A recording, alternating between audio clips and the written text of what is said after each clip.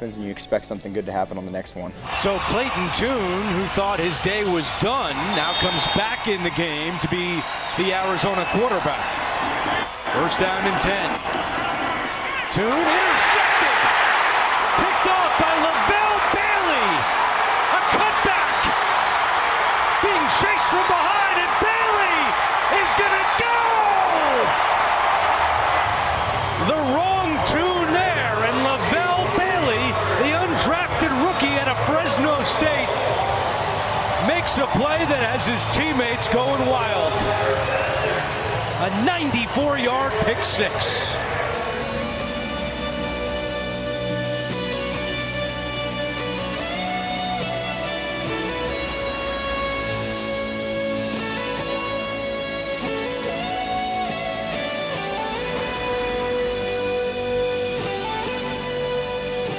And welcome. What a fun weekend we had. We had college football was back. Week 0, college game day back on your screen. We had the final preseason game, so now it is time to turn the page and look ahead to the NFL regular season, the BMW Championship. If you had a chance to get out there to Castle Pines this weekend, was phenomenal. So much fun. And we got Adam Schefter on 8 o'clock this morning. So we got a lot of ground to plow. First thing I'll say regarding the Broncos' final preseason game is if you want to take a look at which guys got a good shot of making this roster and which guys don't, pay attention to who did and did not play yesterday. Some positions, just because you only have a couple of guys there, it's just the nature of that spot. You're going to have your quarterbacks, at least a couple of them playing. You're going to have your kickers and punters and long snappers playing. But if you want to look at some of the guys that you're like, I don't know how many guys are going to fit in at this spot, if you pay attention to it, it can tell you a lot. I got a couple of examples. Now, the difference is it can go two directions. Maybe you're not playing somebody because in most cases, it means they're on the roster. And in some cases, that can mean we've seen enough from this guy, don't need to see it again, basically already have the decision done. Because what's going to happen here in the next 24 hours? If you remember in the past, cutdown day was always drip, drip, drip, and then the faucet comes on. And now it's from 0 to 100. So you had 90 guys on a preseason roster. It will be cut to 53, and all of that's going to happen in the snap of a finger. So you're going to have 37 guys. What is this? Let's do some math this morning, shall we? And I'm going to take out my calculator to make sure I do this correctly. 37 guys are going to be cut from each team. So let's take that times 32. That is 1,184 players in the span of about 24 hours are going to be without jobs. That fast. And then it's scouring the waiver wire, and then it's all that stuff that comes with it. But because of these decisions, I think that most coaches heading into that final preseason game have about, I would say 48 to 49 spots that are already for sure, no discussions. These guys are on the roster. The other 4-ish roster spots, those are going to come down to, okay, can this guy play on special teams? Can this guy, can we sneak him through waivers and bring him back on the practice squad? That's one of the reasons why last year Jaleel McLaughlin made the initial 53. First of all, he earned it. Second of all, they thought if they put him on waivers, he was going to get picked up by somebody else. Didn't want that to happen. But for the guys who didn't play yesterday, I think it's a good sign for somebody like Lil Jordan Humphrey. I think it's even though I think I disagree with this, I think it's a good sign for Samaje Perine. I think Perine's a fine enough player, but if you're looking for places where maybe you have enough depth to where you don't want to carry an extra guy, I think that running back would probably be one of them. Audric Estime, again, in that game, kind of steps in there, has a really nice catch. And if you're near the goal line, he's just a bowling ball. He's a wrecking ball. My assumption is they want Audric Estime to take over the Samaje Perine role, but maybe they don't feel like he's ready for it yet. Maybe they trust him more on third down. And then finally, there's a whole bunch of other spots that have these position battles. But let's focus on the quarterbacks. Like, Zach Wilson played well. He really did. He showed all of those things that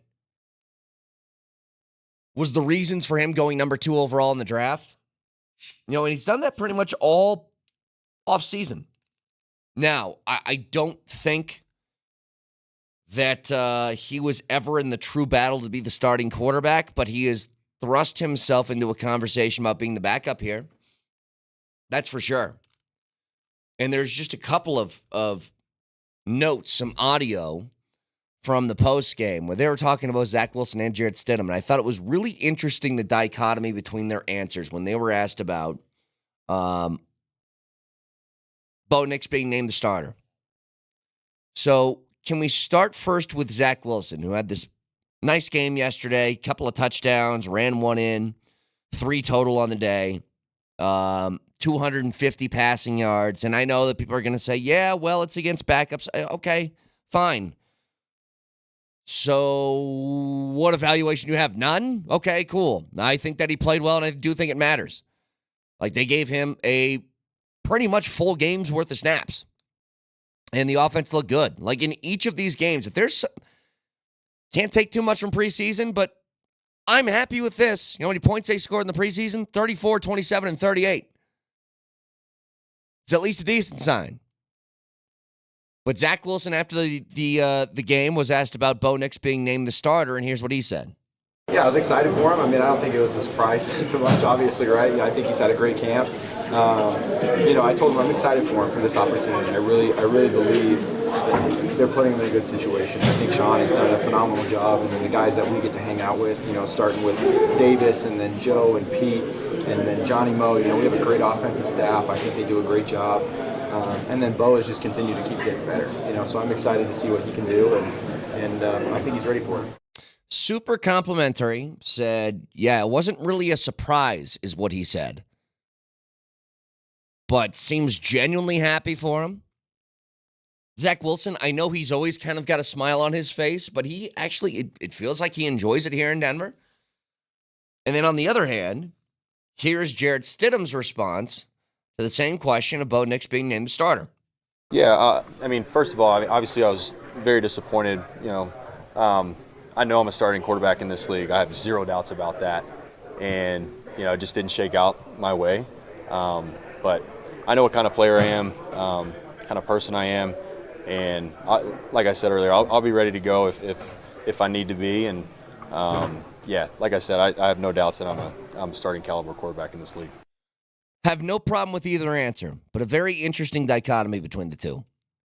I think it's totally fine for somebody who's battling for his first real starting gig in the NFL to be disappointed that he didn't win the job and to have the confidence saying that, you know what, I am a starting quarterback in this league, and he's basically saying, if I just got an opportunity, I'd show you. Totally fine. Also think Zach Wilson's answer is totally fair. Hey, not a surprise he's named the starter. We're happy for him, blah, blah, blah. But the difference between the two, I think, is interesting from this standpoint. I know that their preference would probably be to have Jarrett Stidham as the backup here. More veteran guy, again, higher floor, lower ceiling than Zach Wilson, but much higher floor. I think if you put him in a game right now, you could trust him to run the offense. It's very clear. It's why they gave him, $5 million a year? It's not nothing for a backup quarterback. But the difference is he pissed? And is he going to maybe cause an issue if he's just hanging around in that room and he's basically surly and brooding in a corner somewhere because he didn't win the starting job? Like, a good attitude matters. And again, I totally understand his frustration. So I would probably be pissed if I was in his same spot. You put in all the work. You think you got a chance to be the starting quarterback, and you don't. But I thought that was pretty interesting. For him, I think what's probably going through his head is if I didn't start now, then I might not start ever. He's 28. Just turned 28 earlier this month. How often do 28-year-olds stumble into a real, genuine starting quarterback role who's never had it before? Doesn't come by very often. And meanwhile, Zach Wilson is in the completely opposite situation because he's out here going, wait, I'm not the pariah of New York City anymore. Right. No one cares about me. If I succeed, I'm playing with house money. If I fail, it's what people expect. This is great. Yeah. I'm just going to ride the bench and watch Bo Nix do his thing. He's on cloud 9 right now. Doesn't mean that Zach Wilson still doesn't want to be a starter somewhere or anything like that. But the difference is, maybe this is one of those situations. Jarrett Stidham goes up to him and says, guys, can I go somewhere that I got a shot to play? Because I don't want to be a backup. Maybe. And again, this is all kind of trying to read between the lines for these last week and a half of preseason football. I do think you can make a name for yourself. And you can find yourself in a situation where maybe you were off the roster and you got on it with a good game yesterday. Like Lavelle Bailey, maybe it really helped him. 94-yard pick six. For a guy like Jordan Jackson, had a hell of a game yesterday. Maybe you help him. It helps his case to make the team. A couple of the guys that were in the game early, just because you need bodies on the field still. But the fact that Brandon Johnson, despite having, the big catch for a touchdown, the 46-yarder, playing in a game that late when you aren't a rookie on this team, probably not great for you. Especially in a stacked wide receiver room. Because you know who didn't play? Sutton didn't. Tim Patrick did not. The guys you kind of expect to make the roster did not play. So just a whole bunch of things you can look at from that last preseason game as we're going to have, when's the official, we got to cut this down to 53 at this time? Because I wonder how this is going to start happening. If this is going to be one of those sort of trickles over the next 24 hours. Or if this is just going to be like Russell about, it's none of your business. This is none of your business, man. Why are you in such a tizzy about the roster, Brett? Because I think it's one of the more genuinely, interesting things that football does that no other sport really has. No. When you enter the preseason for the NBA, that's the team. They'll have some guys who are call-ups, but it's not is this guy making the roster, blah, blah, blah. You have a whole, 37 people that will be cut at the end of this, with a handful of those guys coming back in a practice squad. The NFL's really the only thing that does it. So the deadline is going to be tomorrow. So got to get all that done by the end of the day tomorrow. So again, 303-504-0925. I would expect there's going to be some trickles of roster cuts here, even maybe during the course of the show. Who knows? But 303-504-0925. Again, a lot to get to. We can talk more about this with Adam Schefter at 8 o'clock this morning, so tune in for that. Stick around. No one talks more Denver sports than Altitude Sports Radio 92.5. It's time to say goodnight to that check engine light with the free AutoZone Fix Finder service. It'll help troubleshoot the likely cause of your light for free. Restrictions apply. Get in the zone. AutoZone. At Cigna Healthcare, we're designing a better health system for better care. That starts with helping you avoid unnecessary stays at the hospital. Because less time at the hospital means more family time. More best friend time. Who's a good boy? And more you time. When it comes to healthcare, a better system means better outcomes for everyone. That's better by design.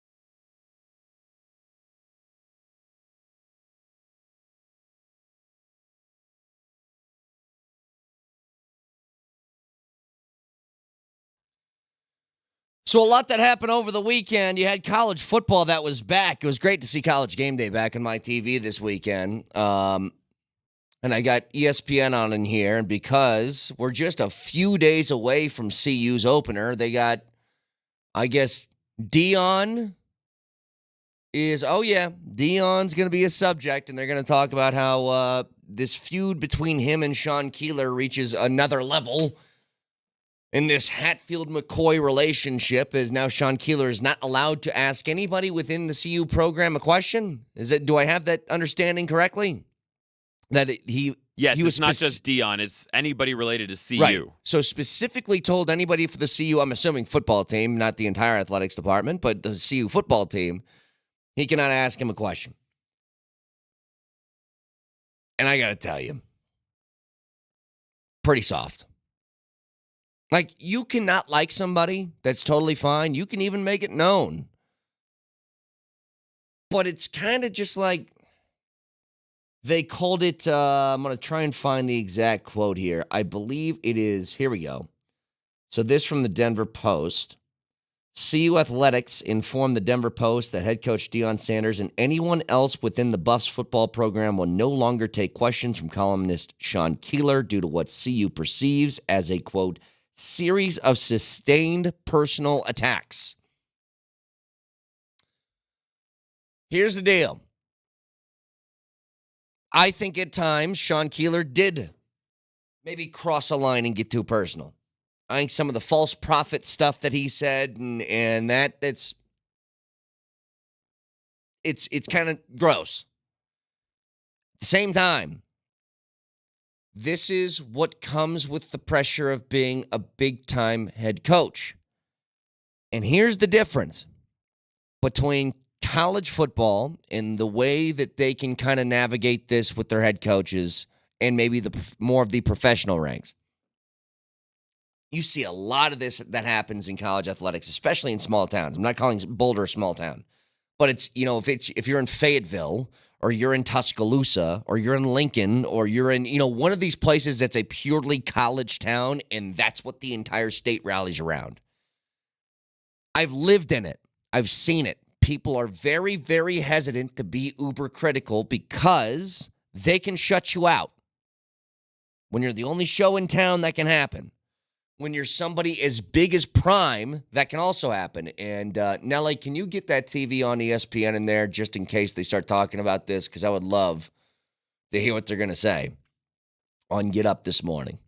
But point is, college programs can do a pretty good job of shutting people out or limiting access or something like that because they have, I don't know, it's just a different world. It's a different ecosystem. In the professional ranks, you can't do that. Hey, Robert Saleh, you don't like this reporter? Tough. He's going to be there every day. Take the question. I think about it kind of like in politics. You have a president. Well, there's Biden, Trump, whoever. And there's always that reporter that seems to poke and prod that they don't appreciate very much. With Trump, who was it? That CNN guy, Acosta, him. For Biden, it's whoever the Fox News guy that's always at the press conference stuff. Like, they all have that dude. But you can't just box him out because it makes you look weak. And you can feel like there's personal attacks that come your way. But you got to be able to withstand it. And if you think he's a dope and a dum-dum, I get no problem with you telling him that. But the last thing you can do is just like, you're not allowed here anymore. Why? Because I don't like the way that you talk about us? Let's be honest. As far as personal attacks go, yeah, calling somebody a name, again, I'm not a fan of that type of journalism. I thought the same thing when Kiz called Coach Bednar the Ken doll. Yeah. The Ken doll thing. Same thing. I'm just like, what? That's completely unnecessary. By the way, after he did that, he went on to win the Stanley Cup like a few weeks later, which is even more funny. But I'm not a fan of that stuff. I think it's stupid. But it happens. And if somebody were to do that, if I had to go to a press conference setting every day and talk about the radio show, and there's somebody that called me a dope, you're one of these guys maybe on the text line or Twitch that hates me or Mosier or Vic, and you say, you suck every day. I'm not going to be like, you're not allowed to be here. Because why wouldn't I just take the question? I can call you an idiot and we can move on with our day. But it's just this whole stuff, he's doing himself no favors. And it makes it look as if, whether this is true or not, and I don't think this is true. I think you can criticize the program and still be around CU and be fine. But it makes it look like if you criticize us, you aren't allowed to be here, which means if you aren't cheerleading or praising or bowing down at the feet, then you're not going to be a welcome member around our program and what we're doing here. And Deion can get away with this because Deion's got his own video, what do they call them? Videographers that follow him around all the time. And he's got the Amazon show that's going to get picked up for another season. And he's got national media talking about him every day. And he's going to be on the headlines, the main headlines of ESPN.com. When you have that, you're able to get away with it. But I still think it's a bad look. And actually, Brett, when I was driving in this morning, I like to listen to Fox Sports Radio, see what the national media is talking about, kind of get a pulse on the morning. And it wasn't the usual lineup for two pros and a cup of Joe. They had some guys filling in. I think it was Brian Noe and Jason Martin. And you know what they were talking about at 4:50 in the morning? How this is a soft move by Deion. Yep. And they were completely on the side of Sean Keeler, and they said he is a columnist. His job is not to be neutral like a beat writer. He's not there to report the facts. He's there to give an opinion.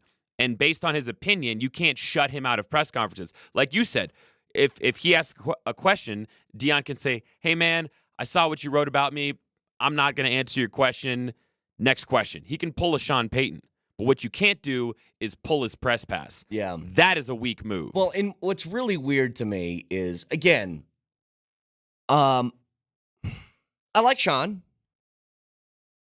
I'm just that sort of style, and he doesn't do it all the time. I mean, it's not like every article he writes is he's name calling somebody. What's the question? That sort of stuff, again, I'm not a fan of. I just think it's unnecessary. You can get your opinion out without getting a little bit more personal about it. But at the same time, when people just jump to the, he's a columnist, what do you expect them to do? And I'm like, I think Deion can at least say, not call me names like that. I don't think that's an unfair request. But this is what comes with the pressure of being a big time, and they aren't a big time college football program yet, but they want to be. I mean, God forbid, man, what happens if they win a national title or a Big 12 championship? Like, what happens then? Does the ego get so out of control that if you say anything negative about them, like they're just going to kick you out? Like, I'm very confused. And a texter says they didn't take his press pass. He can still show up. He can show up and be there, but it'd be no different than, me watching from YouTube. Like, you're getting the same thing. If you can't ask a question, if you literally cannot ask a question to anybody within the football program, you've been neutered.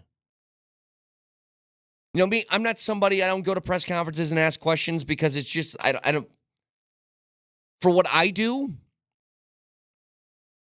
I don't think it's necessary for our work. For people who are writing columns and have specific articles or writing about specific subjects, they want to get questions answered. But I'm just like, I don't get it. I don't know how Deion thinks his help, and maybe he just doesn't care. Maybe he just knows he's got a whole bunch of power within that place and he can do what he wants, and that's all that matters to him. And by the way, thank you for the texters for pointing that out, that he still can get in the building. He just can't ask questions. By the way, did you see some of the names that CU's athletic department listed, the names that Sean Keeler has called Deion in the program? Let's see. We got False Prophet, Deposition Deion, Planet Prime, the Bruce Lee of BS, the Dion Kool-Aid, and circus. Those were the unspeakable terms that CU listed. Let me tell you guys something right now. Again, not a huge fan of that kind of stuff. The Bruce Lee of BS is a really good line, though. I'll give it to him. Like not that it's a fair criticism of Dion. I'm not agreeing with it. I'm just saying on principle, the Bruce Lee of BS is pretty good. Really good. But a couple texts coming through here. 303-504-0925. Shop Mazda text line. Texture says, Brett, you're right on both accounts. Prime is too thin-skinned for criticism that comes with the job. However, columnists who use over-the-top criticism for clickbait are tiresome. That's how I kind of feel. I'm just like, there's a way to get your opinion across. Like, I do it every day. I try not to get personal with people. It's the one thing I try not to do. It's not that I'm certainly going to criticize, but I don't think that getting personal with people is necessary. And trust me, there's a whole bunch of people in this town that do it and a whole bunch of people around the country that do it. But there's a way you can be critical and I think not make it about a personal thing. Not take a shot at somebody. Texture says, Brett, this is a serious question. Interested in your opinion. Dion has talked about helping his players turn into men. What messages and lessons are these young men learning from him that are going to serve them well in life? Talking about in this specific case? Yeah, I don't know. I don't know what it is. I just don't think this helps. And Dion has to be, for all the attention you bring to the program, and this is when, some claws can come out. When you do this on top of, and this is where I think a lot of people in the Sean Keeler camp, all of this sort of emanated from, if there's this much attention, and after, one game last year, you walk into the press conference and you point out, I think it was Ed Werder, maybe I'm wrong, but you point out somebody specifically and yell, do you believe now? It's like, well, the one game? Probably not, but it was impressive.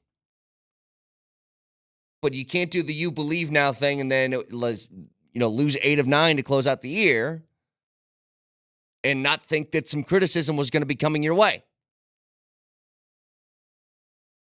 So it's just a very, very odd situation that they got in Boulder. And I'll tell you what they need right now. They need a damn game to be played. And that's going to happen on Thursday.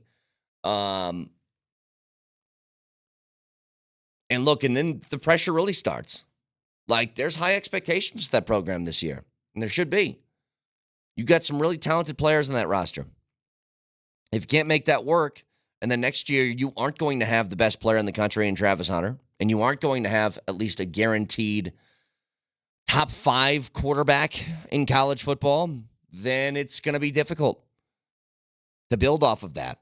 So anyway, 303-504-0925, Shop Mazda text line. If you guys want in, was able to get out to the BMW Championship yesterday. It was spectacular. Very, very cool seeing some of the top players in the world right here in Colorado, watching them bomb drives 370 yards. Why can't I do that? I would like to. Looks like a lot of fun. But it's a very rare occasion that you get to see. I was out there on kind of sharing time between holes 16, 17, 18. And on hole 17, it's literally like you got this spot right off the green. You got Scotty Scheffler walking 5 feet from you, the world's #1 gold medalist in the Olympics. And it's just a super cool event that I hope comes back in one way or the other. Maybe not for the BMW Championship, because they like to spread that around. But I think a tournament at that place every year should certainly be on the docket, if nothing else. So I was watching... It's at a bar over the weekend, and I think it was on Friday. The second round just wrapped up, and they're doing their it's the Golf Channel, discussing what happened during the day, who played well, who didn't. And the backdrop alone is amazing. And for nothing else but TV purposes, they should be doing that from they should be doing some sort of tournament from that place every single year because it is super cool. And got a lot of people out there and just a great time. So shout out to everybody at Castle Pines that put on hell of a show this weekend and I think showcased the state of Colorado in a very beautiful way that because you could say the same thing about Elway his rookie year, Manning his rookie year. Oh my God. I think it's a necessity to have the flyovers every year, too. By the way, if you missed it, Keegan Bradley wins. 12 under is what he finished. And it was close towards the end. Getting pushed by Adam Scott, Burns, a couple of different guys at the top of the leaderboard. But he pretty much sealed it on 17 with his approach shot that left him an eagle putt. And he said this about the approach shot on 17. That 5-iron was as pure of a golf shot as I've ever hit. Did you hit it? I had 222 to the hole, adjusted with the 10%, and I hit my 5-iron about 212 yards. There's a little downwind, but on the previous hole I hit 7-iron from 195 adjusted, and it just went forever. I think I was a little jacked up. And so we just decided to rip that 5-iron, and I hit it. I was aiming at the tongue of the bunker, and I hit it right there. And, it's one of those moments when you realize, you can hit these shots in contention when it matters most. And, to be able to pull that shot off, I mean, for me, that was the shot of the tournament, and a shot that I'll remember forever. So that's Keegan Bradley after his win. I think he jumped with that win in the BMW from 41st to 14th in the world, had that giant of a climb afterwards. So shout out to him as he is the winner of what was a really, really cool event here in the state of Colorado over the weekend. And there's so much more to get to today. 303-504-0925. Adam Schefter going to be with us at 8 o'clock this morning discussing what that final cut down could look like for the Broncos and some news around the NFL because we kind of had this, I thought it was going to be week one as far as these 6 first-round quarterbacks that were drafted. 3 I thought were going to be starters, that it was going to be Caleb Williams, Jaden Daniels, and Bo Nix. And now, after an injury to Jacoby Brissett in the final preseason game, you could add a 4th in Drake May to that equation as well. So we'll get to all of that in just a few minutes. Stick around.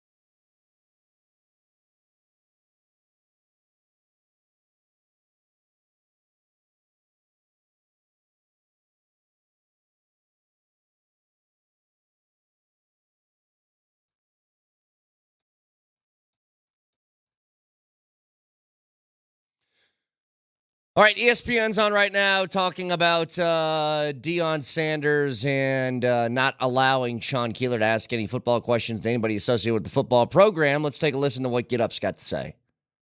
He is not ready for prime time, Greeny. I find this whole thing to be disgraceful. Deion may want to talk about love and joy, and that's been the cornerstone of what he seems to be spewing out.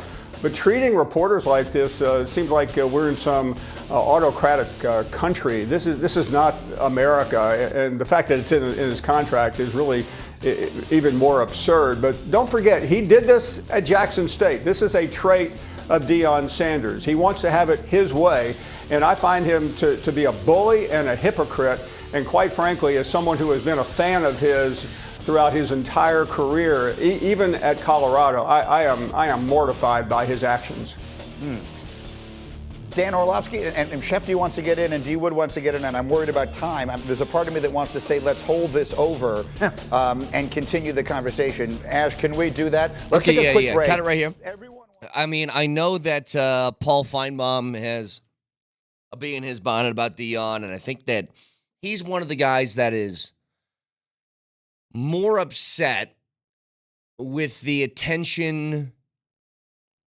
You know, if this is an X and Y axis, he doesn't understand how the hype on the Y axis is not matching the production on the X. And I think that's what has a real bee in his bonnet over the course of this offseason. But I got to say, most of the things he said about Deion are not unfair at all. Like, this is a bad look. And I think... Suck it, Feinbaum. Suckhole. Yeah. It's not unfair what he's saying here. We just spent a whole bunch of time on this, so I'm not going to rehash it. I was just curious what they were saying about him. But can you save that for a little bit later in the show so we can hear that again from Paul Feinbaum on ESPN? They were talking about Deion. In the meantime,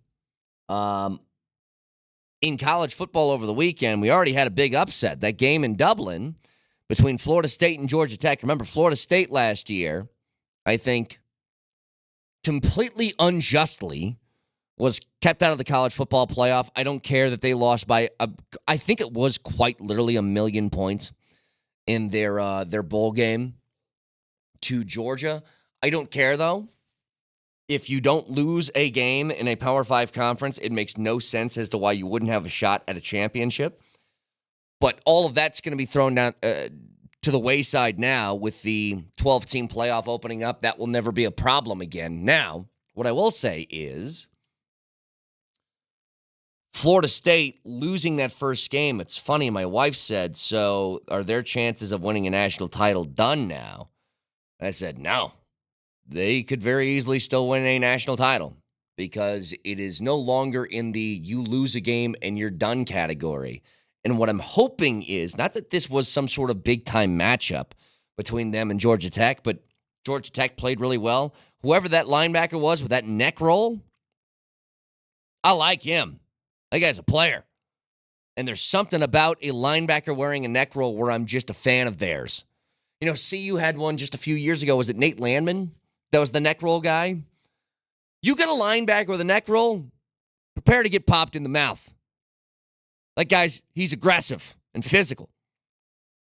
But Florida State losing is a very interesting thing that I hope, because a lot of these games were planned, years ago in advance. It's always funny. I remember, 15 years ago, they were announcing games for, in 2030, we're going to have a home and home with this team. I'm like, well, 2030? And now 2030 is almost here. Not that far away. But what I hope happens is that teams will be a lot more willing, especially in the non-conference, to schedule games against, yes, that guy. Who is he? Look up number 44 for Georgia Tech, as Nelly just pulled up the video of this guy. That looks like, if I were to make a linebacker in a lab, that's what I need. I need this guy on the roster. Looks like he has no neck. It's all shoulder pads and helmet, and that guy's here to mess you up. And you don't see him very often anymore. I need linebackers with neck rolls back in my life. Kyle Efford. Well, he was balling over the weekend. But the point is, sorry, keep getting sidetracked. Point is, and Nelly, if you could roll some more on this this Deion stuff, we don't need to hear it now. Just if you can find a way to roll on this, go ahead. When you have non-conference games, typically what teams would do is you schedule maybe one quasi-difficult game with a couple of patsies, I should say. And so you can boost up your record, boost up your resume, say, hey, we left the non-conference 3-0, and now we're into conference season, and it gives you the best shot at the end of the year because your team's going to have, 11 wins as opposed to 10 because you didn't schedule somebody tough. I hope now people realize the value in you can lose a game early in the season and still make it to the college football playoff with relative ease as long as you take care of business in your own conference. Not to mention, you schedule a tough non-conference opponent, you win that game, it can really boost your resume. Like, the loss early in the year is not going to matter nearly as much as it did all throughout college football history. Because there's 12 opportunities for you to get to a seed that could lead to you winning a national title. And so, for a CSU playing Texas, I don't think that's a bad move at all. Really, especially with where they're at in a non-power conference, it can only help you. You lose the game, yeah, whatever, you're supposed to lose it, and you can still win your conference and accomplish all the goals that you want to accomplish. But you beat Texas. Think about how much that bolsters your resume. I think it's a great idea. And I hope that a lot more of these big-time teams, teams that are supposed to be top 10, top 15, your Bamas, your Georgias, your Floridas, your Texases, your Michigans, your Ohio States, your Oregons, I hope they go out and they play each other. I hope that Oregon and Bama are like, you know what, let's do that in week 2. If we lose the game, who cares? Still take care of our business in the conference and move on. But I like it. And I especially like that Florida State lost. I don't know why I was rooting so hard for Georgia Tech, but it just happens. I say it all the time. You have these games in which you don't feel like you got a rooting interest. And then all of a sudden I'm doing fist pumps for a team I didn't think I cared about. But I wanted Georgia Tech to win. And maybe it was just that guy right there, that Zach Efford. Is that his name? Kyle Efford. Kyle Efford. I saw him, and all it took was one view of Kyle Efford and that neck roll, and I go, this is my team now. That guy's here to hit, so I'm here to root for him. I know why I said Zach, by the way. It's because Zach Steffen, yet again, wins in a PK for the Rapids as they finish 3rd in the League's Cup. What a run for those guys. Hell of a job. As he made, I think, 3 saves in the first 4 PKs to get them that third place bidding, and it wouldn't be a Rapids game without some sort of drama and penalty kicks on the line, and of course it was. So good on the Rapids for continuing to take care of business. Such a fun team this year with a fun group of guys. If you missed it, we talked to Zach Steffen last week, and just as cool of a dude as you could hope for. Great guy, and had another great game and led him to another W. So hopefully they keep that rolling as the MLS season now continues or should continue here soon to get back underway. 303-504-09. Yes, Moj. It's just the way soccer works. It's weird, right? Not only here, but also in Europe, obviously, and all over the globe. It's like, we got our season. Yeah. Now, everybody chill. Because some of these dudes are going to go do this, okay? And then all of us dudes who are just our normal team, we're going to go play all these other dudes from a different part of the world and have our own little tournament. And then, oh, by the way, in 2 months, we're going to do it again. Yeah, it's just, I'm trying to figure out. It's like me, you, and Vic doing a radio show. And then, for 2 months, we're like, hey, by the way, I'm doing a show with Andy now for a couple of months. Right. And then I'll come back. And then we'll do our show. Yeah, or I'll tell you what. Okay, we're the Rockies. We're all of baseball. Now we're going to stop playing each other for a while. We're going to go play the Korean teams. We're going to play Japan, Mexico, and Korea for about a month. Yep. Okay, and then go to the KBL just for a couple months. Yeah, absolutely. Then we'll come back, and then we'll decide, who's going to go to the postseason, maybe the World Series or whatever. By the way, I got a minute and a half here. I know that maybe some of you guys have checked out of baseball because the Rockies aren't that good this year. Let me tell you something right now. Right now. Aaron Judge is having like an all-time kind of season. He has hit another 2 bombs yesterday. You know what that puts him at? 51 on the year. It's August 26th. Well, you He's realize, going to get to 60 again. Well, he's the fastest player in baseball history to 300 homers. To 300 home. I mean, in terms of games, right? And if I have this in my memory bank correctly, Ralph Kiner, I think, was the one who owned that fastest to 300. Yeah. He beat him by 129 games there. Aaron Judge this season, by the way, in 129 games, has 51 homers, 122 RBIs. He's hitting .333, and his on-base percentage is .465. That's this one human being is doing that. And he's going to get 60 home runs again. Remember, he did it a couple years ago. He hit 62. He's going to do that again. It's insane. But a lot to discuss today. They're still talking about Deion here on ESPN with them banning at least Sean Keeler from asking any questions. But that's look at Feinbaum.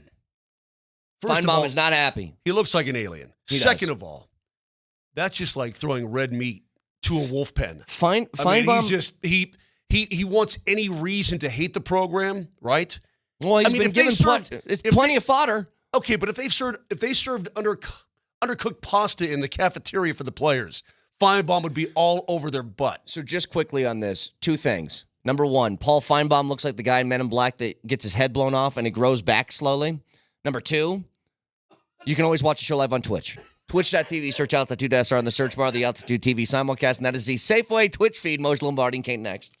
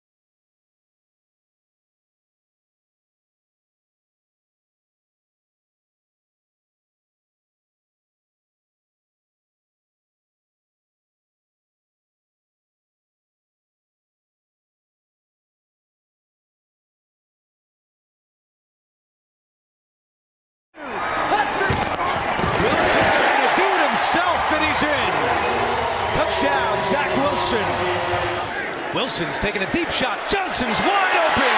Johnson's got it. Touchdown!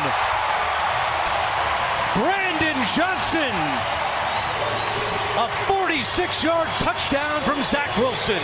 Yeah, I think like you hit it right on. Like I can't think of many games in my career where it's been able to feel like we're getting into a rhythm. And even if you go 3 and out or get stopped, here and there, it's like, okay, we're going to put something together on the next drive. And it feels good to feel that as an offense. And one bad play happens, and you expect something good to happen on the next one. So Clayton Tune, who thought his day was done, now comes back in the game to be the Arizona quarterback. First down and 10. Tune intercepted. Picked off by Lavelle Bailey. A cutback. Being chased from behind, and Bailey is going to go.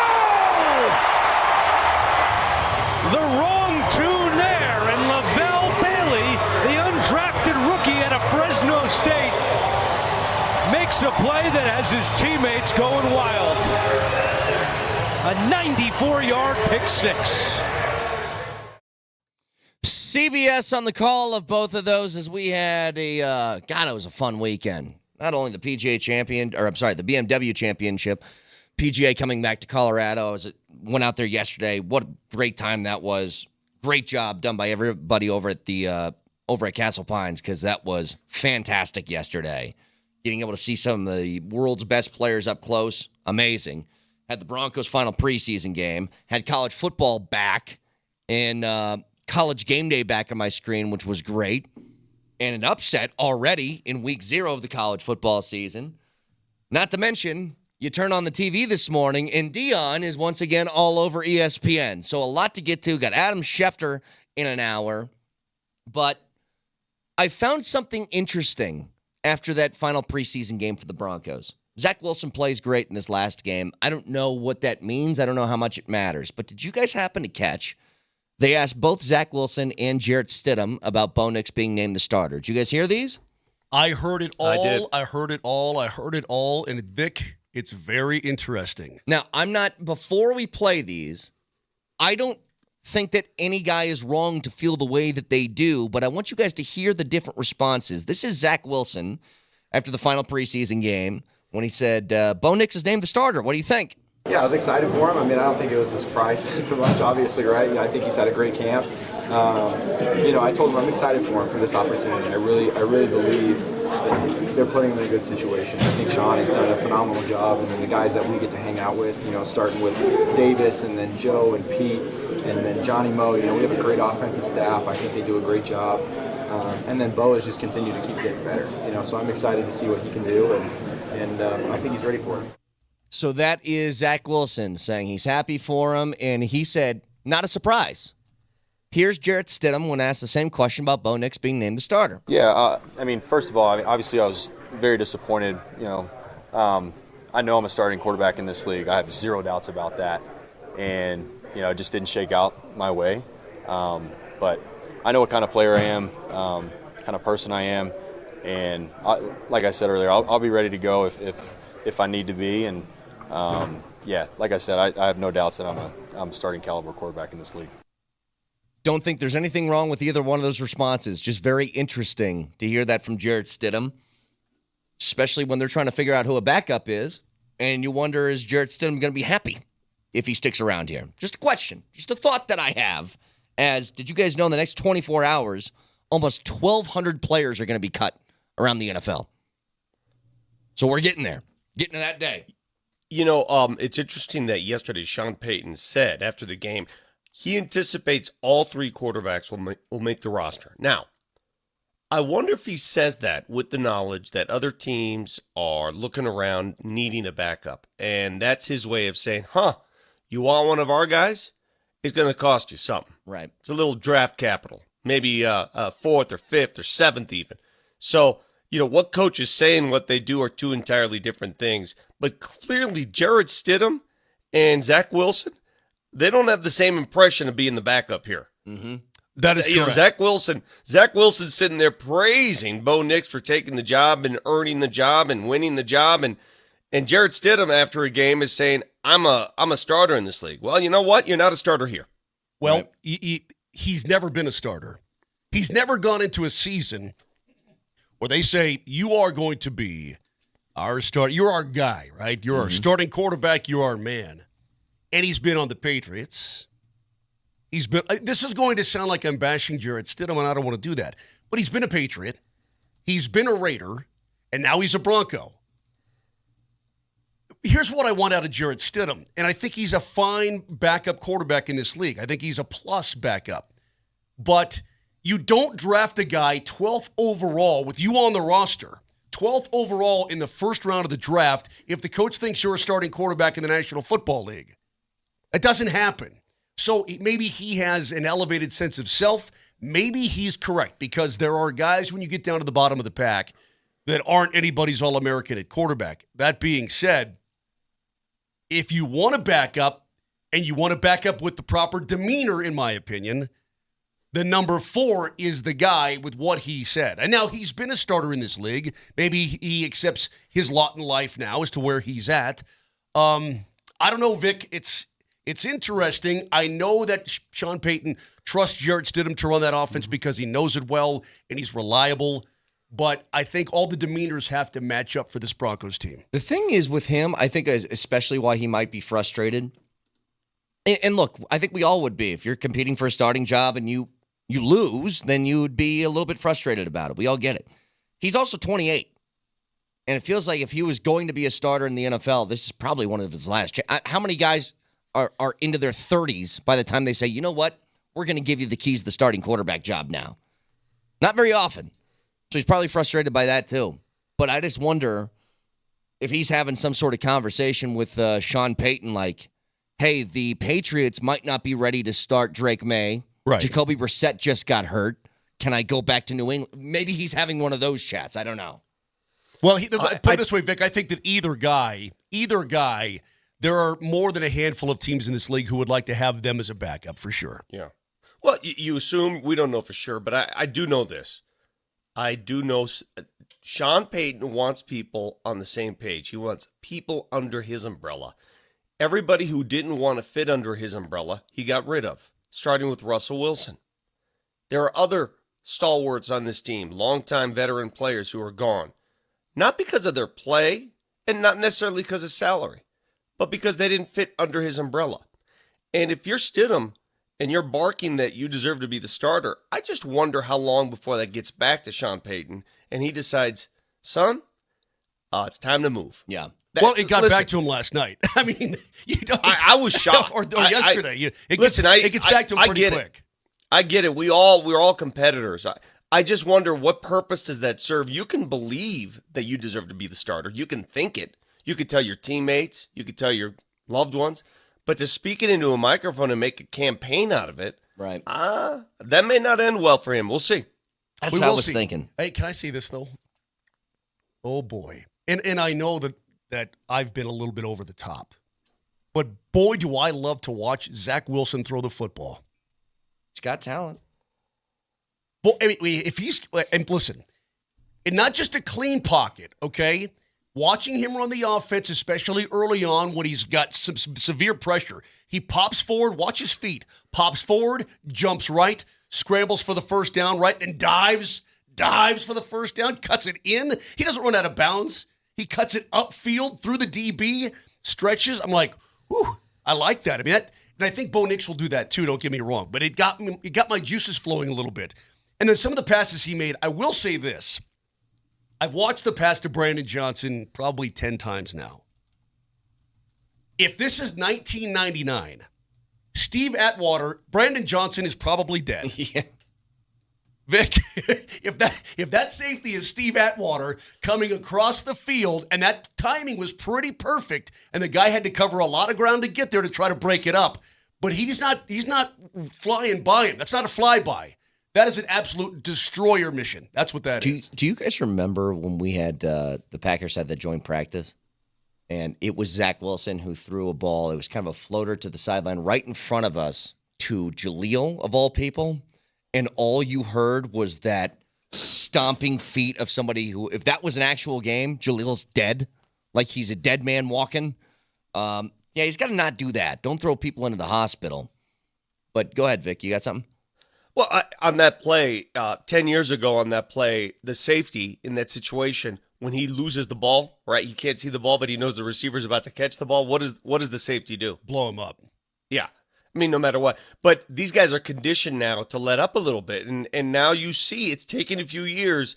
The nature of a defensive player, they're changing the way they play. Now, I don't know if that guy completely lost it to the point where he didn't think the ball was there, but you're exactly right, Mosier. 10 years ago, whoever that receiver is missing a head today. I'll tell you what's really interesting That's about. what it felt like. I'm like, dude, you are so lucky this is 2024 because you would have been wiped out. Now, again, throw was on the money.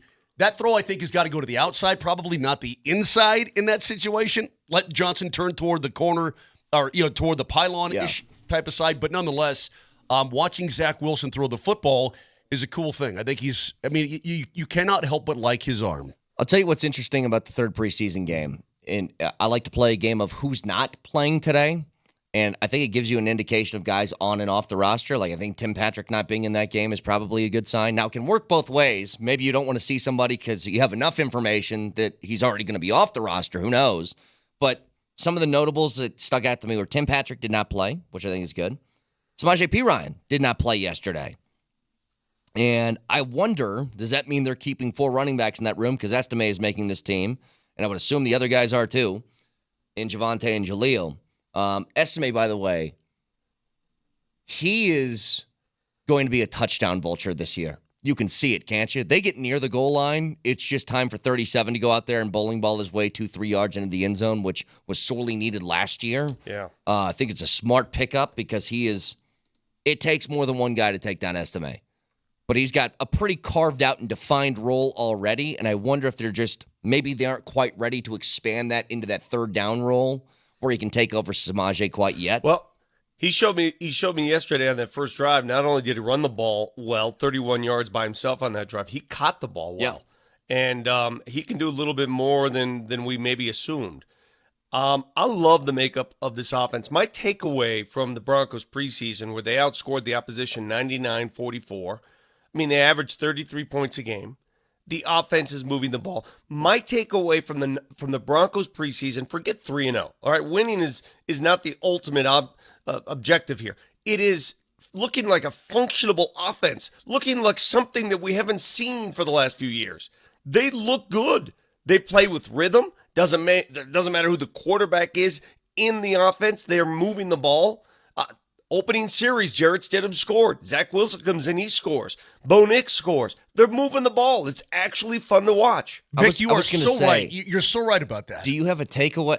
Do you have a real takeaway from them averaging 33 points a game during the preseason? Because you can be in two camps. Like, hey, that's cool and that means something, or it's preseason, it doesn't matter at all. It is preseason. Well, it's got to matter because, wait a minute, we can't say in years past they suck. Well, they don't look like they suck. I agree with you. And I don't care if they're going 100% versus other teams going 50% in the preseason.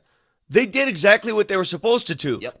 They showed us that they can play ball, and they're playing well. And that's the only way I can put it. That's it, Vic, is this. It's preseason football. You're facing 2s, 3s, and guys who are going to be part of this cut down today. Sure. That's a fact. So it's not everything that they went 3-0, and would you say, Vic, 99-44? Is that what it is? You say? Yes. Okay. That ain't everything, but it ain't nothing. Does that make sense? Sure. Listen, it's not everything, but you saw things that are incredibly encouraging, and it means something. It means something inside that room. Now, a reality check may come your way in less than 2 weeks in Seattle. That may come your way because then you play real football against a real team and real guys playing real football the entire game. But you did some good things, man. And you learned some things through 3 preseason games that are going to help you and buoy you as you get to the regular season. So I was highly encouraged by what I saw. Vic, and you're right. You know what it is? It's been so dysfunctional for so long that when you have some functionality, when the machine's moving, I was on a train this weekend. Big old steam train. Why? Because I like trains. Okay. Well, you don't like trains? What are you, communist? So you like planes. Oh, you like so you're trains. you're a freaking commie. Do you like automobiles? Okay. Was it a train in Estes Park? No. So here's the story. if you got a machine working nicely, and then somebody takes a big old crescent wrench and throws it right in the. Yep. Well, no, we had some chicka. We had some of that going on. And Vic, you're so correct. When you have the chicka, it feels good. Like, oh yeah, this baby's moving. Look at that, man. Look at it pump its wheels. Yeah, let's go. That's great. We had too many crescent wrenches thrown into the gears in the last flipping decade. So it matters. I agree. I don't think it's nothing. Now, cut down day, again, 24 hours from now. I think, what was the number, Nelly, that we calculated? 1,184 players will be cut from the initial 53-man rosters. Now, a lot brought back on practice squads and stuff like that, but that's a lot of names that are going to be on the waiver wire here in the next 24 hours, and we'll see. I would assume maybe some of these are going to start trickling in today and during the show. I would think. We'll see. Did you like my train? Was that okay? Yes, it was a great train Hey, impression. I thought you, Thanks. after Friday's show, I thought you'd be divorced by now. Because Friday's show did not end well for you on your trip to Estes Park. What happened after that show? Nothing. Had a great time. It was awesome. So you missed it, obviously, Brett. Yeah. Friday, he had to go do some honeydews and go along with his wife and sister on a long road trip. So you spent the entire weekend with your wife and sister-in-law? No, not the entire weekend. No. Well, you did the I played Estes a little. Park. I played a little you did golf the on my train. own. I did a bunch of stuff. I had some Moj time. It was fine. No, it was a wonderful time, Vic. I wouldn't trade it for anything. I'm being dead serious. It was great. Oh, so let me get this straight. Yesterday, rather than watching final round of the BMW and the Bronco game, you were on a train in Georgetown. Actually, I did all three. Okay. I can because I'm a How did you do all three? Because unlike you, I'm a multitasker. Unlike you, I can accomplish multiple things at one time. Well, tell me how you did it. We don't have time. We got to get the break. That's what I thought. 303-504-0925, broadcasting live from the Backus and Shanker studios. Their passion is justice. Back after this.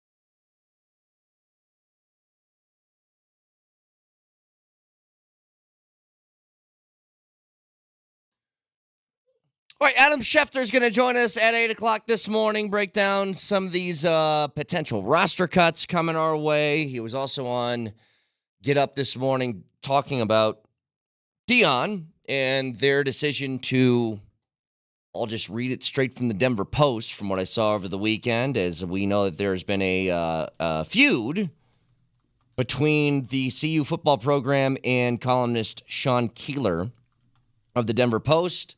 CU Athletics informed the Denver Post that head coach Deion Sanders and anyone else within the Buffs football program will no longer take questions from columnist Sean Keeler due to what CU perceives as a, quote, series of sustained personal attacks, as that is huge news this morning nationally as well. I think it's, this is where I'm caught in the middle of this. I'm not a fan of like the name-calling type of journalism. I didn't like it when Kisla called Bednar a Ken doll in the middle of their Stanley Cup run, which he went on to win the Stanley Cup later, ironically. I don't like that kind of stuff. And I get why Deion would be pissed being called, a false prophet or the Bruce Lee of BS or any of the other names, number of names that he was called. At the same time, I think this looks super weak. I really do. And I don't get why it's like Deion is creating a bigger headache that was originally a smaller one. I don't know that he is.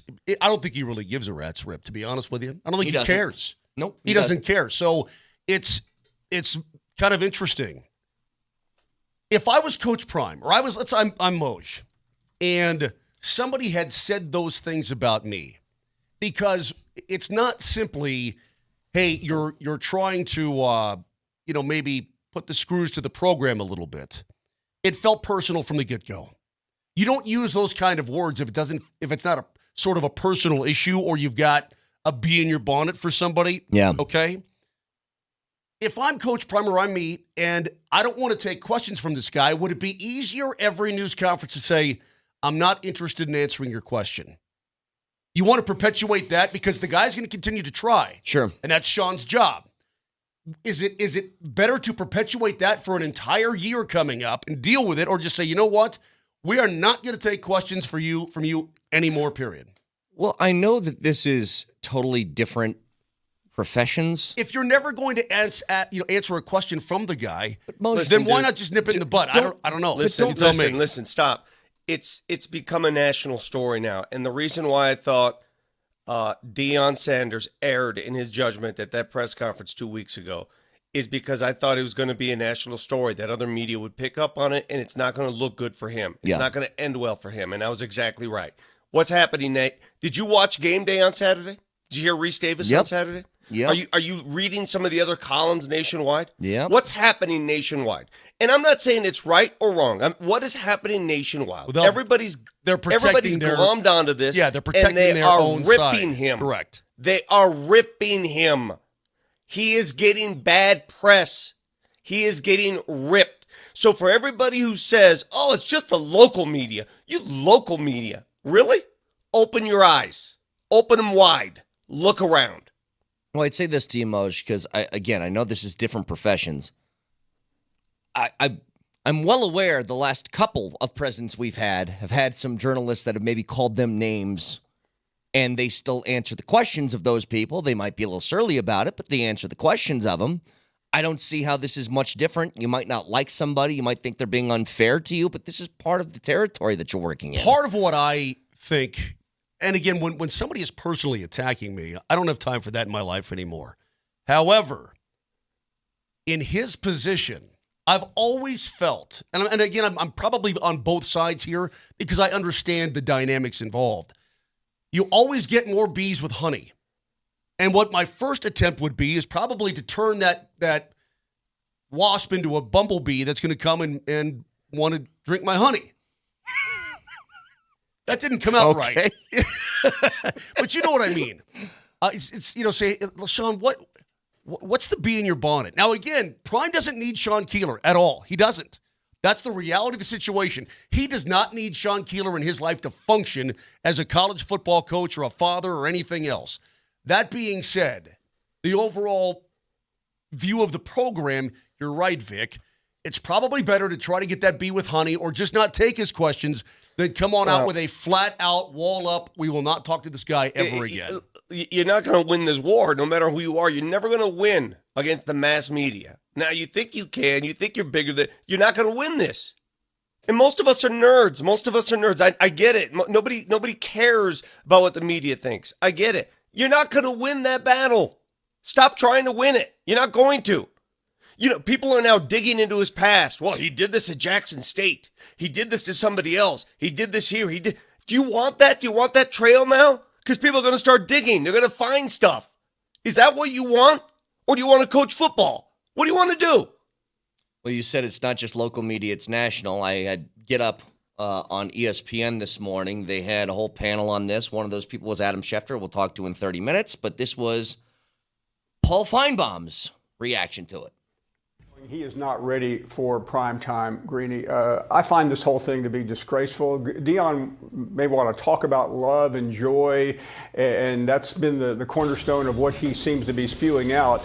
But treating reporters like this seems like we're in some autocratic country. This is not America, and the fact that it's in his contract is really even more absurd. But don't forget, he did this at Jackson State. This is a trait of Deion Sanders. He wants to have it his way, and I find him to be a bully and a hypocrite, and quite frankly, as someone who has been a fan of his throughout his entire career, even at Colorado, I am mortified by his actions. My ass, you liar. Suck it, Feinbaum, you suckhole. Well, as a fan of his entire career, my butt. Something about Feinbaum. Listen, I don't need to defend Coach Prime, but Vic, it's been very obvious for some time. I think Feinbaum's pissed he even got a D1, major conference job. Maybe that's it. He didn't earn it or whatever. Feinbaum has had a bee in his bonnet for Prime since he got to Colorado. So don't act like now all of a sudden this is just shocking to me. And I think you know what? Come on, I'm not buying it. And by the way, the fact that he said those things before, anything that comes out of his mouth from now on, I think comes through the lens of being personal. That's all. Moshe. That's Feinbaum hasn't been got a little unfair. bounce and said the A word and told him to suck it. But he can't. But here's the thing with all the Feinbaum stuff, Vic, is that I know what Moshe is pissed about from before this, where he said it was a middle of nowhere town in the third-rate conference. Okay, fine. I mean, he's being insulting on purpose. The stuff about Deion, though, I don't think he's been unfair. Okay. I don't think he has. He said it in a weird way. But what'd you have, Vic? What were you going to say? I was going to say this. I just think it's a little weird, and I look at Feinbaum like I look at anybody else in this business. They all have agendas. We all have bias. It's just the way it is. He's an SEC honk, and he's going to rip anybody and everybody outside the SEC. That's fine. Here's the problem I have with Deion Stance. When the Denver Post ran that story the other day, they mentioned that in his contract, he is the state's highest paid employee, okay? No one in the state of Colorado, paid by the state of Colorado, makes more than Deion Sanders. Think about that for a second, okay? Consume that information. The highest paid employee. If you're paid by my tax dollars, I'm paying for your salary. So's Moshe. So's Brett. So is everybody else. We pay your salary. You're beholden to that salary. We pay for it. That's the difference in your job. Okay, you don't work for a private company. You don't work for a private university. Hold on. Okay. You don't work for a private university. Now you're going down a path. Hold on, Moshe. Hold on, Moshe. Let me finish my thought. You work for a state institution. And when you work for a state institution, you're beholden to certain things. And in your contract, you write that you don't have to talk to certain people? That's in your contract? Who the hell put that contract together? The guy who makes the most revenue for the entire state of Colorado put that together. That's who he is. He may be the highest paid employee in this state, but ain't no mother trucker in this state making more money for anybody than Prime is for CU. What are you talking about? The amount of money and attention that he's brought to that university, Vic, is tenfold for what he's getting paid. You've got students in Colorado who are 4.9 students who can't get in because all that out-of-state money is filling the coffers. Are you kidding me? The amount of merchandise, sponsorship, clothes, Everything he sold, booze. I mean, everything, dude. So your statement is he makes more money than any company in the state of Colorado? Is that what you're saying? No, I said single employee of the state of Colorado, not more company. Hey, man, Lockheed Martin does not work for the state of Colorado. Coach Prime does, but he's the single most important employee, including the friggin' governor, to be honest with you. He makes more revenue than everybody else. I'll tell you what's really So he weird. has a right then in his contract to stipulate who he can talk to, who he cannot talk to. I'm not saying that. I'm just saying that with the ability to generate revenue for the great state of Colorado, and specifically that university, certain perks probably come with that. That's all I'm saying. So is that a perk, or is that what is that? That stipulation that I speak of? See, I knew this was going to happen when he got hired. We'd eventually, I didn't think it would be perhaps at this point, a year and a half into it, but here we are at each other's throats because of Coach Prime. Well, here's the thing, though, Moj. This is self-inflicted stuff, and one thing I don't understand because he brought this on. Nobody brought this on. He did. See, and look, I lived a lot of my life in a place where they did this. Now, it was an unspoken thing, but if you're in one of these college crazy towns, if you're in Tuscaloosa or Fayetteville or Lincoln, I know specifically, Moj, that some of those people that were covering Nebraska programs are very careful in the way they criticize the program because they do have the power just to X you out if they want to. Sure. And I don't know what that is about college programs and their ability to do that. Because if Robert Sala's got a problem with somebody who works for the New York Post at a post-game press conference, the Jets don't ban somebody from the press conference settings. Like, I don't get why college is so much different. And I do think that this has an air to it, whether you like it or not. It has this feeling of, praise me, or there will be repercussions, right? Praise me or don't say anything at all. Those are your two. And I don't like how that precedent is being set right now. I'm going to read from a press conference that he had over the weekend in which he said, if you come at me negatively, then I know what side you're on. What does that mean? That means it's us against you. Or you know what? You better get with my program or I'm going to X you out. So if I say, hey, man, I thought you guys blew that game against Stanford. You were up big at the half, and you guys sort of panicked. So does that mean I'm against you, and now what does that mean? Well, Vic, I don't know. I'm not in Coach Prime's head. Well, you tell me, what do you think that means? I see where well, this is where I'm going to agree with you. Again, I guess I'm riding that fence, and right now my butt is hurting.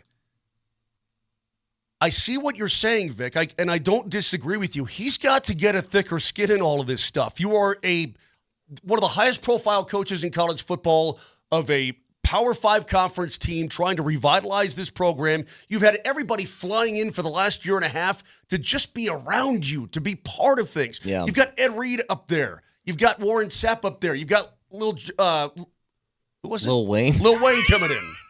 Not Lil Jon. Lil Wayne coming in. You got all this stuff going on. You've got, so much attention and high-profile energy that's associated with a program. You've got to be able to take it. I dig what you're saying. At the same time, dude, right now he can kind of do what he wants because that's the reality of the situation. He's trying to get Colorado back on the damn map. And you may not like it. You may not like his methods, but that's what's happened so far. Can I read a text real quick? Texter says, how do Brett and Vic give Sean Keeler a complete pass? That is not journalism. Throwing insults and inciting people to be pissed off at your article is not journalism. Here's the thing, and maybe you missed this earlier. I said on the front end, I do not like that style, and I don't like how people just say, well, he's a columnist. What's he say? Well, you don't need to say false prophet or Bruce Lee of BS or stuff like that. The personal things, I'm not a fan of that stuff. There's a lot of people that do it. I always think it's kind of gross. I always try when I criticize people to not get personal with it like that, as best as I can anyway. I'm not a fan of that style. At the same time, you got to have some thicker skin and just say, you know what, you can have your back and forth with him if you want to, but this whole, you're not allowed to ask not just Deion, anybody within the Buffs football program a question is a very, very bad look. And it makes you look soft. Okay. It really does. At the same time, Jim Trotter wrote a piece in The Athletic. Jim Trotter, longtime NFL writer, noted, he is really good at what he does. He wrote a piece in The Athletic over the weekend. Just read it. It was so forthright. It was so easy to read. And he said what you said, Moj, and what we started with. You don't need to be doing this. This is a game you don't need to play. Your ego is getting in the way of just daily. He ripped Deion up and down. He ripped him right and left. Read the piece. And he spoke it much more eloquently in print than we could here on this radio Vic, show. I do not disagree with you whatsoever. I don't disagree with Trotter. I haven't read the article, but if what you're saying is true, I don't disagree. He needs to handle this better. But what I'm trying to tell you right now is he doesn't have to.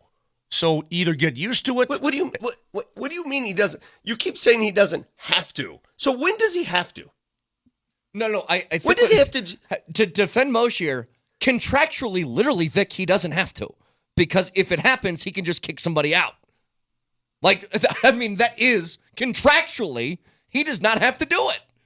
I mean, we're seeing the example of it. Now, again, what are you going to do this to like 5 more people? You can't do that. Of course you can't. You can't do that. Okay, Broncos 1967 asks, why are people trying to tear him down? You guys have known me for a few years.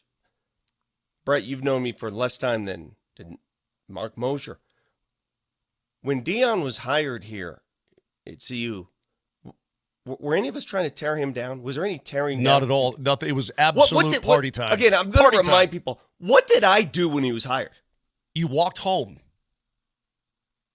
In honor of his hiring. Yes, you walked from here to, I don't know if it's East Denver or Golden, but you walked, I don't know, 15 miles? 16 miles. Yeah. In honor of his hiring. I went to practice. I went to every game. I went to every press conference. I went to 6 games last year. I covered the team hard. Everything was, nobody's trying to tear him down. His actions aren't right.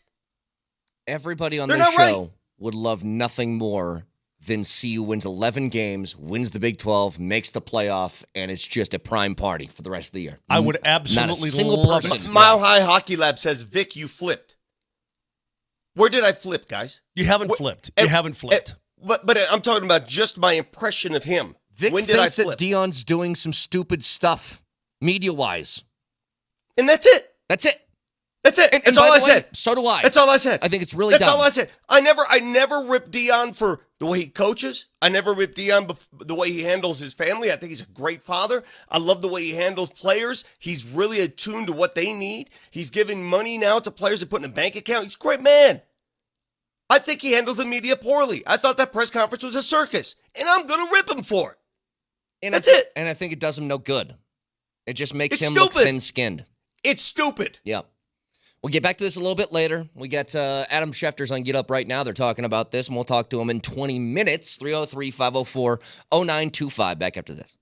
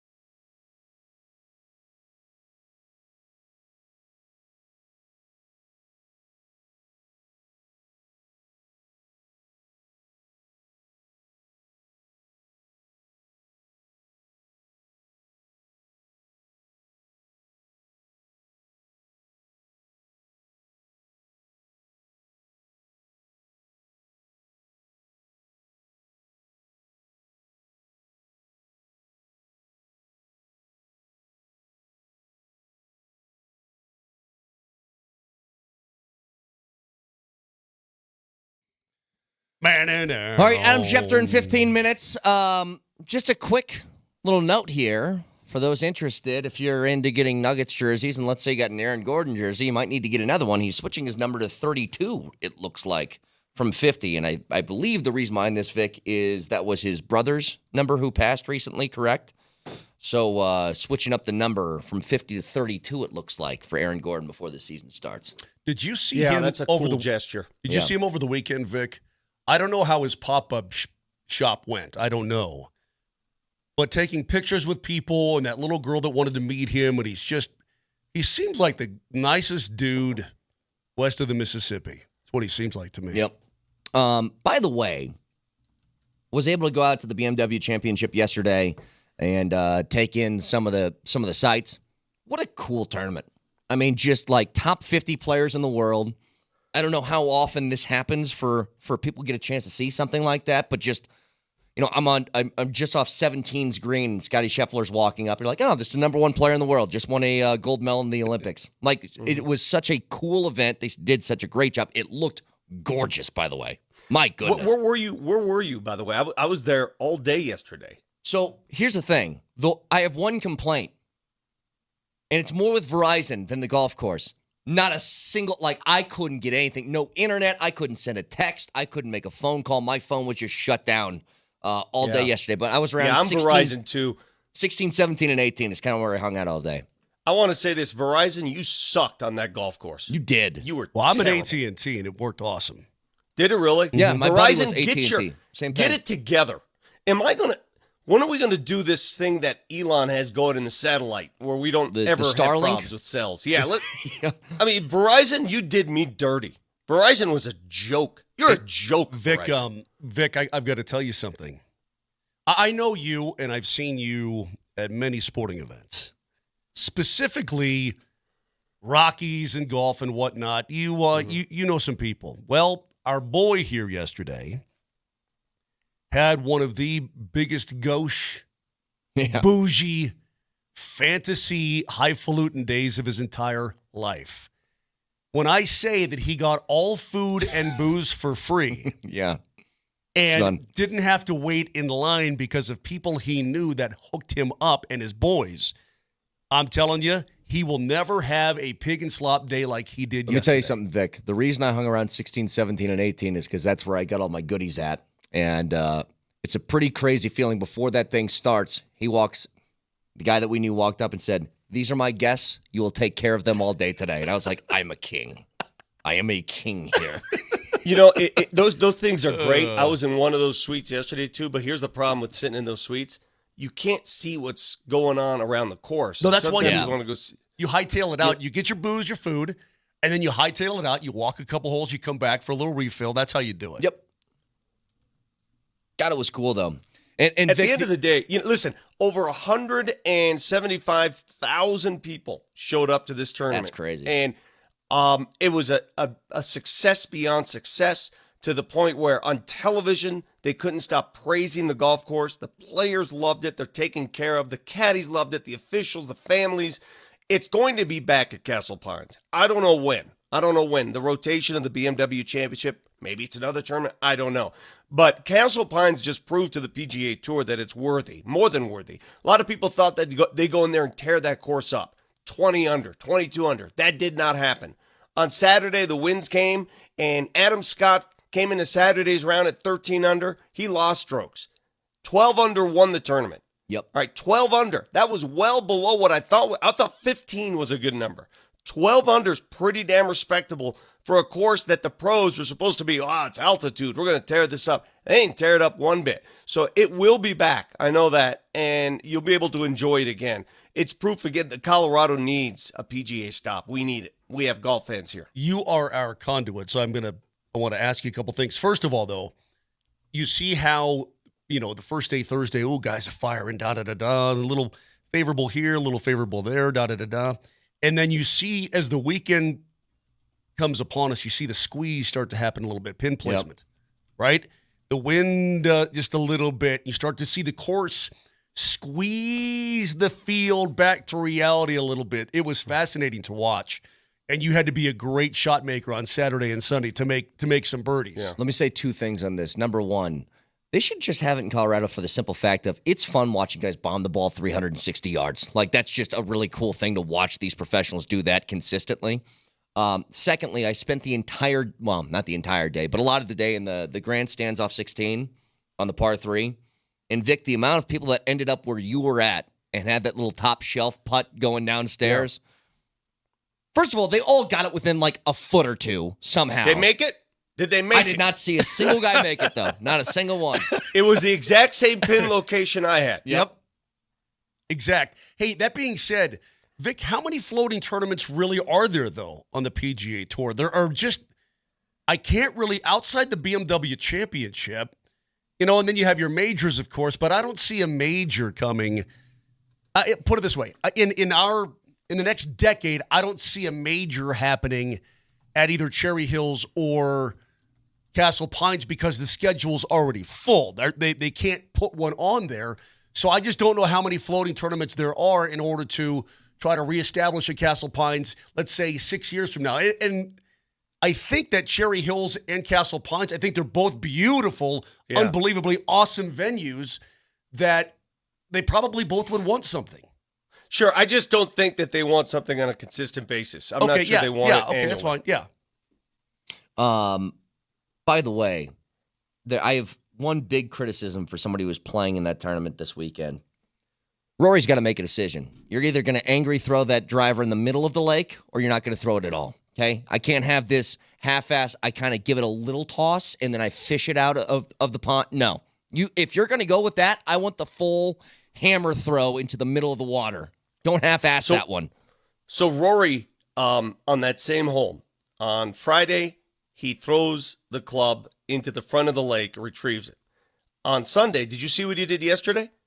He's in the little drink area. He's in the river. He pulls up his pantalon up to his knees, takes his shoes and socks off, and hits a ball off the rocks. Oh, that really? same hole. The easiest hole on the course, number 17 at Castle. That is the hole that the pros aspire to birdie. It's a par 5, short, uphill, and that hole gave him more trouble than any hole on the course. Golf does that to you. Texters are riding in 47 drives over 400 yards during the tournament this weekend. 47. Adam Scott, well, a lot of them were downhill drives, okay? Yeah. So Adam Scott on number 10 is downhill. 400's 400, bro. I get it, but it's a downhill. I'm just trying to give you some reason why it goes 400. The downhiller on 10, Adam Scott's 44 years old. He's the oldest player in the field, and he's putting it right in front of the lake on number 10 over there. 425 yards. That's ridiculous. Yeah. Ridiculous. Can I pay some compliments to the staff at Castle Pines? Best. From George and Duffy Solich, everybody that was involved with getting this thing here and then putting it on. One of the things, you can have the best golfers in the world who love the course and they're treated like gold. You can have this and that and the beauty and everything else. But you also have to be efficient. You have to have the ability to move people in and out. And you have to have the proper, the adequate number of bathrooms, adequate number of people trying to get a dog or a brewski. You have to have all this kind of stuff. Take care of the sponsors. All this stuff has to work for it to be as successful as it was. This might be a minor detail, Moj. The efficiency of I need to pee and doing it immediately was so nice. Well, that's why they limit. That's why they limit the tickets, guys. That's why, if they had an open end to how many people could go to the tournament, logistically it would be a mess. But they limit the ticket distribution for that reason alone, so that on the course you can do all that stuff in an efficient manner. You can move around the course. You can use the bathroom. You can go get a drink. It was done wonderfully. Logistically, they knocked it out of the park. They learned a lot from the BMW at Cherry. They took it to Castle. Again, a win-win for all of us. The tournament changed on 17. That's why that short par 5 is there. They've got an easy hole 17 followed by a very difficult hole 18. So they get to 17. Keegan Bradley's 2 shots ahead of Adam Scott. He's a stroke clear of Sam Burns, who was on fire yesterday. And on 17, he's got a 5-iron uphill, and he called it the shot of the tournament. That 5-iron was as pure of a golf shot as I've ever hit. Did you hit it? I I had 222 to the hole, adjusted with the 10%, and I hit my 5-iron about 212 yards. There's a little downwind, but on the previous hole, I hit 7-iron from 195 adjusted, and it just went forever. I think I was a little jacked up. And so we just decided to rip that 5-iron, and I hit it. I was aiming at the tongue of the bunker, and I hit it right there. And, it's one of those moments when you realize, you can hit these shots in contention when it matters most. And, to be able to pull that shot off, for me, that was the shot of the tournament, and a shot that I'll remember forever. That was his caddy. That was his caddy who said, "Did you hit it?" That was his That was his caddy. I guess if you're a tour caddy, Vic, you know when your pro gets all of it, right? Sure. You know when you're. Yeah. You hear that swing, that contact. You know when your pro has absolutely striped one. You could also understand one thing about Keegan Bradley, and the reason he won that tournament is he made fewer mistakes. It's like playing tennis and just no unforced errors. Just keep hitting it back to your opponent. Let them make the mistakes. He didn't put himself in bad situations. He didn't put himself in the rough very often. He was in the middle of the fairway and on the green. But when he says he hit a 225 5-iron, you have to remember, as you well know, guys, that number 17 is straight uphill. Yep. That's straight uphill. That is like this. Right. I would need a 3-wood to even approach that green. How many people, when they get to Castle Pines now, are going to try to recreate that shot and come up blatantly 50, 60 yards short of the green? Because it is a long carry. Long. 3-0. Hey, go ahead. You go ahead. Last thought, and I'll let you. One thing I learned from this week, all right, and a gorgeous week out there, Ludwig Olberg is a star in the making. That guy is going to be a stud on this tour for many years to come. I'd like him a lot better if he just changed the first letter of his last name to an O. Just, what are we doing here? What's with the A? It reminds me of the Angels, right? He's got the A, but then he's got a little circle on top, a little halo on top of his A. All right, so we got Adam Schefter coming up in just a couple of minutes. Break down the final preseason game for the Broncos, roster cuts, all the news around the NFL. Stick around.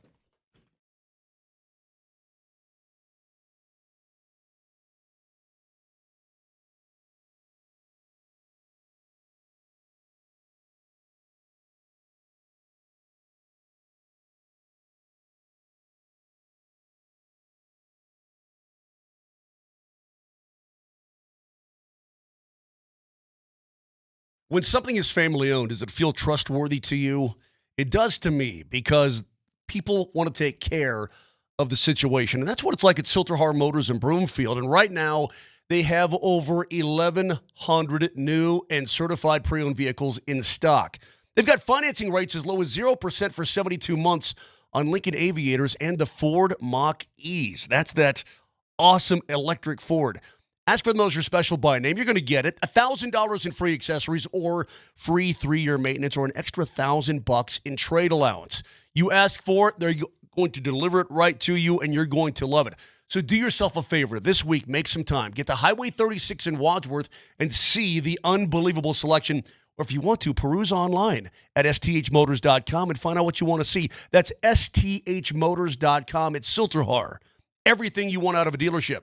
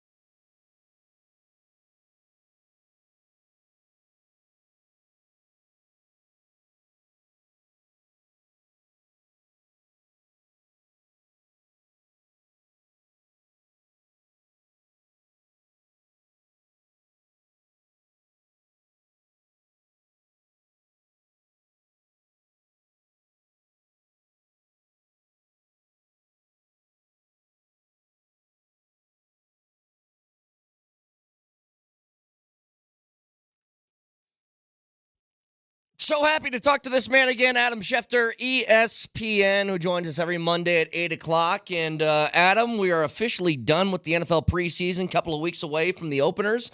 But initial reactions here. So Bo Nix is named the starter in Denver, not a huge surprise.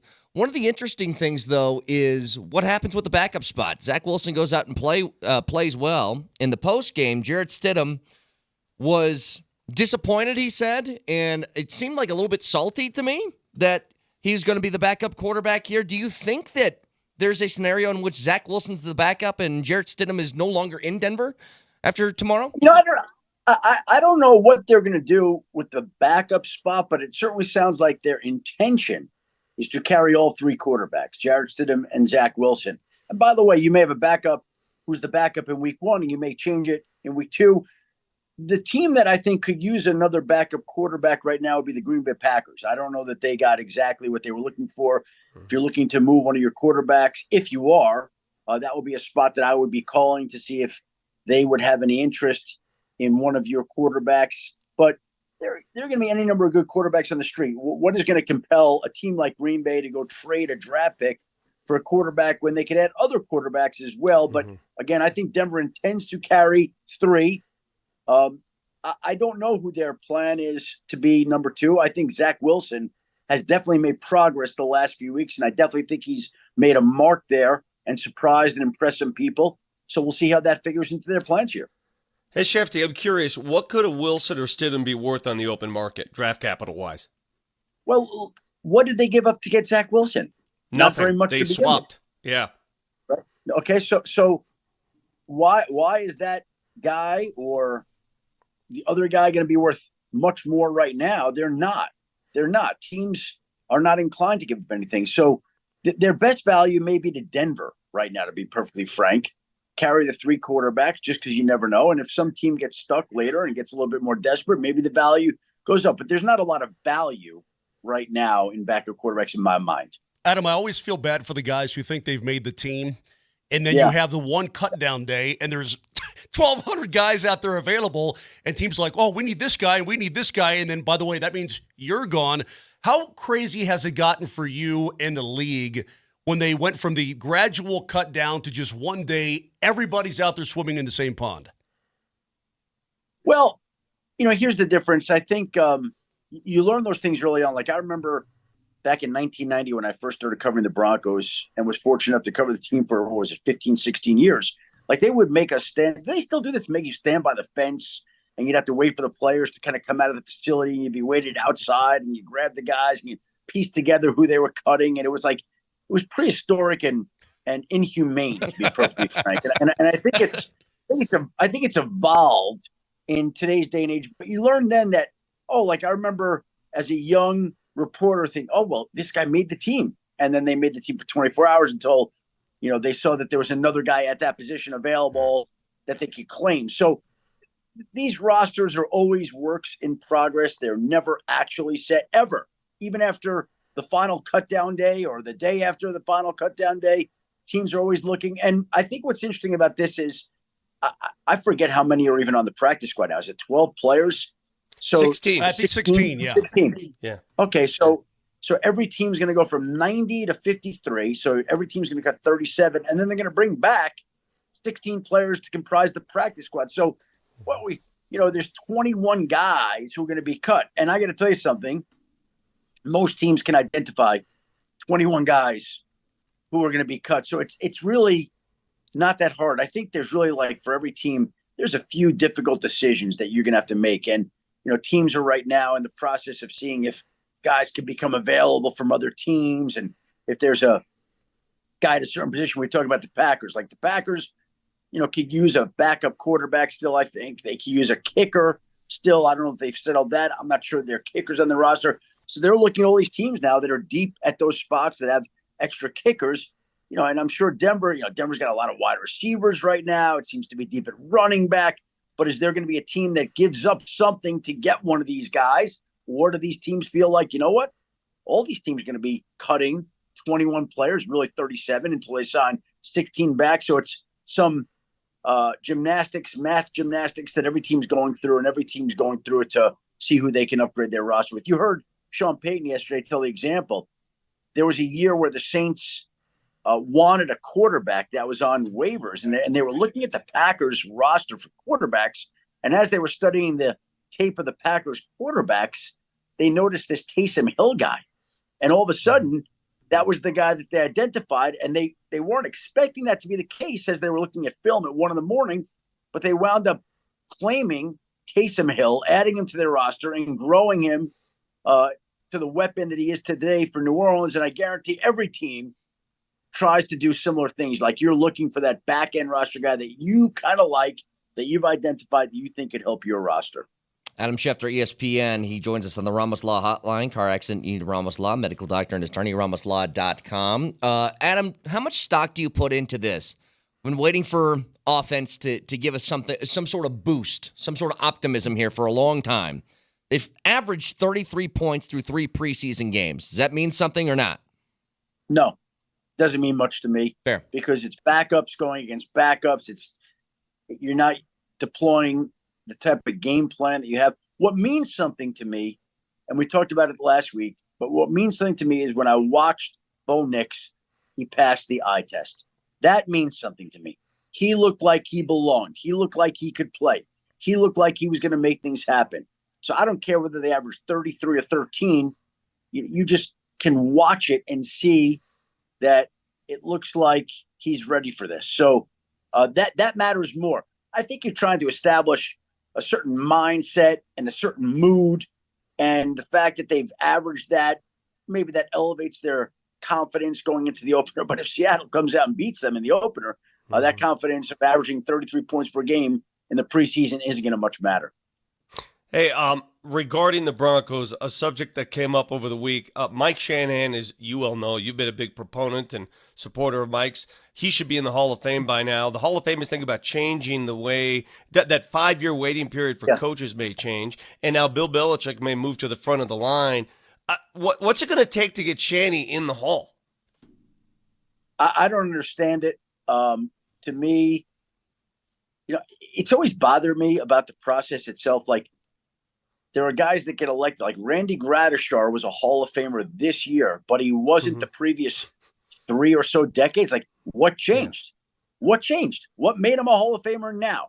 And sometimes you wait too long on these guys. Mike celebrated his birthday over the weekend. He was 72 years old.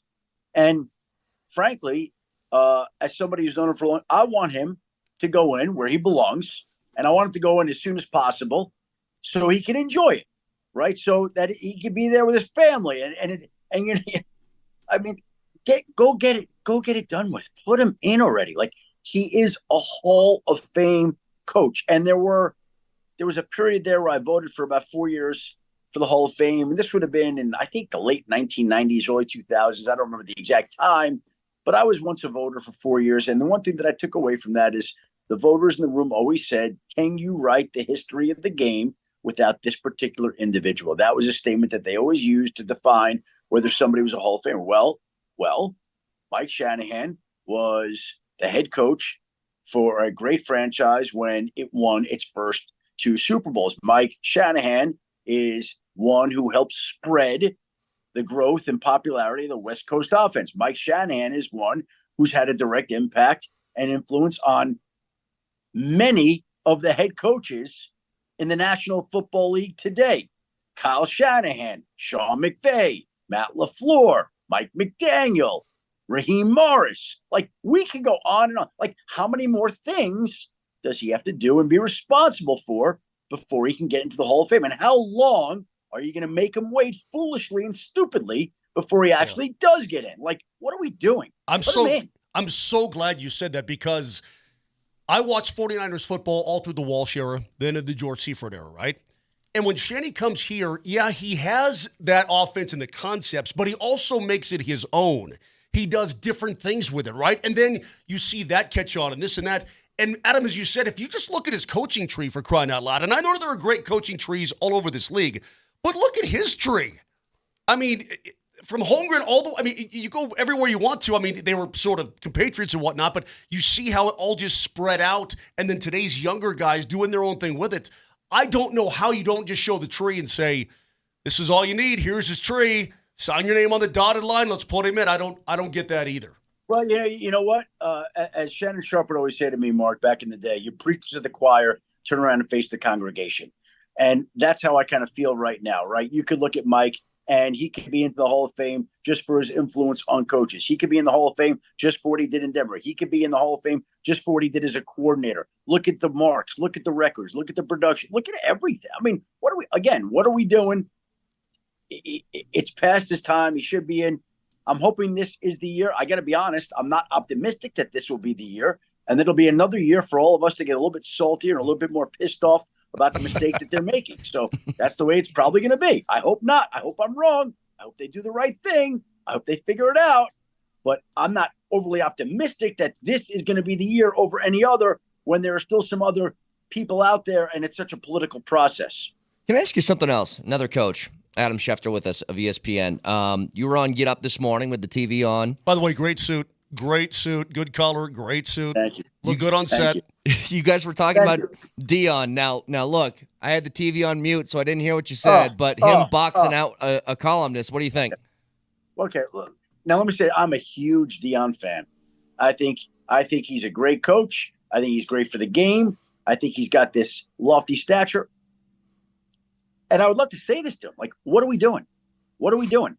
If you don't want to talk to if you don't want to talk to the guy, don't talk to the guy, but don't announce it. Like, this is somebody who obviously launched what you believe is a personal attack. And I can't argue with that. That's fine. But the moment that you call him out and ban him from asking, you elevate that columnist into the national. You do exactly what he wants you to do. You think he cares about asking questions in a press? Does he need to ask questions to be able to do his job? No, he does not. So I don't know how Dion came to that and who told him this, but he didn't ask me. But if he had, I would say, Dion, I understand that you're really pissed off at this guy. And I agree. Like, his attacks have been a little bit personal, a little bit over the top. And you're right to be mad and disappointed, enraged. And here's what we're going to do. We're not going to say anything. You're going to be very short with that guy. He's not going to be welcomed by you publicly. And you do whatever you need to in that setting to not give him access, but to announce it and to call him out, you just rewarded him. Yeah.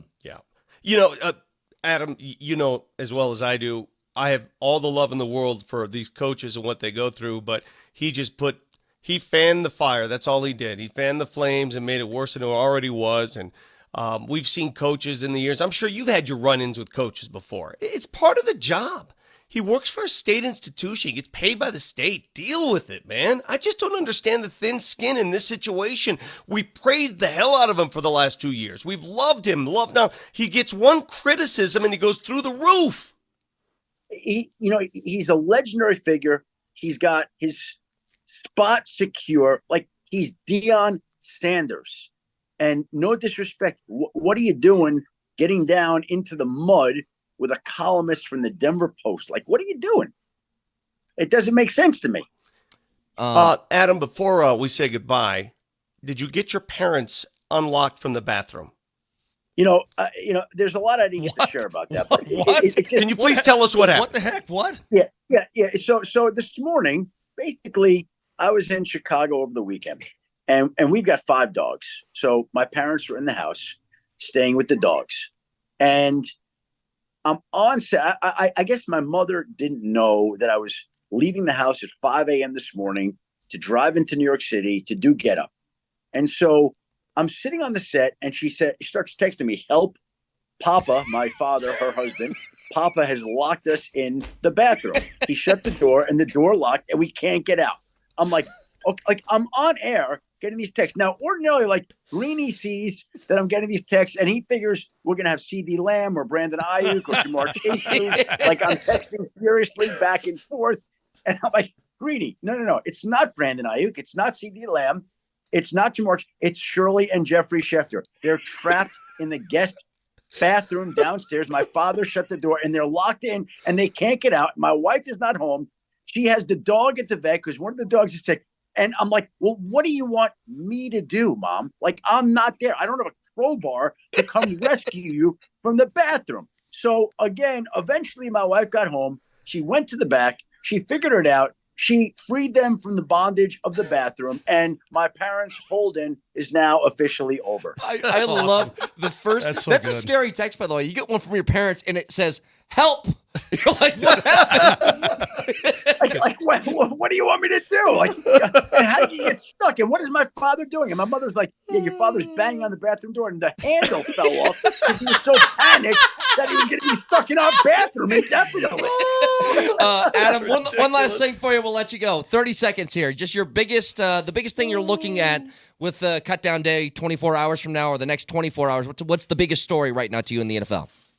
Whether we can get the bathroom lock fixed and my parents can avoid the lock. That's a great answer. I love it. Adam, always appreciate it, buddy. We'll talk to you next week. Thanks, Shefty. Thanks, guys. Have a great week. Adam Schefter, ESPN, joins us every Monday at 8 o'clock. That's You crazy. get a text that says mom or dad, and Help. it just says help. You're like, oh, God. You know, life, again, works in circles. You raise your kids. You got kids. And then when you become a little later in the years like we are, your kids are your parents. And now you're helping your parents like you did your kids. At least they had running water. They had the bathroom. That is They true. had water accessible to them. So you could survive for a while. 303-504-0925. Shop Mazda text line. One price, one person, 1 hour. Still a lot to get to. Again, we had college football from over the weekend. Good to see College Game Day back on my TV. Well, let's get back Nick to Saban. Dion. By the way, Nick Saban, later on in the program, he's killing me. Already, he's killing me. Okay. Already. Get to that in Dion next.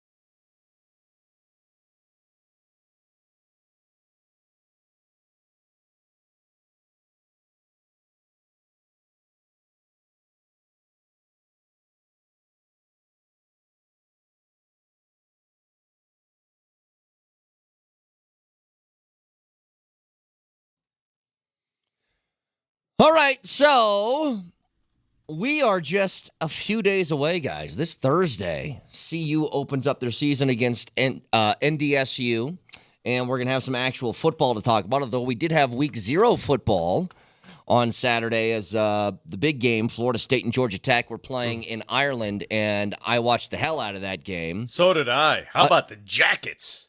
I'll tell you what, there's another moment, Vic, where I had that I don't really care who wins vibe, and then I was really pulling for Georgia Tech for one reason. Whoever that linebacker was at number 44 with the neck roll, I was like, I saw that guy once, and I go, all right, all in on Georgia Tech, just because that guy's got the neck roll. What happened to those? Why don't we have more neck rolls? Neck rolls have gone by the wayside, but I'm just glad that football season is here and we can get all this other crap behind us, right? The soap opera of the offseason. Kyle Efford. Let's play football. That's his Let's name. play football, and we get that stuff out of the way. And you will be viewed by your wins and losses and by how your team performs and not how you handle press conferences. Let's get on with the season. Here's that linebacker, by the way. Look at you know what he looks like? That linebacker from the Waterboy. Remember that dude? Bobby Boucher? Big shoulder pads? No, not Bobby Boucher. His teammate. Oh, the guy other with the guy with the sideways eyeball? Yeah. Okay. Dude, that if you wanted to, if I created a linebacker in a lab, he looks like that coming 100%. out. That's what he looks like. For you youngins out there, you don't know what we're talking about. But neck rolls for a long time were a thing. I mean, Jack Lambert has one of the best neck rolls in the history of football, does he not? And he's probably he and Singletary were were they the two scariest linebackers? I mean, Jack Lambert, Mike Singletary, scary dudes, right? Those eyeballs from Singletary. 100%. But seeing the neck roll, man, and seeing dudes say, you know what, I'm going old school with this thing. What a great game. See, man. What a great game. It's not as good, but I will take a cowboy collar as well. That's what Nate Landman, remember a couple years ago for CU, he wore one of those, the cowboy collar. Those are sweet. Hey, look up Steve Grogan. We had a quarterback that played for the Patriots that wore a neck roll. You know why, Vic? Because he had neck issues. He had a neck like a giraffe. Yes, he did, and he wore a neck roll. He would eat a piece of food, and it would get in his tummy like 20 minutes later.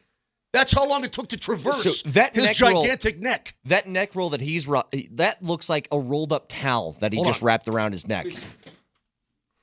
I mean, over. Now, hold on. Look at the size of this guy's neck.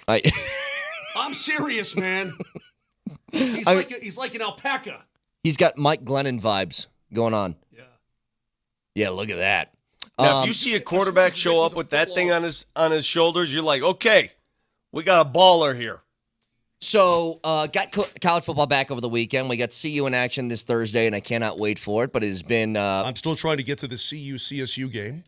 It's been mired, by the way, in just another Hatfield-McCoy controversy between Sean Keeler and Dion, as he is now instructed that he cannot talk to, not just Dion, anybody that has to do with football at CU. He is not allowed to ask questions. Do they have his picture up in the locker room? It says, if you see this man... Yeah, maybe. Do not speak to him. Do not speak. Do they? Here was, by the way, we just had Adam Schefter on. He was talking about it. We had other audio. Can we get some other stuff from earlier on Get Up on ESPN? Because we heard from Feinbaum. Didn't you say there was it Orlovsky or who else was on that panel talking about this?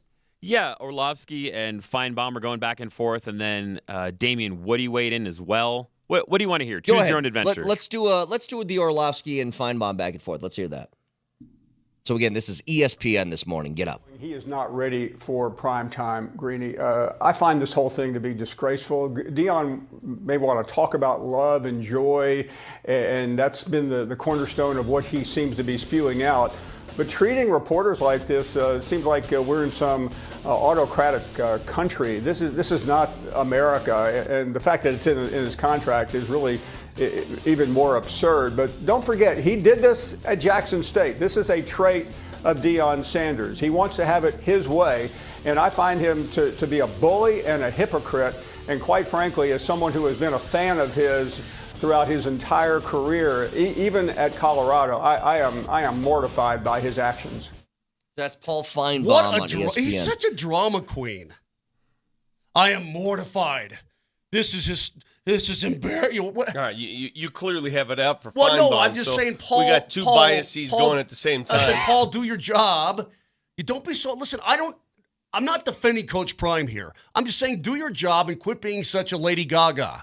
Okay? Suck it, Feinbaum. You suck it. Mosier. You ain't Diana Mosier. Ross. What? We just had Adam Schefter on. He criticized Deion. He's not wrong. Adam's not incorrect. Jim Trotter, I would not have national I would not have comment. handled it the same way either, Vic. Dan Lebitard's every single national media member of record has criticized Deion Sanders for his actions. Every single one.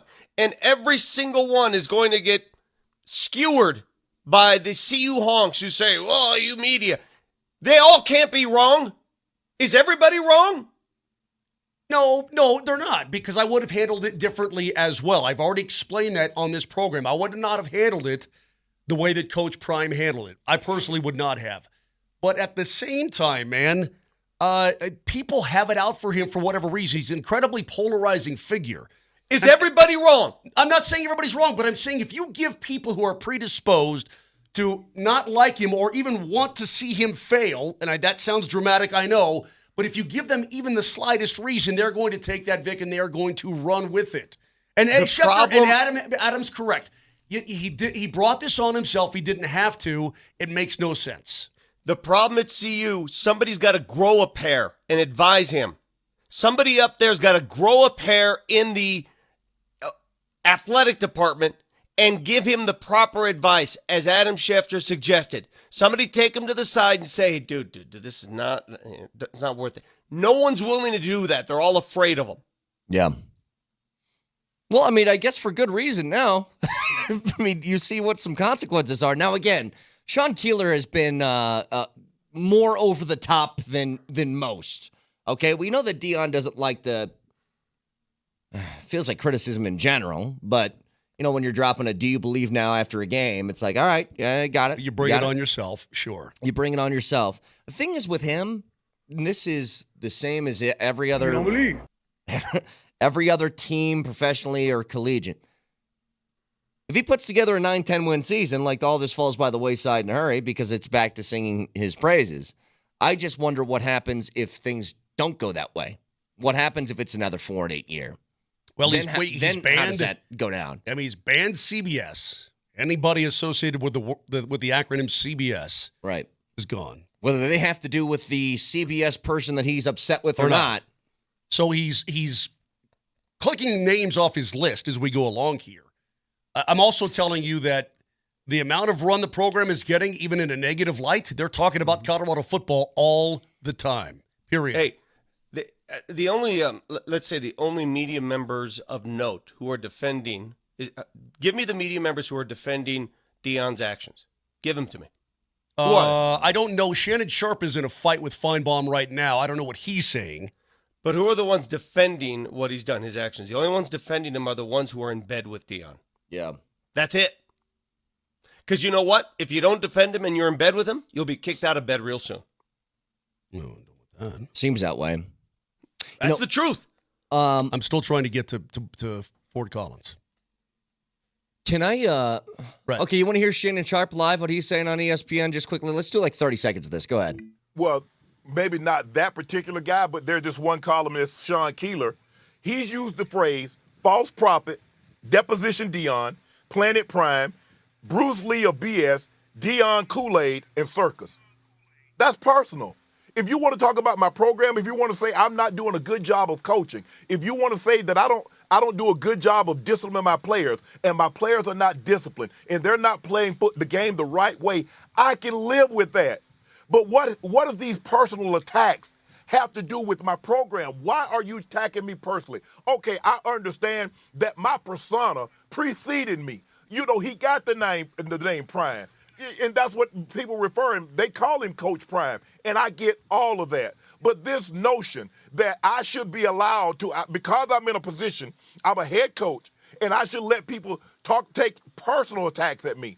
Nah, I ain't going to deal with that. If you want to talk about my program, okay, that's fine. Okay, that's We're good. not as good I as you actually thought. agree with Shannon there. Like, that's what I was saying at the beginning. I'm like, the personal stuff, like, you can be a columnist and have an opinion and critique somebody without going to that level of basically name calling. Now, I will say nobody's angry at Prime No, nobody's criticizing Prime for being angry at that. He should be angry. I'd be Right. angry too if somebody called me all those things. It's the way he reacted. Yeah. It's the actions he took upon the Collins criticisms. Can I say What two did things? Schefter say? Schefter said it right. Just ignore it. Yep. Can I say two things just real quick on this? Number one, as much as I don't like the personal stuff, Bruce Lee of BS is a really cool line. It's just really clever. Secondly, can I go to just college football as a whole? Because Florida State gets upset to the number 10 team in the country. They lose to Georgia Tech in Ireland. And the best game of the weekend was not even that game. Well, hang on to that for a second. One thing that I like about this, and I hope the 12-team playoff format can fix some of this stuff down the line. My wife was watching the end of the game with me. She goes, oh, so is Florida State not going to win the national title now? I was like, nope, they very well could. This game doesn't matter. There's 12 spots that are in the playoff now. I hope that leads to teams taking more chances in the non-conference early in the season. We talked about this on Friday. I really hope it does, because the loss is not going to burn you nearly as bad as it used to, and it can bolster your resume more than anything else. Agreed. I think it helps more than it hurts if you schedule some tough competition. Agreed, but at the same time, I think those smaller programs also, they don't mind the payday. You know, going and getting busted up by a blue blood for $1.2 million. Yeah. You know, a lot of teams depend on that money. Yep. So I see what you're saying, but and you'll probably have a mixture of both. The blue bloods will still play the Little Sisters of the Poor, right? And give them a big payday. And you'll probably have teams willing to take a little bit more of a chance right in the early going because they know they can recover and get in. The best game over the weekend, and I watched almost the whole damn thing, was Montana State at New Mexico, where the Bobcats came back and put 21 on the Lobos in the fourth and won 35-31. That was a great college football game. See, that's one of those, like, Moj, I would never watch that game if it was week 5 of the college football schedule, but I did watch some of it over the weekend. I'm like, whatever, dude. Just give me whatever. Put the football right here. Right here. I'm watching Saban, Vic, live from Dublin. And so they're talking about the 12-team playoff, and they were explaining how the rankings are not going to be the same as the seedings because the Power 5 conference winners will get the seeds despite being lower ranked in college football overall. And Saban, Vic, with God as my witness, I believe if Saban had his way, it would be the winner of the Big Ten and 11 SEC teams in the playoff. Because he's like, hold on a second now. You got to consider Mississippi this, and you got to consider Florida that. And you got to consider that LSU is going to da-da-da-da. And Auburn, like, he's like, they play a tougher schedule and all. And I kept thinking to myself, you're right, Coach. You're right about that. Well, then get the hell out of the SEC. If you're not happy going 8-4, then get the hell out, or 7-5, or whatever it is. Then go to the Big 12 and if you think you can, start rocking people's heads. I mean, when you have such a stacked conference, yeah, you probably have a good football team that's going to be 7-5, 8-4. But you know what? That's it. That's the conference you choose to be in. I am so geeked up for week 1 of college football. You know how? Here's how you know. Here's the measuring stick for being geeked up. The ability or the invitation to play golf on a Saturday, which in every week this summer, if somebody invited me to play golf, I'd say, sure, of course, it's golf. Zero chance I play golf on college football Saturdays. No, it's over. It's over. Golf season is now over on Saturdays. You start it with Game Day. You start it with Fox Football, Noon Off, or whatever the hell. You watch all those shows, and then you get into the games, and it is over. College football season is here. Golf season is gone. Sorry. 303-504-0925, Shop Mazda text line. You can listen to us anywhere in the Altitude Sports Radio app. It's powered by the Will Hite Law Firm. Injury lawyers, go to willhitewins.com. That's willhitewins.com. Did you see over the weekend as we wrap up this segment, the guys delivering the 2-week notices to their families? Oh, yeah. You got to do it. It's that time of year. Like, listen, it's been a great summer. I'm sure there's some wives who do that too, but here's a 2-week notice. In 2 weeks, I refuse to exist in your world on the weekend. Quick break, back after this.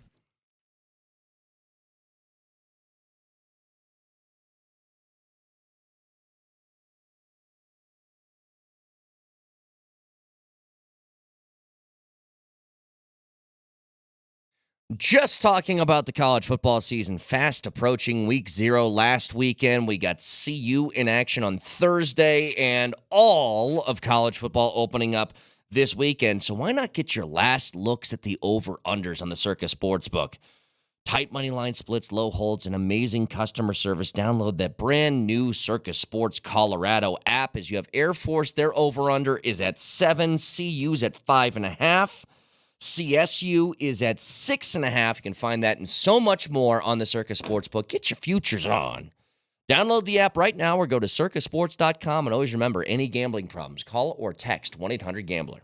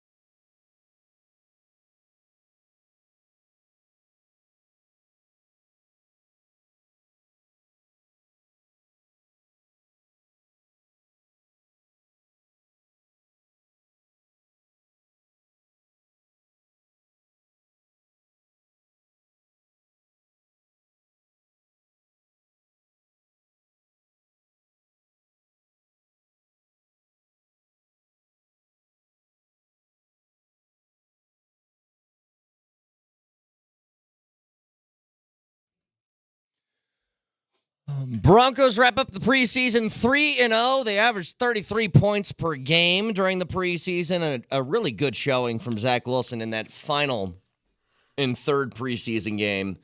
250 yards passing, 3 total touchdowns. Look good.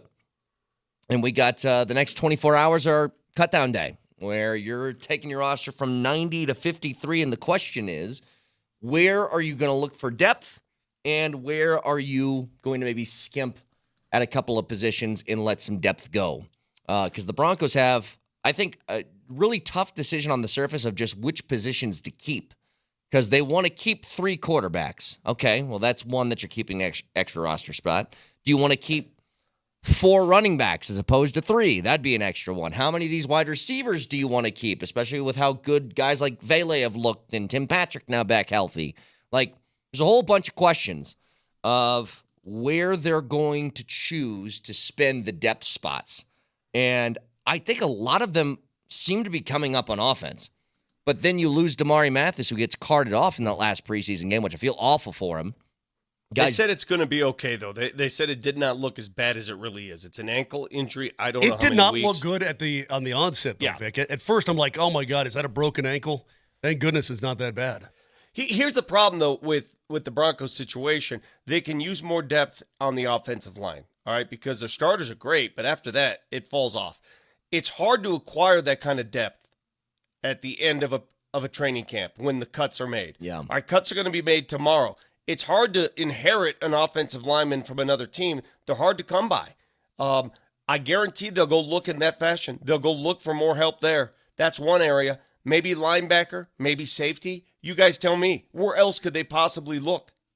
And depending on the Mathis thing, do you need to try to add another DB? No, I think again, think he's going to be it's okay? not as bad as it Okay. looked. Well, I'll say this on the offensive line side.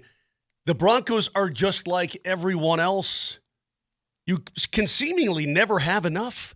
Yeah. Especially at tackle. And the more I think about it, the more Jeff Legwold was entirely correct in trying to tell us the loss of Quinn Bailey is a big loss. Yeah, it's huge. Because he filled about 4 different offensive line spots if you needed him to. He could do a lot. He was sort of a Swiss Army knife there. So, yeah, that's one place I'm sure they'll look. Like you said, linebacker, safety help. Are they completely comfortable in that regard?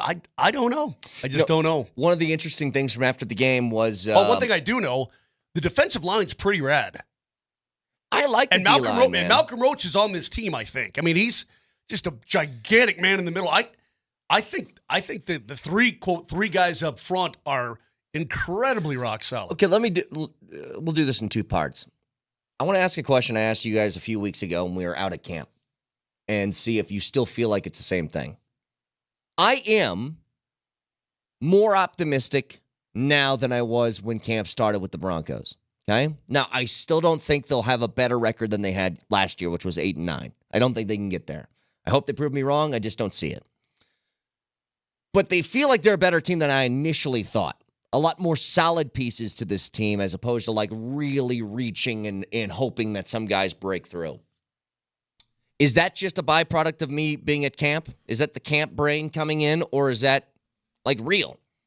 The way that I feel that this team is better now. I have a better outlook for them now than I did a month ago. Every single member of a team's media that covers every team in the NFL, been doing this now for 35 years. It happens every year. You watch a team day in, day out, and then by the end of that camp and preseason, you're looking at that squad and you're saying, oh, yeah. Looking good. But I'm not going crazy with it. Like, I don't think they're a playoff team, but I thought they might be in the mix for like a top 3 pick when camp started, and I don't think that anymore. I think they're more middle of the road. Here's the difference. They passed every hurdle. They passed every test. Schefter said it best. Bo Nix passes the eye test. The offense looks capable now. They've outscored the opposition in the preseason 99-44. The offense can score. It has rhythm. And it's not just one quarterback. All 3 of them, when they got in the mix, they moved the chains. You know, how many times over the last 8 years did we watch Bronco games saying, oh, God, another 3 and out, Jesus. That wasn't the case in the preseason. They moved the chains. They look capable. Now, is it going to be that easy in the regular season? We all know it's different, but they look capable. So, of course, you're going to have hope and promise. Hey, you're They look good. Yeah, you're a little bit on the inside of it, though, Brett. You're a little bit. I don't disagree. The optimism rings true, right? You're at home. Like, I got to get to the grocery store. I got to get some toilet paper, right? I got to get some Ritz crackers and one. I need some stuff. Yep. And let's say, half the time you're driving to the store in your 87 Buick LeSabre, it breaks down. I had a 2008 Buick LeSabre, actually. You love that car, didn't you? I loved that car. Let's say then somebody says, all right, man, get rid of that LeSabre. Let it go to Pittsburgh. Okay? I'll tell you what. I got a guy in Pittsburgh who's, well, listen, you got to pay. You got to ship it to him. You got to pay for shipping, but he'll take it off your hands. Yeah. Okay. And I'm going to give you this 1999 Dodge Neon. But every time you drive I also had a Plymouth Neon. How about that? Did You're you just really? going through my Rolodex. Oh, yeah. God. Every time you drive it to the grocery store, it'll come back home. Like, it doesn't break down, right? But it gets you A to B. It gets you from A to B. Well, that's where we are right now in the preseason, and maybe a little bit. And I couch it because, as Adam said, yeah, you're playing against 2s, 3s, backups, the whole 9 yards. So maybe if you're racing, some crap cars in your Neon, you feel like, hey, I'm winning the race to the grocery store and back, and I'm getting there and back. Now you're going to be racing Ferraris. So you better get your Neon ready to go, and you better hope that Neon turns into a nice Celica or something. That's the way I look at it. Is that right now you've gotten from point A to point B. It feels great. That honeymoon is going on, but pretty soon they're going to wave the green flag at the Indy 500 in about a week and a half, and you better be ready. By the way, I said at the beginning of the show, the interesting thing about the final preseason game on the schedule is who did and who didn't play. And that's typically the measure of if you didn't play, you're on the roster. What do you guys think about Pittsburgh, their final preseason game? Russell Wilson played 5 snaps left the field. Yeah. Mike Tomlin wants to Feels be like the he's starter. He's probably going to start. He's probably coming back to Denver in week 2, isn't he? I'm telling you right now, Tomlin made a deal with Russell Wilson in the offseason. When Russell Wilson chose the Pittsburgh Steelers, the deal was pretty simple. Mike Tomlin looked him in the face and said, you will get our first start of the season no matter what, no matter who else we bring in. Because it wasn't long after they signed Justin Fields, and we were all surprised. Remember how surprised we were? Yep. Remember that? Yep. Like, whoa, they just brought in Russell Wilson. But the deal between Tomlin and Wilson was simple. You're going to be our guy to start. No promises after that, but to start, you're our guy. No matter what the fans think, no matter what his teammates think, what everybody else thinks, everybody thinks Justin Fields has probably got a better future there, but Russell Wilson's going to get first shot at it. Good luck. Yeah. Good luck. Hey, go ahead. And I also wanted to go back to what Sean Payton said yesterday in a question asked to him. Nelly, if you could pull it up. I don't know where it lies in our vat of interview questions and answers. But he was asked about the state of the team between last year and this year and what the difference is between last year and this year. And he mentioned chemistry and he mentioned culture. And I'm telling you in a roundabout way, what's the difference culture-wise between this year and last year, fellas? What is it? Russell Wilson is gone. That's the difference. The difference is this is totally Sean Payton. Team Russ has been crushed and exited the premises, and we're moving on. It's totally different now. It really is. Well, could I also say that a big difference here is for the first time in years, they have the same head coach, defensive and offensive coordinator. The first time in a long, long time. Like, everything has been consistent year over year, at least from a coaching standpoint. There's not somebody exiting, somebody else coming in, new system you got to learn. Like, it's the same dudes. But the chemistry is, this is going to be like, it's going to come off negative, and I don't necessarily mean it that way. But, Vic, when you don't have a whole bunch of, like, star players, it's pretty easy to keep egos in check. Maybe this is the way he wants it. Cut 4, Sean. Cut 4, Stevie. Go to cut 4, and let's listen to Sean Payton talk about this subject matter. Yeah, from postgame. Cut number 4. I said it to him afterwards, don't ever get tired of how it feels, to win. And granted, we're substituting groups and we're needing to get different groups evaluated, and yet we still want to win. And I felt the energy. I think anybody who was on the sidelines, that part of it's encouraging. The guys that aren't in recognize how important it is for the guys that are in. And that's what you want from your team. Yeah. Here's the sense I get from Sean Payton. Saturday night, I hosted this fundraiser, Morgan Adams Gala, ton of money in the fight against children's cancer. And Sean Payton made a visit on a night before the game where he had team meetings, coaches meetings. He found the time, he came over, he brought an autograph helmet. and I could sense it just visiting with him a little bit. He's not having to put out that Russell Wilson fire. He's not expending energy on that. He's not taking part of his time in the day to, all right, let me try and rehab Russ. Now he's focusing on the team. It's all team now. It's not Russ in the team. And that's a big deal. Yeah. That's a big deal to I him. think so too.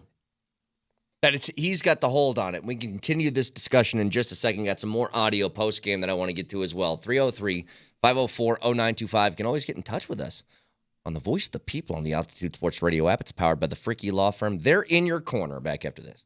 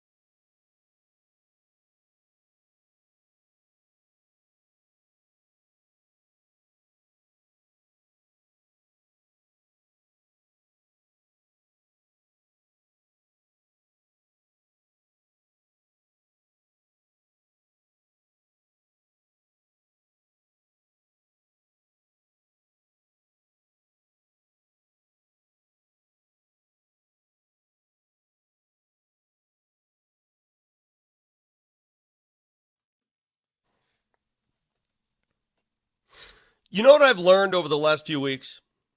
What's that? How many people exist out there that listen to our show, that watch sports, that read newspaper accounts, that listen to talk radio, watch television?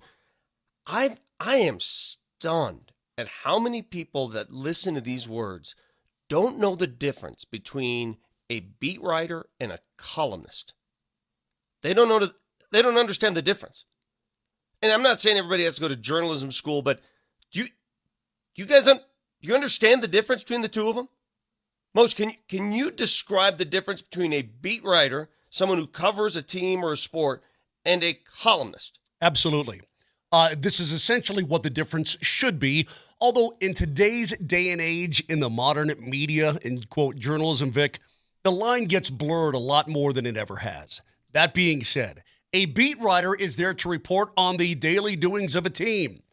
Who's in, who's out, what are the opinions of the coach, blah, blah. You're not supposed to interject your own opinions or thoughts into the piece. Just facts. You're a reporter. Just That is correct. A columnist is there to only interject your personal feelings and your thoughts on any given situation. That's it. That is correct. What do we do? What's our job? We're doing sports talk radio. We are columnists. We are On the radio. audio columnists. Correct? Yes. Exactly. We offer opinions, right or wrong, praise or penalty. It doesn't matter. That's what we do. We are print versions or radio versions of the print columnist. And it's amazing to me how many people cannot discern the difference between the two. Well, I also think, yeah, you might be right. All I was going to say was maybe they think the tone in which is taken, like not every columnist is the same as like Sean or Kiz or somebody like that either. You can have opinions in. Then don't read it. No, understood. Yeah, totally understood. And many, it's pretty simple. Then don't read it. Many, quote, beat writers, and you see this in all over the national media and everything else, a lot of people who are, quote, reporters, and there's a difference. I mean, there's a difference. You should be able to discern the difference. But a lot of people who have those jobs have skewed into the I'm giving my opinion on something while I'm reporting on the quote. Yeah, the lines have facts been about it. blurred. A big time blurred, yeah. And not from the columnist side. Like a columnist hasn't blurred over into the report. It's the reporters who have blurred over to the columnist side. Right. That's a fact. Yep, I would agree with that. So it's just funny to me. I don't like his words. Well, then don't read them. See how easy that was? How would you, if you were Deion, handle this? If you had a genuine distaste for somebody who's covering your team and around you and blah, blah, blah, what would you do? Just not answer the questions. Just move on. Next question. The simple next question. I've seen this happen time and time again. Next question. Yeah. Schefter said it best. All he did is fan the flames. All he did is give it fire. Then it also gets into the, well, Coach, why won't you answer so-and-so's questions? Then you got to explain yourself in that regard. I mean, listen. I would have handled. Who's going to ask that question? Well, it's going to come out. We'll get on the air and say, hey, why won't the coach talk to this particular guy? What's up his backside? That kind of thing. It will come out that way. Either way, it's going to be noticed by fellow reporters, fellow columnists, fellow media members, and people are going to talk about it. I know they will. Couple things here. So it won't go away unless you make it go away right now and try to deal with the aftermath, which is exactly what is happening. Couple of quick things from over the weekend. Number one, can we give a shout-out to the Rapids, who yet again won in PKs to take third in the League's Cup. Zach Steffen stopping 3 of 4 PKs to kick that thing off and get the dub. Now, where does that get them? That gets them into something big. What did that get them into? CONCACAF is what they said, right? So that gets them into CONCACAF? I believe that did. Well, that's rad. I'll go back and check this out again, but it was it's a big W. Or I'm sorry, the secure spot in the CONCACAF Champions Cup. Yep. That's pretty good. See, that's another, Vic, we were talking about it before our show started. I jumped on the app, little appetizer hour. Soccer it's just such an interesting sport, not only here in North America, but all over the world. You have your season, and you're doing your season, and they're like, all right, hang on a second. We got a couple of other big tournaments to play. We're going to stop this season. Yeah, some of you are in, some of you are out. Some can get in, some will get punched out. And you're going to play teams that from another part of the world, and we're going to take like a month and a half off. And I'm like, It is weird. It feels, I mean, they do it in Europe, obviously, right? All the Euro Cups and everything that they have there. And then in England, they even have their own, like, where the Premier League plays the Champions League, plays the crap leagues. Like, imagine this, Vic. Imagine baseball just stopping right now, being like, all right, MLB season is on pause. We're going to go play a couple of KBL teams, Korean teams, then a couple of Mexican teams, and then we're going to play a couple of Japanese teams. And we're going to do that for the next 3 weeks. And once that's done, maybe a month, the Yankees go back to playing the Mets. It's just funny the way that works. That's because soccer is one of the few sports that has leagues worldwide and comparable leagues. Like, you can't do that in football because America has monopolized football. You can't really. You could do that, I guess, in baseball. Baseball's tried that. I guess you can try that in baseball. There aren't many sports where there are enough teams and leagues worldwide or in adjoining countries that you can compete with them. That's true. Well, here's the other thing I wanted to mention, by the way. But I mean, would you be okay if the NHL shut down? And it's not just one time per year; it's a couple times per year. I would not. KHL? Okay, so we're going to play the KHL, the Swedish Elite League. I would We're going to play the Finnish Elite League. We're going to sort of shut down, and for about a month and a half, we're going to have this big old tournament, do our thing, and then representing your team, or excuse me, representing your country in the Olympic Games is far different than what soccer does. Soccer keeps a lot of the same teams, and they just play other leagues. It's just kind of weird. Here's the other thing I wanted to say. We brought up baseball for a second. I know some people might have checked out because the Rockies aren't very good this year, but I need to bring something to your attention if you are one of the people that checked out. Aaron Judge is having one of the most amazing seasons you're going to see. He is already, Vic, it is August 26th. He hit 2 home runs yesterday. He's at 51 homers on the year right now through 129 games. He's got 122 RBIs. He's hitting .333, and he has an on-base percentage of .465. It's remarkable what this guy is doing. It's the average. Because you have a man that large. What is he, 6'8"? He's 6'8" or 6'7"? 6'8". 6'7", 282 is what he's listed as. Imagine the size of his strike zone versus Jose Altuve's strike zone, okay? Just imagine the strike zone on Aaron Judge. And to be able to get the bat on ball at that average, to me, it's counterintuitive to what Major League Baseball is today. Major League Baseball is all about the homers, and nobody's got average anymore. He's got average to go with the homers. The dude gets on base. The dude hits for average and for power. That is crazy. At what point do you start giving him the Barry Bonds treatment where it's like, I'm not? My answer when you go up to the plate is no. Go ahead and just take first because I'm worried that you're going to take all 4 if I don't do that. I mean, I'm not saying intentionally walk him bases loaded Barry Bonds stuff, but I don't know how many intentional walks he has this year. It's not enough, whatever the number is. And I can't find it right now, but it's crazy. Hitting .333 with 51 bombs already this year. Couple other things. We were talking about the Broncos, and I want to play this back for those who missed it in the postgame. Jarrett Stidham and Bo Nix were both asked, Jarrett Stidham and Zach Wilson were both asked the same question about Bo Nix being named the starter. And I want to see if you guys... But before you run this, I want you to take note of one thing. Jarrett Stidham, in the course of the interview, had a lot of glowing things to say about the Broncos, the offense. So before we paint the picture that Jarrett Stidham seems annoyed and uneasy and doesn't want to be here, it's just one answer to one question.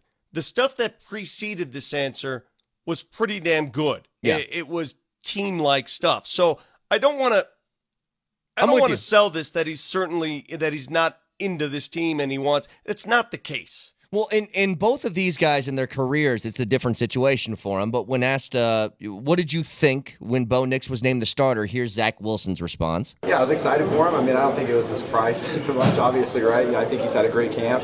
I told him I'm excited for him for this opportunity. I really believe that they're putting him in a good situation. I think Sean has done a phenomenal job, and then the guys that we get to hang out with, starting with Davis and then Joe and Pete and then Johnny Moe, we have a great offensive staff. I think they do a great job. And then Bo has just continued to keep getting better. So I'm excited to see what he can do, and I think he's ready for it. So he said, I was excited for him. Doesn't seem like it's much of a surprise, is what Zach Wilson said. Here's Jarrett Stidham with the same question. Yeah, I mean, first of all, obviously I was very disappointed. I know I'm a starting quarterback in this league. I have zero doubts about that. And, it just didn't shake out my way. But I know what kind of player I am, kind of person I am. And like I said earlier, I'll be ready to go if I need to be. And, like I said, I have no doubts that I'm a starting caliber quarterback in this league. Here's, I think, the main difference, Moj. Zach Wilson just, he's coming off a pretty tumultuous time in New York where he was mostly the starter there, mostly. And I think he understands that if he keeps his nose clean, keeps working hard, he'll find another opportunity somewhere else. He's only 24 years old. Right. I think the issue, and again, I think Stidham, I like him. I think he's been a terrific teammate. I like that he has confidence in his own abilities. My only real issue with Jarrett Stidham is I think you need to have a little bit of self-reflection because you're 28 years old. This is your third team in the National Football League. And you have not been chosen as the, quote, starting quarterback on any of them. And so, but I think that's why you got the answer you did, is he's 28, and I think he sees the window to potentially be a starter in this league closing pretty quickly. My biological clock is ticking like this. That's what it reminds me of. Marissa Tomei and my cousin. Hey, Stids, you want to get under center? Why is that? My biological clock is ticking like this. I think he's feeling it. That's okay too. I mean, he's not a bad teammate. He's not going to be a jerk. I didn't have a problem with either response. Okay, neither one. Yeah, I don't want to chastise the guy for being a competitor. I don't either. It doesn't mean he's a bad teammate just because he says he wants to be a starting quarterback and deserves to be. But end of the day, Deserves got hey man, just like all this movie stuff, just like Unforgiven, Deserves got nothing to do with it. I mean, you're either good enough to be that guy or you're not. If Sean Payton even remotely thought you were the guy on your third team, you're not drafting a guy 12th overall in the first round of the National Football League drafts. I'm just there has to be some self-awareness that gets involved in this. At the same time, I do like his self-confidence, and maybe he's right. I don't see it, but only he knows inside of his body what he can and cannot do. At the end of the day, they know what he is. They know what he means to the team. I see them keeping all three quarterbacks by deadline tomorrow. I see them keeping all three at this rate. Yeah. And I don't know why, to be honest. What are they going to do? What with are all three of them? Quarterbacks? Say that again? I said with three of them you're asking? What are they going to do with three? Is that what you're asking? Yeah. Yeah. So the point all year is to develop Bo Nix, aside from injury, right? That's the worst, knock on wood. What are the other two guys going to do all year? What? Clipboard?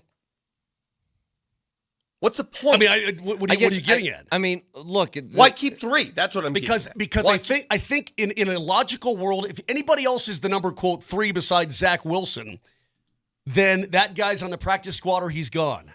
Because I think Sean Payton would prefer to keep Stidham as the more experienced guy in his offense as the backup. That being said, Zach Wilson's still only 24 years old. And if you can get him up, I mean, if you can fix him, he's going to have value around the league, either to you as the backup or to somebody else. Here's what I think is happening here. You don't want to keep 3 quarterbacks on your roster typically. You'd like to use that roster spot elsewhere. Texters are writing in, use them as trade bait. I don't think that's going to work. I mean, even Schefter said the trade value is not there for a backup quarterback. Just look at what they paid to get Zach Wilson. They swapped a 6 and a 7. And those So coupons. that's your trade value. See, that's it. I think what's happening here is this. I think they like the idea of Zach Wilson being a long-term backup here. But they also like the idea that if Bo Nix were to go down this season, the floor for Jarrett Stidham right now is much higher. And I think that's what they want. They want somebody who's going to go into the game and they kind of know what they're going to get. You know, Wilson's got the highs, but throughout his career, we've seen really low lows with him, well, you know what? On a couple of passes yesterday. Okay, but let me ask you he made passes that neither of the other two guys can make, in my opinion. All right. With the arm so then talent, why isn't he the starter? Because I don't know that his processor is up to speed in Sean Payton's offense. So how are you going going to get it up to speed? So how are you going to get that processor up to speed if he's not playing? What's the point of keeping him? Ask Sean Payton. I'm asking you. I think What is the point? Because I think there's too much upside in his ability with that arm talent. I don't know what went on in New York, Vic. Well, how do you cultivate, Moshe, how do you cultivate that upside if you don't trust him enough now to start him? What's the point? He's never going to play to develop it. You're not going to see him on the playing field to work that processor. So what are we doing? Because I think I don't want to get rid of it. Last thing, Brett. Last movie reference, I promise you. What did that MiG do to Cougar? Lost me. Vic, what did the MiG? Top Gun. What did Top the MiG do to Cougar? What do did you mean, Merlin it's say? crosshairs? What did Merlin say to the captain on the? He said, "That MiG really screwed him up." Well, you know what? The New York Jets may have really screwed him up, and if you can unscrew him with that arm talent, then you've got some good stuff. I think. I admit it. I'm a honk for Zach Wilson because I love the arm. Where the hell's Coach? Get Coach in here, and he'll tell you. I bet he'll tell you the same damn thing. Yeah, but you drafted this guy 12th overall, and he's going to be your starting quarterback hopefully for a long time. So you're getting really focused on a guy that's not going to play that often. Let me go. All right, 303-504-0925 back after this.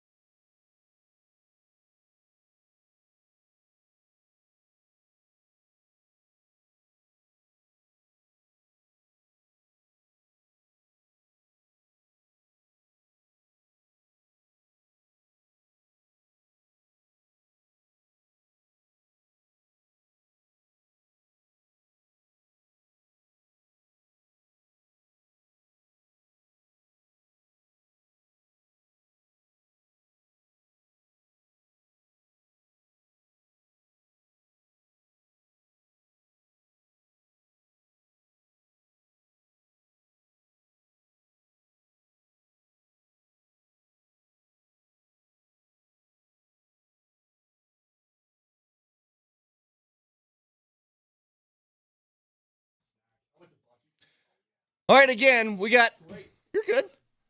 You're good there, Coach. Don't worry about it. Before this show is done, I need him in here. Maybe not right now, but before the show is done, give us 5. Yeah, we'll talk to Coach a little bit later. So again, BMW Championship at Castle Pines was awesome. Went there yesterday. Had a great time. I think that, God, it was a hell of a showcase. Have you heard any sort? What did you wear? I wore my BMW polo that we were given for the media tournament. Nice. And golf shorts. I did not Did you wear tuck. a belt? I didn't. I didn't had tuck? a belt Oh. on, but I didn't tuck.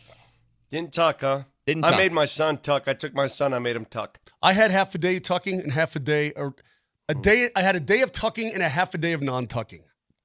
It just, I feel so uncomfortable with a tucked-in shirt. I think it looks bad on me. Like I hate it. Oh, you hate class. I know. I hate understand. it. I understand. I can't stand it.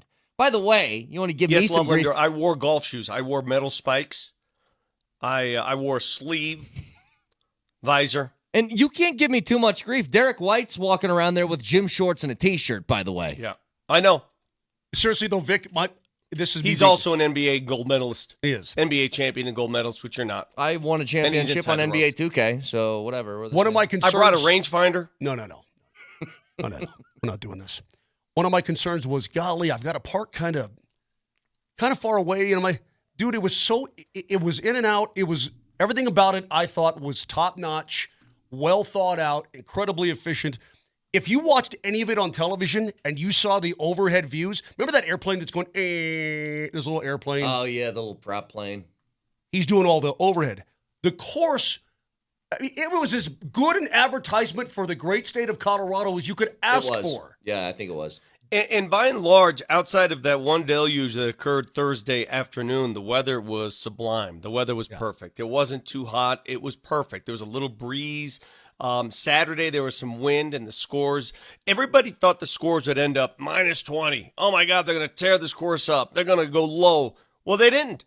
Minus 12 was the winning score. They didn't go low. They went higher than expected. Hell, Adam Scott got it to minus 13 after Friday's round. Minus 13, and you're thinking, goodness gracious, this is going to end up in the 20s. Nope. Brett, minus 12. For the last 40 years, and don't think that it doesn't have an effect because it does. And I don't know how it's going to work for Castle Pines Golf Club because people can't play it unless you're a member and a guest. But when the Denver Broncos would be on Monday Night Football, Vic, you know this better than anybody. They're playing Monday Night Football at Old Mile High, right? And then obviously into new stadium and so on. And it's snowing. Do you know what that did for the Colorado ski resorts? People around the country are watching the snowfall in beautiful Denver, Colorado, and they're like, bring, we're booking a ski trip, ski vacation. The amount of tourism for the mountains went through the roof every time it snowed on Monday Night Football. You get that little flying around, showing the beautiful Colorado and all through the front range. I mean, all the way through, I didn't even as far down as it saw, Colorado Springs and beyond, Pikes Peak. Yeah. Dude, It was Colorado, cool. this great state of Colorado is going to benefit from this tournament. Do we really need more people coming in here, though? Yeah, come spend your bread and then get the hell out. How about that? You come here. Should that be the new state motto? Come spend your bread and get the hell out. Yeah. Spend your bread, get the hell out of here. Hey, listen, if Nebraska, have you ever seen a commercial for Nebraska on TV? Here's their I've seen tourism them. slogan. Yeah. Slogan. It's not for everyone. Slogan. It's not for everyone. I was like, it's actually really good. It's a pretty good one. Well, get the hell out of here. When you have a tournament like this on national television and the views, it just looks so gorgeous. You don't need it's not for everyone. You know, you don't need to buy advertising because that's self-advertising. So again, cut down day over the next 24 hours. These teams will get whittled down to 53 on the roster. I'm curious if the Broncos will be in the market for anybody on that waiver wire. If they'll see, hey, we need a little bit of offensive line depth. Is somebody available? Probably not. But whether it's that, whether it's an extra corner, whether it's an extra linebacker, something, I wonder that's going to go. Brandon Jones, by the way, still hasn't played in a game yet. So safety is another one that you're kind of looking at. But a whole bunch of names going to be on this list over the next 24 hours. Now, On top of that, we've talked a lot about Deion today, but one of the things I'm excited about is it's not going to be any more of the Deion reality TV show. It's going to be the CU Buffs actually playing football games later this week. And I think that they need a first game against a tough NDSU team. Go out and lay it on somebody. Maybe cut down the chatter of the things outside of football for a little bit and show them that this year in a new conference, you're going to be capable of stepping up and competing. Like, it's not totally out of the realm of possibility that they'd be at the end of the year, at least in the conversation for making a Big 12 championship game. There's a world that exists where that happens. But I think they just need one out of the gates where it's like, yeah, nice little 30-point victory, offense rolling, that sort of thing, to get the juices flowing in a more positive direction, let's say. Would you guys think, let's say they do have a nice win. They're a 9.5-point favorite, Vic, over North Dakota State. Let's say they won by, 2 touchdowns. Let's say 17, right? They covered and they look pretty good doing it. Do you think that this year Coach Prime tones it down a little bit with the "do you believes" and all? I mean, do you think he's a little bit more under the radar? I haven't had any indications lately that that's going to happen. I want every CU honk to hear this. And I'm going to say, and I want this recorded, Nelly, and I want this out on Twitter later. I want everybody to hear what I'm about to say. All right? Deion Sanders has been here for, 18 months. Yep. If you go back and research the things I've said about Deion Sanders, 98% positive. Positive, positive, positive. What a find. What a revelation. Resuscitated a program. Brought money and attention and fame. It's awesome. I've had 2 criticisms. 2. How he turned that thing with Jay Norvell into an Amazon reality show. And the adult in the room, after that whole thing, the adult in the room was Travis Hunter. Remember how Travis Hunter handled that thing with the kid who cheap shotted him? And then he handled it behind the scenes. And they went bowling. He was the adult. I didn't like the way Deion handled that. Did you guys? No. I didn't like it. Me neither. I didn't like the way he handled it. Thought it was weak. Criticism number 1. Criticism number 2, how he handled that press conference 2 weeks ago. 2 critical comments. 2. And the rest of the world thinks we're out to get him. What the hell's wrong with you people? Seriously. 2 comments of critical thought. 2 comments that you consider slanderous. You're attacking him. How dare you? What is wrong with you? Well, this is where as Brett said, coming up Thursday, this is where the rubber meets the road. I was watching College Game Day. I really don't know how he's going to react if they have a disappointing season. Agreed. I was watching College Game Day, and they actually did all their picks. Yeah. And did you see Sheamus on the set? I did. I guess Sheamus I didn't know who he was. But he's wrestler. He's some big famous WWE wrestler guy, right? Irish guy. Yeah. And he's on there making picks too. And they did this game. Did you see how it came out? Everybody picked Colorado. Yeah. Now, I think Herbie said, I think it's going to be a tougher game than you thought. Well, I'd hope they all pick him to win, man. I understand NDSU is good. Agreed. I mean, if you're a Power 5 and you're in the Big 12, you should beat an FCS team. I don't care how good the FCS team is. Yeah. You should. We'll see. But this is where we get after it. I mean, we sit here on Monday. See, 1, 2. I got 3 more sleeps before I got college football for the Colorado Buffaloes. 5 more sleeps before the Rams and Air Force. I'm getting excited, man. I'm getting on it. I'm getting good. I'm trying to see if there's another big game that day with two bigger, more prominent names. Because there's a whole bunch of games being played. Like Missouri and Kansas are playing, but they're playing Murray State and Lindenwood. Okay, so you got Minnesota, North Carolina. That do anything for you? That's pretty big. That's a pretty big game, yeah. Outside of that, it's a lot of your typical non-conference early week opponents that are getting that payday. You got a huge one that night on True TV. Okay. A huge one. Sac State and San Jose State. Sac Pins State, and needles. Sac State on the way to South Bay to Name take on one Sac State player. Name one. I don't even know one. Oh, come on, Moj. Name one. Name one. They have that really good quarterback. Did you go to school there, Moj? I did. So you cannot name one player that plays for your alma mater, and you're telling us we need to watch that game. You can't name one. I'm just saying it's a big game. I'm not saying you have to watch it. I'm saying it's a huge game, though. But you cannot identify one athlete on that squad. They lost their best quarterback, and the backup who's been there for a while. I think the Bennett kid. But what's his name? But give me a name. It's like the Bennett kid. Yeah, you're looking at the roster. You just X'd out of it. You cheater. No, cheater. I'm looking at the stats from last year. Cheater. I'm looking and at the that stats is from last Mark year. That's Mosier in a nutshell. All talk, all hollow. I'm looking at the stats from last year with this Bennett kid. Right. That's the only guy that I remember. He's the only guy. Huge game. Well, he's the only guy I remember. Did you guys see? Next question. Jokic playing. What tournament was that he was playing in? It was that fun little tournament. Goran Dragic. That's what it is. Retirement. The Dragon. By the way, that was awesome.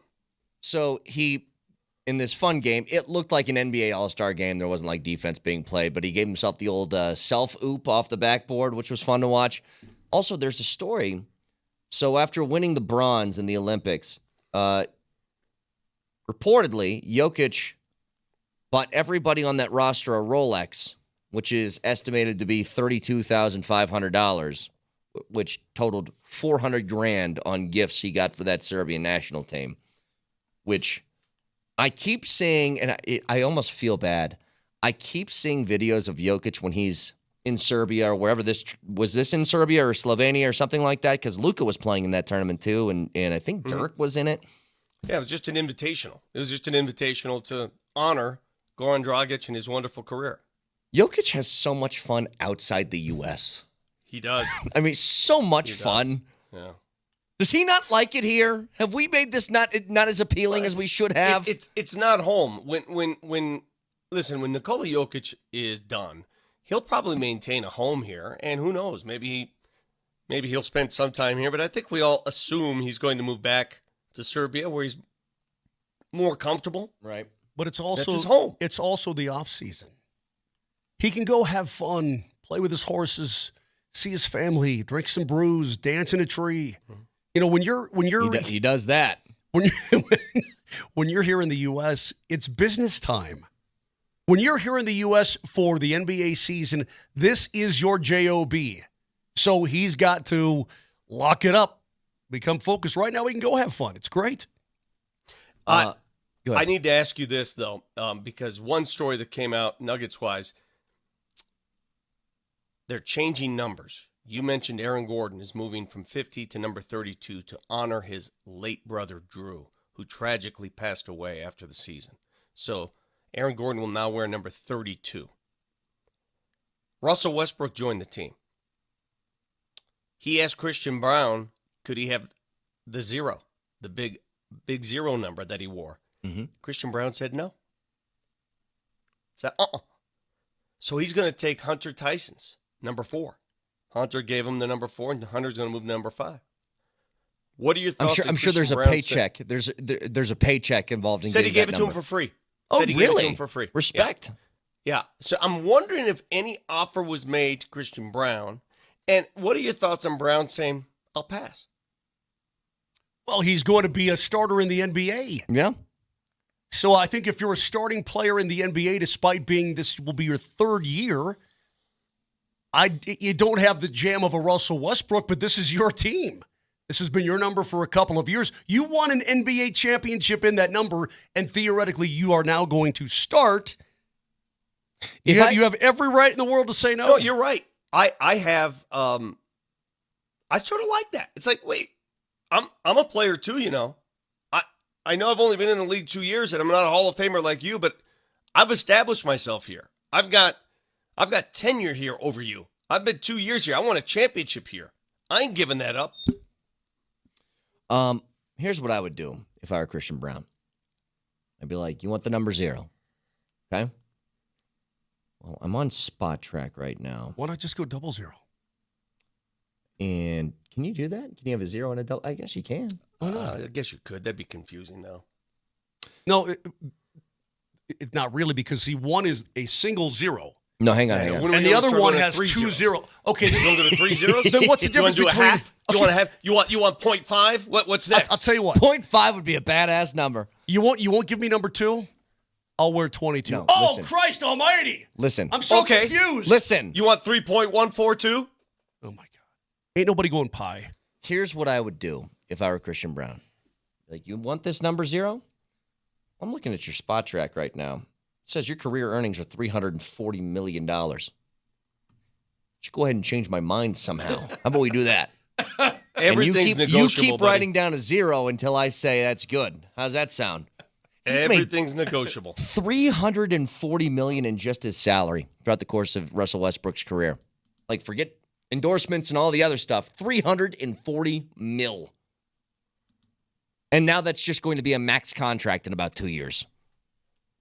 I mean, what are these maxes at? They're at 5 years, like $300 million, aren't they? Something crazy like that, yeah.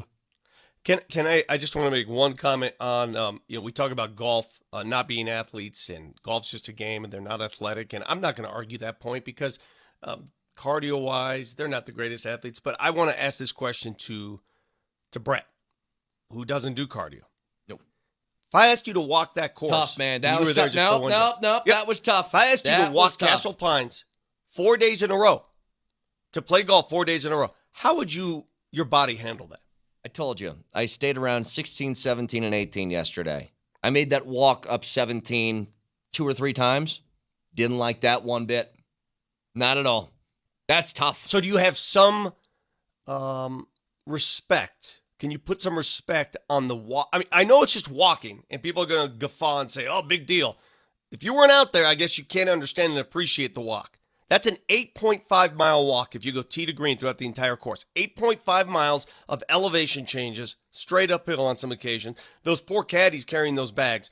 Can you do that 4 or 5 days in a row? Because they do practice rounds, pro-ams. That's actually 5 days, 6 days in a row of walking that course. For a $20 million purse, I think I'd figure it out.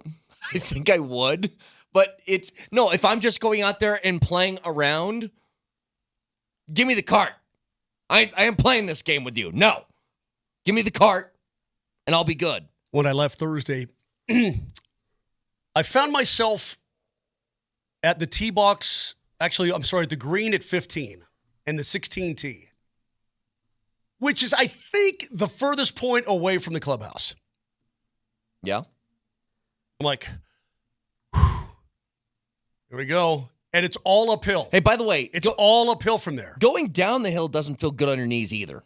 Okay. That wasn't as good either. By the time I got to the clubhouse. Oh, yeah. You're breathing for a second. 303-504-0925. Fact checker next.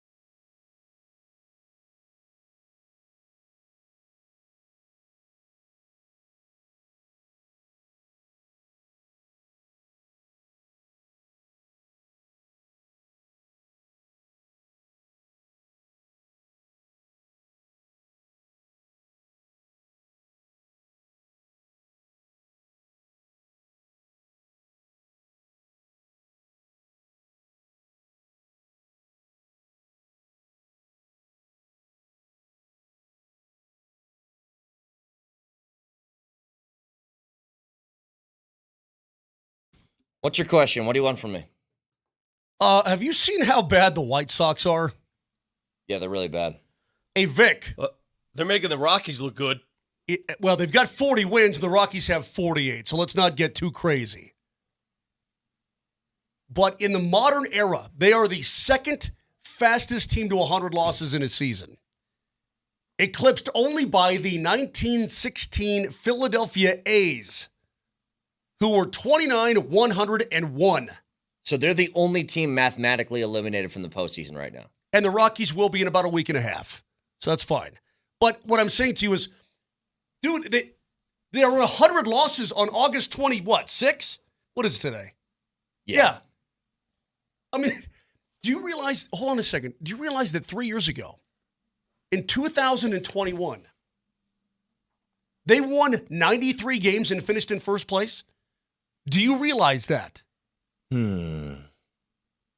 How do you go from winning your division to being the second fastest team to 100 losses in the history of the game? I know we talked about this already, but how is that even possible? What's really bizarre, their leading hitter from a batting average standpoint is Andrew Vaughn, who is hitting .246. I guess that's how you do it. That is simply incredible. Also, before I turn it over back to you, Brett, I sent you guys a little thing last night on our chat, and you never responded. Par for the course. Did make the cut, I guess. Ted Lasso is returning for Yeah, season great. 4 at Apple TV+. Plus. It's amazing. Jason Sudeikis expected to reprise his role. Manny. Hannah, Oh, my God. Hannah Waddingham is back. Brett Goldstein is back. That's Roy Kent. That's amazing, Moj. Good stuff, Moj. Good content. There's Thanks. a couple of different things. Is that all you had for us? Anything else, Moj? You want to go through the rest of the cast? Quite frankly, I think that's enough. I'm trying to check something out here because I want to put a side-by-side on this. So, as a team, the Chicago White Sox have hit 107 home runs. Aaron Judge has 51. As a team, they have 389 RBIs in the season. Aaron Judge has 122. It's incredible. I mean, that just seems insane. Seems impossible, doesn't it? I mean, I would have thought that is mathematically impossible now. To have 31 wins in 131 games. Crazy. 303-504-0925. Oh, there was one other thing over the weekend? Yeah. Sorry. Go ahead. The same dude caught 3 foul balls at an A's game. He had a glove, dude. He brought a glove to the park, and I wanted to go off. And I just said, you're the only guy in the outfield, or where was he stationed? He's Was he behind home plate. Behind home plate. You're the only guy out there with a glove, and there's like 4 people there. It's an A's game. I hope you can catch a foul ball or two. But he caught them all. He didn't just go scramble and But get you them. got a He glove. caught I understand. You got a glove, Moj. Okay. I'm actually with him on this. If you're in high school, no more gloves at the ballpark. That's it. Done. Over. He's an adult male. He's probably in his 40s. He shows up at the park with a glove. Was he Jim Harbaugh? Like, if I asked you guys right now, picture your dads, okay? Everybody's got their dad in their head. Cool. Pops, let's go to a baseball game. Like, my dad's going to visit a couple weeks from now. If I took him to Coors for a game, and he goes, oh, hang on a second. I'll be right back. And he comes back in the car like this. I'm ready. I would lose all respect for my father. Like, I couldn't look at him the same. I wouldn't even call him dad anymore. He's Troy now. That's it. If he took a glove to the ballpark, you're no longer my dad. We're just friends. That's all it is. So you're saying Hardman says I'm a curmudgeon for that thought process. What? Why am I a curmudgeon? Let the kids have the foul balls. Let the kids bring the gloves. You're an adult male. Leave the glove at home. I'm going to be honest with you. This is what you do. You barehand the ball, and then you hand it to the closest child to you. That's the rules. I have never in my life taken a glove to a baseball game. Not one time in my life. Not even when he played. When he played in, like, youth baseball.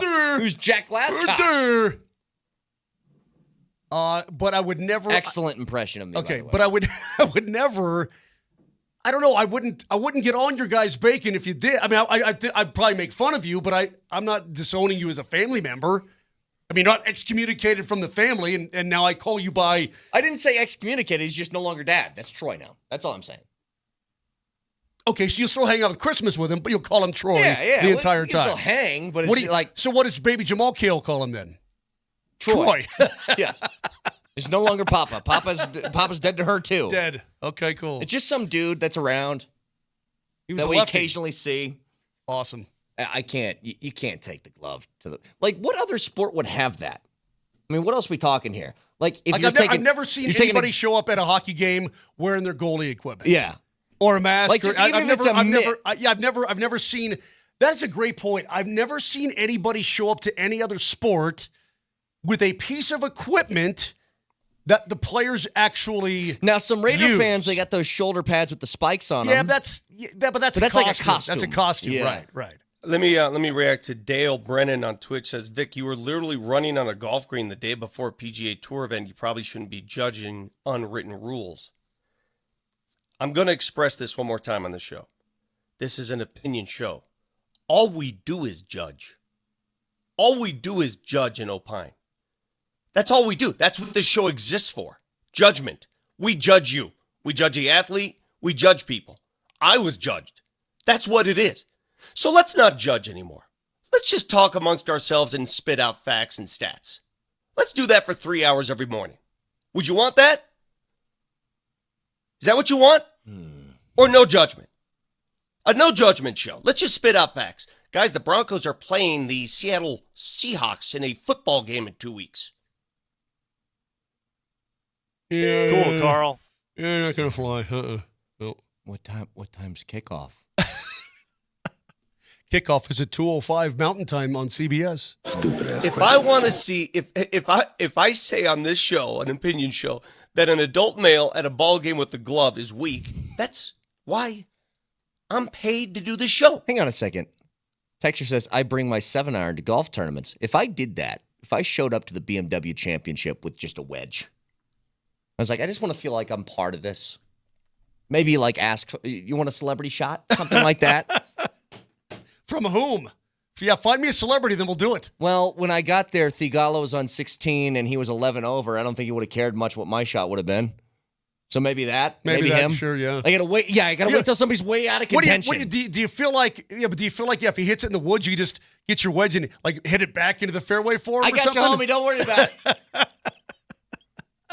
So he was probably tempted to run out there in the fairway, throw a couple of balls down, start banging them up to the green. Let me tell you something. You know how much my golf game doesn't matter?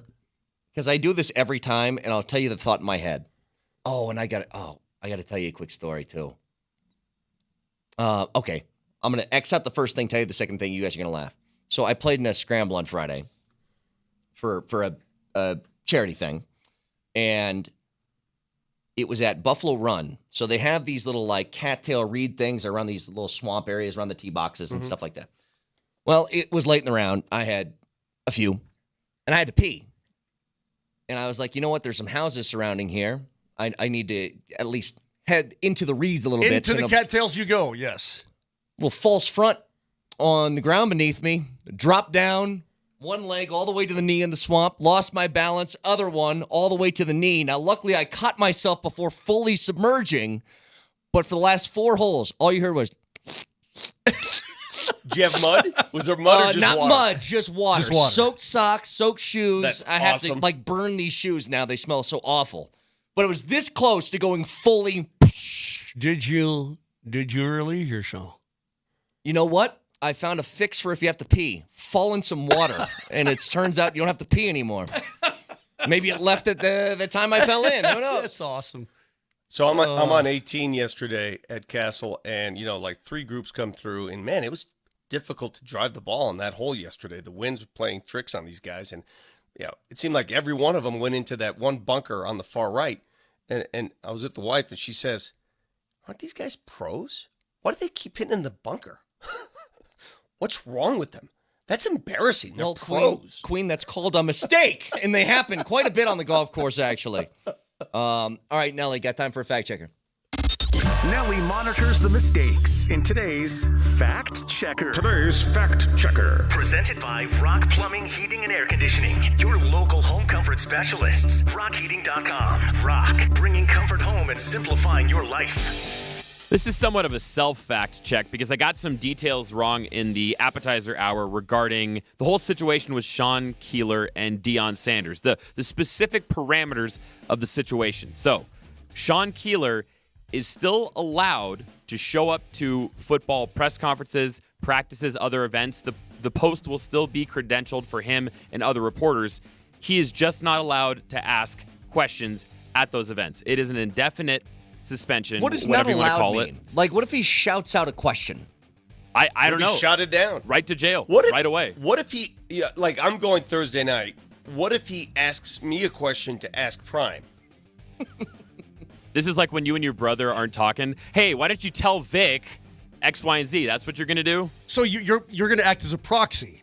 You'll be a I'm just you'll be a curious. I proxy. mean, where do you draw the line on that? And by the way, the athletics department specified he will still be able to ask questions to university administrators, other people across all of CU athletics. This only applies to anyone related to football. So he could still ask a question to Rick George. How do you get out of that?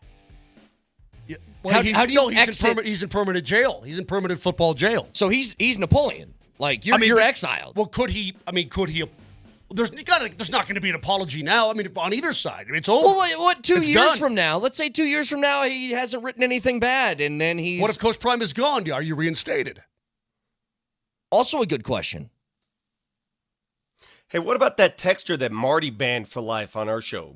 Marty's gone. Is that texter reinstated? Nah, he's done for forever. So it's a principle thing now. It's a principle. I don't think that we actually have the power to permanently ban somebody either. And by the way, if I unbanned that texter, Marty would still hear it with his ears. Yes, that is I true. have no 100%. wiggle room there. And I think there Hey, were. let me tell you something, Nelly. You're not allowed to make fun of Marty's ears. Only we are allowed to make fun of his ears. There were a couple of different texters with the same last four digits, I think, and we ran into a problem on which one was actually banned, I think. 303-504-0925. Champ Mazda text line. Again, one price, one person, 1 hour. So already got some cuts rolling through. The Minnesota Vikings have made a host of cuts, and it feels like they're the first team to really go through, it looks like about 10 or 12 guys right now. Matt Corral, one of those, by the way. I forgot that he was still around the league. He's cut from Minnesota along with a few others, so I'm sure these will start to trickle in throughout the course of the day. So keep it tuned right here, Altitude Sports Radio 92.5, Nepsy and Company, PhD, Kreckman and Lindahl. They'll give you all the info for cut day.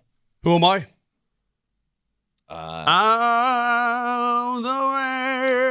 Seems like a perfect time to get out of You're here. a blithering idiot. We'll talk to you guys tomorrow. Love you very much. Goodbye. Can't we do both?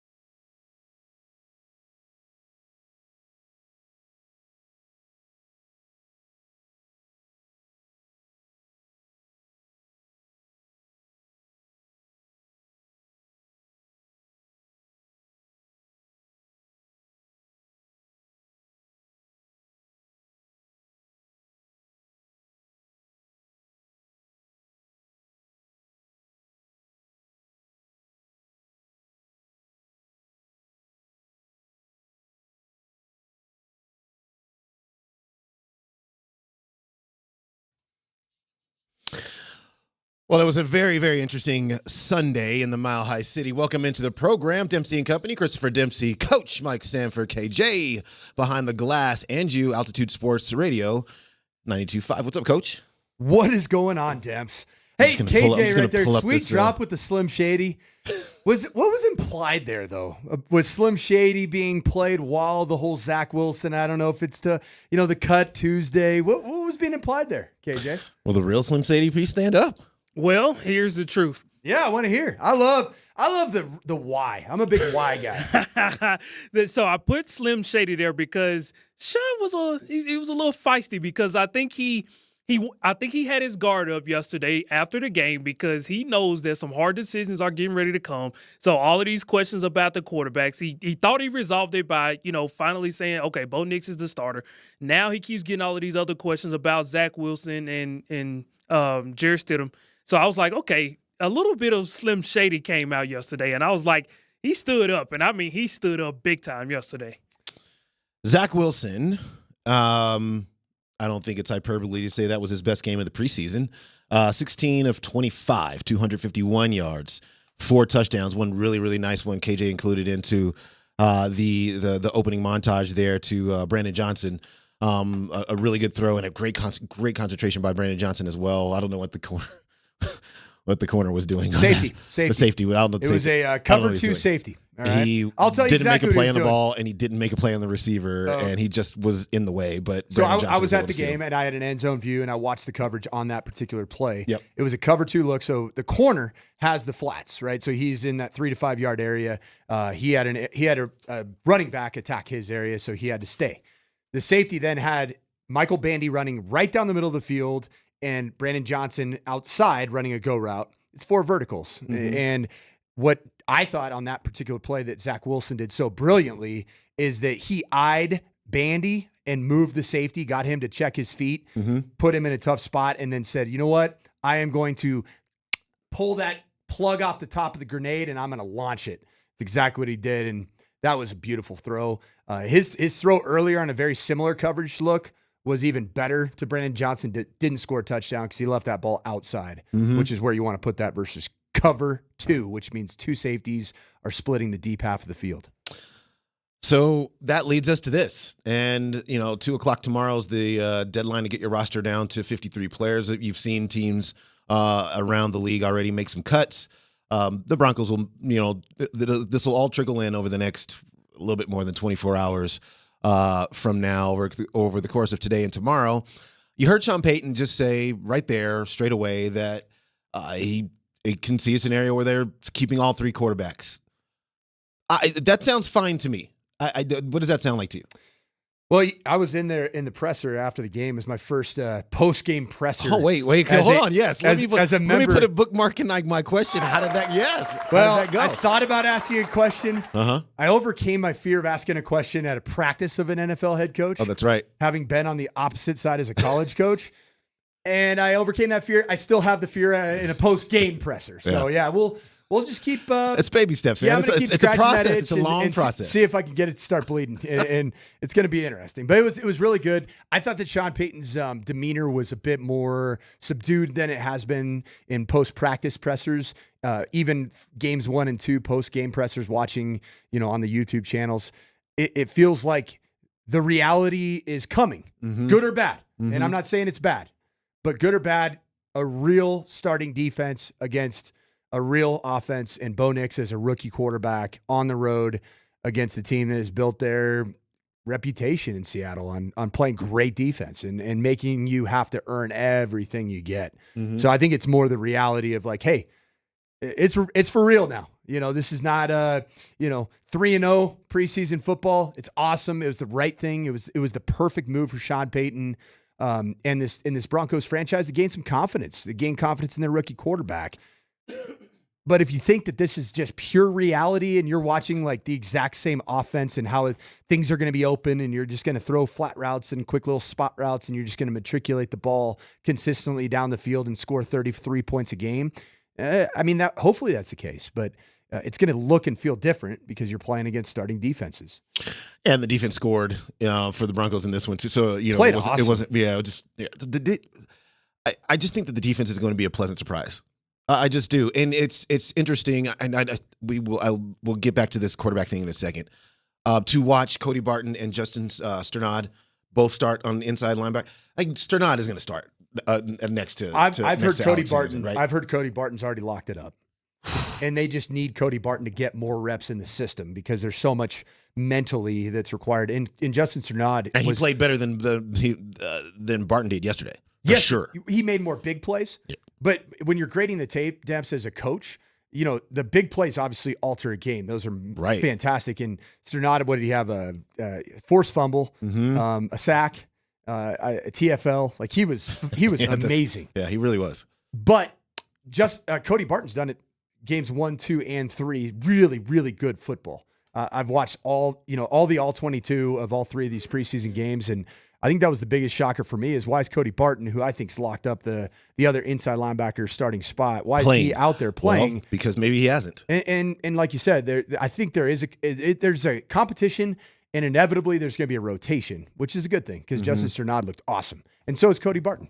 Yeah, he did. It's not a lot of people knew a lot about Cody Barton, and we're still learning. I mean,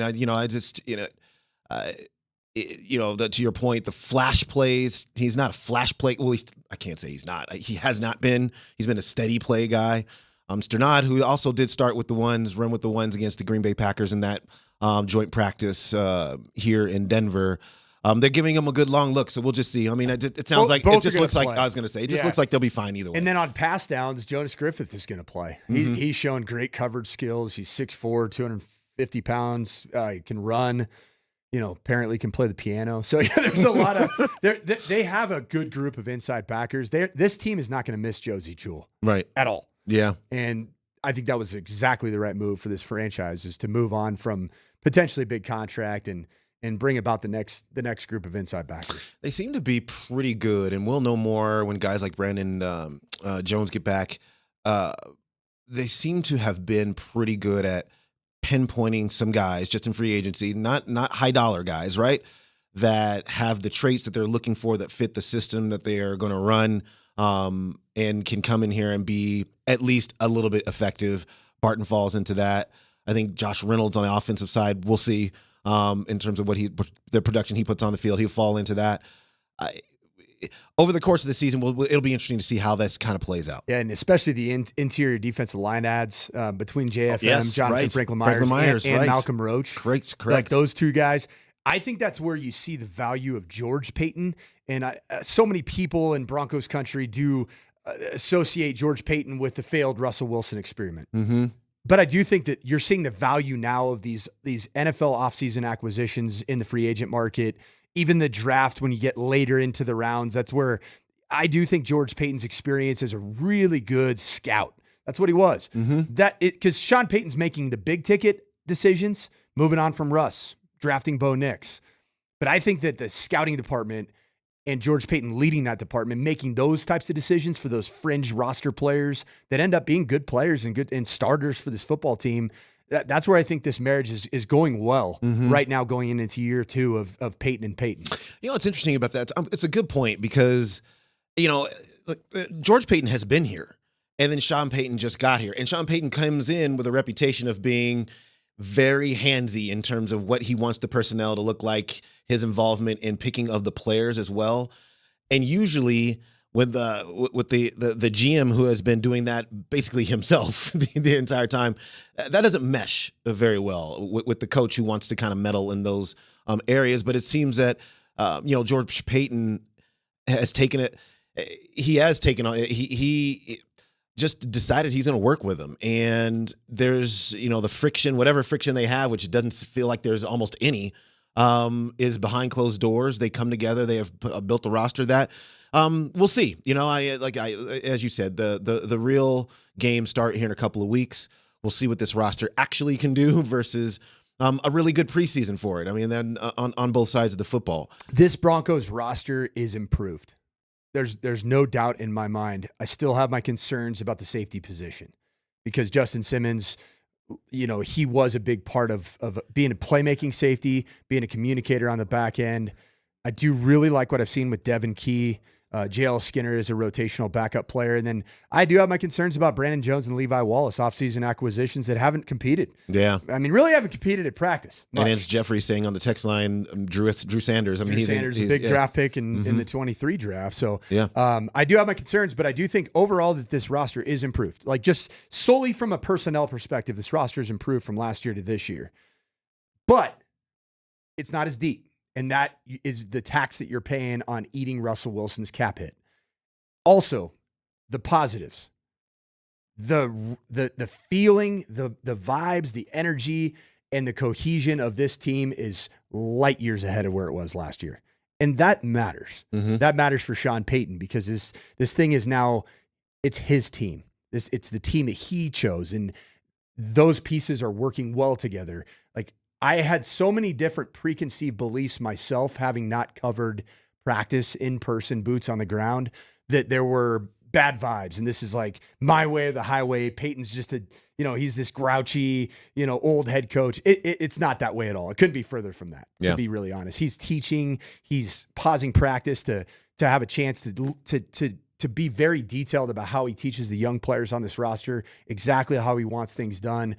And then I think the relationship with George Paton and Sean Payton is really good. Like I had a perception of that it was like, oh, Sean Payton's going to just throw George Paton under the bus for bringing Russell Wilson in and he's going to move on from George Paton. I think that Sean Payton, who's very intelligent, sees the value of George Paton as a really good evaluator of the entirety of a roster, not just the quarterback position. Yeah, and vice versa, right? George Paton saying, okay, let's see, what is your vision of football? What is my vision of football? What this roster and this team should look like? And they appear to most certainly be on the same page. Now, you were talking about Sean Payton in terms of the chemistry. This is his team, and he really likes what he's seeing. I believe this is part of this answer here. He was asked if there are any surprises this preseason. This is what he had to say. Coach, is there anything? Sean, over here. Is there anything in particular that surprised you specifically about this preseason, or did things more or less go the way that you expected? Well, things never go how you expect. Overall, did anything surprise me during the preseason? I don't know if there were any surprises. I would say I'm encouraged with not only the rookie class relative to the draft picks, but some of the new players that came in that were signed in free agency. And then overall, the makeup and chemistry of this team, I would say it's entirely different from a year ago. And so that's not a surprise, but it's something you notice, you feel, and that's encouraging. And when he came into this training camp, I mean, one of the things that he was talking about right off the top was being impressed with being very pleased with the energy, the young energy on the team. With the new additions and young players that they have drafted, and we're bringing lots of good vibes. And then I think we have seen that through the entirety of the preseason. He put an emphasis on winning these preseason games. And as a matter of fact, in that same press conference, he talked about, don't not get used to winning. I know these games don't mean anything, but let's just get in the habit of that and don't ever get tired of being in the winner's circle. There's just a lot to like here, and there's a long way to go. Certainly, most certainly. We'll see Bo Nix play exactly his first game as an NFL quarterback, first regular season game here in a couple of weeks. So there's just a lot of firsts and a lot of new and a lot of growing to be done, but it seems that they are on a really nice path. They're on a good path, and it's going to be a fun season to watch. Like I know this is my first year really covering the entirety of an off season, covering training camp. And so I might have rose-colored glasses on to a certain extent just because I've gotten to know this roster way better than I had a year ago. Mm-hmm. Yet I do think that there are some of the makings of a team that is poised for good things to come. And I'm excited to watch it. There are going to be some indefinite, without question, there's an inevitability of the reality checks that are coming. And I think that Seattle is going to be a tremendous test. Not a team that's going to contend for a Super Bowl, but a team that's very good in their building. A team that's going to have a very complex defense. This defensive coordinator, head coach guy is Mike. What is his name? Mike McDonald. He was almost one McDaniels. he's going to have some blitz looks for Bo, and it's not going to be preseason football. And I think Bo's going to be ready for it. Well, and if you watch Seattle, I checked out their, I mean, they're flying around, man. And you could just tell, it's so funny. Sometimes you can tell when the head coach is new and what his emphasis was at his prior stop. You can see that reflected in his team's play. And Mike Macdonald was really, really good defensive coordinator there for the Ravens. And that we know what that defense looked like. And to watch Seattle, it was a preseason game, I got it. But to watch that team fly around and hit, and it was like, okay, okay. The Broncos, you're gonna have to strap it up, man, because this is about to be a very difficult task. Yeah, I think that this has been a very similar offseason. There's newness, and Pete Carroll, who ran a really good culture. Yeah, he did up there. I mean, there's a positive culture. I mean, Nathaniel Hackett came with a lot of those same ideas. Tried to, basketball hoop in the, in the team meeting room, those types of things. But I think there's a newness to Mike Macdonald that this team's embracing. A lot of the storylines coming out of Seattle's camp are similar to that of coming out of a Broncos camp. Yep. Really good cohesion. Geno Smith looks way better than he did a year ago. Defense loves the new scheme, loves all the various blitz packages. The offense is going to be more wide open than it has traditionally been in a Pete Carroll system. So I think it's going to make for an exciting team, but there's going to be a reality check for one of these two teams that are feeling really good and flying high in their offseason. All right, so there are a number of decisions the Broncos have to make here over the course of the next day as they cut their roster down to 53 players. One of them is not a cut decision. It's a who on earth is going to be the backup quarterback decision. We will hear from both Jarrett Stidham and Zach Wilson on what they think about Bo Nix, and we'll talk about that next.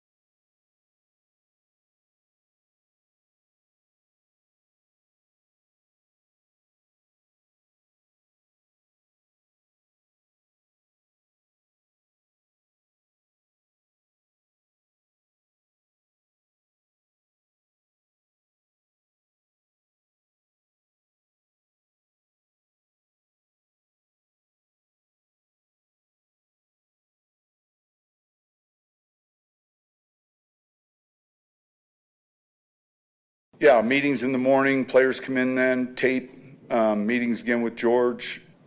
There may or may not be some early waivers. And then Tuesday by 2. So a lot of tape.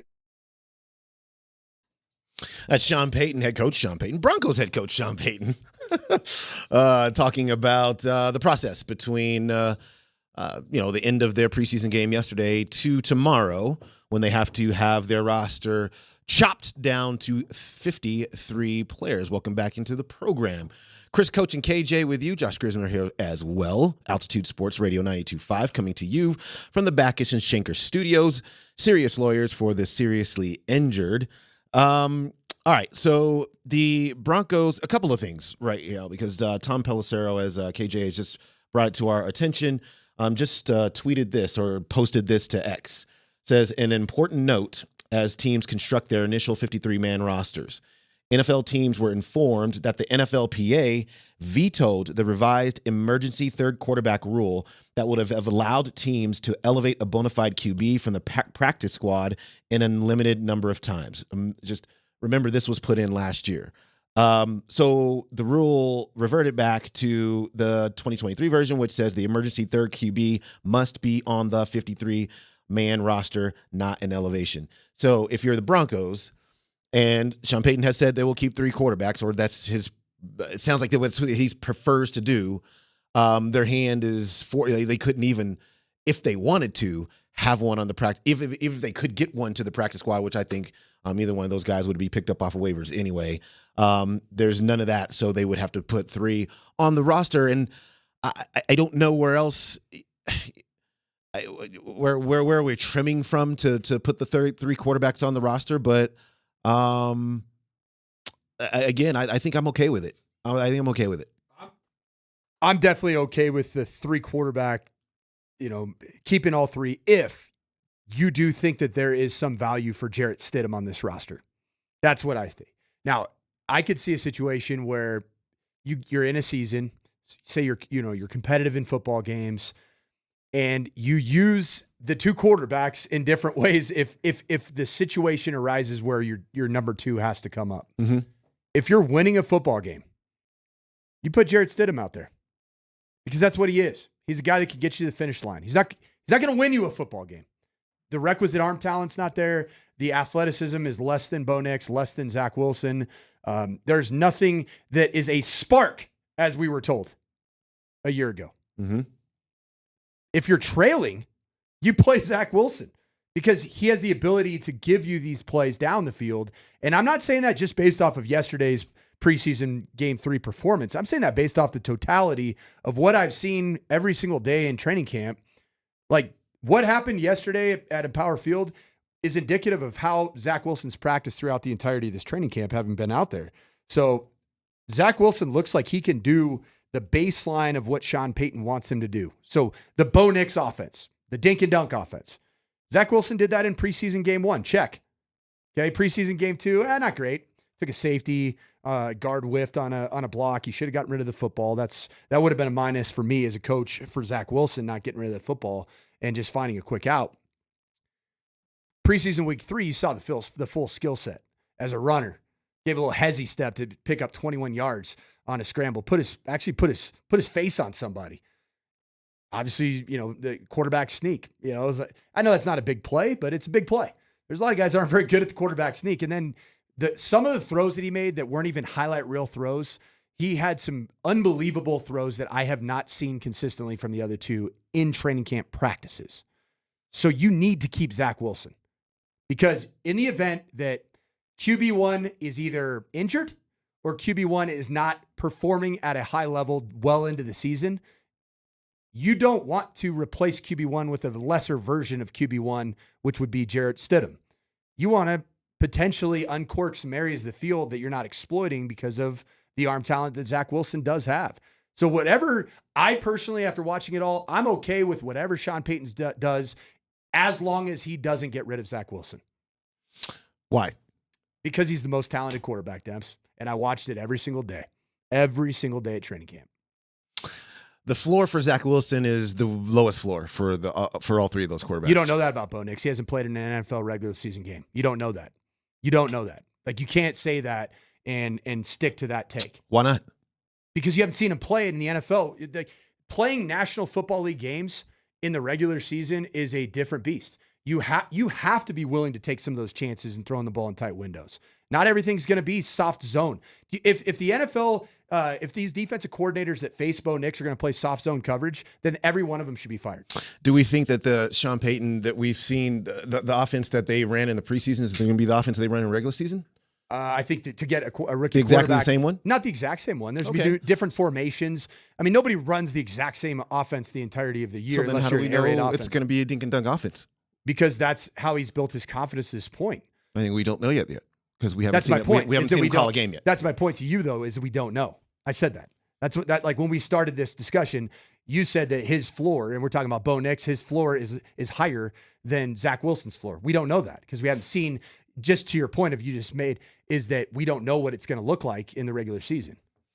The thing about Zach Wilson that look. You got Zach Wilson off the roster for what, swapping late round picks.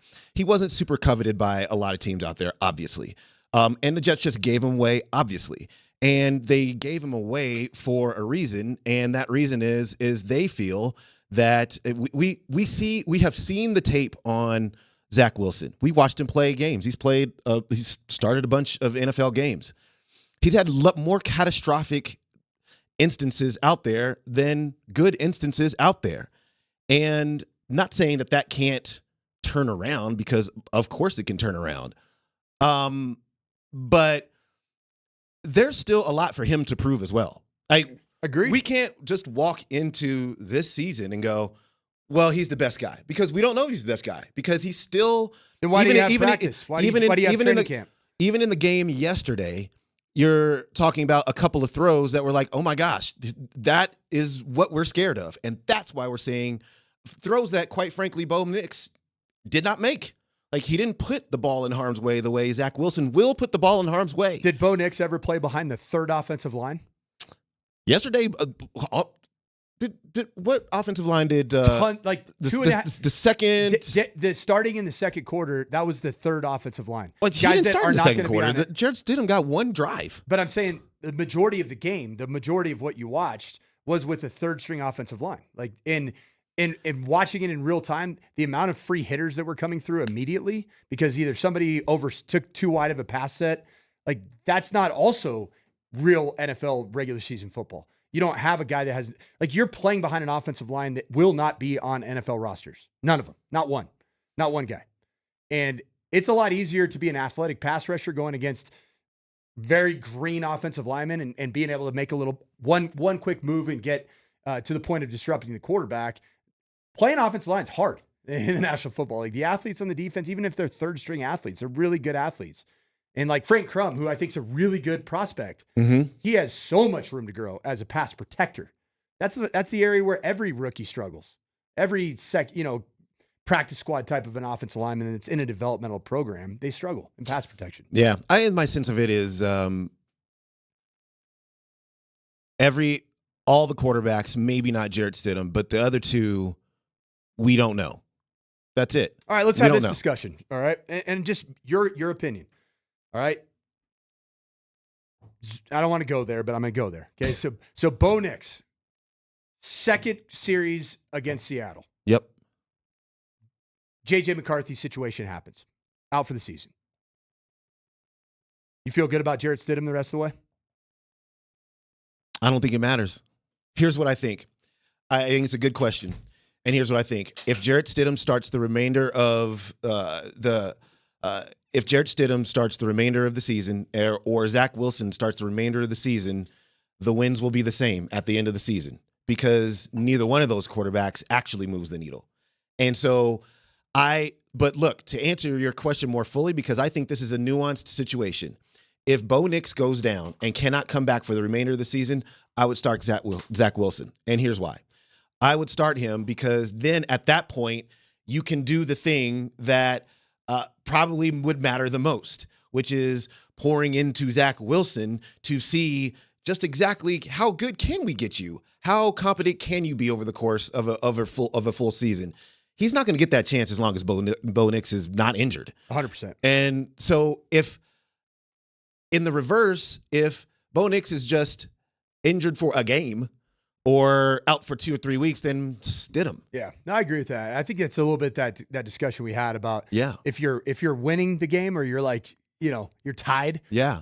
Jarrett Stidham. If you need to come back and throw the football and create explosive plays to potentially get yourself back into a football game, then that's where I do think you put Zach Wilson in there because the wow play factor is there and the wow throws are on display. So would you platoon those two guys in? Is it I think basically that's what you're what's saying? End up happening. Yeah. That's why I think as a backup quarterback situation. I don't even know you need to fully declare it to. Like what I mean is there's no rule. Like, right. You can throw ors on depth charts. Mm-hmm. It's perfectly legal. Or you can throw up a depth chart and not abide by it. Or situationally you put a different quarterback in for different situations as they arise. Let me ask you this: over the course of a season, as they're practicing, and I don't know what the reps. Obviously, the reps split up. Bo will get the majority of them. It feels like it can be this fluid situation over the course of a season, given what you're watching from the other two in practice. Maybe this week you're saying, you know what, Zach Wilson's my guy as the backup, but then 3 weeks later things don't look. Is that reasonable to think that could happen? If Jarrett Stidham is a tremendous mentor for Bo Nix, and the quote that we heard last night from the post-game locker room, mm-hmm. Do you have that? Why don't we go ahead and roll that? So this we got a break coming up. We do. Okay. I'll let you handle the business. Yeah, no. I'll let you drive. No, it's fine. It's fine. As my good friend here on the Safeway shop or the Shop Mazda text line said, who is this jerk that's on with Dempsey? It's Mike Sanford, the jerk. No, it's short. So let's start with Jarrett Stidham really fast. Yeah, first of all, obviously I was very disappointed. I know I'm a starting quarterback in this league. I have zero doubts about that. And, it just didn't shake out my way. But I know what kind of player I am, kind of person I am. And like I said earlier, I'll be ready to go if I need to be. And, like I said, I have no doubts that I'm a starting caliber quarterback in this league. Okay, so then contrast that now with Zach Wilson. And I'll give KJ a minute to get it. Just let me know. Okay, this is how Zach Wilson answered that question. Yeah, I was excited for him. I don't think it was a surprise too much, obviously, right? I think he's had a great camp. I told him I'm excited for him for this opportunity. I really believe that they're putting him in a good situation. I think Sean has done a phenomenal job, and then the guys that we get to hang out with, starting with Davis and then Joe and Pete and then Johnny Moe. We have a great offensive staff. I think they do a great job. And then Bo has just continued to keep getting better. So I'm excited to see what he can do, and I think he's ready for it. You have the floor. That's my QB2 right there. Now, I totally do understand that Jarrett Stidham, as a competitor, disappointed. And that's perfectly okay. But what I don't love is the fact that I heard and saw that there was some malcontent body language last week at practice after the announcement of Bo Nix as a starting quarterback from Jarrett Stidham. Whereas I think that Zach Wilson's playing his cards perfectly. It's like, hey, I'm on this roster. I'm going to keep trying to get better. I'm going to try to master this offense, and I'm going to support Bo Nix. That's who I would want if I'm a quarterback coach in this roster. I don't know what's going on behind the scenes. Like, Stiddy could be awesome behind the scenes. Cool. Then you have your answer. You keep all three. Mm-hmm. But if Stiddy, at least internally, is how he is being gleaned externally with the media, do you really want a rookie quarterback with drama in that quarterback room? I'd say no. It'd be interesting. That's a dynamic. We don't really know how that's going down, specifically. Stiddy and Bo Nix were having a couple of lighthearted conversations on the sideline during the game yesterday, but that's neither here nor there. Here's what we're going to do, because this is it's a good conversation. We're going to put a bookmark into it and get back to it at the top of the hour, because we need to take a break and come back with Rapids coach Chris Armas.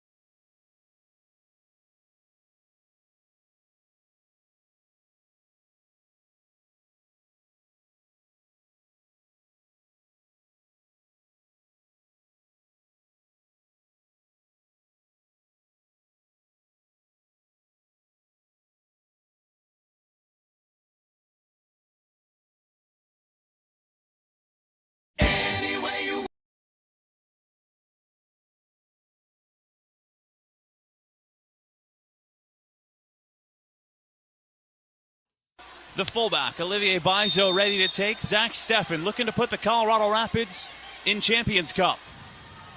Approach, right foot, off the bar. It's a miss. The Rapids will finish Leagues Cup in third place. Philadelphia missed 3 of the 4 penalty kicks. Zach Steffen saved 2 of them. And then he was named the goalkeeper of the tournament in the Leagues Cup as the Rapids finish in third place and get a spot in next year's Champions Cup, CONCACAF Champions Cup. Let's bring in the head coach of the Rapids on the on the Ramos Law hotline. Car accident, you need Ramos Law. Medical doctor and attorney, ramoslaw.com. Coach, congratulations. How's it feel? Feels good, guys. Thanks for having me on. And it was quite a run, it felt like a month long of this tournament. But whatever it is, 7 games later, I feel like we earned what we got. And I'm really proud of the group. Love to be part of it. Coach, after securing a spot in the CONCACAF Champions League by finishing third in this tournament, for our listeners and viewers on Twitch, just could you educate us on just how significant that is for this Rapids franchise and moving forward to be in such a prestigious tournament? Well, listen, in Europe, in the world, the Champions League, the European competition is one of the biggest, accomplishments. To be part of it, to go deep, to just even be in the Final Four, call it, which means you're one of the best teams or the best club team in Europe. And that's hundreds and hundreds of teams, So for us, our version of the Champions League is our Champions League, our Champions Cup. And when you combine all of North America, all the best teams in MLS and Canada and Mexico, to be one of the last few teams standing, honestly, it's huge. For our club that's, we had aspirations and goals this year, and one of them was that trophy, and like we saw in the Olympics, when you win a gold, it means one thing. When you win that bronze, I really think you win that bronze. Sometimes you can lose the gold and win the bronze. For us, what an accomplishment. 47 teams, ranked 46th going in, to be one of the last 4 teams playing on the last day of the tournament. Honestly, what an accomplishment. Yeah, I was just gonna. You pointed out what I was gonna point out. Out of 47, you guys were seeded 46th, then you end up playing on the last day of this tournament for third place. Okay, then let's get to Zach Steffen, because he was just remarkable during this tournament, and then saves the first 2, and you knew as a fan. I know you guys can't get ahead of yourselves there as coaches and players, but as a fan, you just look at that and you knew the game was over at that point. But just talk about just the brilliance with which he played and the saves, and how difficult that is to save those kind of penalties. Yeah, listen, I've said it in my press conference yesterday that there was a lot of doubters out there mid-season. And they went on attack mode against Zach Steffen. And Sharpie was doing it, our goalkeeper coach, myself, publicly defending a guy that we got to see every day, how important he was. Sometimes a goalkeeper lets in a goal and people will say, oh, look at the goalkeeper. But there's 10 players they had to get through before they got to him. And he took some heat at one point. And now it's very quiet out there from the doubters and the haters. And yes, there's something real to recognize, which is, of course, he's the goalkeeper of the tournament. We went to shootouts a bunch of times. He's making saves. People know they're stepping up against an Man City goalkeeper, big presence, big figure in the goal. Every shootout he kept getting better. Like even the ones that are going in, he's right on them. He's guessing the right way, reading the situation. And even yesterday, the one that went in, the guy puts it in the upper corner and he got a hand on it. Yes, yeah. He's an amazing human being, a top-notch goalkeeper, and so important as a leader and one of our key guys on the team. Coach Armitage, continuing on this Zach Steffen discussion, even you mentioned that he carries that presence of a Manchester City from the Premier League goalkeeper. there's a similar storyline happening in Denver with a wonder kid, a kid that was drafted very high with the Broncos. That's now competing for QB2, is drafted by the New York Jets, and Zach Wilson. If you look at Stephen's trajectory, this was the wonder kid, the next great goalkeeper in a line of dominant goalkeepers across the world stage from the United States. He goes to Man City. He then, goes through various loans. Dusseldorf, ends up at Middlesbrough. This has been an incredible rehabilitation year for Zach Steffen. How has it been being a part of that rehabilitation, being somebody that has encouraged him, built his confidence, and now he's delivering in big stages for this club? Yeah, listen, it's an interesting comparison. I'm from New York. I'm actually in New York right now with my family for a couple of days where I'm from, and I know Zach Wilson. I saw the pressure. I saw the critics. I saw that, some of the performances. I'm always a big fan when I listen to him after games, the way he would talk and give credit and just take responsibility. And now Zach Steffen, similarly, would never hide from it, always self-critical. How can I be better?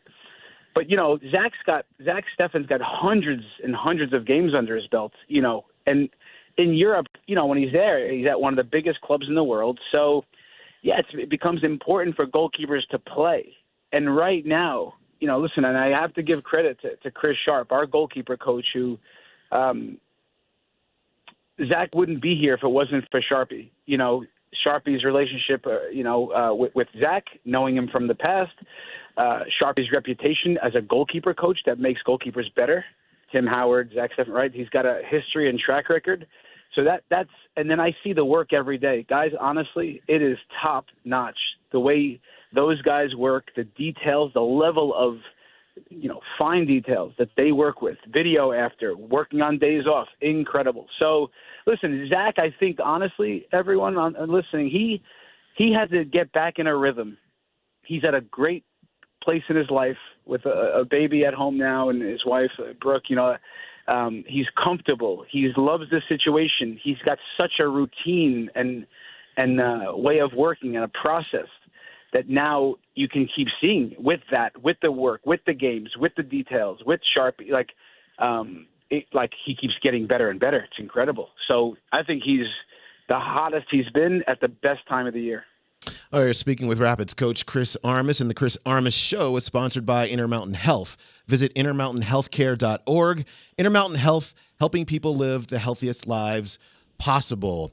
Oliver Larraz, let's talk about his goal, because that was crazy. Off the corner, I think Philadelphia thought they had the clearance there, headed clearance, just not far enough for them, and he times it up and fires it in.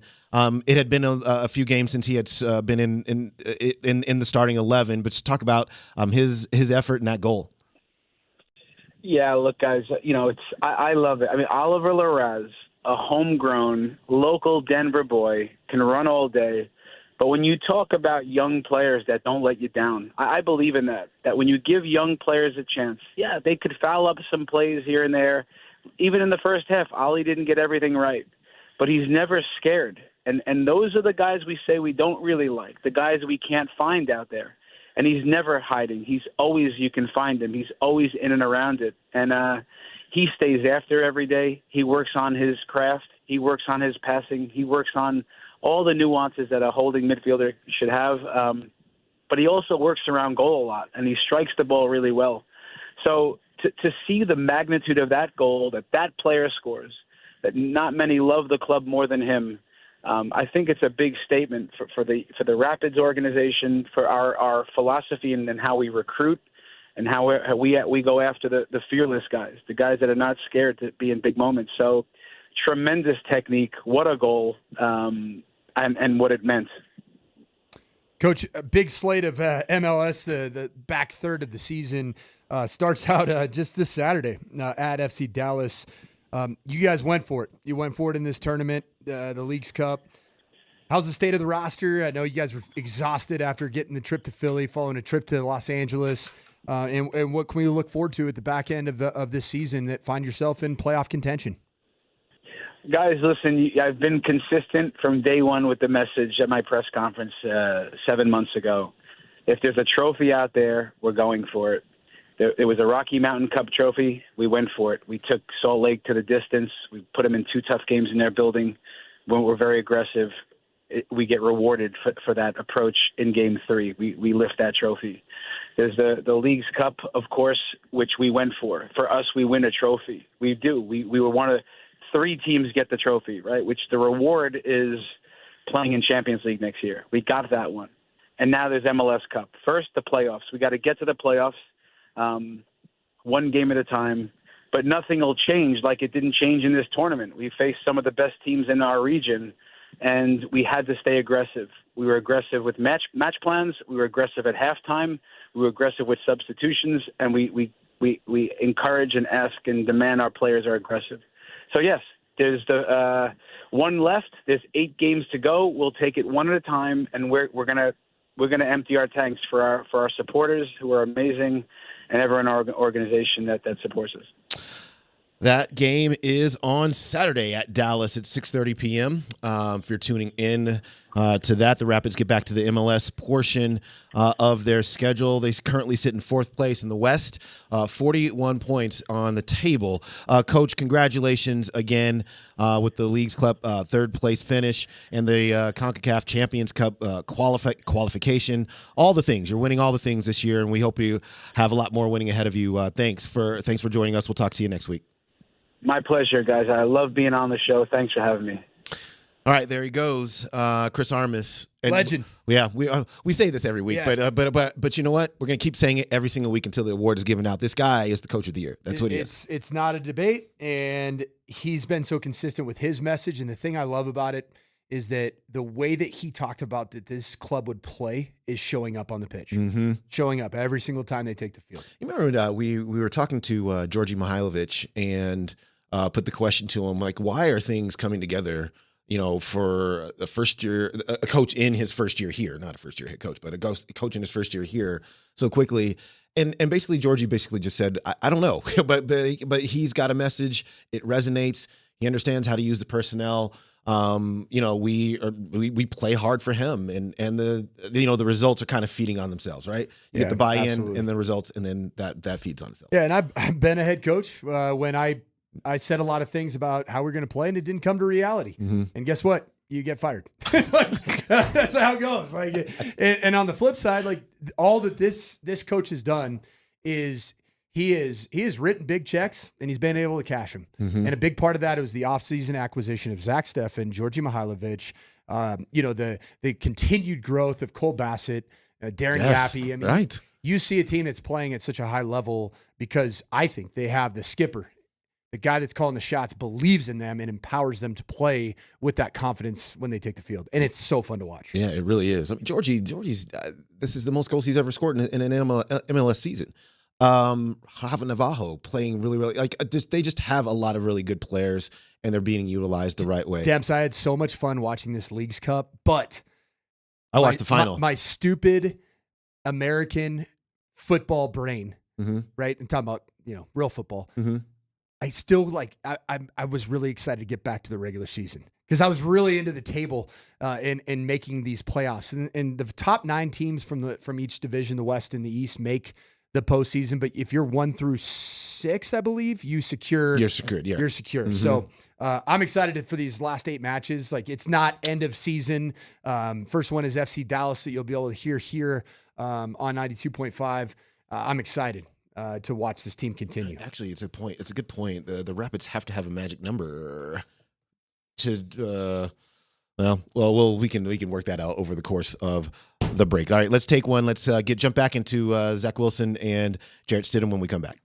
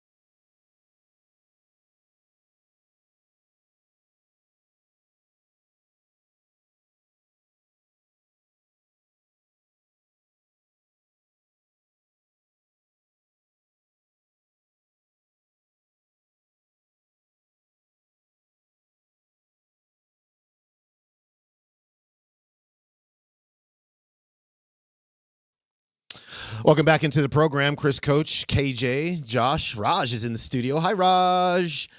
He's waving at all of you. Dempsey and Company, Altitude Sports Radio 92.5. Wanted to put a bookmark in the Zach Wilson and Jarrett Stidham conversation because I think it was interesting. And, the Broncos are in the midst of making decisions to cut down their roster to 53 players. They have to do that by 2 o'clock tomorrow. I'm sure we'll see news about players, being released, kind of trickling out over the course of the day today and then obviously into tomorrow as well. But it is not the only decision that they have to make. I mean, there's personnel decisions, kind of team-wide. And we talked a little bit about the other inside linebacker, Justin Cernat and Cody Barton, who they're going to pick there. Those two players are playing really well for them.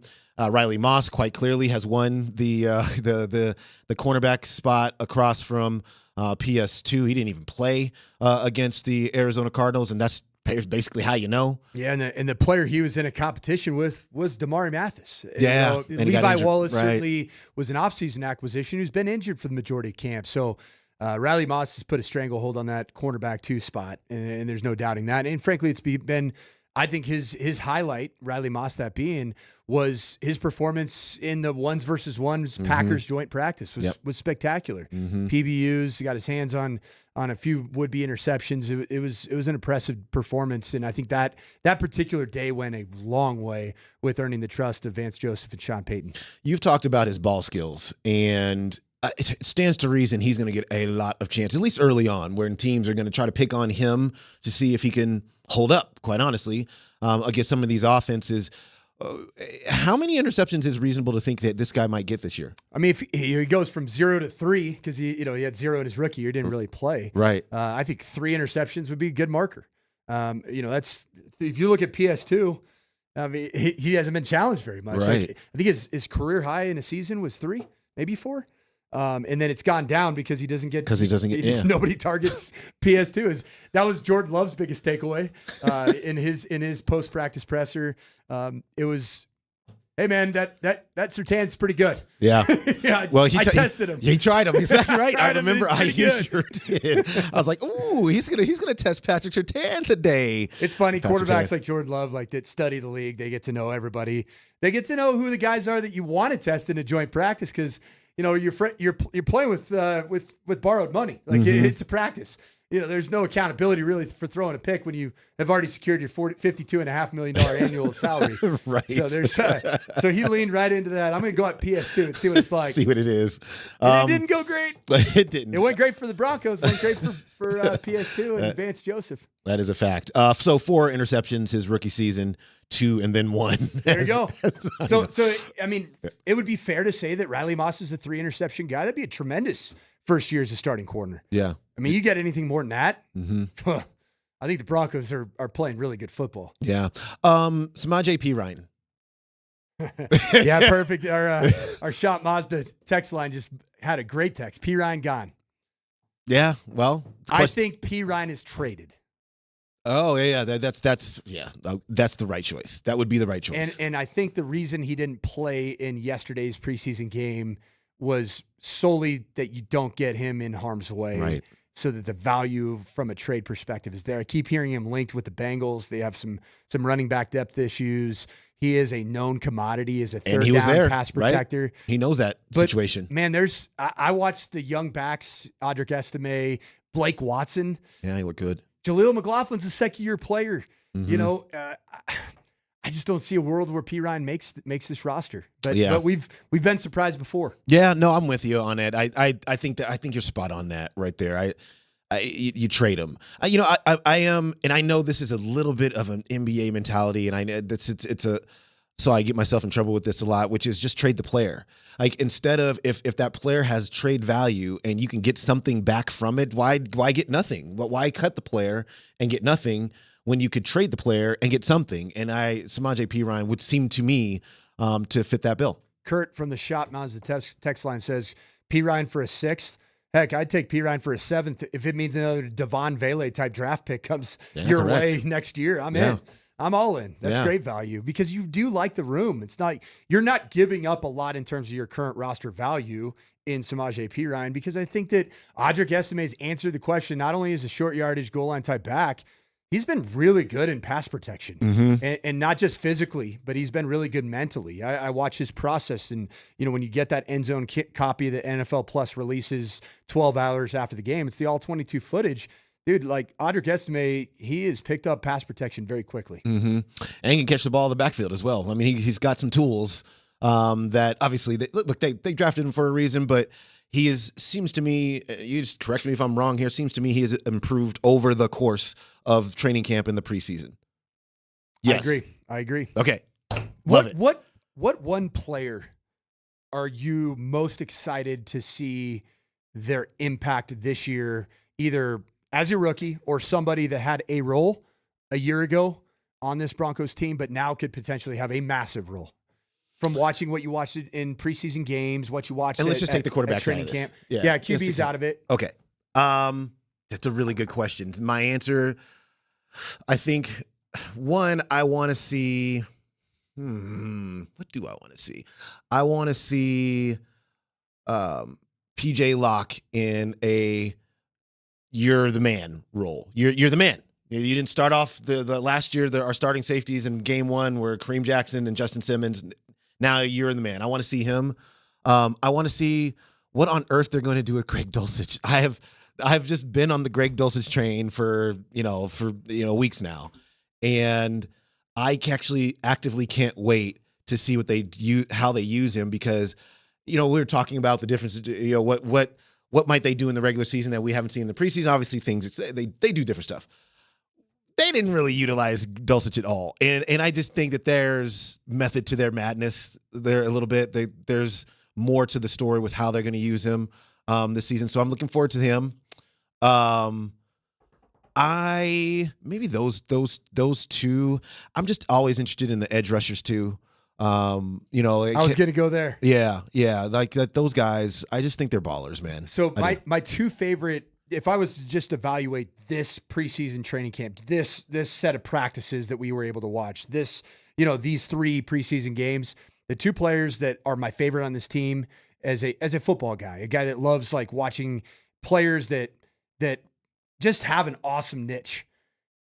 Number one, Jonah Ellis. I think by the end of the season, the Broncos fan base is going to be talking about Jonah Ellis as the best pass rusher on this football team.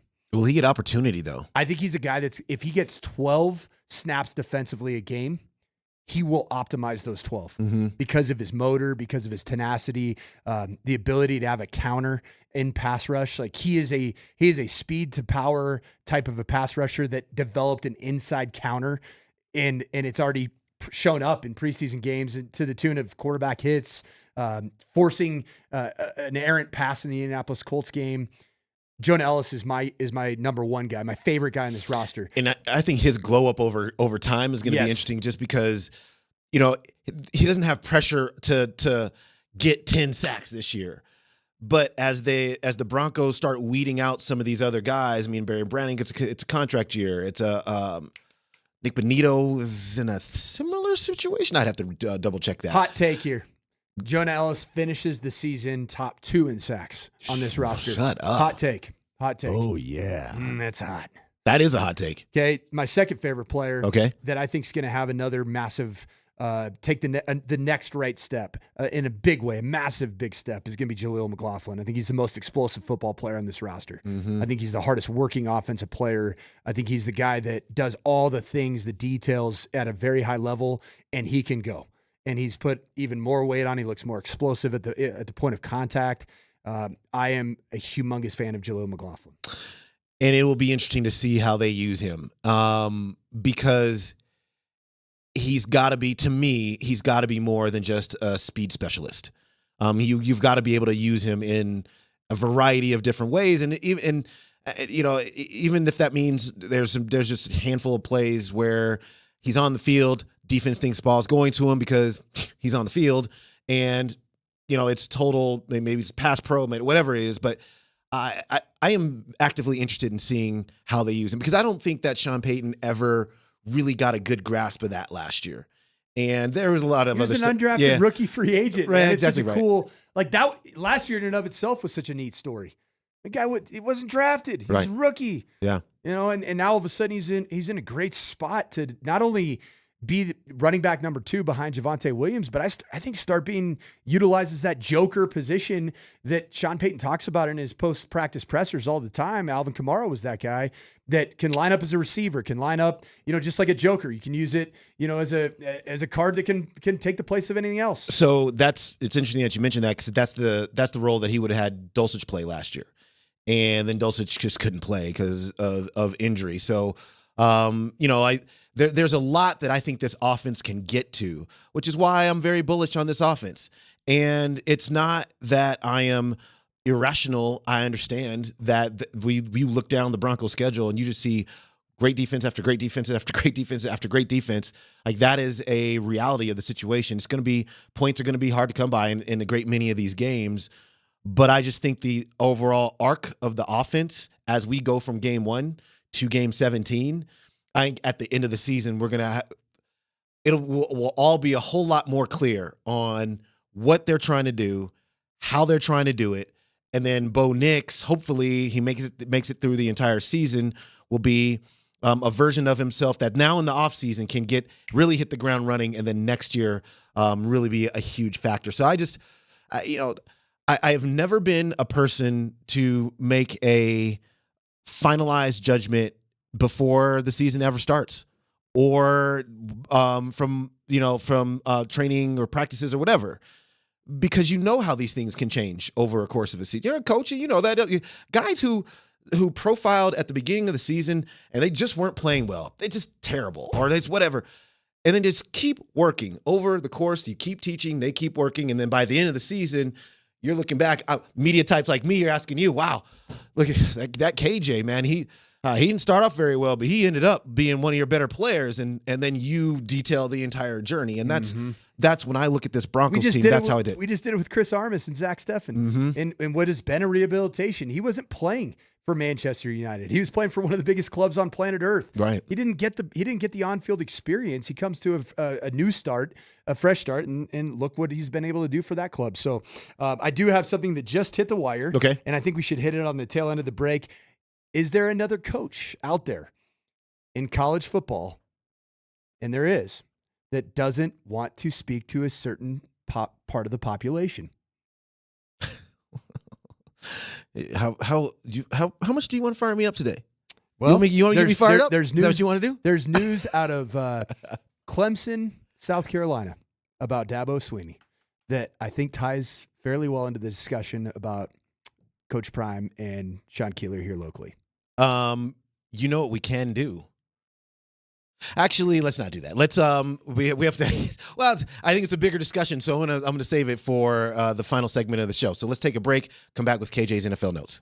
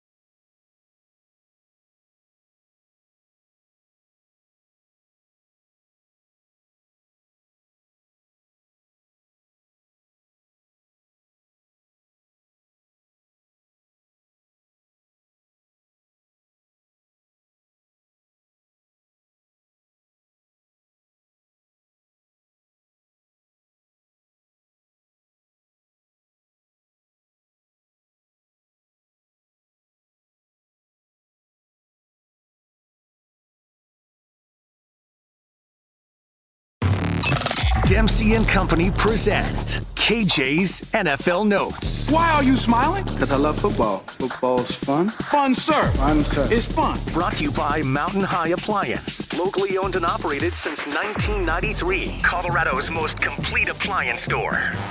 All right, Monday morning in the Mile High City. KJ, what's story number one?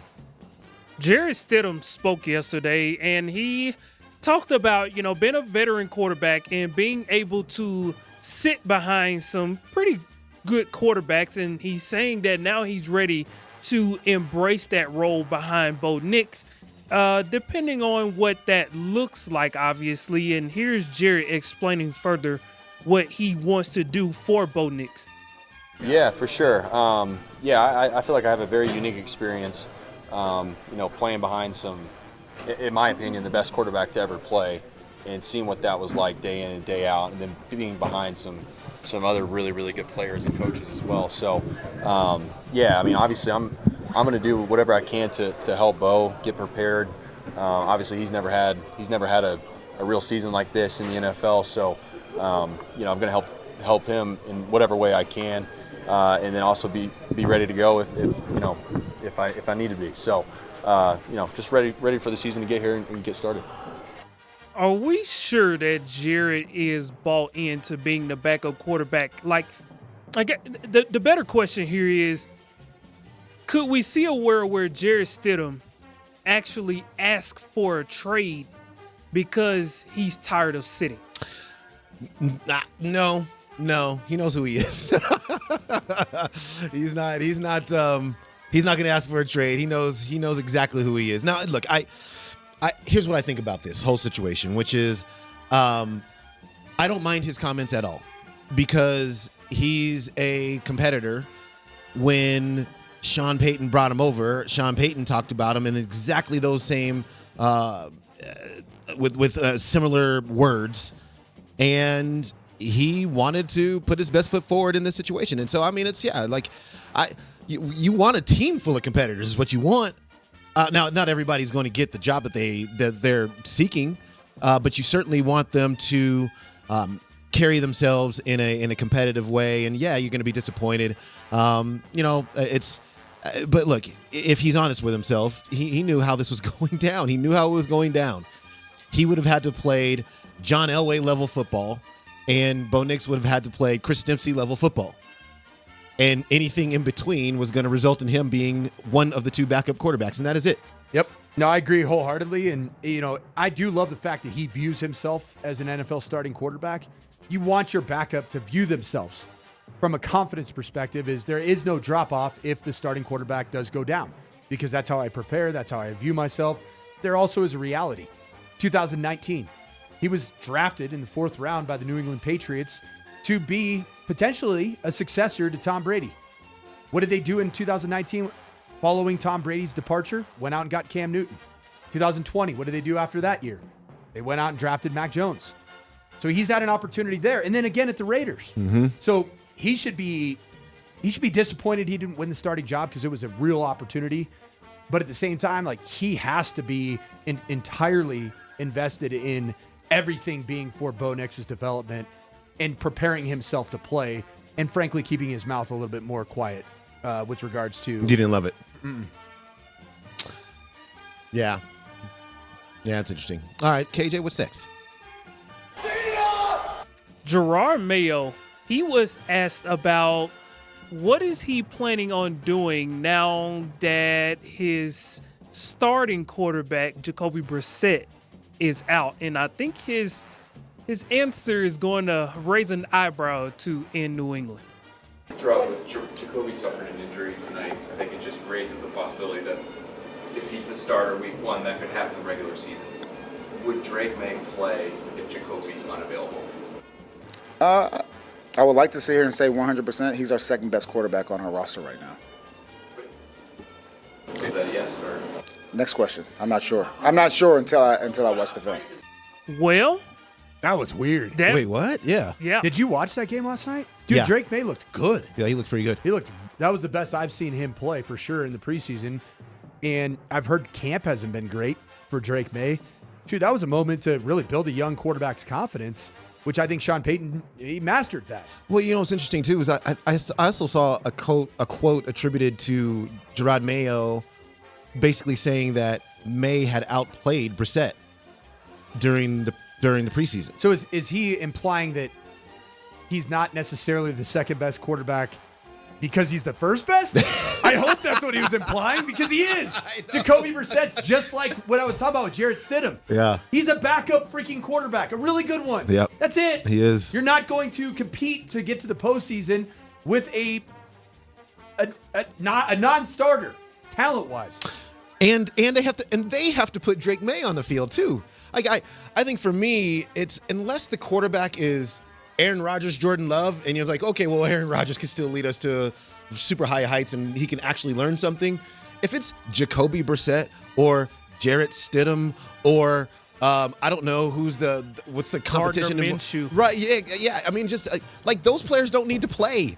Put the new guy on the field. No doubt, you're playing purgatorial football. Right. You're playing an entire year in purgatory. Right. Why do that? Right. There is no reason. Drake May looked like he had some qualities of Josh Allen. Mm-hmm. You know, he's big, he's physical, he's a good runner. You know, he's built durably. Like, those are the things that I think the New England Patriots can really lean into, and they're in the same division as the guy that's done that.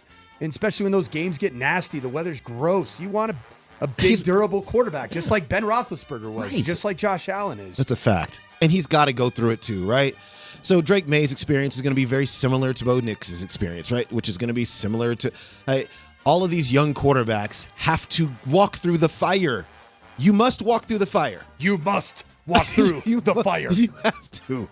You have to. The segment is sponsored by Mountain High Appliance. We are Colorado's most complete local appliance store with locations in Denver, Louisville, Littleton, Colorado Springs, and Glenwood Springs, offering every major appliance line and brand. MountainHighAppliance.com. What's Real next? quick before Oh, we yeah. go on, Okay. real quick.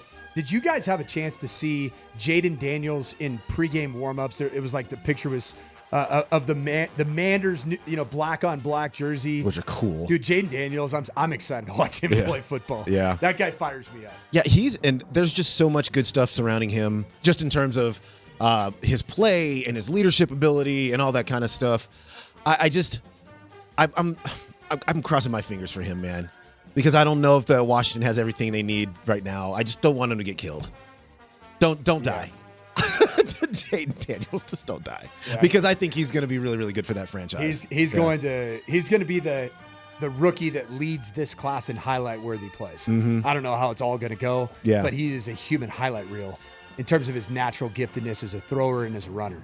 And for a franchise, quite frankly, that has been all wrong, and from Dan Snyder to they just cannot get quite everything right. They just I think it was over the weekend or recently, they're going to redo the Sean Taylor thing. So they took down a little terrible statue. They're going to actually, weird. yeah, It's like a jersey with like it was like. It was weird. It was bad. Do it was right. bad. Yes, Come on, Manders. right. They were doing everything wrong, and so hopefully for Jaden Daniels, like he can be the turn for all the things going right for that franchise.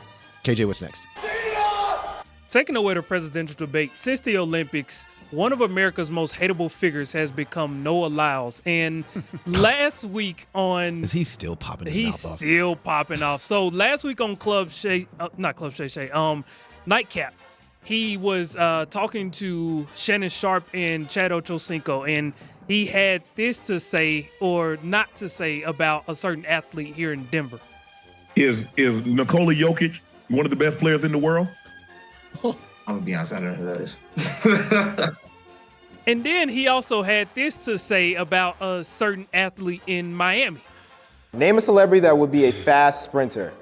I'm gonna have to go with, I always forget his name. The football player, the one that thinks he's fast, the cheetah, Tyreek Hill. That was such a bit. Wow. He was playing it like he didn't know exactly who he was. Hey, who's that guy again? Oh, snap. Oh, yeah, the football player. Get out of here, man. I always forget his name. I wanted to like Noah Lyles too. I really, really wanted to like him. And he's okay. He just needs to shut up. It's just like, you were just saying about Jarrett Stidham, just like zip. Let's just zip those lips. I think that's where we are with Noah Lyles. Just like, I don't know who Nikola Jokic is. Come on, man. This is from the same player who told Kevin Durant that how can you be a world champion when there's so many good players around the world? Well, if you don't know the best player in the world, then how do you know there's good players? See, like he's same argument could be made about yeah. track in the United States versus the rest of the I world. know. Sprinter, like it's the United States and Jamaica. Yeah, basically. I mean, it's what it's been. That's So yeah. the same argument could be made in your same sport that you're. Hey, who's that guy again? What's that guy's name? I can't forgot, remember. Man. He had like 10 kids last year. Who is that guy? Hey, but Tyreek Hill, he keeps getting like he knows he's got to hold on for as long as he can. Because you're right. I mean, he needs that long money. Yeah, he needs that big bread. It's 10 kids, isn't it? It's double digits for sure. It was a lot. It's double digits for sure. Yeah, it's a lot. Oh my gosh, these guys. KJ, what's next? You know what? Obviously, our most hateable quarterback outside of Denver has become Russell Wilson. Our most lovable quarterback outside of Denver has become Jameis Winston, and he had another infamous quote this weekend that puts him into that is inducted into the Jameis Winston Hall of Quotes. Hey man, Trey, it ain't just about having fun, man. Yes, remember the time you played your best football game of your life. Yes, sir. Remember the time after that victory you went to CC Pizza and celebrated with the boys. That's for real. Feeling in your heart, man. It's a long way back to Cleveland. Let's not leave you without a victory. All right? So put everything you got on the line today. Let's have a game of memory, man. All right? I remember. Let's go. Family number 3. 1, 2, 3. What was your favorite place to eat? He's the best. He's so the best. Me in Southern California as a kid, it was Shakey's Pizza. Did you guys have Shakey's here? Yes. Shakey's, man. They had the arcade. They had what is it, Mojo potatoes? Yeah. Man, after every Little League game, it's like, can we go to Shakey's, Dad? Hey, Mom, will you take me to Shakey's? Pretty sure my dad played in a it was like company softball, and we'd go to the games, and then after the games, they would all go to Shakey's Pizza. Shakey's Smacks. Yeah. Is this still around? I don't know. That's Does that the question. age me that I'm a Shakey's guy? Well, you're putting yourself closer to my age. Go to Shakey's after the game, then we'll stop by Blockbuster afterwards to rent a film. And then we'll go to Sears or Median F. Sears Roebuck. You know what my favorite part about that one was? That speech was for a preseason game. I know. Hey, you want to say that a preseason game doesn't matter? You want to tell the Broncos that 3-0 doesn't matter? You know, Chiefs, you 0-3 preseason jerks. You guys suck. Jameis Winston really values preseason games. Jameis Winston is going to coach. I think he's going to. Or he's just going to be a motivational speaker. I mean, he could he's the best. He's going to take over as the largest megachurch pastor. He's going to surpass Joel Osteen. He's going to end up having a congregation of 2.7 million. I'll be in that. It's got to be that congregation. There's no doubt about it. Okay, that's going to do it for this edition of KJ's NFL Notes. Let's jump back into ESPN just suddenly found out that Deion banned a reporter from asking questions. They went off about it, and we will discuss when we come back.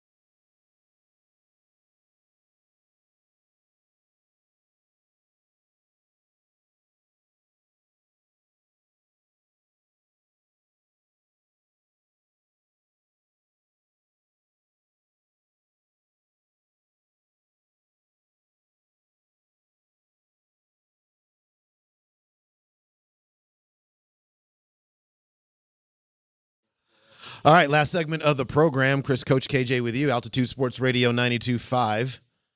Okay, so before KJ's NFL notes, we were talking about Dabo Swinney. He's got a live call-in show, which, hey, I don't know why any coach does that. I actually didn't know it existed at major Power 5, now Power 4 football in this age of insane fan bases. Right. But he does it. And a guy named Tyler from Whatburg? Spartanburg, yeah. Famous caller. Is now banned from talking to Dabo. But this is not Tyler though, right? This is just kind of a clip of So this is his response to Tyler. Oh, love it. Let's play it. What's this guy's name? Tyler. Hey, Tyler. I've listened to enough of you, Tyler. Listen, you can have all your opinions that you want. All right. I don't know how old you are. Don't really care. All right. But let me tell you something. We won 11 games last year, and you're part of the problem, to be honest with you, because that is part of the problem. It's people like you that all you do is the appreciation, the expectation is greater than the appreciation. And that's the problem. And so, we've won 12 10-plus win seasons in a row. That's happened 3 times in 150 years. So if you want to know why, Clemson ain't sniffed a national championship for 35 years. We've won 2 in 7 years. And there's only 2 other teams that can say that, Georgia and Alabama. Okay? Is this a bad year? Yeah. And it's my responsibility. Take 100% responsibility for it. And that was last year. Yeah, I remember that. And just to clarify, that was 1 minute out of a 5-minute rant he went on. So I just had to find the best of it. Yeah. No, I remember that. And so now the guy's banned. that's hilarious. The appreciation and the expectation. Yeah. So Chapel Fowler, a reporter for the State newspaper in South Carolina, just tweeted out an hour or so ago. It's official. Clemson football coach Dabo Swinney will no longer take live calls from fans on his weekly radio show. The new format is called Tiger Sports Hour with Dabo Swinney. Fans will be able to submit questions to him via text or email. First show tonight is at 8 o'clock. Yeah, on 105.5 The Roar. That should have been the format the entirety of the time anyway. You have to be able to screen. You have to be able to screen that stuff. Yeah, I mean, well, it's true. You do. You have to. Even on this radio station with us nobodies, we still screen our callers. Right. And the text line. And we have a text line. We have questions that come in, and we love our questions. We live for them. I love when the hatred is spewed at me. I mean, I started out, like somebody had taken a dump in my Cheerios this morning, and I had a great Shop Mazda text from my buddy who said, "Who is this cranky jerk on the airwaves right now?" Why are you so cranky, Coach? But you know what? It was awesome. He came back around, man. He did. He came back around. Same text. He's like, "Oh, that's Sanford. I like him." Got a couple of Shakey's texts too. I'm so glad I brought up. Yeah, I went down a rabbit hole of Shakey's recently. Is there Shakey's in Colorado? That was a good pull. Really good pull. Yeah, no doubt. I'm with Jameis Winston. I went to CC's Pizza too. So yeah, it's big in the South, man. But it's terrible though, right? Are we in agreement that it's terrible? It's not about the quality; it's about the quantity. Yes, remember their dessert pizzas? Oh man, dude, that cinnamon roll pizza. Get that cinnamon strudel pizza? No, this is way too much love for CC's Pizza. Way too much. It was bad. It's bad. It's bad pizza. It's not great, Coach.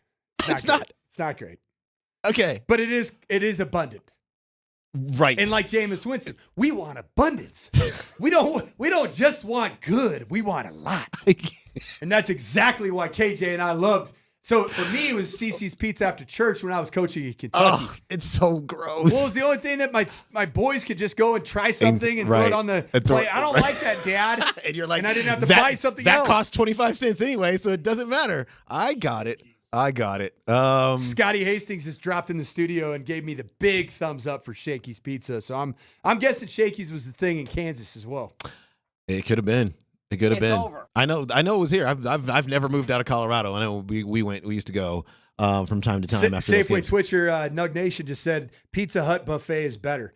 They don't really have them anymore much. They don't. They're trying to bring them back, but I don't know if it's going to make the full comeback though. So there's one The only building Pizza Hut that I know in the city, and the text line will correct me immediately, is on Colorado Boulevard and Martin Luther King. So just right there.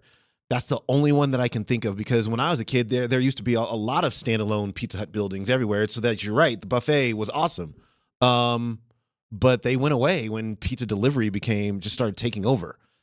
As the ultimate rambling man of college football, having coached in just about every region of the country, I did pick up the affinity of a lot of regional cuisine. Mm-hmm. One of them, I just recently realized how much I missed. Have you watched the show The Bear on FX? It's like a FX Hulu show. It's I've seen the ads for it, but I haven't watched it. First of all, it's an unbelievable show. It's about a chef that's from Chicago, and he comes back to Chicago, and he works at the original beef sandwich place in Chicago that his family had owned. He came back to basically restore it after his brother had passed away. I'm looking for a good place in the Denver metro they can put together a pretty dang good Chicago beef sandwich with all the good jardinera on it. Oh. Have you ever had a really good Chicago beef? A dip beef? KJ? I probably haven't. You know about a dip beef? I am aware, but I have not had a good classic. I'm talking about you can barely get your mouth around it. Classic beef. I haven't had one yet. You're more about dipping that beef than you are about having a dip beef sandwich. Oh, wow. Now we're really off the rails. I got one more I got one more from the Sean Mazda text line. Kim still catching strays even though she's not here. She text line says from Levi, what's worse, CC's Pizza or Carl's Jr.? Oh my god! Oh, a double Western bacon cheeseburger, man. Actually, it's CC's Pizza wins. Dude, I Carl's Jr. absolutely freaking love a double Western bacon cheeseburger. It's a big part of my childhood, man. Really? Oh. Then I moved to the Midwest, and they started calling Carl's Jr. with a star Hardee's. I'm like, that's not Carl's Jr. They didn't have the double Western bacon cheeseburger. Oh, here's your answer to your Chicago beef we got question. Otis Street. And West Colfax called Chicago's. I see I have Chicago Mike's on here. Let's go, man. Downtown Brighton has one with a salad bar. So that's the Pizza Hut question. Got it. Both taste like garbage. Okay. That must be a real Chicagoan. Oh my gosh. That texter's from Chicago. I love it. I love it. You know, these subjects they get the most. They're the best. Hey, really quickly. Oh man, I have a spoiler alert from somebody said the Bear was a 5-star chef who got fired. I didn't know yet. I'm in episode 8 of season 1. I had no idea he got fired. You don't have to watch the rest of that now. Chef. I thought he just came back, so there we go. I don't have to watch the damn show anymore. Gosh, man. I love our sponsor, Safeway, but dang, texters, man. Realize that there are people out there in different journeys. You just have to think of it this Bear. way. They saved you some time. So now you get some time back into your life to do some other things. So you don't like Carl's Jr. is what you're saying. I think it's fine. I mean, if you're going to give me a choice between CC's and Carl's Jr., I'm going to take Carl's Jr. 100 times out of 100. And you also don't like Easton Stick. As a former hockey player, you don't like Easton Stick. So you just, but look, okay, you just choose. But if if you're going to say Carl's Jr. is one of the best hamburgers out there, then I'm just going to list off 10 ones that are better. I mean, In-N-Out Burger, man, is it's number one, especially in California. Well, fresh produce, man, it just hits different. No, it's not. It's not even better than Whataburger. It's Whataburger, first of all. Okay, it's Whataburger, as so the Texans call it. That's Whataburger's just like you ask for a medium Coke and you get like a 64 ouncer. You get a medium milkshake, it's like 44 ounces. Just everything's bigger in Texas, man. I know. I had to stop. I had to stop. One day, I got a triple meat, triple cheese from there, and the bag was so heavy with like I thought I'm gonna eat this whole thing, and then I just couldn't do it. Are you a Five Guys guy? Yeah. But I get the lettuce bun though. Yeah. What? I like Freddy's. Let's hear what Paul Finebaum had to say about Coach Prime is showing he is not ready for prime time, Greeny. I find this whole thing to be disgraceful. Deion may want to talk about love and joy, and that's been the cornerstone of what he seems to be spewing out. But treating reporters like this seems like we're in some autocratic country. This is not America, and the fact that it's in his contract is really even more absurd. But don't forget, he did this at Jackson State. This is a trait of Deion Sanders. He wants to have it his way, And I find him to be a bully and a hypocrite. And quite frankly, as someone who has been a fan of his throughout his entire career, even at Colorado, I am mortified by his actions. So ESPN, and I mean, they went on and on and on. I mean, they went to break and came back and went on and on and on about this. Everybody had an opinion on it. Look, I will stand by my initial reaction to it is the space that I'm going to stay in, and that is the price of being a head football coach for a major university in a major conference, and that is you are going to have to deal with columnists that are not going to be nice to you all the time. And, the way to shut a columnist up is to win all the games. Because when you win all the games and nobody, and then there's not a lot of other stuff floating around the program, then there is nothing to write about that's negative, not consistently. And so it's, like Deion had another little tense exchange. I believe it was Mark Kisla, who I used to work with at the Denver Post the other day, and it's really fast. It sounded like this. Okay, the second part goes to where do you stand, or where do I stand, or where do we stand together? So I hope that I'm covering you from now through the college football playoff. I hope so too. Yeah. I pray so. Yeah. But I'm also known as a person that sometimes asks less than supportive questions or critical questions. So if I ask a negative question, will you not answer them anymore? That's being negative right now. Like you take an approach that I'm going to be negative. I'm not negative to anybody in here. I will challenge you and ask you why or where is this coming from. So I'm not built like that. I'm not built to hate. I'm not a hateful guy. I come with love. I think if anybody in here has had encounters with me, I don't come with the bull junk. I come with the peace. Yeah, I mean it's a hot topic. I mean, here's the thing that I know from having been the son of a head coach. That's where I started my coaching career. I was working for my dad for 2 years, and then I left for Stanford. My dad was the head coach at UNLV. He had a very antagonistic columnist for the Las Vegas Review-Journal, guy by the name of Ed Graney. Ed Graney was like saying the F word in our household. Right. And that's a reality. Right. Okay. Now, my dad, his best year at UNLV was 5-7. He did it twice, which actually hasn't been done in back-to-back years very often in that program's history. But the best way for you to understand how to shut up a columnist and not just to get him to shut up, they actually turn the tides with you. Because what a columnist oftentimes does represent is a fan's perspective. Exactly right. And right. What you're saying, what my dad said, if it's not matching the promises that you made at your introductory press conference with the end of season results or the in season, that's the reality of columnists. That's just it's how it goes. And the coolest thing about the Ed Graney story at Las Vegas Review-Journal, is that my dad is now a high school head coach. 20 years later, he and Ed Graney have had a chance to work together on a piece covering my dad's high school team. Yeah, that's awesome. And my dad recognized, like, you were doing your job. It is what it is. Like, yeah, I didn't like what you were writing about me. I was angry towards you, but you were doing a job. And there are a lot of different mediums of media. I would, if you didn't read the column, there's just a lot of, if you just see this stuff going by on air, I would read the column, because the way it was depicted by the university was a little bit out of context. And even in that own column, Sean Keeler said he probably had that coming to him, actually, with that exchange with Deion. He said he had written some tough stuff, and that was probably the reaction that he expected to get. So it's not all just, I'm right, you're wrong, blah, blah, blah, blah. Now he tries to use some creative, colorful ways to talk about how Deion interacted with him and other members of the media that day, and that's where CU took exception to it. But this is a price in the big city. Mark Kisla is the exact figurehead of that. Like, Deion hasn't seen a tough column until Mark Kisla starts writing tough columns, and then he'll understand what that actually looks like, because it ain't pretty.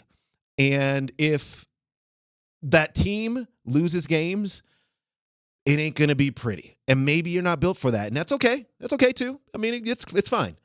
But it's you got to. There are always these things that come with our profession. We don't love every single thing, but if you want to do that thing, then there's some things that are just realities of your situation. And Deion is walking through that fire himself. That is going to lead us to the end of things here today, Coach. There's so much to get to too. I wanted to like pick on you about New Mexico and Montana because I told you. But guess what? I told you that. We knew are it last 3 week. nights away from Coach Prime and the Buffs taking on North Dakota State and the Bison. I know. I'm in my It's CU. coming, I'll be in CU gear every single day this week. College football is so back. This weekend was so emblematic of that. I'm so excited. I know. We have so much to talk about, man. Gosh.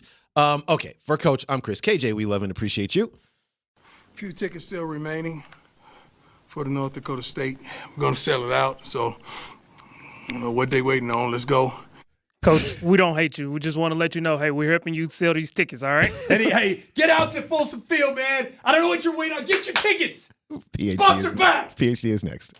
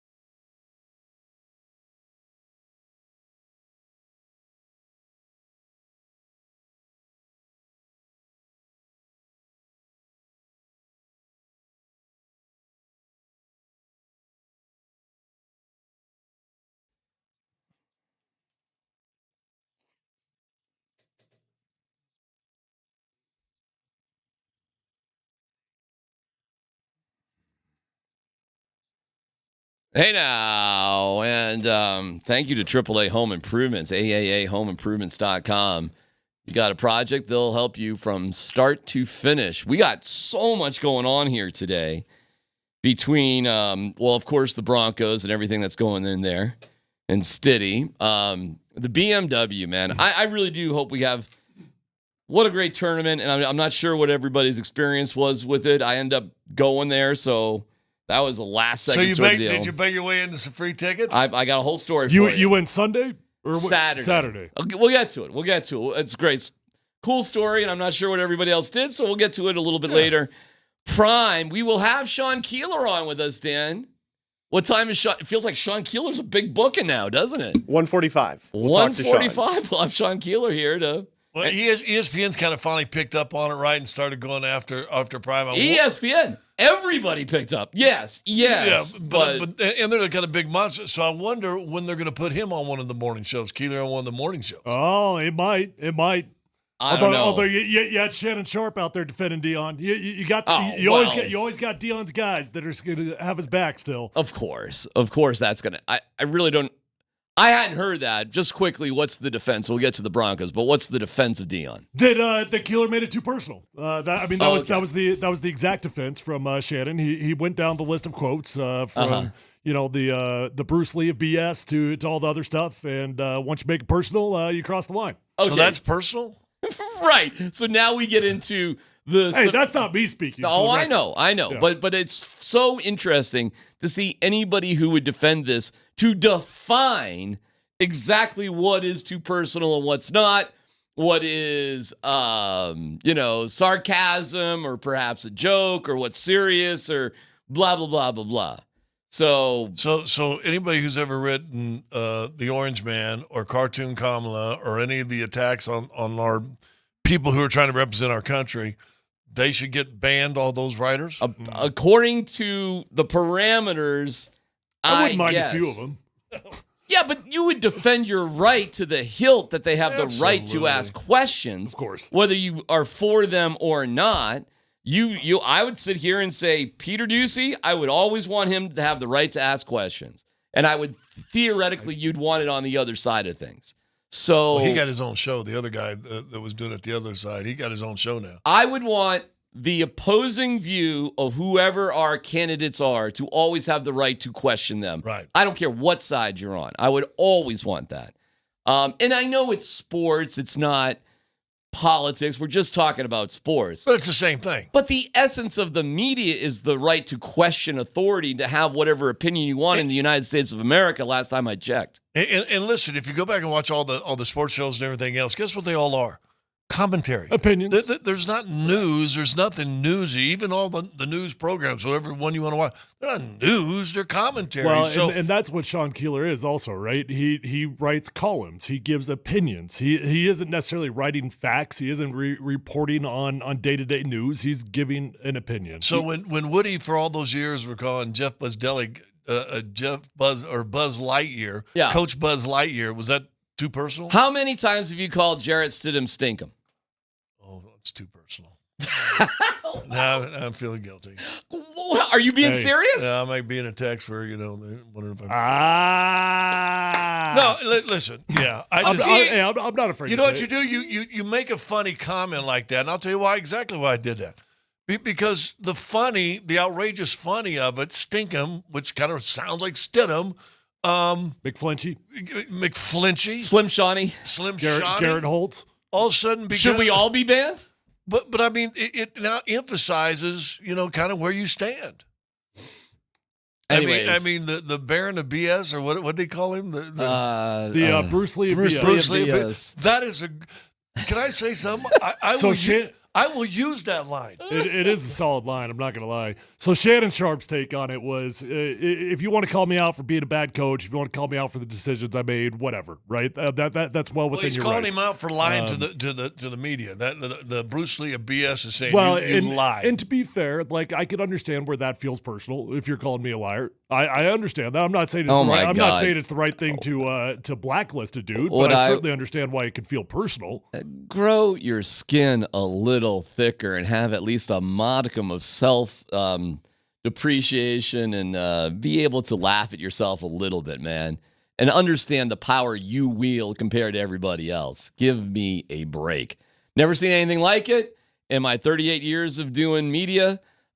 Crazy. Keeler was at the presser on Saturday. He was there. He just wasn't allowed to ask questions. You know what he should do the whole time when he goes to presser?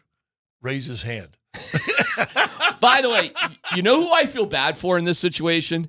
The CU media people. I actually feel bad for them. I think they're good people. I've gotten to know them here recently. Really good folk. They're trying to do their best in almost an impossible situation. Listen, we got upset, and I'll be the first one to say I got upset last year at the Broncos with the lack of coverage ability, the ability to go in up close and personal with the Broncos. And you know what? I guarantee you, the PR people, they got to take the brunt because they're the first line of defense. Mm-hmm. But and having talked to someone in that department, they weren't excited about how last year the media was treated. It was tough. And look at baby steps, but small changes this year. Yeah. And how much better are things this year, literally, For now. Okay, all right, but we can only take it up until this point. Right, but I'm just saying, you also keep in mind, like, everything's fun right now. Everything's great. Bo Nix had an awesome start. It's preseason. I'll throw this out there, and you guys asked me this question Friday. You said, I think Tyler did, if you turn the corner on Sean Payton. Yeah. Well, guess what? Guess what I didn't have access to last year that I have more access to this year? Sean Payton? Sean Payton. What do you think? Yeah, I mean, I've told you, I've been so impressed watching him coach in practice. I've watched him coach. I mean, go and physically work with guys. Tyler could talk about it in football, basketball, say, when your head coach is physically and actively, mentally, emotionally involved with you as a player, it changes everything, doesn't it? It's a good feeling for sure. Do you want to talk? You want to hear Coach throw Russell Wilson under the bus or Stidham defending why he should be the starting quarterback first? I think we'll do probably both today. We will. I'm just curious what you'd like to start here with today. What would you like to have fun with today? Do you want me to walk in your underwear? Or? No, whatever you guys want to. I mean, do you want me to walk What has you more interested, Stidham or dumping on Russ? From Stidham, for sure. Stidham? All right, let's start with Stidham. After the game, and I think I was a little surprised to hear this reaction. I thought the comments were a little strong. Well, let's go. Yeah, I mean, first of all, obviously I was very disappointed. I know I'm a starting quarterback in this league. I have zero doubts about that. And, it just didn't shake out my way. But I know what kind of player I am, kind of person I am. And like I said earlier, I'll be ready to go if I need to be. And, yeah, like I said, I have no doubts that I'm a starting caliber quarterback in this league. Yeah, he's not in a good mental spot right now, quite frankly. And honestly, it makes me even question to the point, is he the right guy to be the backup on this team? Sean Payton selling the bill that he's going to carry 3 quarterbacks on this roster. Very well might. And quite frankly, I really don't have an issue if he does because Zach Wilson has earned a right onto this football team. But when you hear stuff like that, this dude clearly does not feel like he got the right end of the stick, right? He feels like he was wronged right here. Then you got another dude in Zach Wilson who's pretty thrilled to be in the role that he's in right now. Sure. I mean, the dude is fired up just to have an opportunity to be somewhere where he's wanted, all those sorts of things. I don't think Jarrett Stidham's a bad guy at all. But it does make me wonder just a little bit, is he going to be as motivated as even Zach Wilson might be to be the backup serving Bo Nix to Bo Nix's needs? Well, this is going into his 5th year, right? Sure. Yeah, he's played 4 years. He started 4 games, 2 in Vegas, 2 in Denver. Mm-hmm. What of that stat sheet on Pro Football Focus screams starting quarterback? Well, he's not starting quarterback, right? Well, but he just said I'm not much. I got you, right? But so now we have to evaluate what's the best option for the backup quarterback because that's what we've got right now. But Scott, I think you're saying he's delusional about it in the first place. Yes. Yeah, for sure. But that's my whole point is that if he can't recognize what his role is on a football team, it does make me wonder if that's the best man for that role. You know what I heard that made me think of? That he's the Duke of delusion.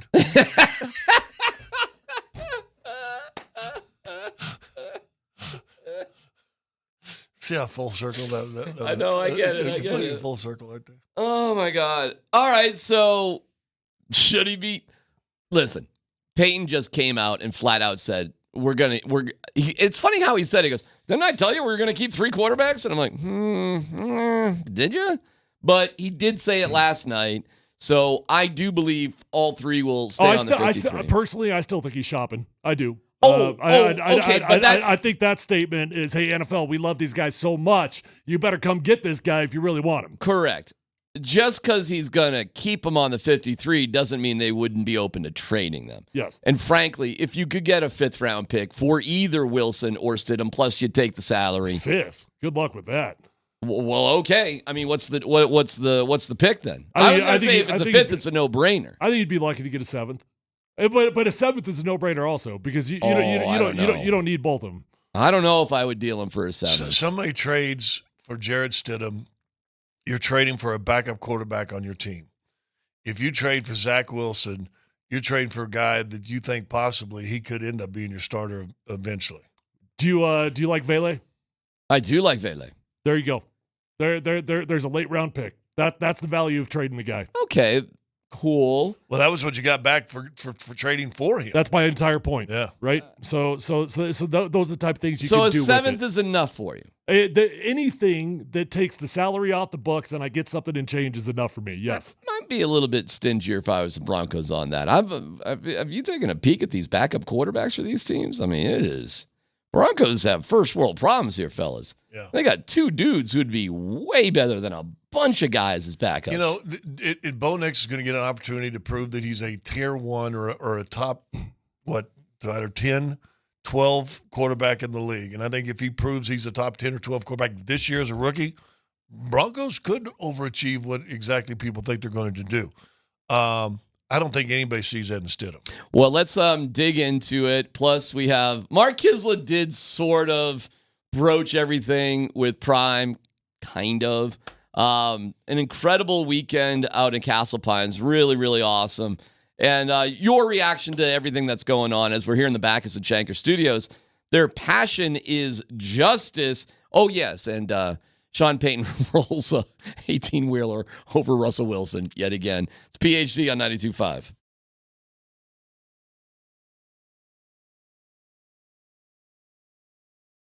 All right, guys and gals, time for you to look and feel your best. Don't settle in life thinking you're getting a little bit older, your energy's down, your workouts aren't going as far as they once did. You can feel young and you can feel great. If you go check out my friends at Revitalize Health, Tyler Plump is here, and they can help you out with testosterone, peptide therapy, hormone replacement, medical weight loss options.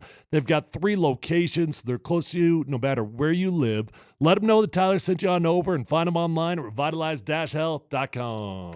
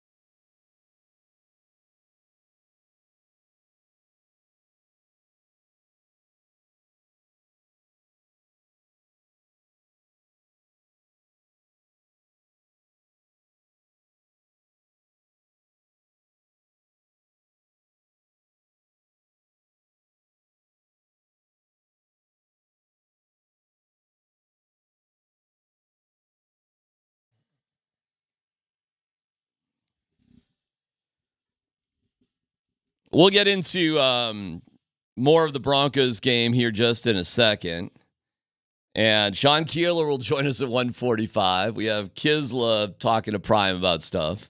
I'm super excited for the game, though. I think it's going to be awesome. Thursday night, man. It's here. It's great. I'm excited. I'm working the sidelines, filling in for Andy. That's awesome. It'll be fun, man. How are you doing on your learning about the team itself? Oh, I'm not even trying. I mean, it's well. I mean, don't get me wrong. I mean, I'm dialed in to the best I possibly can here, but you know how this thing goes.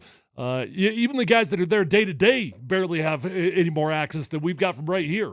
All right, and we'll get to all that, but just to let you know, our friend BK said, "Hey, I got a credential for you for the BMW."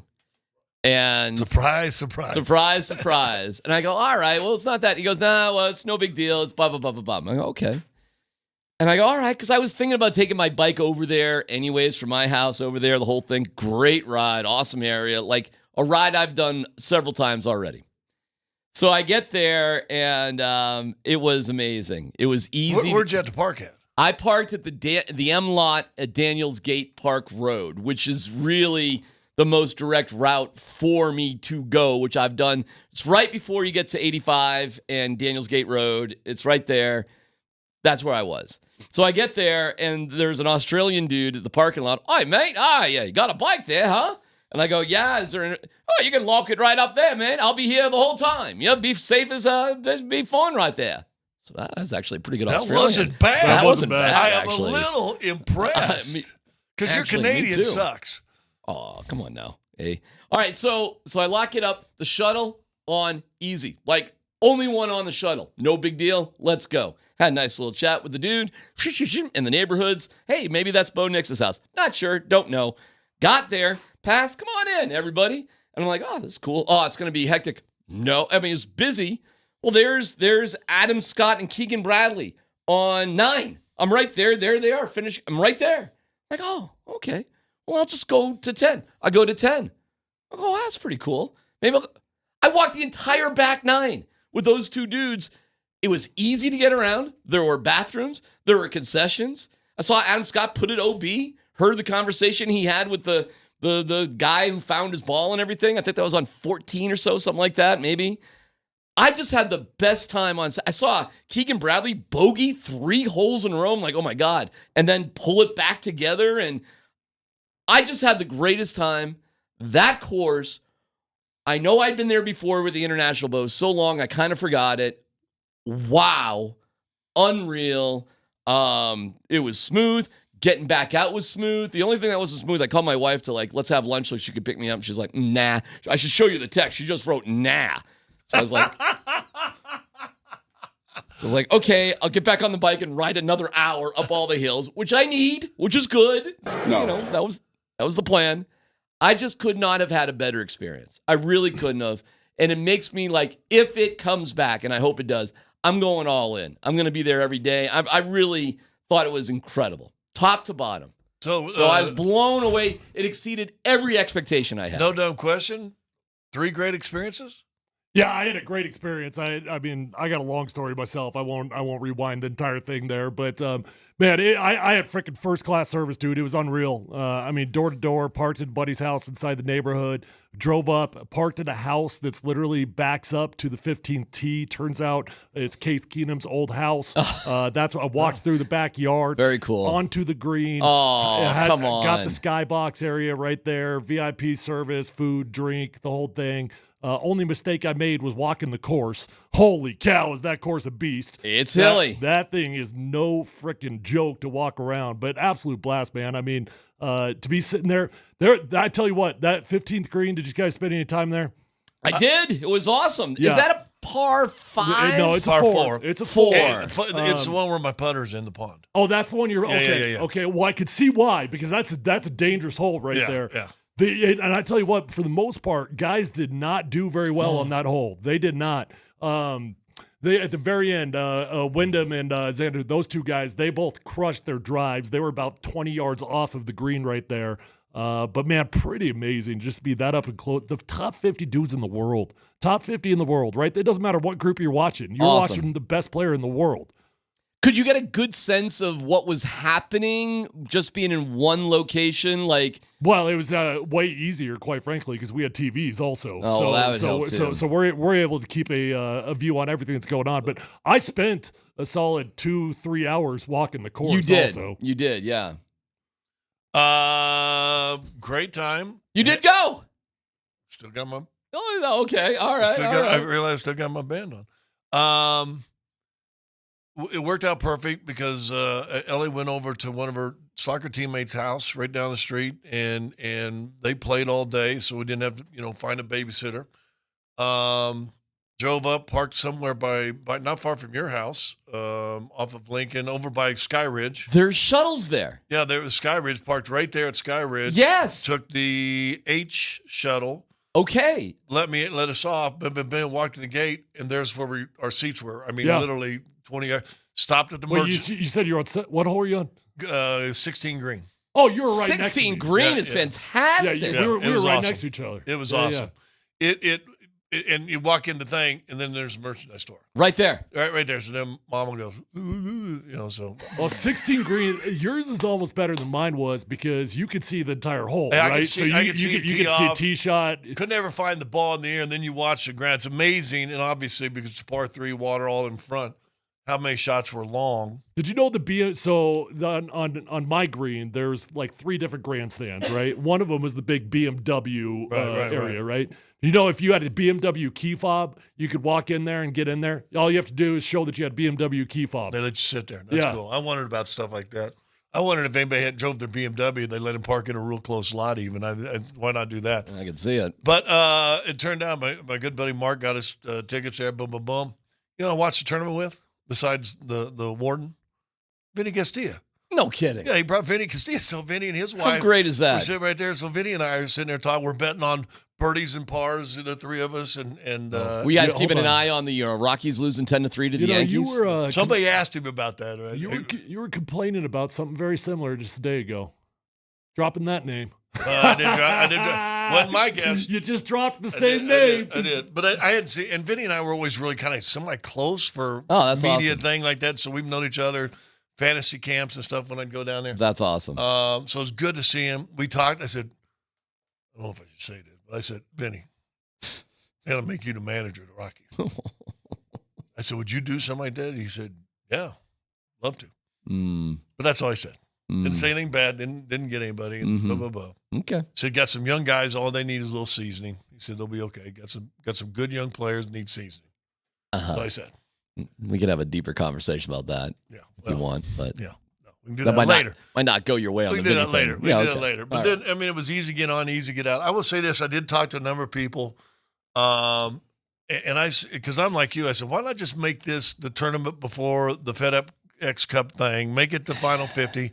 And then I was because told, the BMW likes to move it around. I understand they like to move around, but I was Yeah. also told the members really don't want one every single year. Well, I actually understand that because first of all, those homes out there, I mean, it's been a minute since I've been out there. Holy cow with those houses. I mean, my God. And I did notice like, oh man, shuttle buses running like crazy. Crazy. They did a and good job though getting people in and out. They of the did, place. but if I'm a wealthy, It's not too bad for the people that live in the neighborhood though. There's a little side area that you got to go through No, that you can get in and out of the I neighborhood. get it, but if I got it's that- the club, not the neighborhood. It's the club, the people at the club that get affected. Yeah, they don't want it. Yeah. Well, I don't blame them because I'm wicked rich. I pay all this money. I don't care if people come to this thing or not. Why do I need this?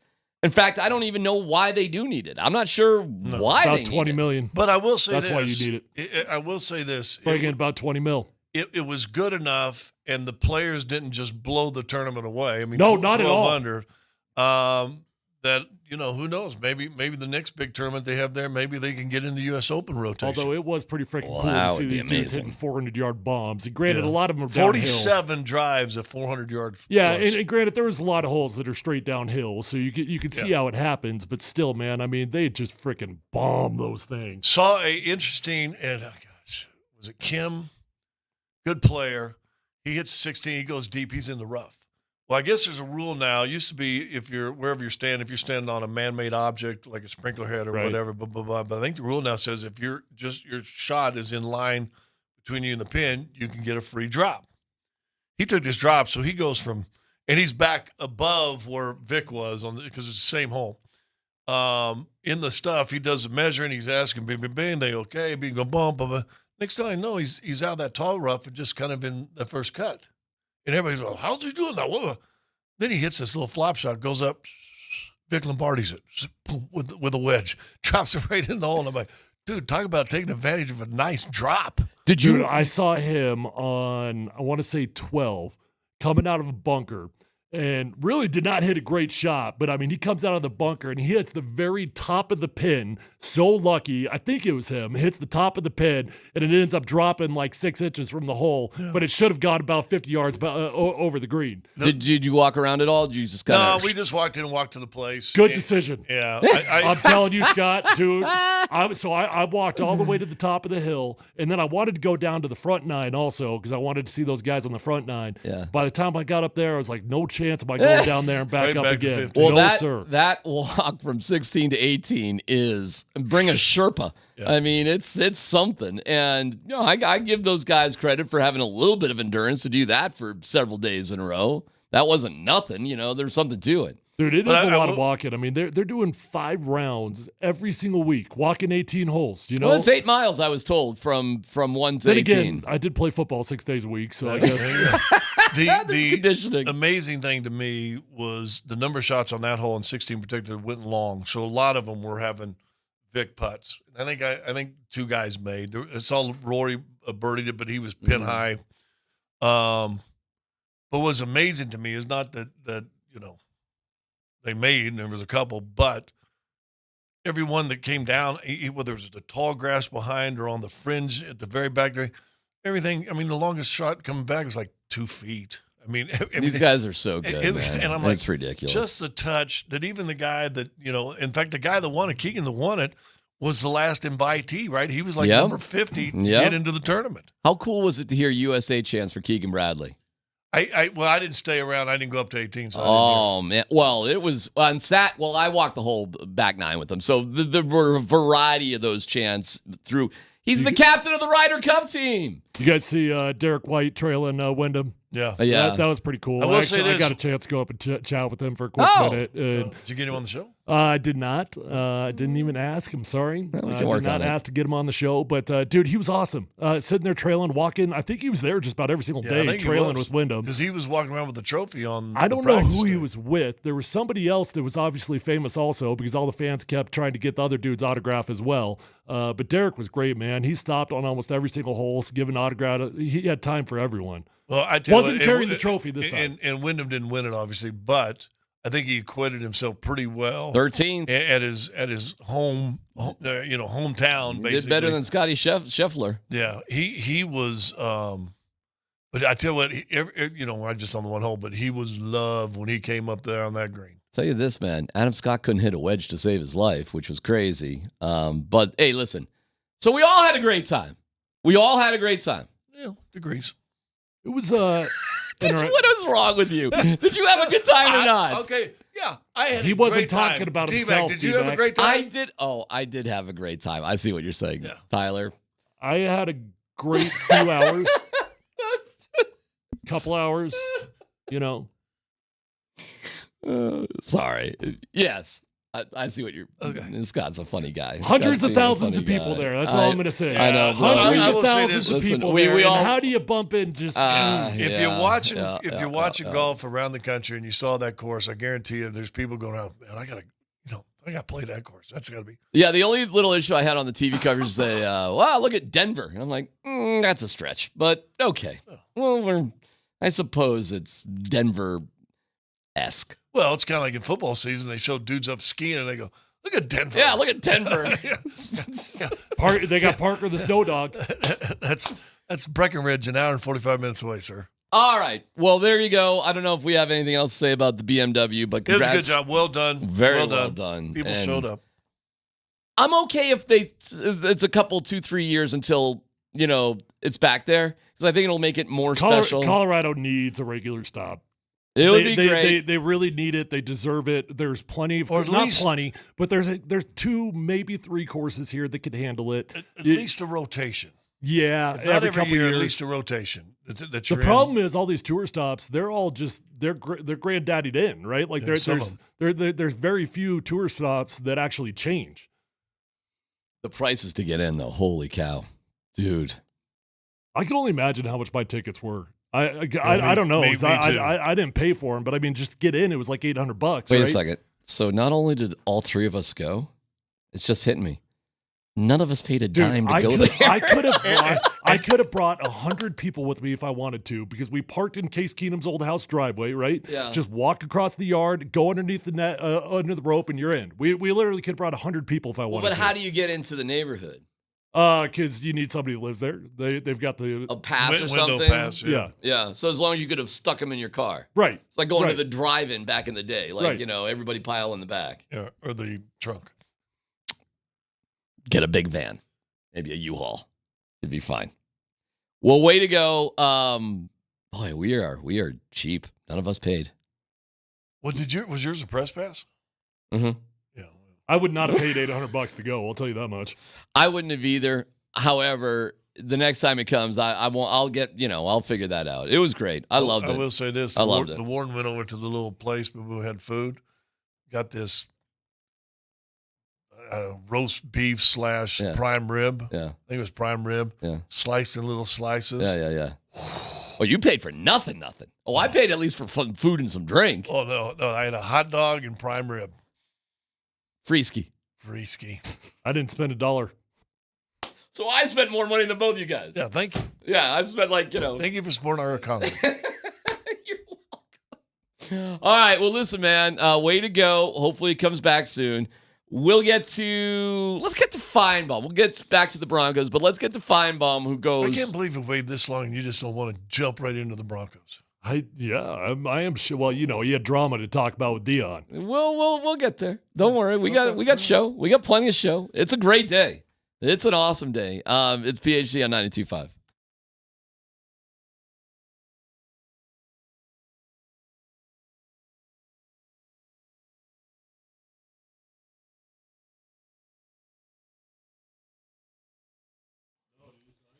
Hey, it's D-Mac for Premier Heating and Air. Every Saturday morning, it's the Premier Heating and Air Show, hosted by yours truly, powered by American Standard Heating and Air Conditioning, 7:30 Saturday mornings, available at altitudesportsradio.com, wherever you get your podcasts. Listen, if you're in need of a heating or air expert, it is Premier. It's my guy Reed, my guy Tom. They're the absolute best, and they've got incredible deals going on right now. How about this? Get a free furnace when you buy an AC. $89 AC tune-up, 0% financing for 60 months. That's what I got going because I needed a whole new shebang, needed everything. But with that, a free Solo stove or Traeger grill. However, that deal is just going for like a few more days. It's been going on for a while, but only for a few more days. Listen, this is easy. You can get a free estimate. Just call 720-547-8009. That's 720-547-8009. Visit PremierAirColorado.com. Throw my name in there for some exclusive offers. Premier is an independent American Standard heating and air conditioning dealer.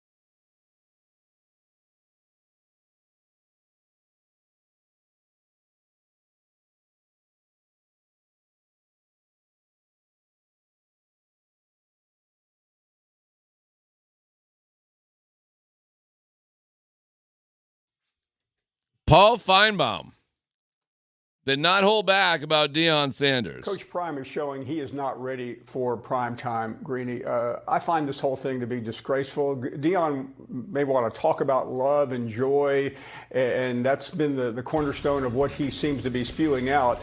But treating reporters like this seems like we're in some autocratic country. This is not America, and the fact that it's in his contract is really even more absurd. But don't forget, he did this at Jackson State. This is a trait of Deion Sanders. He wants to have it his way, and I find him to be a bully and a hypocrite.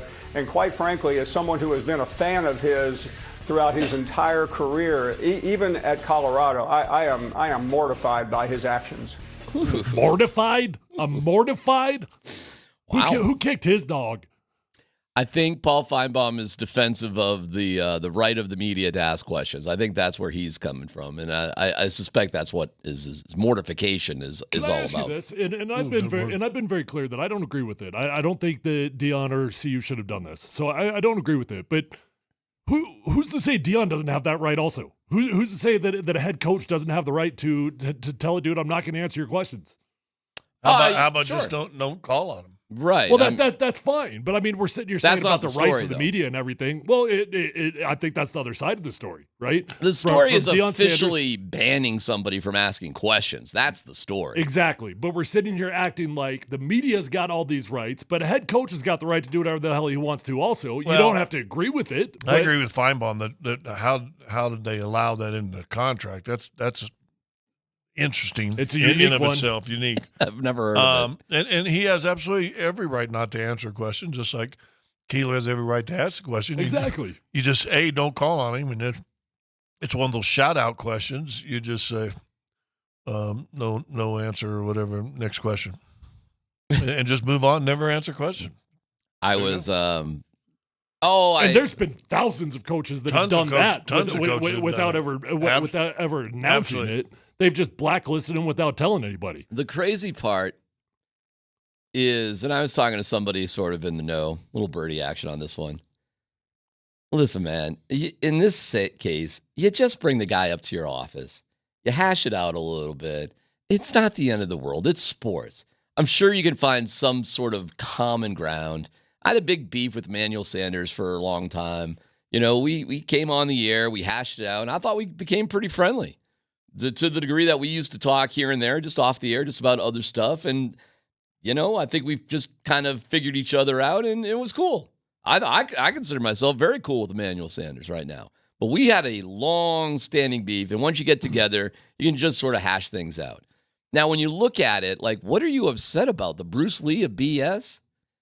Being called a circus? Being called, what were some of those other things? I mean, these are the headlines from Sean Keeler. See, here's where I think you're being a little bit inauthentic, or maybe you just feel way differently than I ever would in a situation. I get why Deion's offended by it. I do. I'd be offended if somebody called me the Bruce Lee of BS. Absolutely, I'd be offended by it. Now, I mean, how you choose to respond It's to a pretty it. funny line, man. How you choose to respond to it is a different story. But I mean, to sit here and act like a human being isn't going to be feel disrespected by the type of things that Sean Keeler has written, I feel like that's being inauthentic. Listen, I've called Dan the Superman of stupidity for years, and he's never held it against me. You sure? Yeah, how do you know? You ever heard what he says behind your back? I can't concern myself. All right, so on Saturday, here's Prime's presser. Oh, he was being super friendly to everybody. Really super friendly to everybody.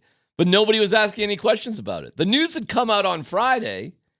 It was national news. It was everywhere on Friday, all over the place. Not hard to find. That wasn't hard to find, that story. You hear what Feinbaum had to say. And I'm listening to the presser. I'm like, well, who's going to do it? Who's going to? And who would we say would be the only guy that broach it? Kisla. And it shows you how many. And it shows you how many sycophants that go up there and cover that. Did Kisla go? Kisla did go, and he didn't ask anything. He did. Oh, so but it's this whole pass the microphone around thing, which is like I get it. I understand why they do it. I just hate it because you just got to sit there and just wait. And you can't follow up with things easily. And it's just, I don't know. I hate to pass the microphone around, so I get it. I just don't like it. But it was a pass the microphone thing. There must have been a dozen questions about all sorts of stuff. And then finally it came to Mark. So Mark was trying to figure out, well, how do I broach this? I think he was trying to, and I saw him last night. I should have asked him about it. But, like, how do you broach this thing? Without getting banned. Well, right, kind of. So, all right, here we go. Okay, the second part goes to where do you stand, or where do I stand, or where do we stand together? So I hope that I'm covering you from now through the college football playoff. I hope so too. Yeah. I pray so. Yeah. But I'm also known as a person that sometimes asks less than supportive questions or critical questions. So if I ask a negative question, will you not answer them anymore? That's being negative right now. Like, you take an approach that I'm going to be negative. I'm not negative to anybody in here. I will challenge you and ask you why or where is this coming from. So I'm not built like that. I'm not built to hate. I'm not a hateful guy. I come with love. I think if anybody in here has had encounters with me, I don't come with the bull junk. I come with the peace and the joy. Now, when you show me where you stand, I might have to change that a little bit. So I'm not going to match your ignorance or whatever. Not saying that you're ignorant, but a person, I'm not going to match that. Well, that's your prerogative. I don't have to come where you are, because my life is complete. I don't like what you say, what you do is not going to change my life. Okay. I couldn't really understand what he was talking about there. I'm happy to have somebody explain it to me. What would you have asked if you were there? Oh, I would have said, how long or what does Sean Keeler have to do to become unbanned? Like that. I would have asked. If you didn't even want to mention his name. No. I would have mentioned him by name. But if you didn't want to, you could say, if a member of the media gets banned from asking a question, what would they have to do to get unbanned? But it's the same thing. But I wouldn't have messed around with it. I wouldn't have kept it vague. What does Sean Keeler have to do to become unbanned? I would have also been very curious about this Saudi Arabia story. And likely I would have asked, what did you know and when did you know it? Because I think it's wild. Now, I did some digging on that behind the scenes, and it appears this dude may have issues. What does that mean? Well, how many people, when they leave a situation behind the scenes, everybody said, well, he was yeah, that's another one that you could have just been throwing this guy under the bus because, that. But the person who told me that wouldn't have had that axe to grind. So I was like, oh, okay. Well, maybe there's just something else there. Well, I mean, I think it's clear the dude has got a vendetta. That's for sure. I don't know what you're referring to as issues. If that's what got him, if that's why he lost his job or whatever. I mean, are you saying there's a reason why he lost his job?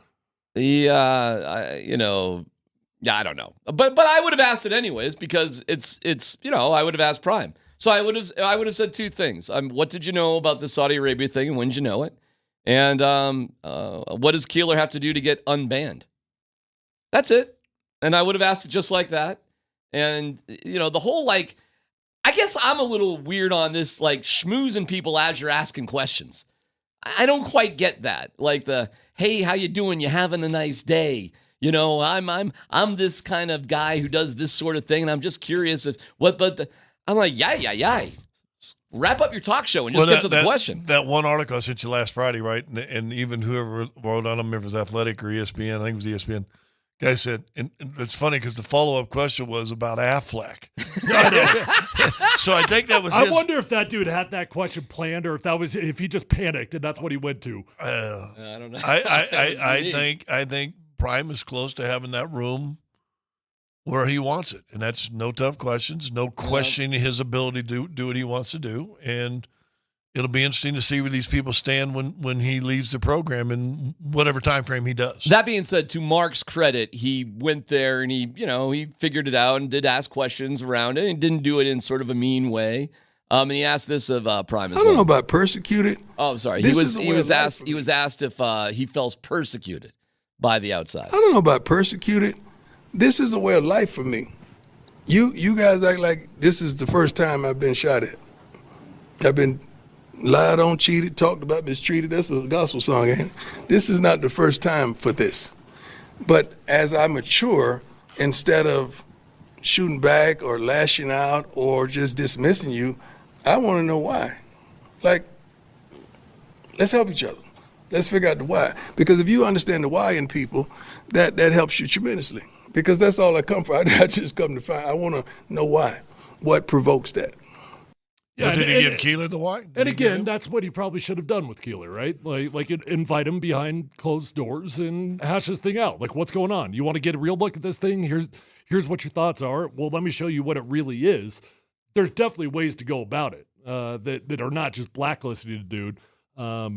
I will stand on the hill, though. I understand Deion Sanders not ever wanting to answer a Sean Keeler question ever again. I get it.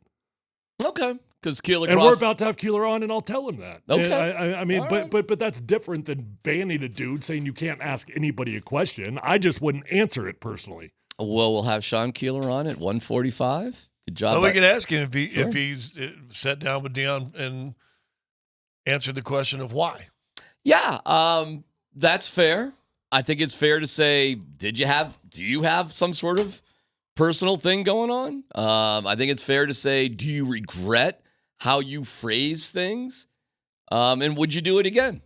I mean, if it would have been better instead of saying the Bruce Lee of BS that he said, like, I don't know, the Batman of BS. It's a pretty epic line. The whole thing. What was your spinoff on it? You just had a spinoff. It was solid. The Duke of Delusion. Oh, the Duke of Delusion. That's pretty good. I don't know, man. I mean, sticks and stones, man. All the power rests with time. Sean Payton last year, the Prince of Pompous. The Padre of Pompous. All right, so we'll have Keeler on at 1:45, and it should be interesting. Coming up, all right, what are we doing now with the Broncos? How was that preseason? Was Jarrett Stidham showing that he's not the perfect guy to mentor Bo Nix? That's next on PhD.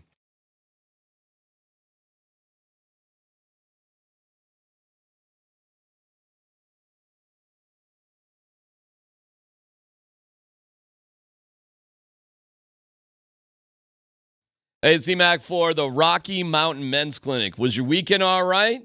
If it was frustrating because maybe it wasn't as intimate or you just didn't get that weekend cranking away that you wanted to, perhaps it's something that you've been dealing with for a while.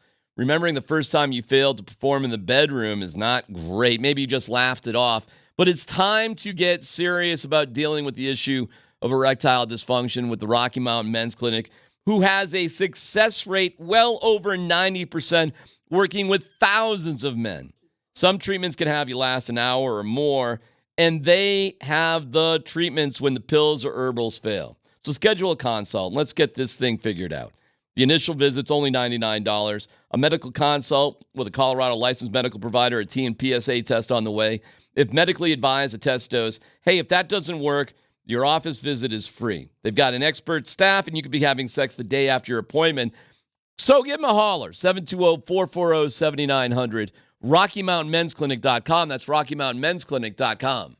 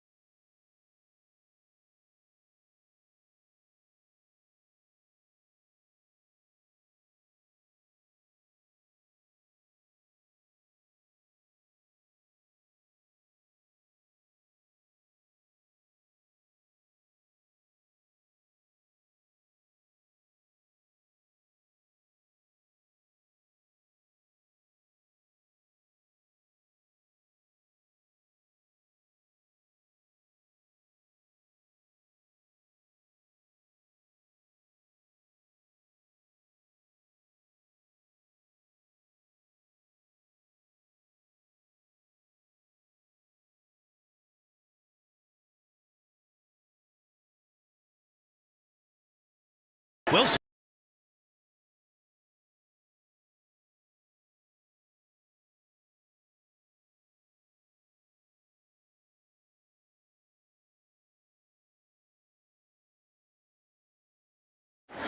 Wilson's taking a deep shot. Johnson's wide open.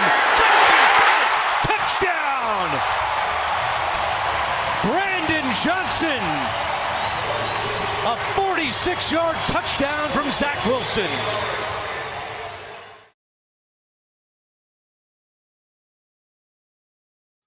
The Broncos average 33 points a game in preseason. They go undefeated. They won the joint practice against the Packers. When they had that joint practice, the hill was filled top to bottom with the ticketing system that seemed to work flawlessly.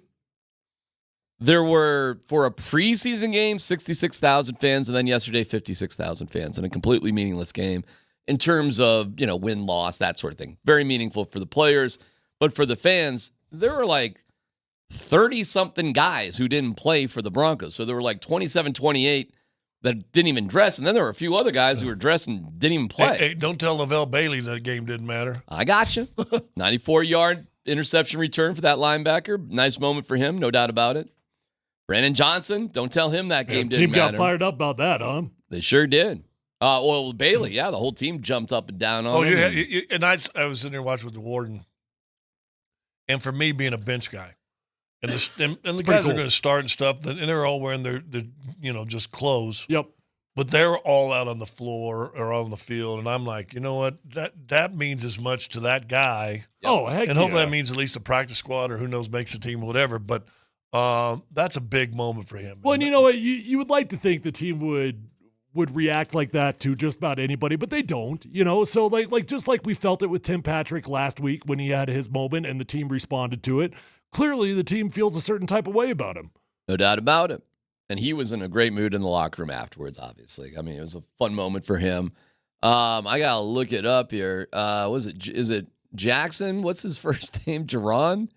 I'm getting that wrong. The defensive lineman? Yeah. He had 2 sacks. I believe it's Jordan Jackson. Jordan, you're right. You're right. Jordan Jackson. I'm trying to see even where he is on the depth chart here. It's not coming to my attention. Oh, third string guy. Don't tell me he didn't have it. Dude, I thought he played well when he got opportunities. He was in a super pumped up mood after the game, too. Listen, this is a big deal for all these guys. I'm just saying, from a fan's perspective, I hope you got free tickets. That sort of deal. But this preseason for the Broncos, fellas, I don't know, man. I thought it was... Yeah, I was excited for him. Sorry about that. I thought it was pretty good. And ask Sean Payton about that. Oh, sorry. Okay, Coach, is there anything... sorry. Sean, over here. Is there anything in particular that surprised you specifically about this preseason, or did things more or less go the way that you expected? Well, things never go how you expect. Overall, did anything surprise me during the preseason? I don't know if there were any surprises. I would say I'm encouraged with not only the rookie class relative to the draft picks, but some of the new players that came in that were signed in free agency. And then overall, the makeup and chemistry of this team, I would say it's entirely different from a year ago. And so that's not a surprise, but it's something you notice, you feel, and that's encouraging. Oh, we're going wheels on the bus on this one? Are we doing that? Wheels on the Russ. Wheels on the rust. Wheels on the rust. Wheels on the rust. The Baron of bus driving. Was he backing over Russ right there? Is that what that was right there? You know what? I've actually been, but I've actually been surprised. I think for the most part, Sean Payton's held his tongue this year.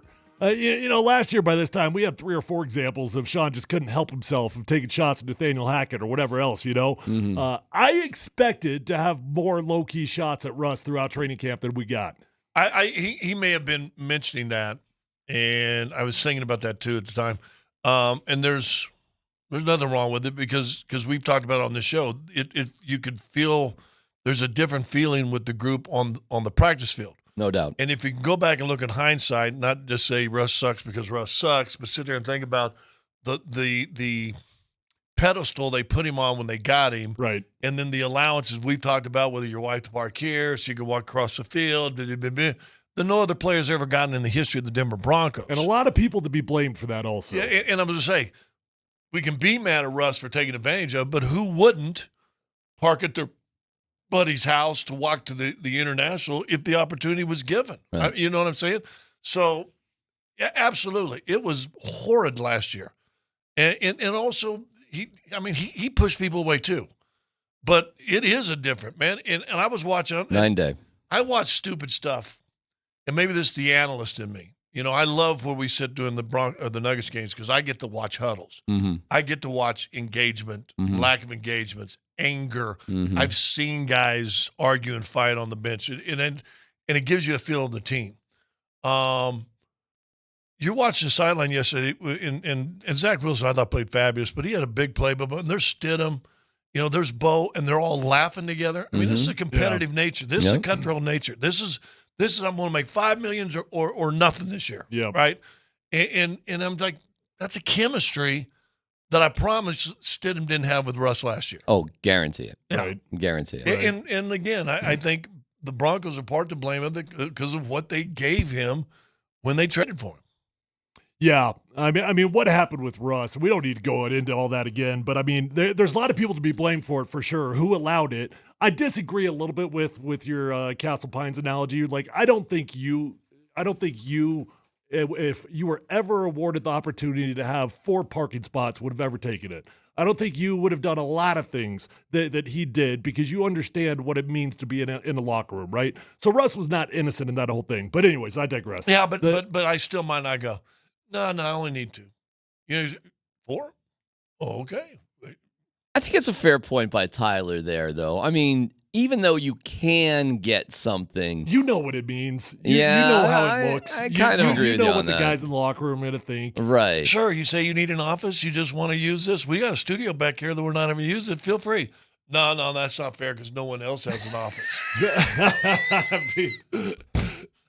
Well, hold on. To your point, making fun of me. Hey, D-Back's done that twice now, for the record. He commandeered an office at the old place also. Do you know why? The backstory there. It's because Mosier and Vic were all upset about this, that, because I was putting my stuff over there in the beginning. It was bothering people. And so I was like, I don't want to. They were never here when you were there. I know, but they still complained about it. I got it. Vic does a show from his house. I know, and they were still complaining about it. So it was, hey, man, to stick up for myself just a pinch, I was trying to not be in the way. And I'll tell you this, the second somebody says they need that space, I'm fine. I'll go wherever. But, you know, that's fine. Maybe that office right across the way, it's open. There's bigger offices. But the stuff that goes deeper isn't just like the office. To me, it's like, do you believe that the team is providing you what you need or not, right? Like, do you need your own workout guys on the field? Do you need your own sports scientist that has got a GPS on your heart in practice and has got the ability to pull you out when you've gone too many miles in practice? Like, or do you believe in the support system the Denver Broncos provide you? Well, no, he won a whole lot more Super Bowls than anything, but Tom Brady had all that. He did. He did and he didn't. Until the last year, and then he left how soon after they took away all of his access? Pretty soon. How soon did Russ? Well, he never took away his access. Hey, listen, man. I think you can get whatever you want depending on how much of a pain in the butt and how productive you are. So if they had won with Russ, all that stuff would still be going on right now. Period. Let's be honest. But you can't lose with all that other stuff. And it just did awful things to the team chemistry. By the way, I was in the locker room a couple times, and Russ comes in there, and he turns his music up like wicked loud. And like everybody's just trying to do their work and everything. And he's like, no, listen to this. I always thought that was a weird move, Tyler, in that locker room. When a guy decides, when the media's there, to take the boombox in their locker and make everybody listen to whatever they want to listen to. Well, I'll defend that one a little bit. I mean, every locker room I've been in has had more powerful players than others. And every locker room I've been in, those players, generally speaking, control the music. Yeah. So, I mean, there's certain things I think is BS. That one for me is a small thing. I don't read too much into that one. It was a weird move, though, because he would turn it on and then walk away and not even be there. Like it just was like up yours. I'm gonna turn this on. I'm like, okay. I don't even know how What that kind goes. of music is Russ blasting? It was like gospel. Taylor Swift. It was like hip hop gospel. It was kind of like a rhythmic gospel sort of whatever. Listen, man, if you guys say you're in those pro locker rooms, if you say it's no big deal, fine.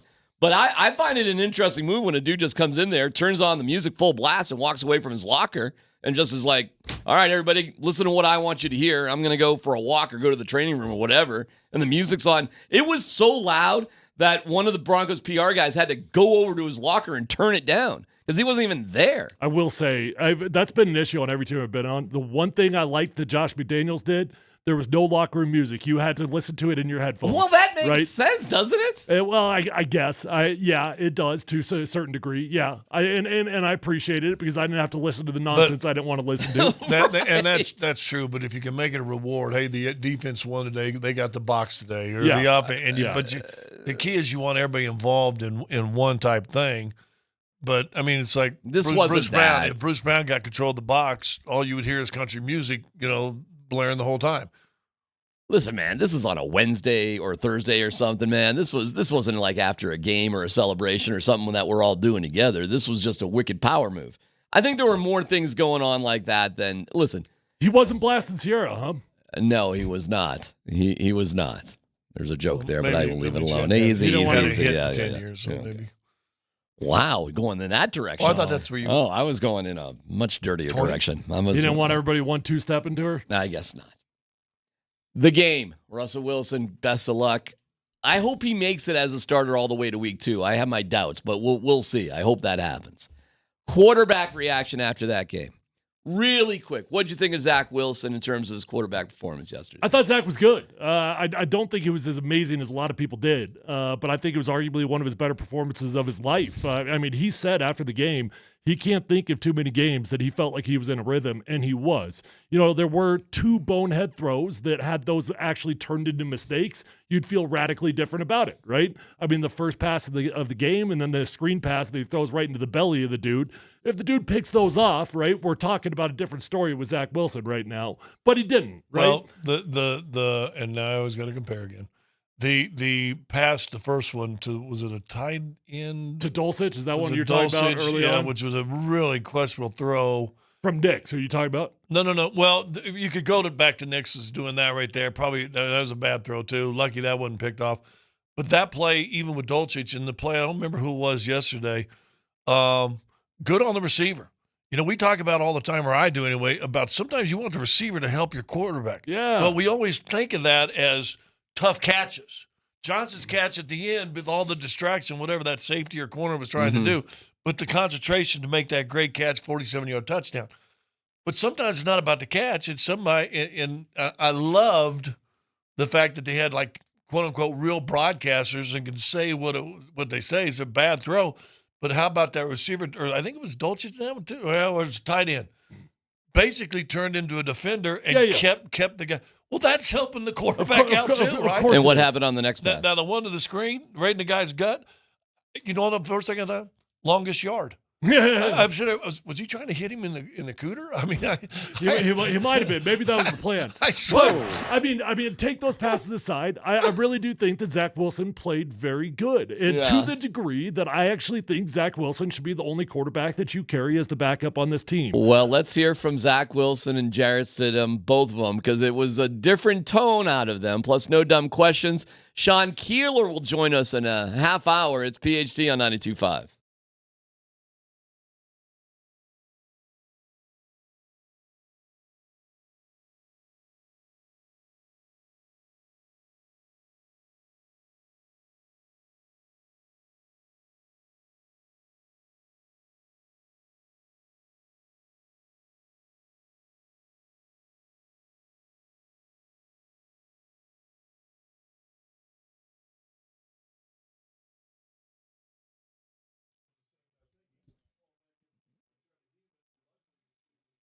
Everything is so expensive these days, and Old Chicago to the rescue. They were founded in Boulder in 1976, and they've been creating history, legendary history with pizza and with drinks, and now the unbelievable lunch combo for under $10.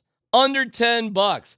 a cheesy 2-topping individual pizza on a flaky handmade crust. You get the crisp garden salad with that, an icy fountain drink, all under $10. Good luck finding that deal somewhere else. It's Old Chicago saving lunch with the $9.99 unbelievable lunch deal.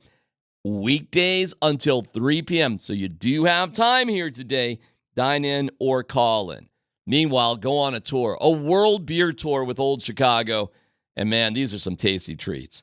It's a ticket on a beer journey around the globe from your neighborhood Old Chicago. You get rewarded along the way. You can earn rewards like branded merch, $5 OC bucks, with 110 local and legendary beers. It's Old Chicago. Discover your next favorite pint at oldchicago.com. That's oldchicago.com.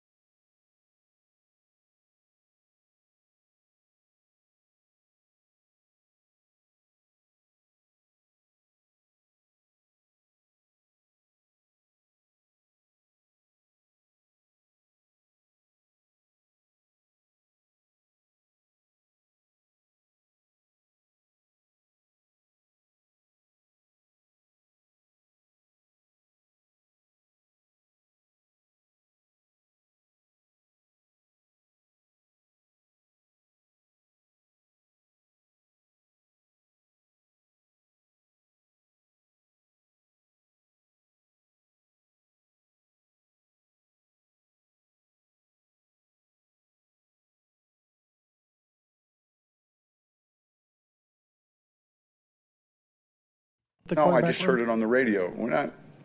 No, we've got enough money to. I understand the question. We feel comfortable with those three quarterbacks. I think I've told you already. I see the three of them making it.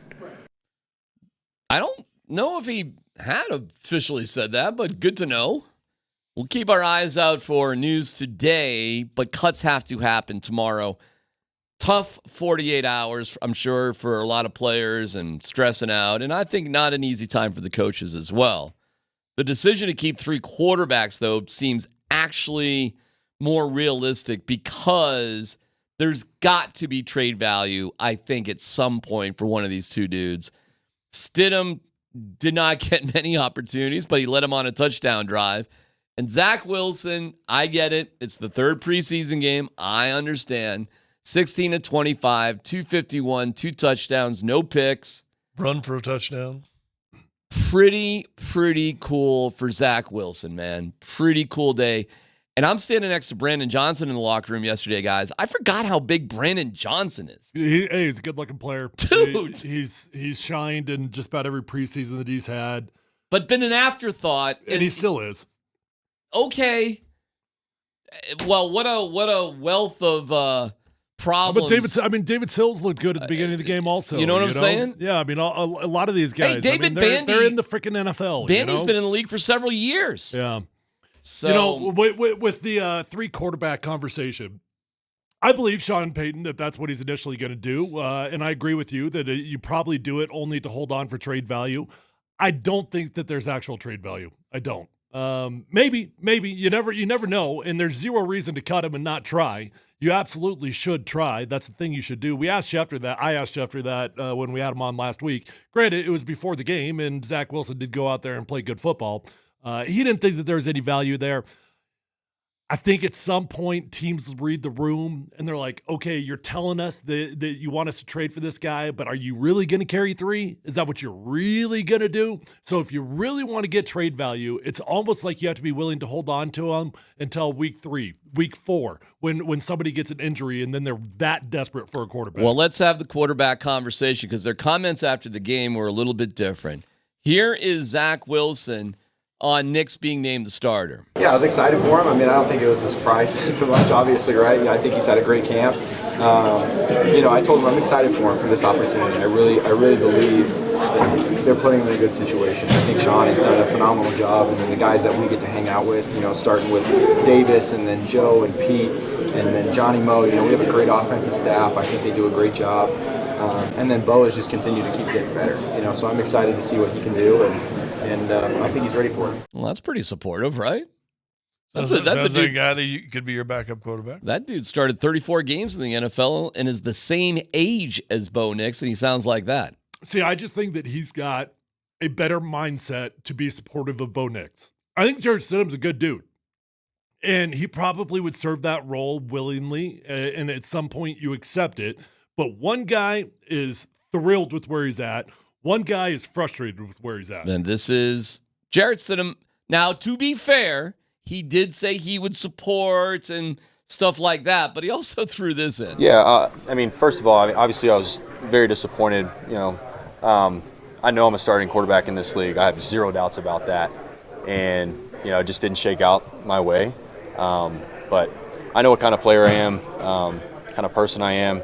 And like I said earlier, I'll be ready to go if I need to be. And like I said, I have no doubts that I'm a starting caliber quarterback in this league.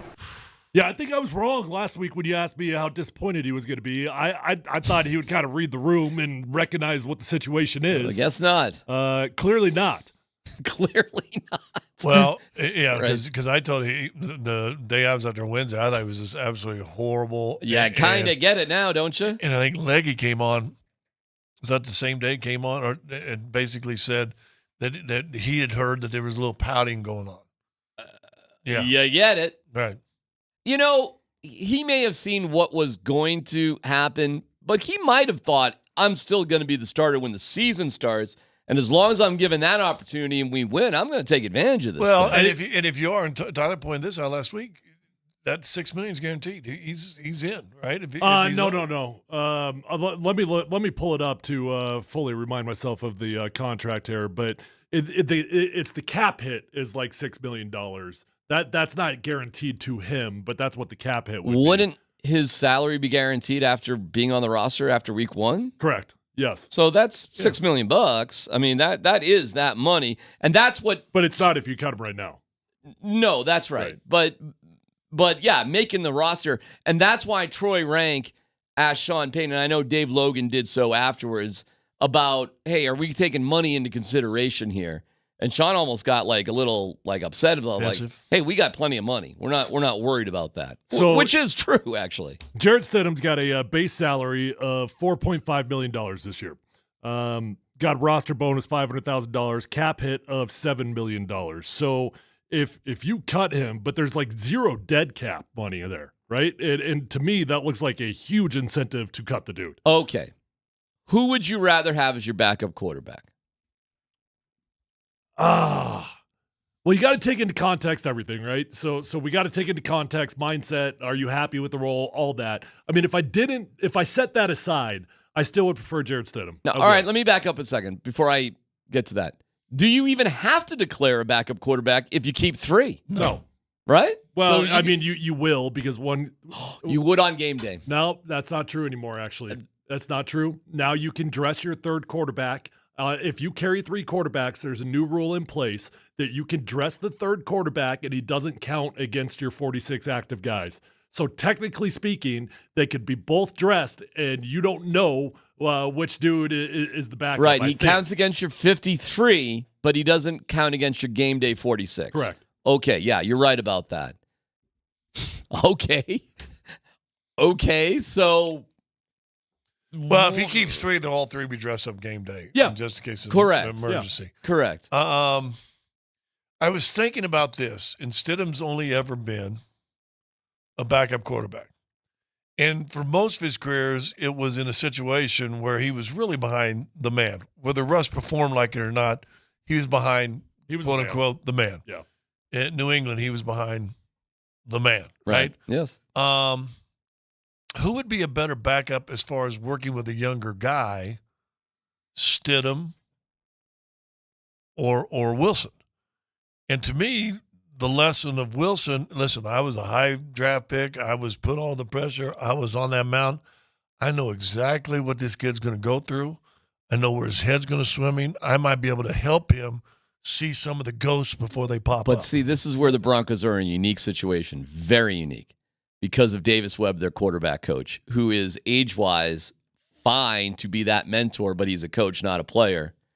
So I don't think you actually need that same veteran presence. What you need is somebody probably a little bit more like Zach Wilson, maybe, who's just a good dude, because Davis Webb gives you all that I've been there, done that, here I am. Like DeAndre Jordan, kind of almost exactly like and that. It seems like Davis has a relationship with those. There's also a little sense of there, like, Scott, you talk about this all the time. Like, are you going to be a friend or a fan, right? Are you going to tell me what I need to hear or what I want to hear?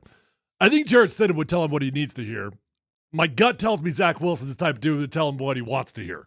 I think just the opposite, dog. You're going down a bad slope. Well, and I don't know. He might not be that guy. I have the impression that Stidham would be polite and wouldn't really talk to him one way or the other. It'd just be like, I'm going to go in and do my business. We're going to be friendly. We'll be boys, but it's not my job to coach you up. By the way, Peyton Manning was a lousy mentor, too, to Brock Osweiler. It just wasn't his jam. He was friendlier with Trevor Siemian because Trevor wasn't a threat. And I don't blame Peyton for that. Like, he's a competitive guy. He had a lot to prove later in his career. And Brock was the up-and-comer. And it was, your year, Tyler, was one of the craziest years in Broncos history, that everything was balanced so well on that. It was amazing. You talk about that relationship with Brock a lot. I didn't experience that. I thought they had a fine relationship. I don't know. You talk about that a lot, but my experience there, they were all boys. They were all laughing and having fun. Now, I think that Brock had a certain sense of frustration because he knew that he played good football. But I never saw any difference in the way that he treated him. Well, Brock certainly felt that he should be a starting quarterback in the NFL, course. Correct? Of course. All right. How much does that add, take away, or it's just not that big of a deal in the locker room? Because if it's not that big of a deal, then fine. Well, shouldn't we all think we're starters? Shouldn't we all think that we've got that ability? DeAndre Jordan doesn't think he's a starter. Yeah, but he's at a way different point of his career. Okay, well, who we want around us? We talk about it, and we can start. Because I'll tell you this: DeMarcus Cousins wasn't the right guy for Nikola Jokic. We could start with no dumb question because this one kind of fits in here. Let's get that. Let's go. No dumb question. Columbus, Hastings, and DMAC present No Dumb Questions. This is your safe space. Send us your not dumb question now. You're a smart guy. Tweet it, text it, or Twitch it. It's No Dumb Questions. Hey, I know this segment is called No Dumb Questions, but sometimes there are. With thanks to Old Chicago Pizza and Tap Room. Visit oldchicago.com for a location near you. A reminder, go to oldchicago.com to order online, find a location near you, and we're going to pick one winner who entered a No Dumb Question.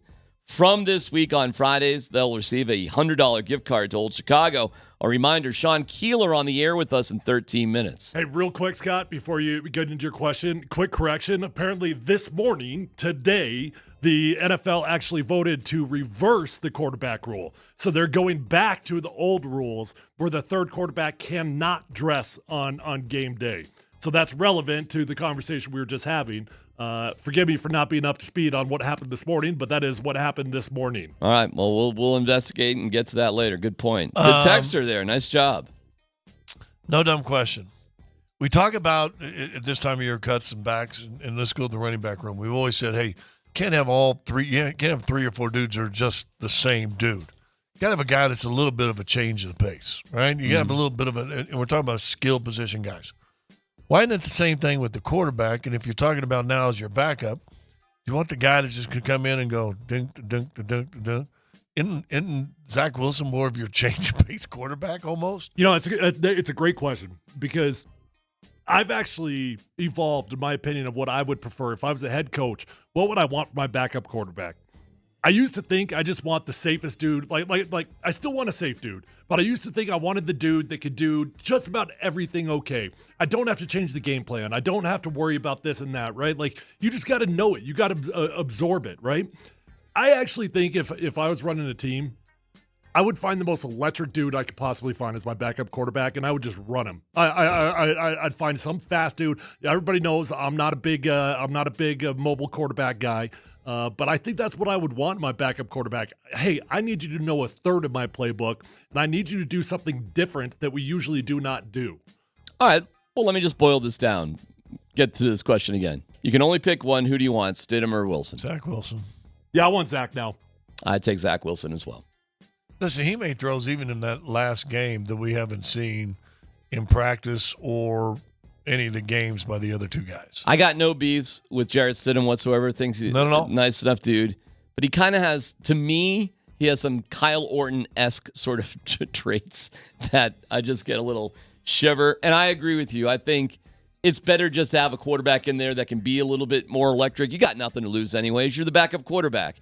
Maybe if you had a dynasty team with an incredible defense and you just needed somebody who to be relatively sure-handed, but the Broncos aren't quite like that. They're going to need somebody to make a play if they have to be the backup quarterback. And you're going to have somebody that Sean Payton feels comfortable with. And not that he wouldn't with Stidham. And this isn't about cash either. I think Zach Wilson's just a better choice. The end. I don't know if there's much to it. And I would just make it easy. Because the last thing you need to be is looking over your shoulder and worrying about how's this guy's mood today. This guy he obviously was pretty salty after the game. He was obviously pretty salty that one day after he found out the bad news. I mean, I get it. And I respect Jarrett Stidham as a competitor, but I don't want that mood around my place. Why deal with that? We were just dealing with that last year with a bunch of guys. Forget it. See ya. Or trade him for a 7th rounder, whatever. You know, there's other teams out there that could use him. All right, no dumb question, because I'm not big into, okay, who's 53 and who's your guys, who's a cut, who's going to make it. Leggy did a whole extensive article. Oh, that's what they do. God bless him. That being said, give me a name that would be your surprise keep this year. Devon Key. Devon Key on defense, who looks like he's going to make it. I believe he's undrafted in the secondary. Yeah, I don't even know the safety kid. Mm-hmm. Yeah, I don't even know if that wouldn't be that big of a surprise, quite frankly, because they've got issues at safety. They don't have enough bodies. So I think he's got a very good Well, when chance. you think about them letting go of Justin Simmons and letting go of, Jackson. Caden Stearns, that this Devon Key guy would come. That's my guy. To answer your question, that's my guy. I don't know about big surprise. I'm kind of waffling on the fullback position, if that counts. Burton did not dress yesterday. Well, yeah, he didn't dress, which you could look at it like he's a starter or they're trying to experiment. But we did see Adkins back there running the fullback position, caught the wide open touchdown and everything. I might be waffling on the fullback making the roster.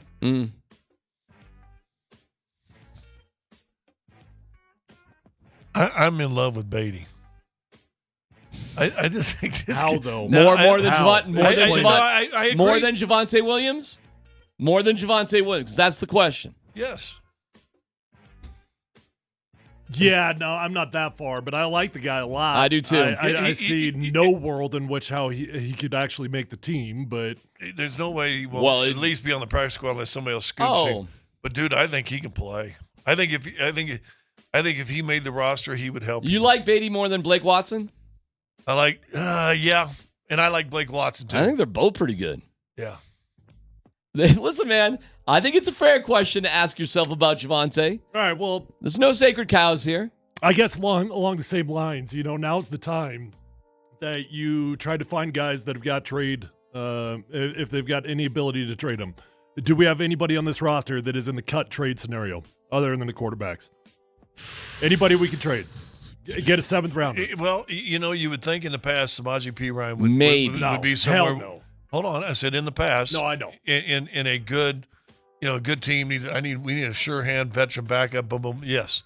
That being said, today's way the league looks at running backs, I don't have no value there. I think Samaje is as close as you're going to get.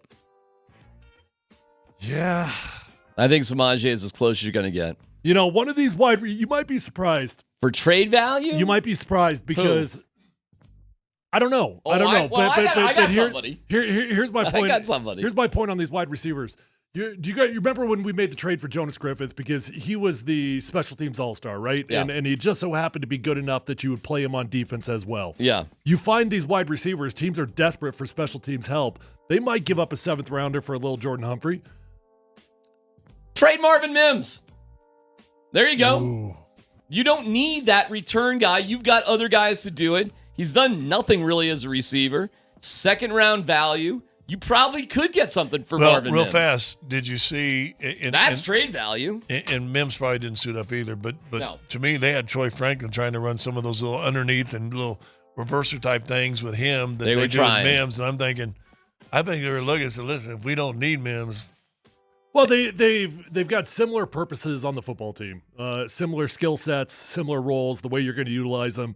And I would agree. I mean, it's not that Mims has been around a long time, but you've got a little evidence. You don't have any evidence on Troy Franklin right now, so you might as well give Troy the opportunity at it. Dude, if you could get a 6th round pick for Mims, I'd do that in a heartbeat.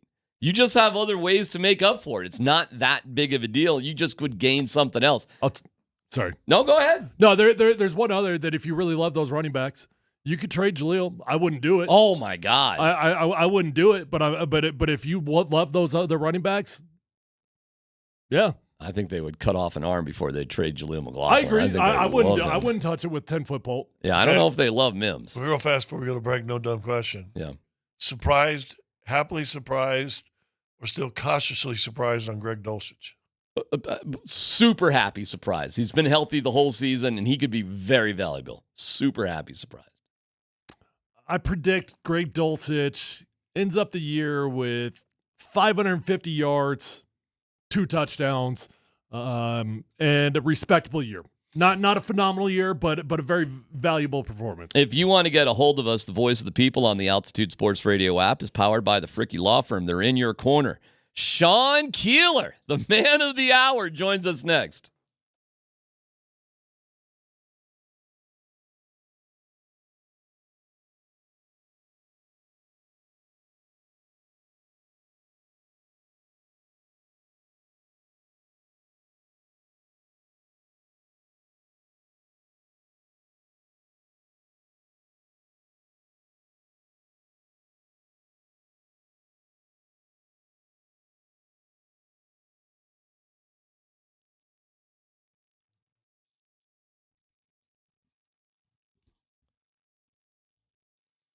Hey, it's D-Mac for Old Chicago Pizza and Tap Room with the Unreal Pizza Deal. Unreal Pizza Deal to go for just $29.99. where you can get a delicious, large 2-topping pizza on a scratch-made flaky crust. So good. Comes with cheesy, dippable mozzarella sticks and a giant, gooey chocolate chip cookie pizza. $29.99. It'll feed the whole family. No dishes. Monday night sounds right for the $29.99 Unreal Pizza Deal. Feeds up to 4. Good deal. In terms of great deals and great taste, going on the Old Chicago World Beer Tour, can't go wrong with 110 local and legendary beers. So take the tour, earn rewards along the way like branded merch, $5 OC bucks, what you need. In 1976, Old Chicago was formed in Boulder, Colorado. They haven't looked back since, giving you the best in pizza and drinks and atmosphere. It's Old Chicago. Discover your next favorite pint, your next favorite meal at Old Chicago. Find your next Old Chicago at oldchicago.com.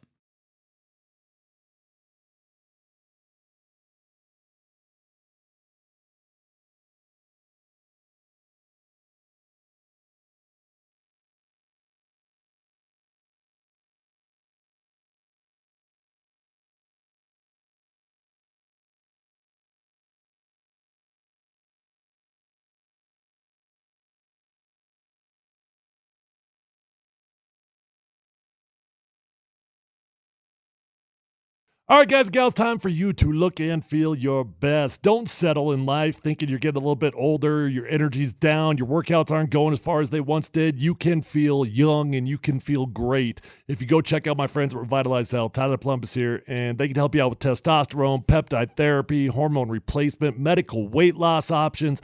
They've got 3 locations. They're close to you no matter where you live. Let them know that Tyler sent you on over and find them online at revitalize-health.com.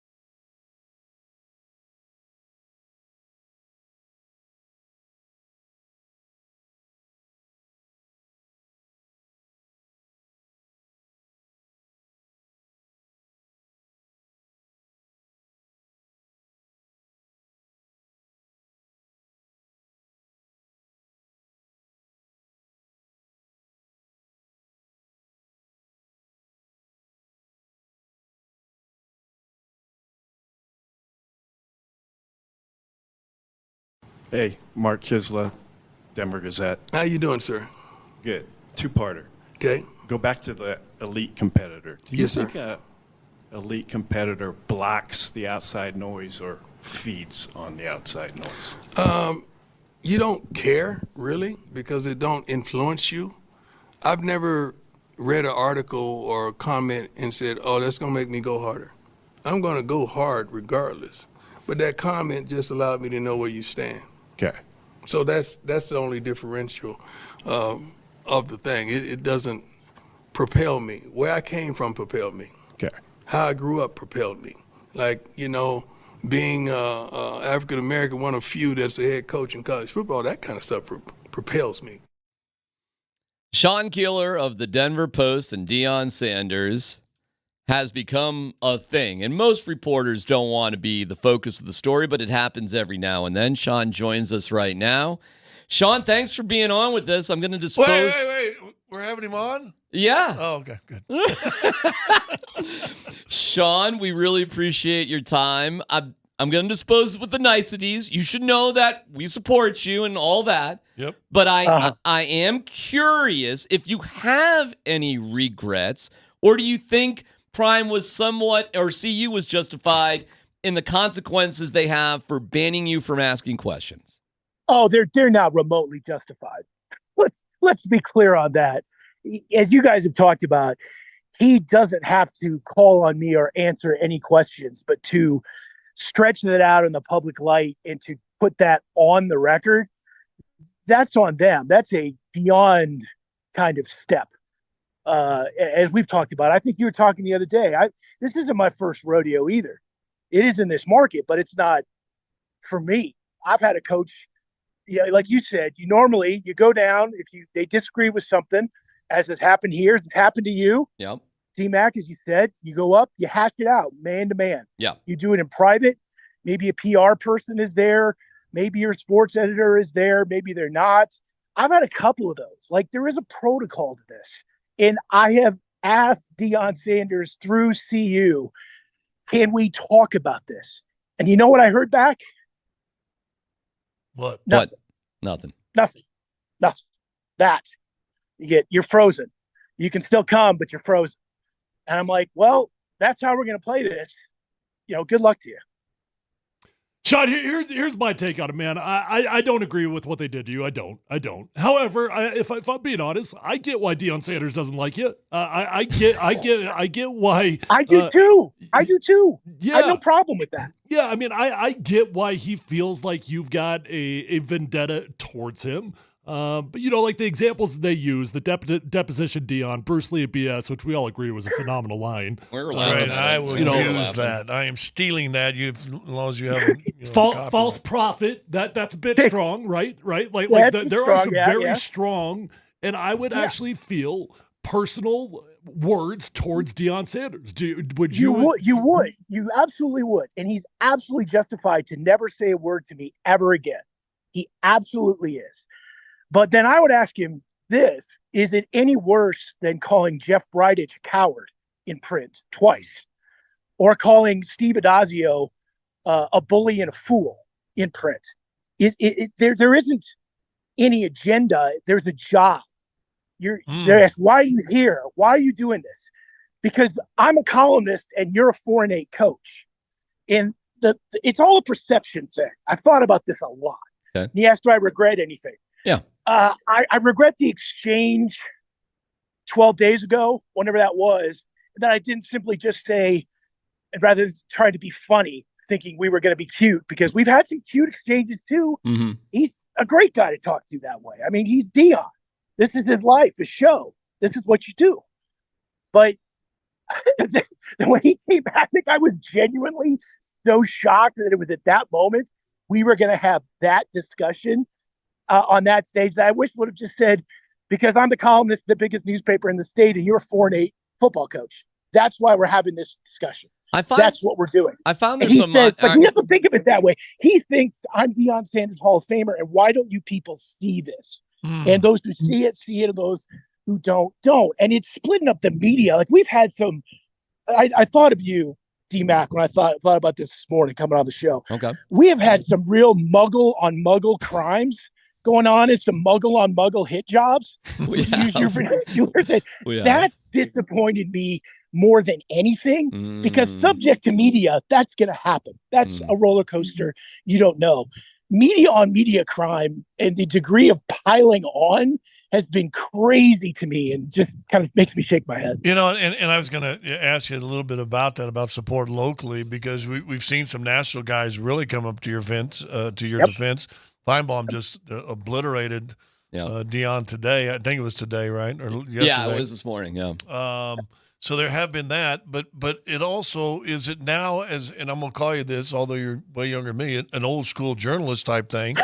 Is it surprising or is it reinforcing now where journalism has gone in all of media, maybe not just in sports? I think it does, and I think that, to your point, as an old school guy, I'm. You're right, Scott. I had one of your basketball cards, and I remember when you played, but I'm not that old yet. Yeah, I know it's sad. But yeah, it just makes me take a look at the industry and go, this is where we've come to, and what to the folks who have clearly wanted to take sides in the buff circle of media, what are you getting out of it? Like, are you going with him when he goes? What is he giving to you other than a smile and a comment that's going to stick?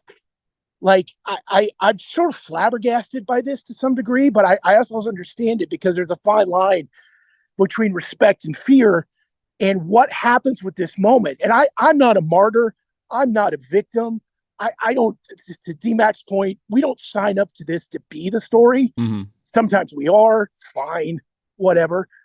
But the degree of fear and cowering that runs among the people who cover the Colorado athletic department, and in some cases, some people who are in the Colorado athletic department, is amazing to me, because there is a line between respect and there's a line between just outright having some courage. And I'm stunned how many people won't cross it. All right. So taking regret out of it, do you think you might have gone too far at some point?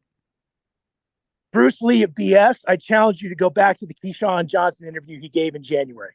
Listen to that again and tell me how much of that seems on the level and how much of that is just flat out braggadocio. One. False prophet? False prophet? That's pretty strong, dude. That's pretty strong. It is. And I'm not making fun of anyone's faith and anyone's relationship with their maker. Two things you don't get in between: somebody's relationship with their significant other and somebody's relationship with their maker. That's personal. That's you and you. Only you can answer that. I can't, and I can't judge it. But did you? When you use God and the Lord as a crutch, how is that any less offensive than saying what you're doing is, being put that back of, look, you're saying that you are the holy one to do this. Again, there's nothing to do with race, creed, color, anything. When that gets put back on you, that is not a specific attack on your faith. That's an attack on why do you have to use that in this context. I don't think the Lord cares whether CU is any good or not. And they've already gotten in trouble for that, have they not? They've had to dial that down quite a bit. It's just a different place that way. Well, historically anyway. Well, it's kind of tough when you sit there and, whatever your faith is and his faith, that you're supposed to love everybody, and he comes out in the presser and says, listen, I don't like about 15% of you. Well, that's against the teaching right there, ain't it? Well, and I don't dislike him. I don't.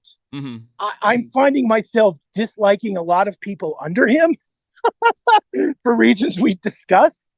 To which the idea of we've got to circle the wagons on this, and we've included local reporters as well. Again, I'm just flummoxed by that to some degree. But I'll tell you a story. This is where it's gotten. You want to know the inside stuff? Yeah. A long time Buffs reporter at that all-city practice, which I went to. There are some more stories out of that I'll tell you someday. When this smoke all clears, promise me we'll talk about this. Happy to on air, happy to off air anytime. Yeah. But this is a very nice man. And he says to me, I've known him since I've been here. And he says, you guys remember Well, you guys seen the movie Blazing Saddles? Yes. Oh, yeah. Yes. You know, okay. Do you remember the scene where the old lady brings Cleavon Little the pie? Yep. And then says, you'll have the good decency not to tell anyone I spoke to you and brought, whatever it is. Yes. He says to me very quietly, look, if I say anything on radio now in the future that is offensive to you as a professional, as a person, just know I've got to toe the line. And this is for my audience. This is for my followers, my channel. And I really think you're a good guy, but don't tell anybody I like you. And I just with that scene where I about fell over and went, have we gone there? Am I in North Korea and I've got to be looking left and right? What are we doing? Why is it important for journalists to be able to question authority when it comes to the world of sports? When it's just sports, man. What are we doing here? Like, why are we so uptight? It's not the politics or the end of the world here. Why is it important to be able to have a difference of opinion in this format? Because whether it's me or anybody else, the highest paid coach in the university system in the state has to be accountable because of their platform and their influence, whether they're Deion Sanders or Mike McIntyre or whomever. That doesn't change. If those people are above criticism, are above, and you can say, well, it's not, and I get a lot of this, it's not fair criticism, it's name calling, it's baiting. But if you draw the line of, I am above all criticism, where are we going? Like the slippery slope goes both ways. And I'm not saying I'm perfect. I'm not saying I'm always right. If he's 9-3, you are going to see a mea culpa like you've never seen. And I'm happy to do it because the scoreboard, not me, not you guys, great as you are, none of us are going to control the narrative the way the scoreboard is. Well, what about a scoreboard of there's more diversity in terms of applications? Applications are up. The interest level in the university up. It's kind of benefiting everybody in the community. What about that scoreboard? I think that's a fair plus. I think that's a fair defense for this. Look, Google this. I have written, and this doesn't get talked about the way these things don't get talked about. Last November, right after the season ended, I said, this was a fantastic win for CU. It's right there in the headline. Hiring Deion Sanders, big win for CU. You got what you wanted out of this. From a marketing perspective, from a PR perspective, this is a big win. But now you've got to convert it to the football side because is that not the point of this? Well, all that other stuff is great. And you've managed to diversify the front porch and you've managed to help change CU in a good way. And I think in a lot of great ways. Look, Deion Sanders is the guy you'll see in all these lawsuits in Texas and the same guy who gives new fathers on his team $2,100. We're all in shades of gray here. I mean, we're all human, Deion included. He is all those things. But the idea that you can't be called out professionally on your job when your job is at the level and the exposure that it's at, I think that's a crazy thing to me. It just is. Warts and all, is the University of Colorado in a better spot today with Deion Sanders than they were without him? Yeah. Yep. Definitely. No question. Does that come across in anything that you write? It has in some, the examples I mentioned, and it will Thursday night if they, beat the heck out of NDSU. Sure. With all this said, will you continue to try to reach out, to have a sit down and hash out meeting with Deion?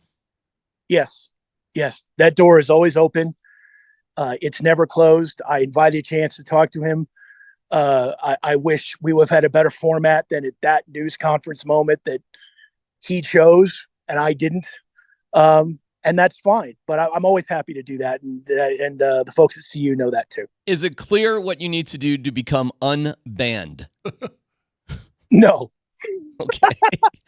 No, because it feels no. a bit and I nebulous. don't think I will be. I'm fully prepared for that. And again, while disappointing, it's not surprising. I'm grateful that my bosses have been understanding and supportive of me. I'm grateful that my peers at the Denver Post have been understanding and supportive of me. And we will continue to do our jobs as he will continue to do his, and we'll just see what happens. What's your take on media who doesn't even want to be considered media and will openly deny being journalist, yet they're still granted access to do journalistic types of things? Is that like the people who ask Aflac questions at these things? Who was that dude, by the way? I guess.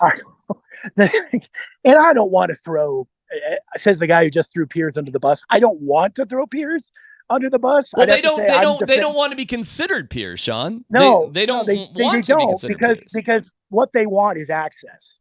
And what I've noticed with Colorado is, and this is just media on media talking. So, this is way too inside baseball, but I've noticed that access equals arrogance, but it's also equal cowardice when other things come down the pike. And that's the risk you take. And if objectivity in this context, now again, this is a column to say, you're not objective, you name called. Okay, fine. But that's my job. Just like it's you guys' job every day to give your opinion on things, whether people like it or not. Who gave you the power to do that? My bosses? A lifetime of writing awards? I don't know. I do it. That's it. But it's not about me. It's about them and my takes on them. And you can agree or disagree, but that's what what makes America great?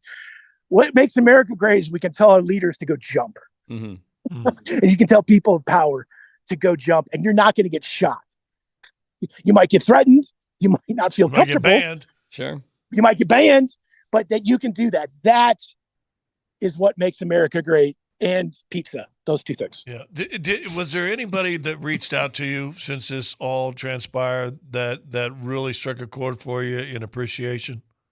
Oh, many. Oh, gosh. Yeah. I mean, it's been kind of 75, 25 national folks. Some I know, some I don't, saying, hey, you got kind of railroaded with this. Because I didn't get warning that ban had been talked about, but only became out to the public last week, obviously.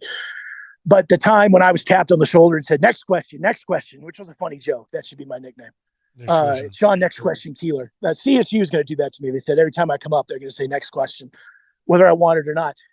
They've been very nice. I think 75-25 folks have been very supportive in the industry, and locally 50-50.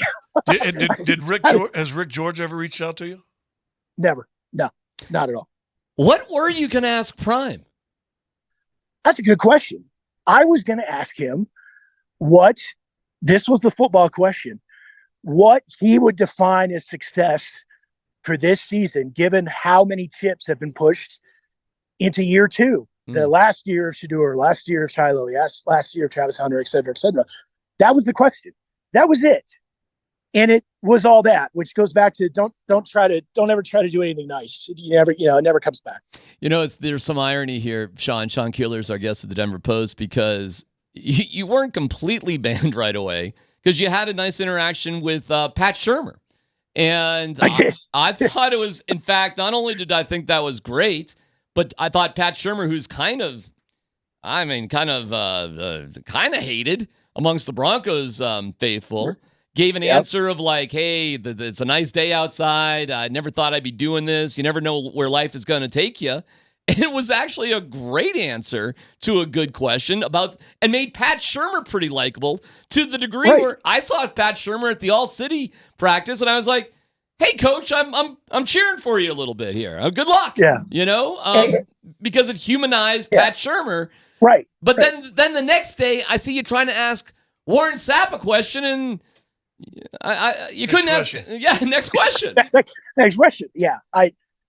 The off-record stuff, boys. There's not a bar long enough for some of these tales. But Pat has never been anything but professional with me. And there's somebody where I've taken some shots, to be fair, and he has stood up and answered every question I've ever asked. And I'm like, God, I respect you for that. I don't think you're a great play caller, but I respect you as a person because you've got to stand up to that, because he's been in New York and he's done this. He's probably just like, fine, this is nothing. And he's right compared to the Big Apple media. It isn't anything. You know, the other thing about that media day after the big, the fat guy gets mocked, and that's fine. I'll take that. I got to own that. But after that day, I ran up to a couple CU officials, and this is before the ban or what have you. And I said, God, you know what? After all that today, because then they had players you could interview one-on-one, and I was allowed to, and it was fine. It was normal. Yeah. They had 40 players out there. I must have talked to 4 or 5, and we'll be using some of that stuff as the season goes on. And every one of them was great. Every one was a gentleman, representative, black, white, regardless, insightful, just great. Tyler Brown's great. Everybody's great. You're just thinking, and I said to this individual who's in CUPR, that's what I'm mad about today when I want to walk away from this. Not that I look like a big turd on national TV, which is true, is that I wish I could talk to these guys more because they are such great representatives of what you're trying to do. And as you guys know, we don't get to pick who we talk to. It's handed to us except for that one day on a whatever coach wants basis. And that, I won't lie, that from an access standpoint, that kind of doesn't just drive me nuts. It drives everybody on the beat nuts. But these guys were great. And I walked away from that going, man, I wish I could talk to these guys more. And now I can't at all. So there you go. All right. So you're going to be there Thursday night. You were there. You were there Saturday. That was great. So you're just not asking questions. So you're there not asking questions. I'm there to get stuff thrown at me. It's great. Okay. All right, Sean. Well, oh my God. So weird. All right, Sean, we appreciate your time. Thank you, Sean. Thank you. Someday, gentlemen. Someday. We'll talk about all this. I appreciate it, guys. Okay. Thanks. Sean Keeler of the Denver Post. Well, it's surreal. I don't know what to say. It's so weird. This doesn't happen in Denver, Colorado. This is not a Denver, Colorado thing. It's the first I've seen it. Yeah. Okay. Well, there you go. I don't know what else to say. The fact, I don't know. You know what CU would say to what he just said at the very end, though? What's that? Well, how come you never wrote about that stuff before? So now you miss out on the opportunity to write about the good stuff that you wish that you could have done. But as he said, that's what those stories are going to be coming out. And that's what they do on a media day: get as many as you can, and then bring stories out when you can. But yeah, I don't know. I mean, you could say 100 nice things about somebody. You say one negative thing, and they're going to remember that, not the 100 nice things. So I don't know what else that is. This really does seem like well, I don't know. It's a him and Dion thing right now. However, I really do think if they could get in a room and just sort of hash it out, no cameras, just talk, I think it'd be fine. I really do. I think there's so many good stories to be told about CU rather than negative stories. I do. And I'm rooting for every single positive story that can happen this year. I am. And especially when it comes to the kids. Definitely. And it took me a second when that first came out because it was like, what is going on here? But the more that I realized, this is just 2 guys. And frankly, I don't know what Dion's even that upset about. I don't quite get it. You know, I'll say this. I actually expected the text line to be much more 50-50 because there are as many people that are anti-CU as there's more people that are anti-CU than there are pro-CU, right? You disagree with that? Yeah, I would say they're more pro. Maybe here locally. I guess I'm thinking more from like a national point of view, but maybe I'm off on that. The reaction on the text line is purely anti-Keeler. I mean, there's maybe 1 or 2 in support of him, but it's nearly purely that. I honestly do think the average fan, the average Joe, could not care less about any of this. They couldn't care less about any of us. The only people that care are media members. Yeah, because it's their livelihood. Yeah. And here's a guy trying to affect their livelihood. Well, I would ask people, I guess, and that's why I asked him the question, hey, man, it's just sports. Is this really that big of a deal? You know, it's just sports. And his response was, well, is this still, basically to paraphrase, is this still America? And I'm like, well, last time I checked it was. So I think the only people that would get upset is if they think that banning that sort of thing is something that you wouldn't really see in the United States of America. But if you don't think that, I can see why you really don't care, or you would be against what he's talking about. So where's your head with that, I guess? I disagreed initially. I think I've slid closer to what Tyler said a while ago. I think there's a way to say he's not living up to the standards that he has set by, and then you give an example, as opposed to, say, false prophet. Correct. Which goes and attacks a faith of his that whether he's living it the right way or not is strong. It seems to be strong within him, right? That's pretty personal. Listen, if you read this past article where he said, his actions against this guy sure seems a whole lot different than what he said, and which part of this is true, as opposed to saying he's the Bruce Wayne of BS. What I find fascinating about the conversation is all the people that are like so anti-Deion right now. The simple question that I asked Sean is Colorado in a better place today with Deion, warts and all, or not? Yeah. And the answer is a resounding, bona fide, guaranteed, yes, we are in a better spot today than we were without Deion Sanders. Then it becomes ethics and how much BS are you willing to take to be better? And I would, my question to that, and I get why people don't like Deion. I do. And trust me, there's stuff that I don't love. But I was the first guy in town that said they had to go after and hire him. What BS you want to put up with, what problems has CU had? Who's been getting in trouble? Who's been getting arrested? What when we say BS, like what BS are we talking about? We just don't like the personality of the dude?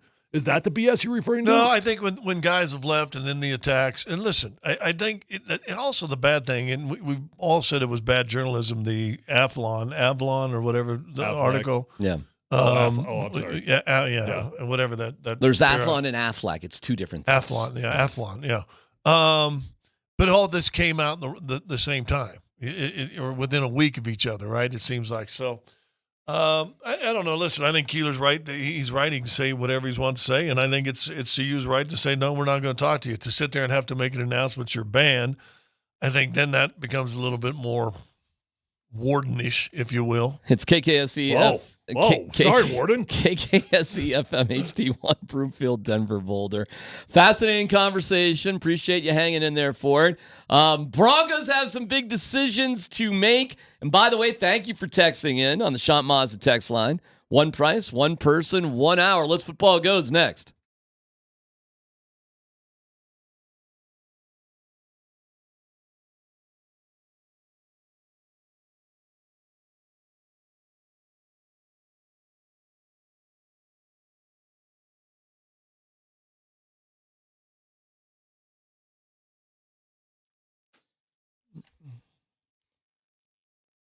Let me read you a review from Lori Lewis about AAA home improvements. We had a wonderful experience with AAA from the initial bid to the finished remodel of our kitchen. They showed up when scheduled, stayed within the projected money amount, and even finished earlier than we anticipated. Would recommend AAA without hesitation. Hey, AAA is the absolute best. Toby Hurdle and his group of project managers are second to none. Turnkey. From design engineering, permitting, project management, and final inspections, if you can dream it, they can build it. Whether it's a master bedroom, home office, perhaps you're trying to get an Airbnb together, no matter what you're thinking about, AAA can make it happen. It's incredible. But their schedule does fill up quickly. So I want you to check them out today for a free no-obligation estimate on your dream renovation. Go to AAAHomeImprovements.com. That's AAAHomeImprovements.com. Quality at a fair price.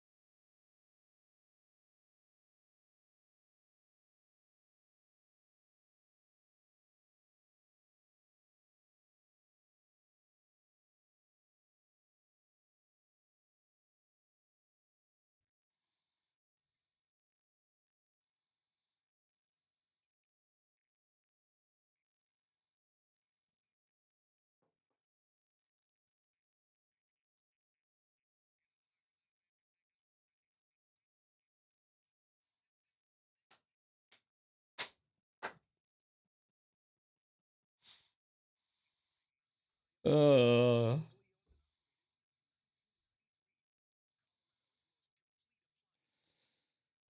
you, Mountain High Appliance. Find them at mountainhighappliance.com. The absolute best. We love you, Mountain High Appliance.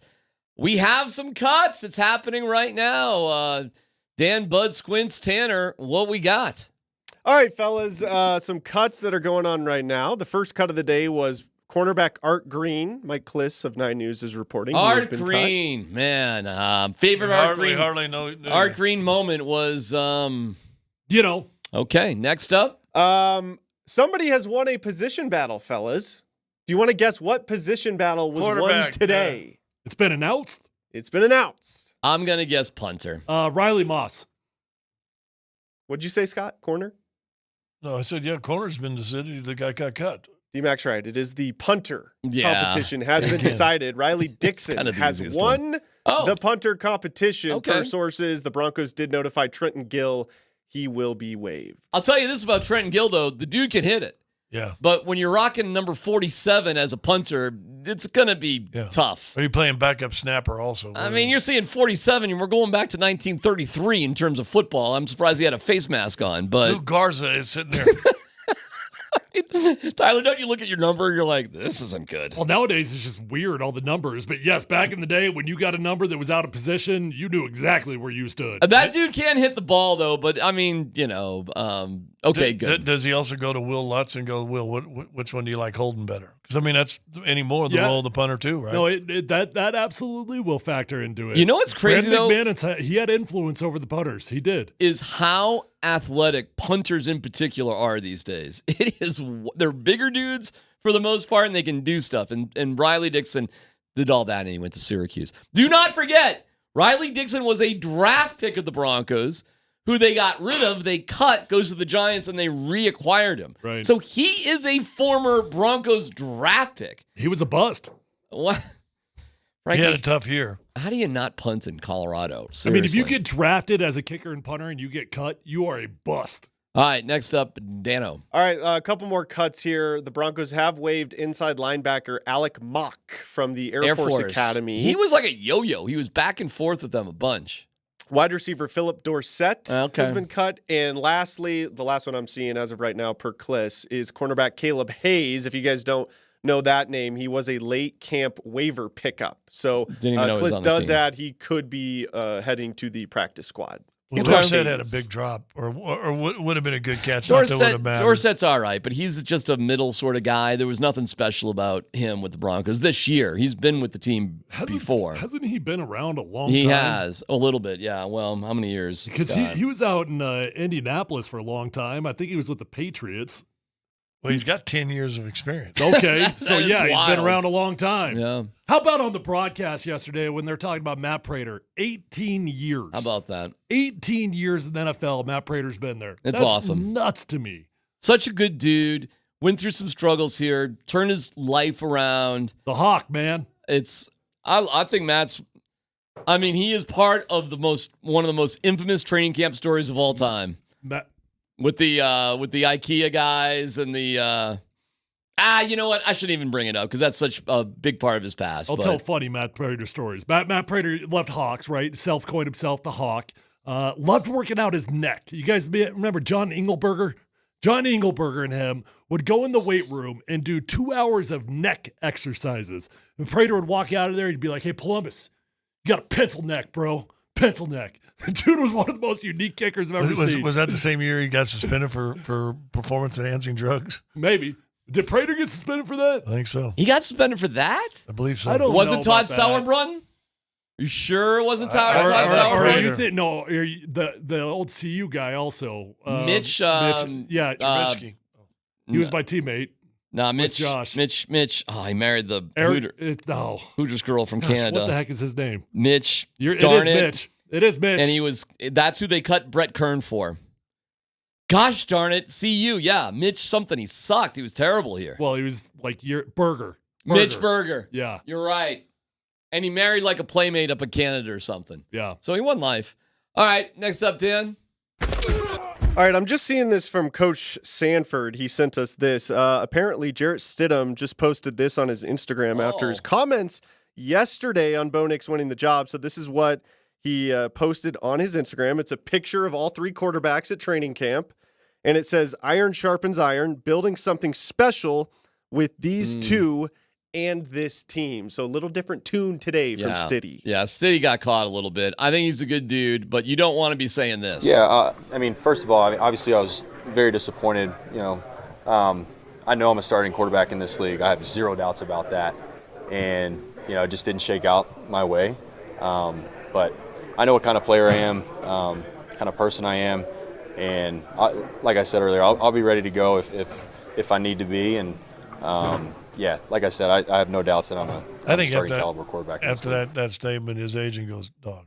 Dude. I mean, he didn't say anything wrong. No. There's But nothing he needs to apologize for. He's got millions of dollars on the line, and the last thing you want to be perceived as some sort bad of apple. That you do not want that, and you got millions of dollars on the line. I believe in positive attitude, and to sit there and say, I'm a starting caliber quarterback. I know that's good to have that belief, but you got 5 years and you haven't proved that. Yeah.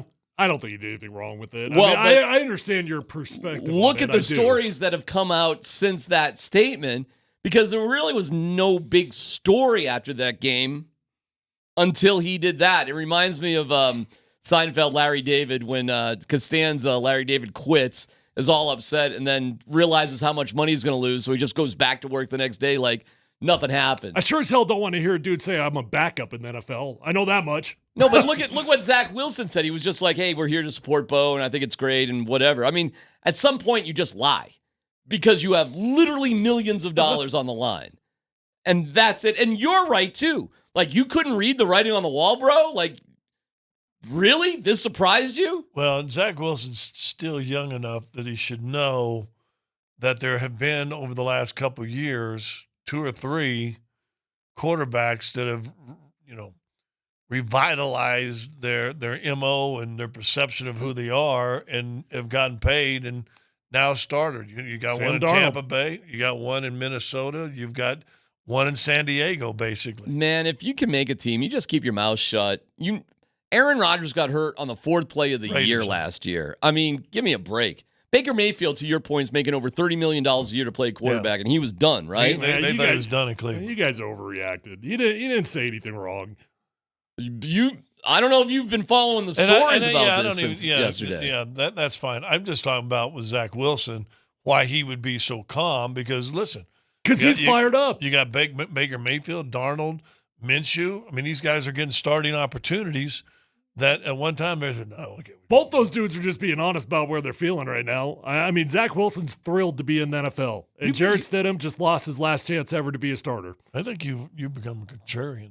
Yeah, I'm taking over your role. I think so. Yeah, I think so. Thank you. I think Stidham's making the right move just to say, hey, kumbaya, we're all good. Yeah. And listen, they know who he really is behind the scenes, and he's a good dude. Yeah. He is a really good dude, and I don't think there's any problems behind the scenes. But it just felt weird that he said what he did yesterday. No dumb question. Zach Wilson takes off runs for 21 yards yesterday. Did you like seeing that? Yeah. Yes. The ability to do that? Yes, and Stidham can't do that. Did you guys know there was a dude named Oliver Jervis on the team? I had no idea. Well, he's no longer. They cut him? Yeah. What position did he play? Guard from CSU. Asunder. Next story, Dan. All right, we got some national football news. The Dallas Cowboys have finally agreed to a new contract with wide receiver CeeDee Lamb. He has received a 4-year, $136 million deal that makes him the second highest paid non-quarterback in NFL history. $100 million guaranteed, by the way. At signing, which is the largest ever for a wide receiver. Every time I see Justin Jefferson get his big deal, CeeDee Lamb just takes me back to the 2020 draft. You had, after Judy was drafted by the Broncos at 15. Yeah. Justin Jefferson, CeeDee Lamb. I believe Brandon Ayuk and T. Higgins were That's crazy, wide receivers man. selected after that. You see stuff like that, and it's just a quick reminder, like, hey, for all the positive thoughts we've got about our wide receiver room, and we've got a bunch of dudes that belong in the NFL. We don't got that. No, we don't have anything like that, and God, do I wish we did. That's why, to me, the possibility of getting Travis Hunter for the Broncos next year, I want Garrett Bowles to get his next contract. I want him to be real. I don't want to have the Broncos to have to draft a left tackle. I want him to go after Travis Hunter. And if there's somebody more dynamic than Travis Hunter, fine. I'm open to it. I'm just aware of Travis Hunter right now. You're right about that. The irony is, it's not like Jerry Jeudy is being paid peanuts. No. I mean, Jerry Jeudy got paid too. Not quite like that. But what's Jeudy making? 17 per? Something along those lines? Jerry Jeudy signed a 3-year, $52 million deal with $41 million guaranteed. 17 per, basically. 17 and a half, yeah. That's Jerry Jeudy. That's the failure of that draft, making that kind of money. 41 guaranteed. For Jerry Jeudy. For Jerry Jeudy. Next story, Dan. All right, lastly, fellas, the New England Patriots say they have not named a starting quarterback for week 1, but Gerard Mayo is expected to do so early this week. Now, the reason this is news is because in their preseason game last night, Jacoby Brissett went out of the game with a shoulder injury. Insert third overall pick Drake May into that game. He goes 13 of 20, 126 yards and a passing touchdown, no picks, no sacks, and a 99.2 rating in that game. So if Drake May were to start week 1, 4 of the 6 first-round quarterbacks drafted this year would be starting week 1 in the NFL this season. I don't know if we've ever seen 4 rookie quarterbacks start for their teams in the first week of the season. That's pretty a great crazy. question. Well, Hall of Fame 5?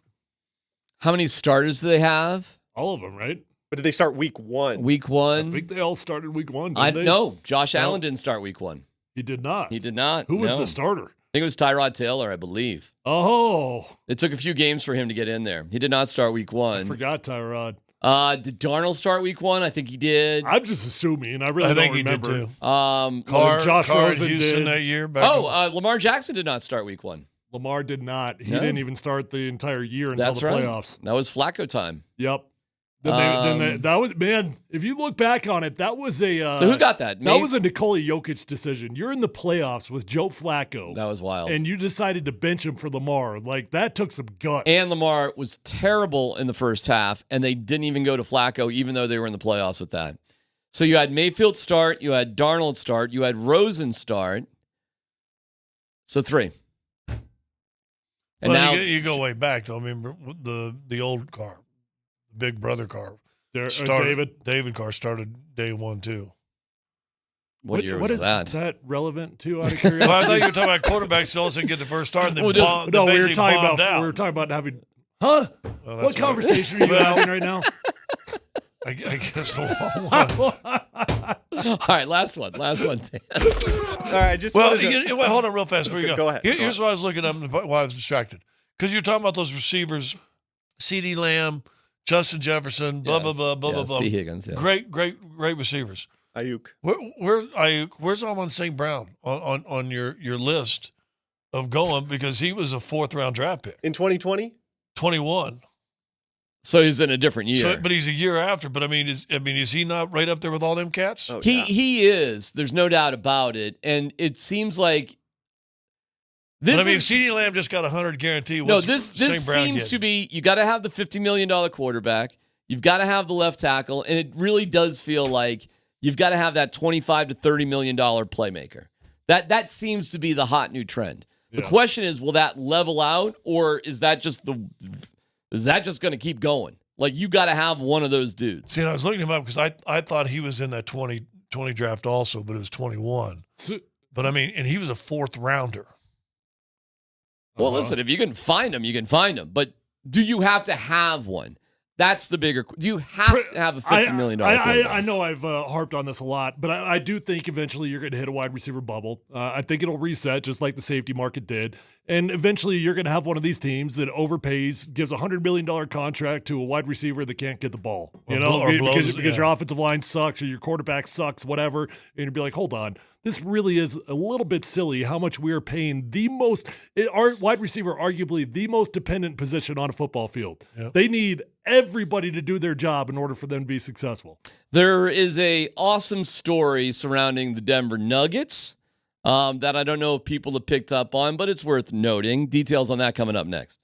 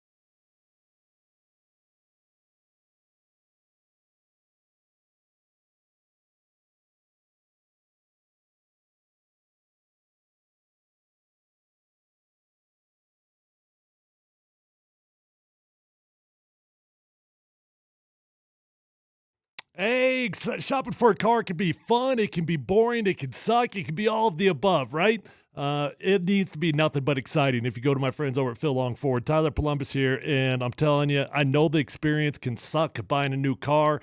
Not with Phil Long Ford, guys. They're going to respect your time. They'll get you in. They'll get you out. They're going to give you the best price, and you will find the vehicle of your dreams at Phil Long Ford because the inventory is incredible. Strong as it's ever been right now. So whether you're looking for a car, truck, van, SUV, check out those electric vehicles. I'm telling you, they are amazing and they are fun to drive.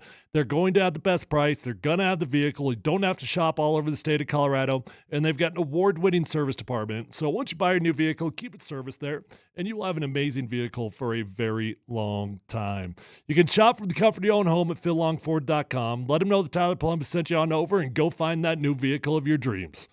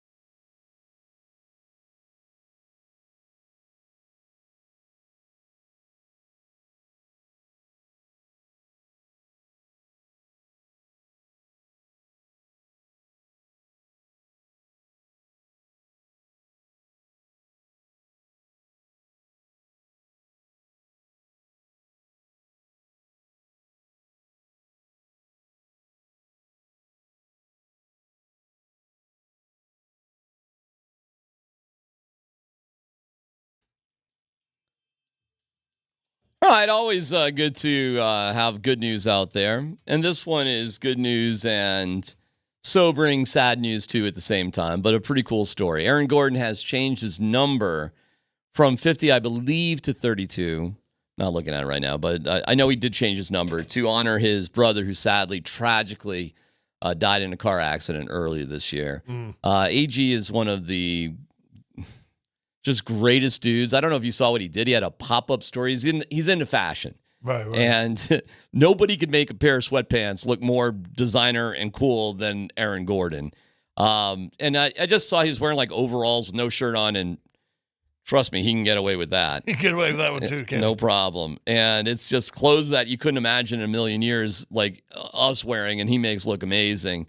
But I just saw how he was interacting with the people and the fans, and it's just another reminder how lucky we are to have Aaron Gordon around here. So when you see a different number from Aaron Gordon, you should know what it is. And another, such a sad thing, man, that happened with him and his family. So a lot of tough personal stuff for the Nuggets last year. It was rocky, and Michael Porter Jr. was going through a million things as well. Jamal was battling injury and stuff. And I mean, listen, man, It's frustrating because we know how good they could be, but they were going through a lot of stuff too, and I hope they come back refreshed. And I mean, Jokic is feeling good enough that he's throwing the ball off of the backboard and alley-ooping to himself in some sort of weird retirement pickup game or something to Hunter. Oh, that made the All-Star game look competitive. Dragic had like a retirement game, and it was like all these different Eastern European guys. I think we were at it, right? It was somewhere over there. When he's Slavic, isn't he from Slovenia? Dragic. You guys see what Jokic did for the Serbian basketball team? Yes, I did. $400,000. Spent $400,000 buying each guy a Rolex. $400,000. Worth around $32,000 or so each. He bought everybody like a $32,000 watch. Yep. That was worth playing on that team. Good dude. I have other number news. Hunter Tyson gave up his number free of charge. Number 4 to number 5. What was he wearing last year? Hunter Tyson. I don't remember seeing it. Well, you'd have to take a jacket off, so it's hard. He gave up his number for Russell Westbrook. But the story doesn't end there. Russell Westbrook wanted 0. He was wearing 4. Say that again? He was wearing 4 All previously. right, so he gave 4 to Westbrook. No charge. Off the top of your head, who wears number 0 for the Nuggets? Don't know. Anybody? Wow, a stumper right here. You guys should know this. 0. Who wears 0 for the Nuggets? You should know this. Jalen Pickett. No. Dan? Don't cheat. Strother. No. You really should know this. I should know. Obviously, he didn't play a lot last year. Oh, he played a lot. Really? Mm-hmm. Holiday. Nope. Zeke Naji. No. Keep going. I have no idea. Christian Brown. Oh, that's right. Christian Brown is 0. That's right. How did you? That is right. I forgot all about that. You're right. So Christian wasn't going to give it up. I didn't even mean to go in this direction. I couldn't believe Well, all the other guys I mentioned should give up the 0. You do nothing but are around the Nuggets every. Are you okay? Are you? Can I say something? Look at me. Are you? Okay? I have no idea what your shirt says, but I know what your face looks like. Okay, I know the face. That's unfortunate. By the way. Yeah, that is unfortunate. I'm not gonna lie there. 44. Thank you. Okay. Christian Brown would not give up his number. Good. Yeah. Just saying. There was no price tag, nothing, just maybe it's not a big deal. We couldn't even remember that he was wearing number 0. I mean, that's just foolish. Everything's for sale. There's a price for anything, buddy. Not according to Christian Brown. Oh. I got the greatest selling a jersey number story ever. I sold my number my second year in the NFL. Mm-hmm. No, it was my first year, second year, something like that.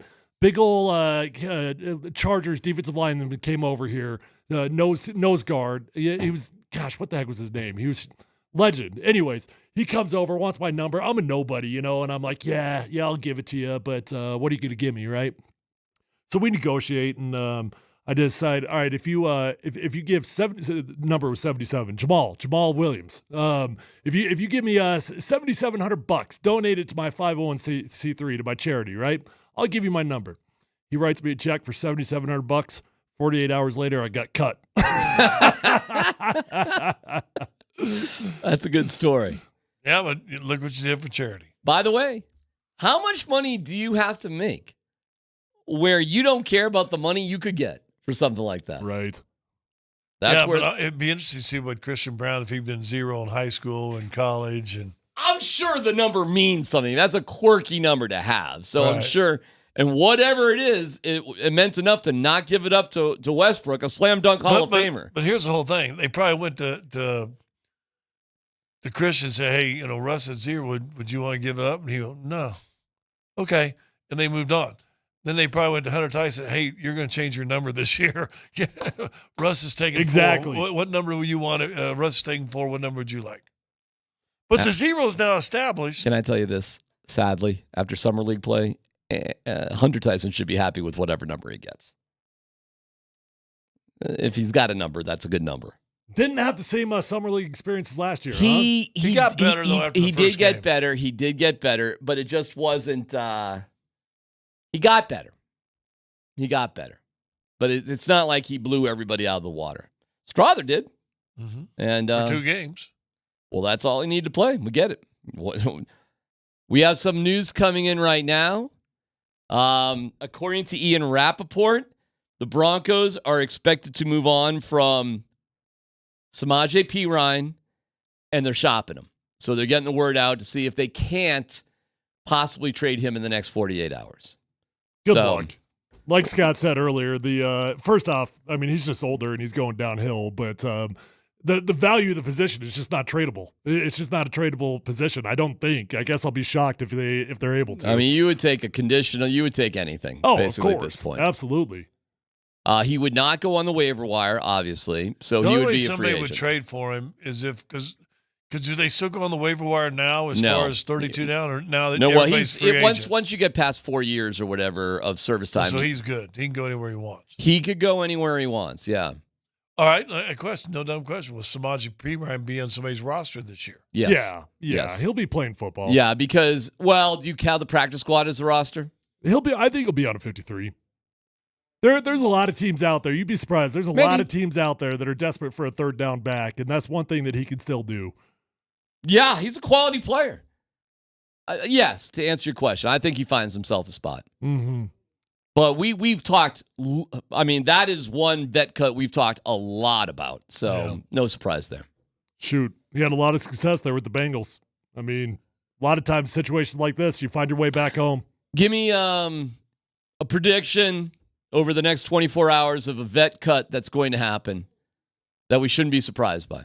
Vet cut that we shouldn't be surprised of if it happens. And not Perine, somebody else. I guess the one that is still a potential that I think everybody's just assumed it's a lock, and I do too for the most part, but Tim Patrick is still a possibility. He could still be cut for sure. I mean, you got a bunch of young guys that have played well, bunch of guys that are very similar in body type and play style to him. I think he's a vet that is well loved, and he's probably got a spot on this football team. But if you just think about the logic behind it, you're a young team. Is it about now? Is it about the future? There's a lot of reasons why you would move on from Tim. Adam Troutman. Not out there. So Michael Burton makes the team? Michael Burton makes the team. Or Michael Burton. Nah, Michael Burton makes the team. Sean Payton loves him. He comes from New Orleans. So does Troutman. Well, I don't think Troutman's going anywhere either. But they really value the 6 to 8 plays they get from Burton. I know those are it's more like a specialist position, but those situations can be really important, so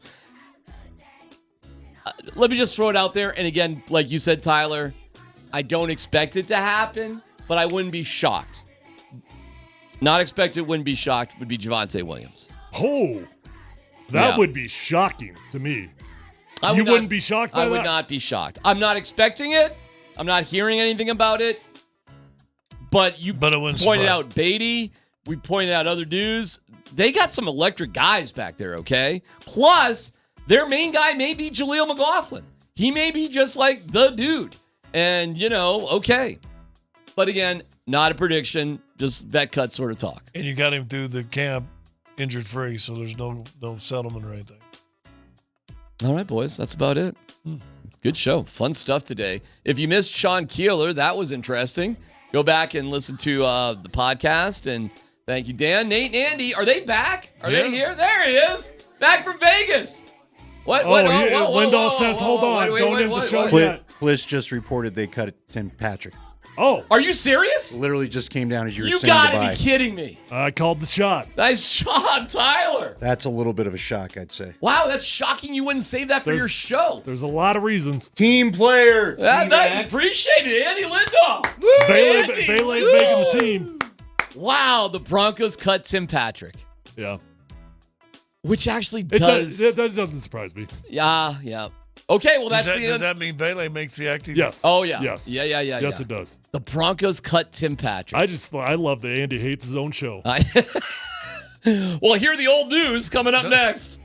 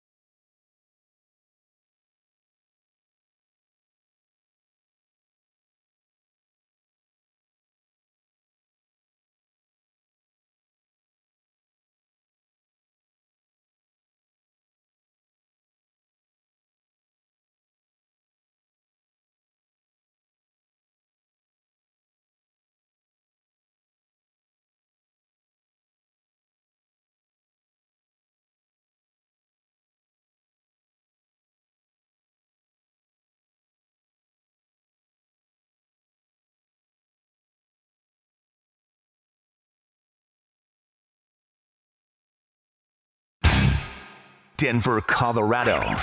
Altitude Sports Radio 92.5. It's Kreckman and Lindahl. 4th and goal. Wilson to the end zone. Wide open touchdown. Nate Atkins. Wilson trying to do it himself, and he's in. Touchdown, Zach Wilson. Good for Zach. He deserved that. Wilson's taking a deep shot. Johnson's wide open.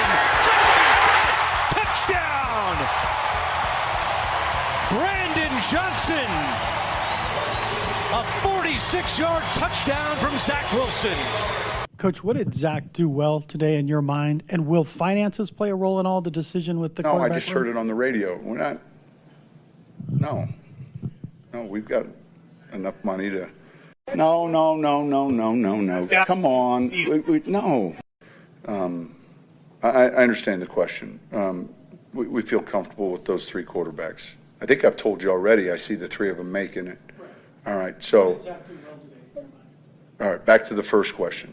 What's the question? Here's Nate and Andy, driven by Colorado Off-Road.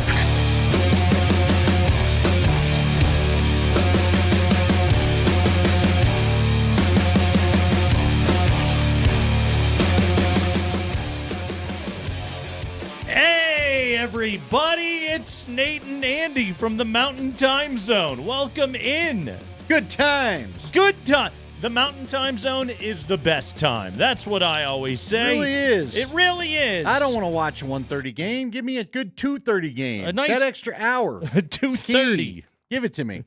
By the way, let me adjust. I told the guys what Mike Kliss had said. Okay. So I get the notifications to my phone. Look at Anyway. you. Hey, humble Mike brag. writes, I had said they were cutting Tim Patrick because he had written they're moving on from him, but they are doing the Pirine thing where they are going to try to find a trade first, and then they will move on from him if not. Yes, so here's the do you want me to read the tweet? Go ahead. Officially? Yes. From Mike Kliss 9 News, at Mike Kliss 9 News. What up, Mikey? With significant depth and talent at wide receiver, Broncos are moving on from popular veteran Tim Patrick, per source. Broncos are currently exploring trade possibilities for Patrick, who is generating strong interest on market in advance of Tuesday's roster cut-down deadline. Let me ask you this. If you're Green Bay, are you one of the teams going, hey, man, maybe? I tore him up. Well, he crushed their backups. They got a lot of good young receivers, but Tim Patrick's not going to be expensive to anybody, and he's a very reliable third down kind of guy, I think. Kliss adds Patrick had terrific camp and preseason to the point he was receiving Comeback Player of the Year talk. His $7.2 million cap hit didn't help, but mostly this was about wide receiver being Broncos' deepest offensive position. All right. I didn't plan on us opening with this little banter. We'll see what it turns into. Let's banter. But I had this question tucked away in my pocket. $7.2 million is the cap hit, like Mike said right there. So even with the restructuring of his contract, it didn't really give them salary cap relief. Okay. Yes. So here's the deal. What do we make of this Bronco receiver room? And this is why I asked the question. So they went off on quite the soliloquy yesterday, bantering about that depth at receiver among the 3-man booth that has Jason McCourty instead of Matt Ryan. Mm-hmm. And look, I enjoyed the broadcast well enough, but they were talking about what a deep position it is. And look, by preseason results, it feels like it's a deep position, right? But why? Did it just take Sean Payton unlocking a fairly deep receiver room, or is this just preseason illusion? Because it didn't feel like, I mean, again, you don't have a CeeDee Lamb in that who just got paid today. You don't have a Justin Jefferson. You ship off Jerry Jeudy, and I was all for the move, but then the Browns handed him money, and I guess there's a small part of me going, did we all have the wrong read? The Browns thought he was worth paying. I mean, I still don't think he is, but looking at the room, would Jerry Jeudy have looked different with Bo Nix and Stidham and Sean Payton and whatever they've cooked up this year? Or again, is this all just the preseason making you feel possibly too confident about something? I feel like every year you and I have done this show, we've thought for the most of this show's existence, we thought they've had a really good receiver room, only for it not to play out that way during the regular season. And now I'm like, all right, I'm not getting fooled by this again. And all of a sudden, everyone's talking about what a great deep receiver room they have. Andy, much like Roger Daltrey, you are correct to not get fooled again. This is not a good receiver room. It's not a deep receiver room. I love Mike Kliss. I can't go with him on that one. It is not that. That's not what's happening here. I suppose, like, if you wanted to get really into the semantics of it all, we could argue, well, it's deep in terms of, like, they have a lot of, like, the same guy. Yeah. They got a lot of, like, second and third quality wide receivers without really having a true number one. I'm surprised with Tim Patrick after the Green Bay game when he had 4 catches and showed excellent chemistry with Bo Nix that the Broncos would say, well, I'm willing to, what is it, step over $1 to pick up a dime, whatever the expression is. That's how I've heard it. Yes, it's that they'd be willing to say, okay, well, even though this guy has good chemistry with our young quarterback and he's going to need reliable weapons to throw the ball to, we'll just go ahead and axe him for the sake of the $7.2 million in cap relief. Or is it that, Andy, this really is truly a product of Tim Patrick really succeeded against a bunch of backups in the preseason, and the Broncos, they won't get fooled again by that and will simply say, hey, good on you, Tim Patrick, for battling back from injury. You've been a good locker room guy and a good leader and all those kind of things, but ultimately we don't think you can move anymore, and so you got to go. Yeah, well, look, I mean, the first 2 weeks were spent of a lot of us saying, boy, he's not really leaving an impression out there. He doesn't look very good. And then we got to games and kind of looked the old Tim Patrick, and I thought, okay. I mean, they were starting him. They were playing him with the ones, like the chemistry was developing, and they ultimately decide, nah, we're not going to do that. What about, is there any of this? And Ramon, by the way, says wide receiver room is full of 3s and 4s. I mean, maybe I was generous with the 2s and 3s. I think Sutton's a good 2. I really do. I think Sutton's a top level 2. I just don't think they have a 1. It's a number 2. Well, you said drop, and he could keep the other one if he wants to, too, frankly. We could put that in the old coffer. Right. Again, is this just an example of a veteran team knowing that they just got to get younger? I want to be fair to Tim Patrick. I don't want to just rail on the guy. I do think he has a place on an NFL roster. Right. I think he's mainly a third down guy. Well, I don't know if it fits in with what the Broncos should be one of the youngest teams in the league this year, I know. right? Yes. At least offensively. Okay, I totally get what you're saying, but all right. I think there's greater value in Tim Patrick, dependable outlet, safety blanket, whatever term you want to use, for rookie quarterback. I think that's more valuable than finding out what the ceiling is for Jalen Virgil. See, that's my question. Did Brandon Johnson earn the spot? Right. Who got the spot? Because when everybody was going through their roster, and even Leggy did it the other day. Silsey? Maybe. Michael Bandy? See, again. You can't stop the Zach Wilson, Michael Bandy connection. By the way, how good was my fantasy team? I feel like it was really good. It was really, really good. You actually did have a very good fantasy team. I only really count touchdowns, but I was like, all right, this has got to be Estime doing his deal. You had enough to win. Yeah. Well, that's what you're going for. Also, the dude that I drafted from the Cardinals didn't play. I couldn't even remember who my dude was. That's what I was like, Clayton Tune. Oh wait, he's the quarterback. None of us drafted him. You had Amari DiMercado. Did he do anything? I don't remember him having either. Done anything. I didn't know our guy Little John. Whoever the running Tony Jones Jr. Tony Jones Jr. That was a former Bronco. They didn't even mention that. Remember, he was in camp last year with the Broncos. I did not remember that. Tony Jones Jr., the running back. I will fully admit I didn't remember that. All right, seriously. Now that you say it, it's you ringing. Remember it, don't it's you? ringing a faint bell. Because remember, he chose not to come back. Right. Like all the Saints guys got cut, and only Lil Jordan Humphrey decided to return. Yeah. Or I think Little John, Tony Jones Jr. He fumbled. I think he came back once, then got cut again or got waived to the practice squad. And he said, peace out. He got annihilated by Sternad. By the way, yeah, he did. By the way, Dominic, great call. Is Tim Patrick. How much of this camp will be labeled the Alberto?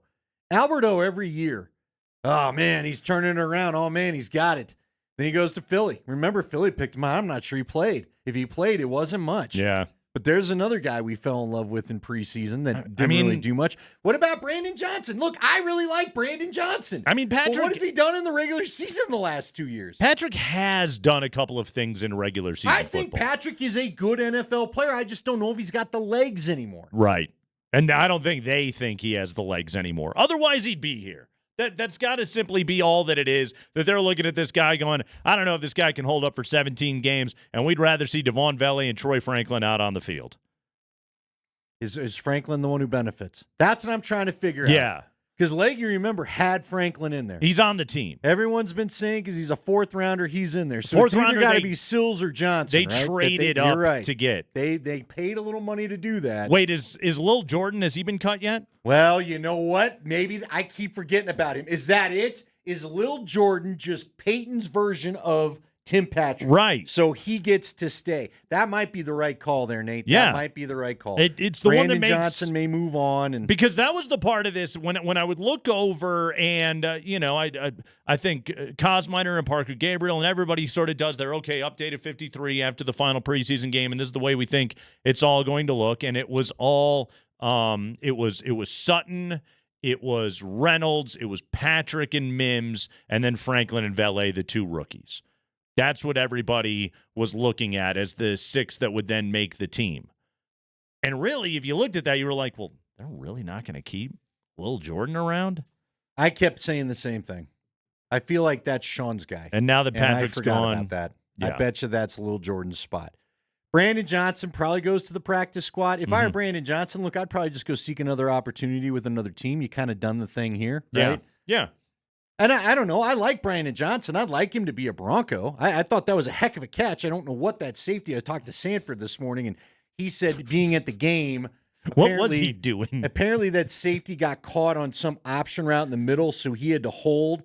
And then he said he thought Zach just threw the ball knowing the safety could not get back, and he ended up being right. No, he was but dude, right you there. gotta look at the ball at some point, The man. safety. I don't know where he thought the ball was. Was it Tiki or McCourty that said, They both were like, "What are you doing?" Did they think this was a no-contact practice? No, yeah, that was Tiki that said Was that the guy? That's a Tiki. But look, you can't blow the guy up before the ball gets there. Put his arm Yeah. over. Well, I mean, unless you think he should have just tackled him for the sake of not giving up the touchdown. Like, he can't go blow him up or that'll be PI. I felt like that. But I don't know what he was doing. That looked like if I tried to play NFL safety.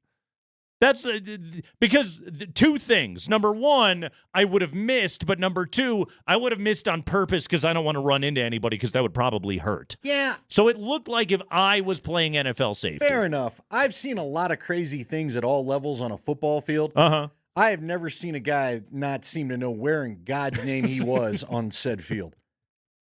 Why did you not look back to at least see where the ball was? I mean, Johnson, you got to be looking at Johnson's eyes knowing that it's coming in, right? I would think that he had to have been aware that the ball was, maybe he had no idea.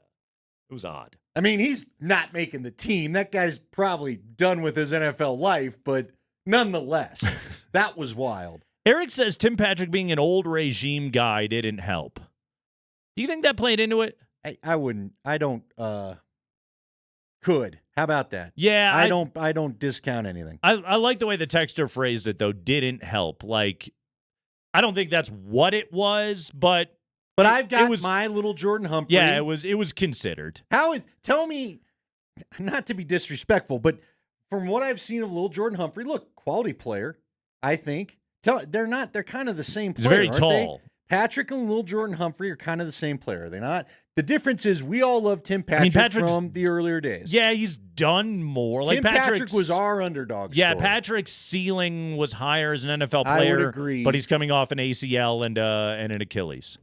And Lil Jordan can look, Lil Jordan is in on the Sean Payton message, is he not? Yes. And I'm not saying Patrick isn't, but we know that I think Lil Jordan is part of the marching orders for Peyton in the locker room.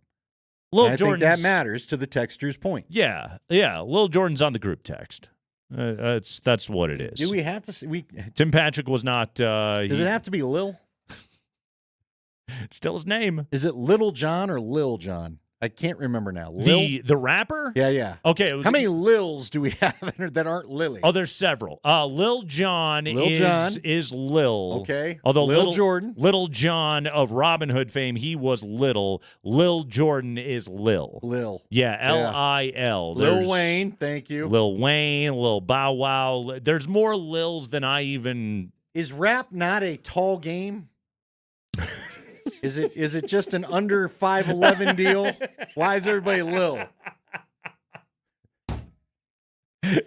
Is hip hop not for the basketball guys, or what are we doing? 5'6" Although and some of the under. basketball players that I've heard rap, yeah, I guess probably. You must be Lil. Lil. Yeah, you can't be tall, but it's tall with only one L. Yeah, Lil. You can't be big though. Big Papa. You can be Big Papa. You can be Big he was just Joe. B.I.G. Yes.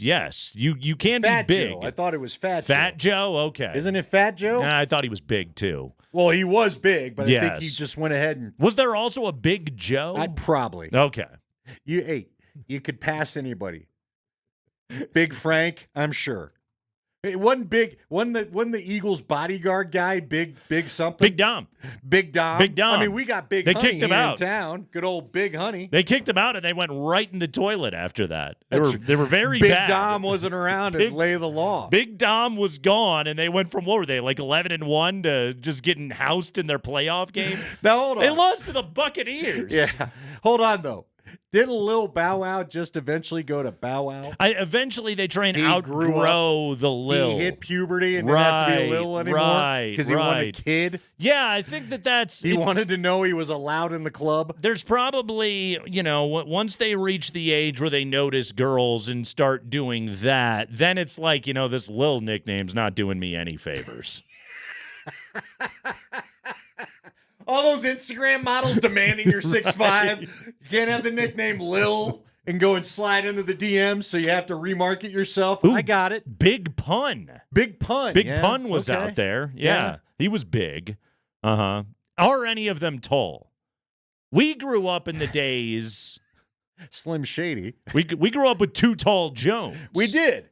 Big number 77. Yeah. He was extremely tall. Is it okay if your name is Lil to walk up and do the too short thing to people that the receivers and corners like to do? You're too little. Well, here's the other. Are you allowed to give them that gesture? You Is ever that know- how you say hi? You ever known like a really big guy with the nickname Tiny? Yeah. Couple. So does that happen? I have no idea. So Hastings is coming in with Big Hurt, Big Ticket, Big Show, and Big Honey. We got Big Honey. Big Show? Big Show was a pro wrestler. Big Ticket? Big Hurt was Frank Thomas. Was Garnett the Big Ticket? Yes. Does that sound right, Spring? Yeah, okay. Yeah, it was the Big Ticket. The Big Unit was Randy Johnson. Well, yeah. I won't ask. I mean, whoa. In 6'10". Oh, tall, lanky. You assume. You assume. Hey, get in the hunt. 303-504-0925. Favorite Big or Lil? Derek comes with Big Daddy Kane. We're just looking for Lils and Bigs today But on it's the got show. to be Lil. Lil. Yes. Yeah. Not the whole word. Yes. Or if you have littles, yeah, by all means. Bigs, just nothing but bigs and Stuart littles. Little. And littles is what we're looking to hear from today here on the show. It's Craig The big Lindahl. piece was Brian Howard really the big. I just remember Brian Howard in that Office episode going Subway, eat fresh. Brian Howard, erstwhile Colorado Rocky for you there. Did he ever actually take an at bat with the big club? I don't think it was he strictly did. minor league. Yeah, wasn't I don't it? think he ever fought his way out of the lower levels. Yes, Notorious B.I.G. And was he was Biggie Smalls. Corey says the big creep, Deshaun Watson. Oh, okay. Uh-huh. The Big Bopper, who was that?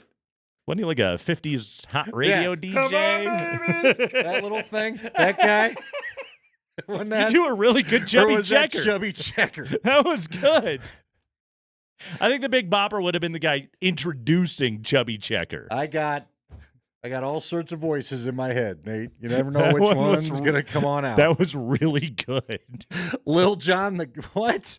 Oh, Little John from Robin Hood. You mentioned him. I did. Now, hold on. Which Little John did you think of? Did you think of the damn bear from the Disney That's the one animation That's one? the one I've watched Screw most your recently. Costner adaptation. The only one is the animated Disney That's one. what I'm talking about. Costner and his bad accent. We don't need that. All right. It is corrected at Lindahl. Tim Patrick is not a Bronco. Because of Lil Jordan Humphrey. Because of Lil Jordan. And now we're all getting in the hunt.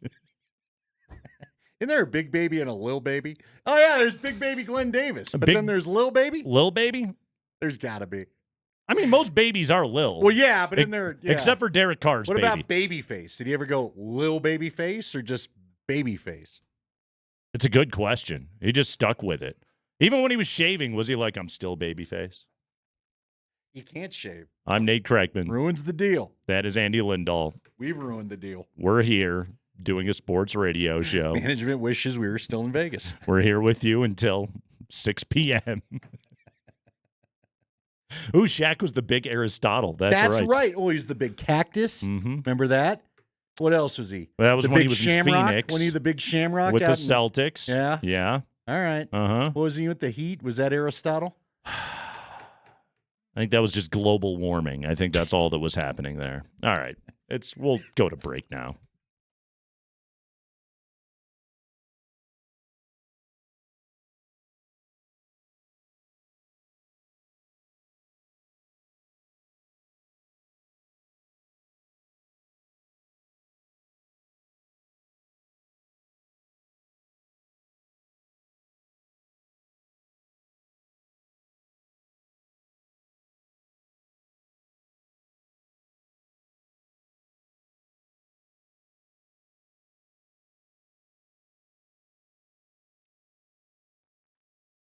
Hey, Andy Lindahl for the Rocky Mountain Men's Clinic. I mean, hey, you want a nickname big? Why not? Go to the Rocky Mountain Men's Clinic. They'll help you out. They've got all sorts of treatments that'll hopefully get you the nickname that you're seeking, especially if you're dealing with erectile dysfunction. It's a terrible condition that causes stress in relationships. It creates anxiety and undue hardships on a man and often their partner as well. If you find yourself pulling away from your partner or maybe not trying to avoid romantic evenings, then it's time to go to the Rocky Mountain Men's Clinic. Again, they have got treatments with success rates well over 90%. And some treatments will even have you lasting an hour or more. They've got treatments that'll work when pills and herbals fail. So just go on over to the Rocky Mountain Men's Clinic, have a chat with these good folks. The first visit couldn't be easier. It's a $99 visit and includes a medical consult with a Colorado licensed medical provider. You'll get a T and PSA tested and medically advised a test dose. And if the dose doesn't work in the office, you're out of there scot-free. Hopefully, though, that's not the case. Go and see them. 720-440-7900 is the phone number, or find them on the web at RockyMountainMen'sClinic.com.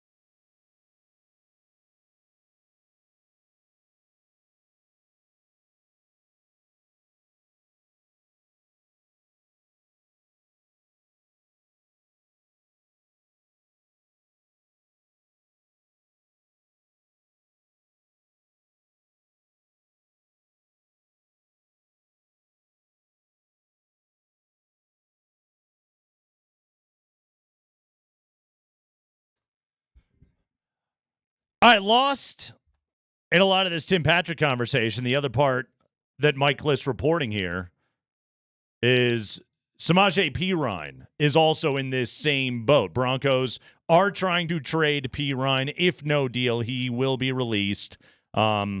As Mike adds, he's healthy, was a terrific two-minute running back for Sean Payton last year. Numbers game, as it appears, Broncos. 3 RBs are Javonte, Jaleel, and Estime. And they're keeping a fullback. And we assume it will be Michael Burton. Nate Adkins did catch a touchdown in that game yesterday. Yeah, that's help someone in this show. Big Nate Adkins right there. Yes. But it's probably going to be Michael Burton, the one making the team. Is there any chance we're going to get shocked and there's only 5 receivers? We've all got him keeping 6.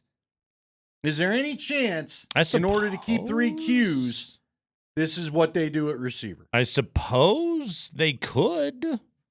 I doubt it. I'm just asking.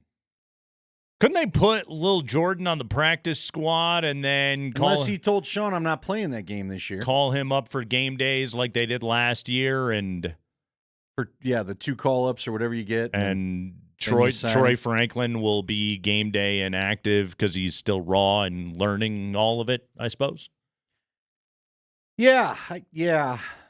What Sure. What are they hoping to get in these trades, by the way? 6th, 7th rounders. Yeah, Hey, look, man, you got Devon Vele. Yeah. That's a perfect example of why you don't kick these picks out of beds for nothing. Sure. And listen, if you want to move up, you and I both know if you want to move up, you have to have firepower. And sometimes what gets that done is throwing that little pick in on the backside. True. So yeah, Broncos will need more ammunition as they go forward into drafts where they're actually trying to win. It's also, should we take this? Okay, Perine, he was a good Bronco last year. He was. There weren't a huge ton of good Broncos, and he runs hard. Perine was a good Bronco. He was a part of some key fourth quarters in games that they won last year. He was a good Bronco. Tim Patrick has been a good Bronco, and he's getting sent out the door. I take this as a reminder from the coaching staff. Oh yeah, guys, don't worry. We still know what we are. We know that we need to be a young, developing team, that it's about betting on the upside and potential of some younger players who we want to have here in our system. And these guys, maybe while a Samaje Perine has a better chance to be able to help you win this year than Audric Estime, maybe a Tim Patrick has a better chance to help you win this year than Troy Franklin or Devon Vele, is that by 2025, 2026, when this team hopefully is on a trajectory back to a place where they're a respectable and hopefully competitive NFL team, that those younger players will be of greater value to them. Yeah, I just think there's something about the old. I think that does play in. I think you're right. This team is acknowledging still what they are. And look, you want the young quarterback to grow. Yeah. We want young, cheap players. Other young players. Yeah. But look, man, you saw it. Mike Sanford called. He had the same take you did. He could not believe you wouldn't want Tim Patrick to be that reliable, trusted sort of security blanket for your rookie quarterback. And again, he specializes in those short to medium routes that Bo Nix seems to really like to throw. Yep. But and it is a little weird. Mike was pointing out to me, he did get a lot of runs with the ones. I just think that look, at the end of the day, the preseason is an illusion, okay? I don't want to rain on anyone's parade. It is awesome that they put up all these points. It's awesome that they look like a cohesive unit. It's awesome that the defense looks like they're getting their stuff together, okay? Mm-hmm. I think there's a lot of things that if you're a Bronco fan and you want to be optimistic, they gave you plenty of reasons in preseason. Well, but in 2 freaking weeks, when everybody cares and everybody's game planning and the starters ain't going anywhere after 10 plays, it's a different world, and this should be a reminder of it. Think of it this way, okay? It was important for the Broncos to win these preseason games. I think yes, and it was important for them to put some cogent, cohesive offense on the field. They wanted to have good game plans. They wanted to have good preparation for these games. they wanted to win so that the players could remember what it feels like to win, or some of these guys, the younger guys, learn what it feels like to come out on top in an NFL game. They wanted to be able to have some smiles on their faces and start to build up that winning culture, all of those sort of things, which that's all correct. You should do all of those things. But who are the teams that do those things? The teams that have been losing. Yeah, the bad ones. Guess who else was doing that? Right. The Patriots last night. Right. This is the Broncos put together the kind of preseason that you have to put together when you're a bad team. That's okay. Like this is, you got to start somewhere. But also it should serve as a reminder again of like, let's not get wooed by what we have seen. Maybe don't go crush the over just yet. Just be aware of sort of where this team is at right now, and they're taking two competent veteran NFL players, two guys that they sat in the third and final preseason game to make sure that they didn't get hurt so they could get some value in return.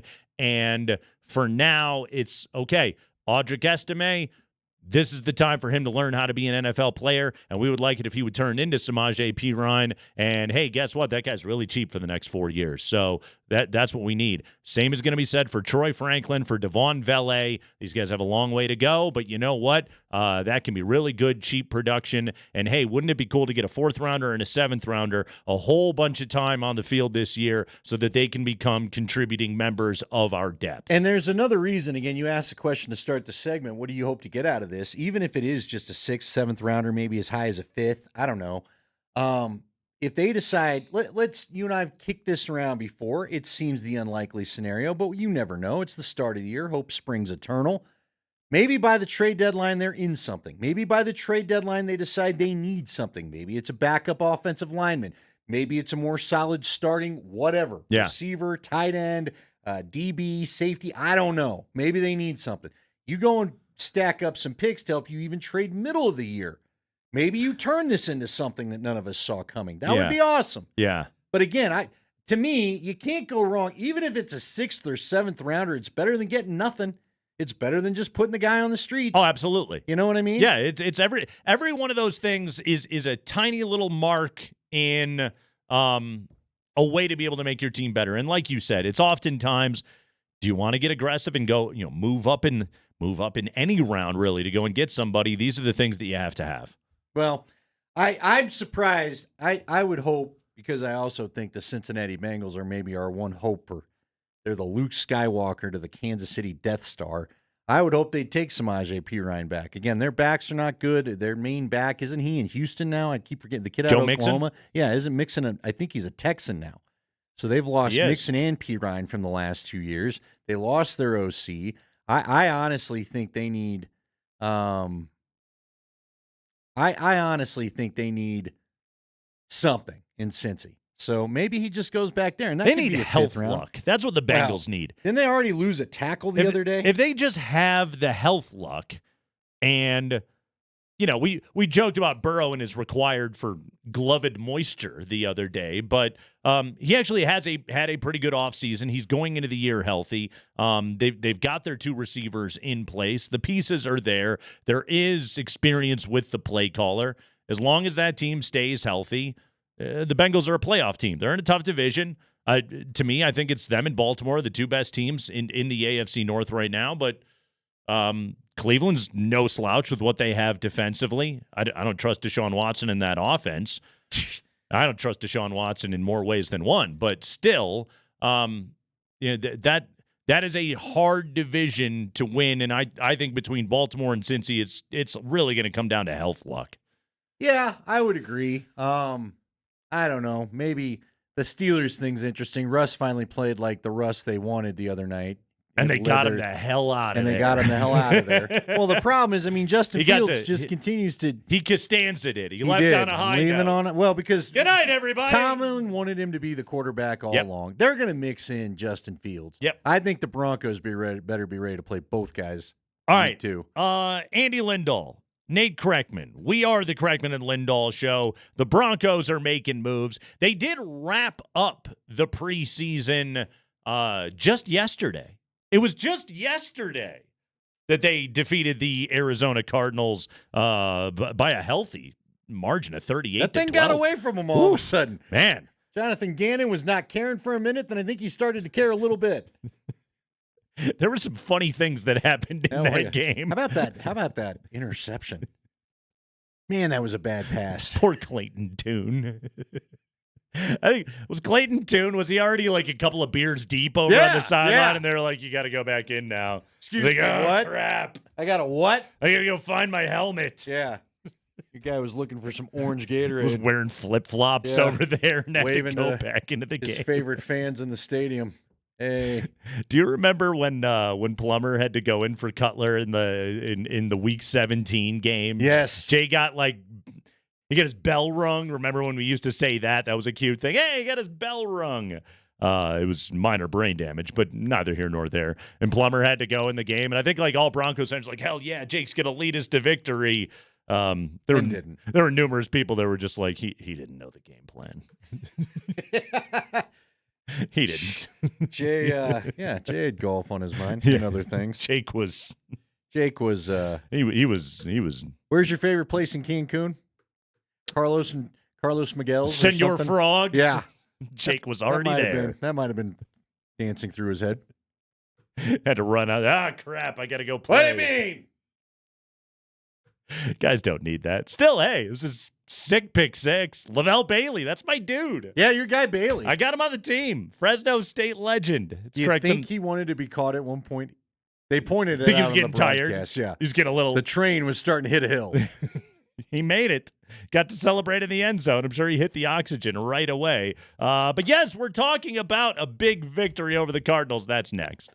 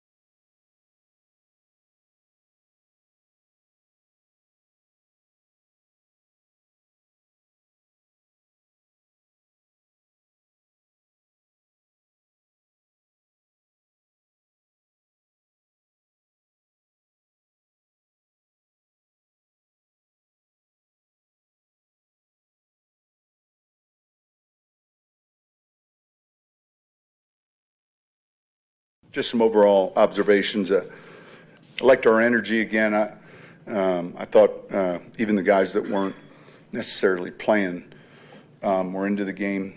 That's encouraging. Look, you can pick any number, and it's going to kind of give you the stat line.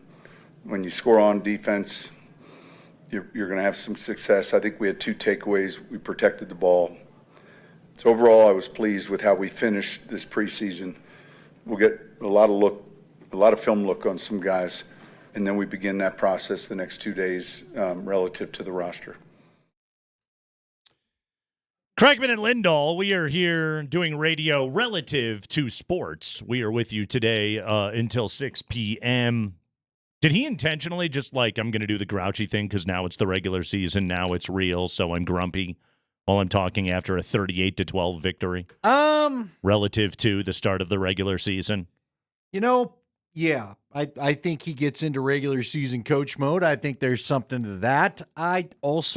He's even grumpier than preseason coach mode, that regular season, Sean. Look, again, this all gets real. He knows it. Yeah. He knows it.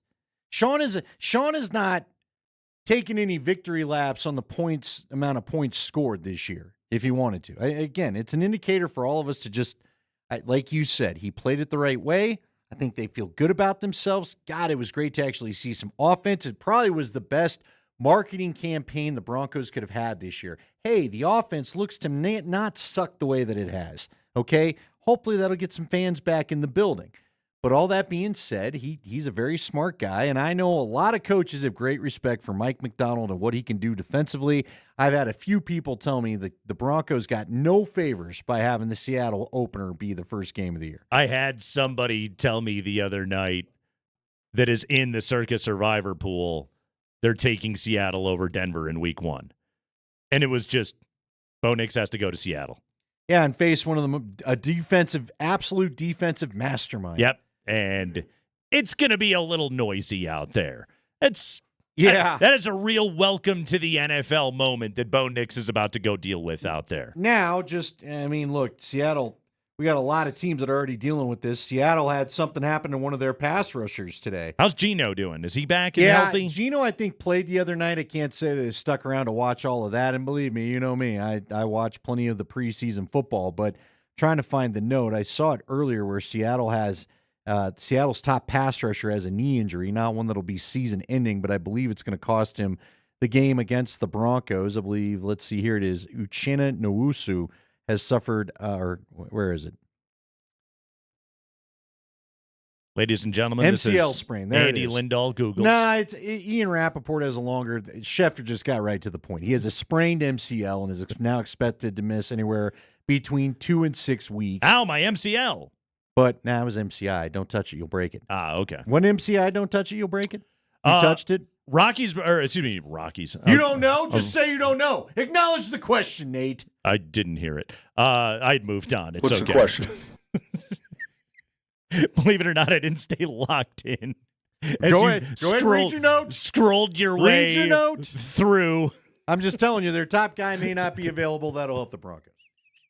And now watch, he'll play. That will help the Broncos. Yes. Pert, Throckmorton, Mustapher, Sherman, Polcheski across the front to start that game yesterday. Andy, who are going to be the depth offensive linemen on this team right now? I don't know. Yeah. When Sean Payton says there's a few positions we're going to look at the waiver wire for, I hope it's offensive line. Yeah. Dude, even Forsythe, who I think has been pretty good at times, he got just chucked out of the way on that bull rush. Yeah, destroyed. Sherman's gotten guys killed. Who's our guy, 71? 71 has been rough most of camp. Mm-hmm. So, yeah, I could see who's the Wyoming kid? Frank Crum. Crum's probably practice squad guy. He had a tough one yesterday. I don't know. Palczewski, they've moved around. I don't feel like Palczewski's had the buzz that he had a year ago, but maybe he's practice squad guy. Yeah. But I really would hope you'd work on the depth there. I don't think you have any depth there. None. How many times did they even said it on the broadcast? And again, this goes back to early in camp where Zach would have to stand behind these guys that were making up the bottom end of the offensive line depth chart. And you would not even get a chance to think about the play before a guy's crushing you. The insanity of offensive line injury luck that they had last year, it won't continue. Because Well, it already hasn't. It just can't. Quinn Bailey's down. Yeah, you already lost your swing tackles so far when you didn't really have a lot of depth to give up. Do you think that Quinn Miners yesterday, do you think he was getting paid by the cliche for his sideline interview? Oh, I didn't see the sideline interview. Oh, he literally opened with "There's no I in team." Okay. He added that he gives 110%. Okay. Yeah. And I was kind of like, did his buddies give him a list? That sounds set up. Did they? There was something going on right there. Because they arranged all this early, right? Yes. He did shout out his coach from Wisconsin, Whitewater. So it was a very classic O-line interview. But I was just like, I wonder if they're paying him by the cliche right now. That's it. It felt he literally opened with "There's no I in team." I was like, okay, that's forced. I know what you're doing. Yeah. I'm on to you. You O-linemen, you guys are a bunch of rascals. We know it. I wonder, in order to avoid the fine, because Tyler keeps promoting that they fine people again, and they had McGlinchey on the midday show, and McGlinchey was into it. Apparently, their old line coach even broke down, here's what the old guys used to do, or something like that. And so now they're all into trying to get the kangaroo court together there, like they once upon a time had. Do you think in order to avoid the fine, he had to fit in 5 phrases? It could have been along those lines, yeah. Tell you what, Spring, go find that interview. Pull it for us. We'll judge it a little bit later in the show today. He did a good job, though. He mentioned his college. It was all there. Sertan got the interview as well. His was sharp. That one I caught. It was very good. I did half of this on TV, part of it on radio, because I had to go get the kids from Waterworld. It was very clear that it was just like, okay, you got approved for 2 interviews, and then you move on with your life. But it was, again, it was, as far as preseason football goes, like the Broncos had big play touchdowns. They had a defensive score, like Sean Payton talked about right there. They had mind-numbingly bad preseason plays and actually good preseason plays. You put it all together, and it was like, okay, they had themselves a nice little warm-up to the season, the kind of thing that I say rebuilding. They weren't building back from anything good that developing NFL teams have to do. Yeah. I feel like they're in a much more cohesive place than a year ago. Without a doubt. And that is good. Like, again, it is preseason, but I'd rather look like the Broncos than I feel like the Cardinals perpetually looked the way they looked yesterday. And I realize that Kyler Murray didn't play and all that, but yeah. Clayton Tune. He had a few nice throws. Desmond Ridder. Yeah, they weren't putting their best and brightest out there. Xavier Weaver, Colorado's own, he had himself a day. Well, wasn't that on someone that was on Spring's Spring fantasy had him. team? He drafted him. He was big time right there. Spring was the only one that knew what's up. I know. No, I just had to go up against Andy's behemoth team. I know. Andy took home the preseason fantasy title. Where did I draft? You really this past weekend? What was my You were picking third. Yeah, that's right. Well, that's good scouting. That's where you want to be. Coach and GM symmetry. You know, they say drafting 6th or 7th, that's the best spot to draft. That's the most sweet spot. Likely spot to be able to get the dub in your fantasy league. That's what they say. I thought I was in trouble when Estimate came out first. I was like, this might be a quick day. Uh-huh. He scored a touchdown, though, right? He did. Yeah, there you go. Your guy, Beatty. Who had Beatty? One of you had Beatty. I had Beatty. Thought Beatty was going to go, and then he didn't. Who was the preseason MVP? We'll talk about that. Plus, there was another athlete in Denver yesterday. Really? That had a vastly worse day than anybody that was out there with the Broncos. Who was that? We'll tell you next.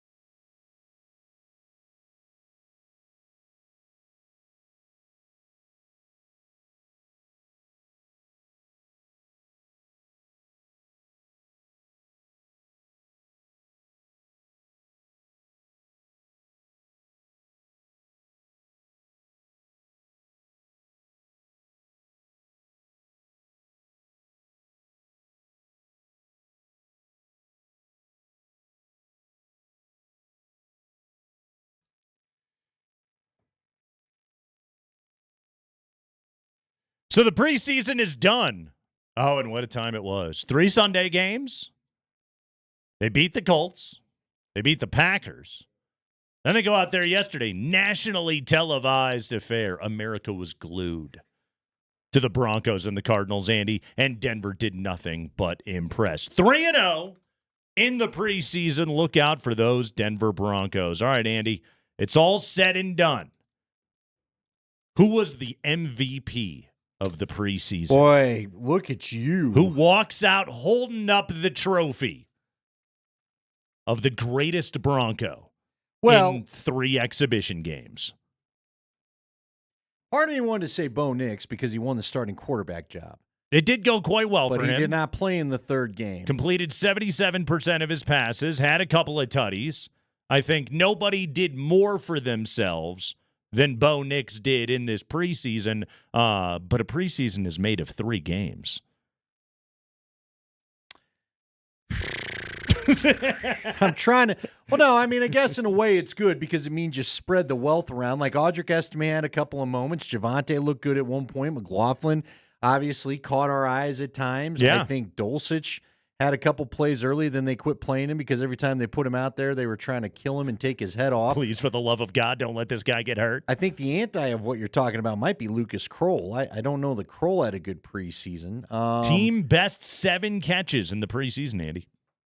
Yeah, but some penalties. I don't know. What about Brandon Johnson? Where would you put Brandon Johnson? 4 catches for $105 and a tutty. Averaged 26.3 yards per catch. That's better than what Mike Pritchard put up his senior season at the University of Colorado. He was at 26.2. What about Zach Wilson, since he played in all the games? Z-Dub completed 64% of his throws for 397 yards. That was a team best.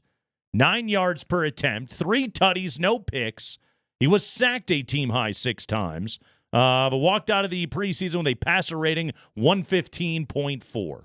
He's pushing Stidham all of a sudden. I mean, that's not anything. That's not nothing, I should say. So maybe he gets it. I feel like Patrick had the nice touchdown against the Packers. Who else caught touchdowns? Now he doesn't get to be on the team anymore. Yeah. He had such a good preseason. He is out of there. Touchdown catches. Who led the team in touchdowns overall? Touchdowns overall. Audric Estime scored 2 of them, as did Tyler Beatty. Tyler Beatty had a rushing and a receiving touchdown. I mean, Andy, one day, 50 years from now, when they're looking back and remembering the 2024 preseason, people are going to take into account what did Nate and Andy say about who is the best in those 3 exhibition games. People are going to remember this. Okay, One day when they make the 30 for 30 about this preseason, what if I told you? I'm going to go ahead and just say, I'm trying to think of a defensive guy. Well, Keidron Smith got on the radar, right? Had 2 turnover. interceptions. He had a fumble recovery yesterday. Yes. Would you throw him in there? I would throw him in there. He's in the debate. He's receiving votes. There's no doubt about it. Here's the thing. I mean, what did Sean Payton say before the Packer game? That basically we got about 50-some spots figured out. Sure. 40-some spots. And so we've got guys battling for the last 6 or 7 spots. What about my guy Hunter Camp Moyer in his 4 catches? Weren't they all first week? I think he had a catch yesterday. Well, then no. I remember hearing his name once. No, he's done. No. Thank you, Sean. No, he's out. And 13-yarder. That was on a crosser from Zach Wilson. It was open the third quarter. Good for Camp Moyer. Big 13-yarder right there. Uh-huh. I think Kroll outdid him. So what 7 do you do? catches. What do you do? What do you do with that? With those backup tight ends? Oh, we're all going to remember this preseason. Michael Burton. Can't say the old backup punter. He just got cut. Hey, he just got the axe. What's his name? Trenton Gill. Gill had some boomers. He right into the end zone for touchbacks. Yeah. Too bad. Is that part of the problem? Yeah, you try not to do that. Generally, is what you do.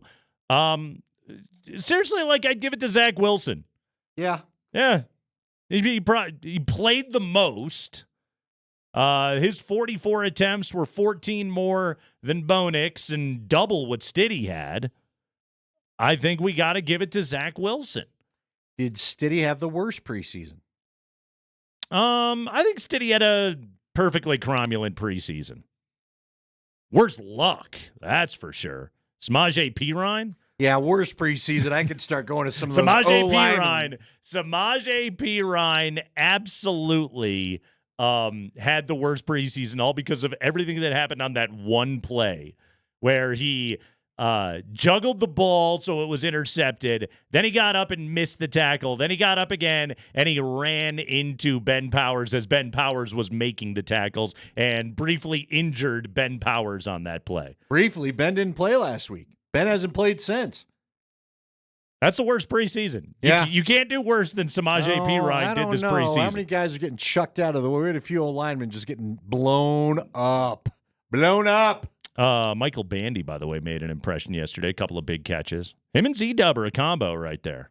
That's not bad. Well, so's Brandon Johnson. There you go. Brandon Johnson, as long as the safety drops acid before the play starts. Yeah. You know what, though? Somebody did worse. There was somebody in Denver that did worse yesterday. I guess he wasn't technically in Denver. He was. I was going to say, does he get to come back to Denver? He was in the Bronx. Did we find out if he's in Denver today? When he did this. But Andy, you know Jeff Criswell? Not until yesterday. Jeff Criswell. Left an impression. Yeah, he was making his third major league appearance yesterday. He had been in the Oakland system and then, came over to Colorado, got a recent call up to the bigs. First two appearances, he did not allow a run. Criswell was looking like, hey, future of the pen. Then he did. Well, then he looked like the current pen. Yesterday, he had to pitch in the seventh, and he had to face Juan Soto, Aaron Judge, and Giancarlo Stanton. He had to face that murderer's row back to back to back. How did it go for Jeff Criswell? Let's hear it, Spring. 4-3 lead. Series finale as we stretch in the Bronx. Here's Juan Soto. High fly ball, deep right field off the bat of Soto. There it goes. See ya. Into the bleachers, a long home run. And the Yankees lead 5-3. Here's Judge. Can they go back to back? High fly ball, right field. Cave back. He's on the track. He's at the wall. Back to back. He's done it again. A 2-home run day for Judge. Home run number 51. And the Yankees lead. 50 and 51 on the same day. And he goes back to back. Dynamic duo with Soto. That one is drilled deep to center field. Doyle back. Still back. Track. Wall. See ya. Oh, ho, ho. Into Monument Park. Putting on a show. Back to back to back. So they came into the inning. It was a 4-3 game. 4-3 game. Those three at-bats happened. No more drama. 7-3 game.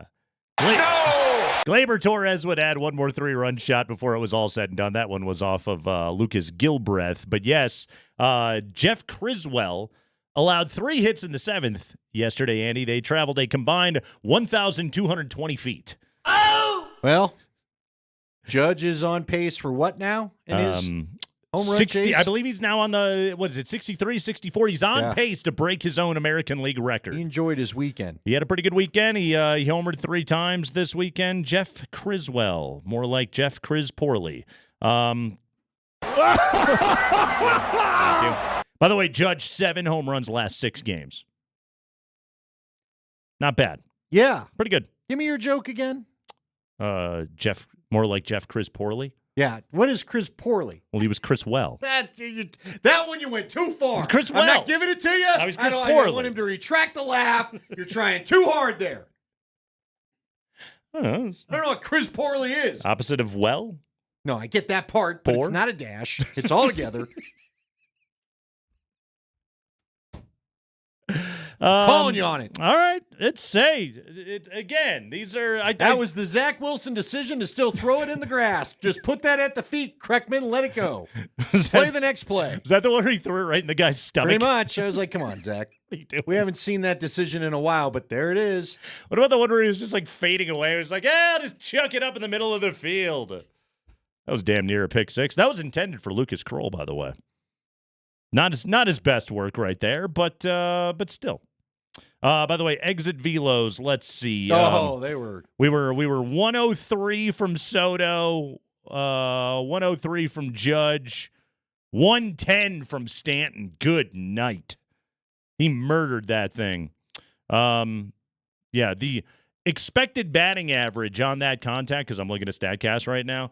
Giancarlo Stanton's expected batting average, which I always love this, on that contact, 980.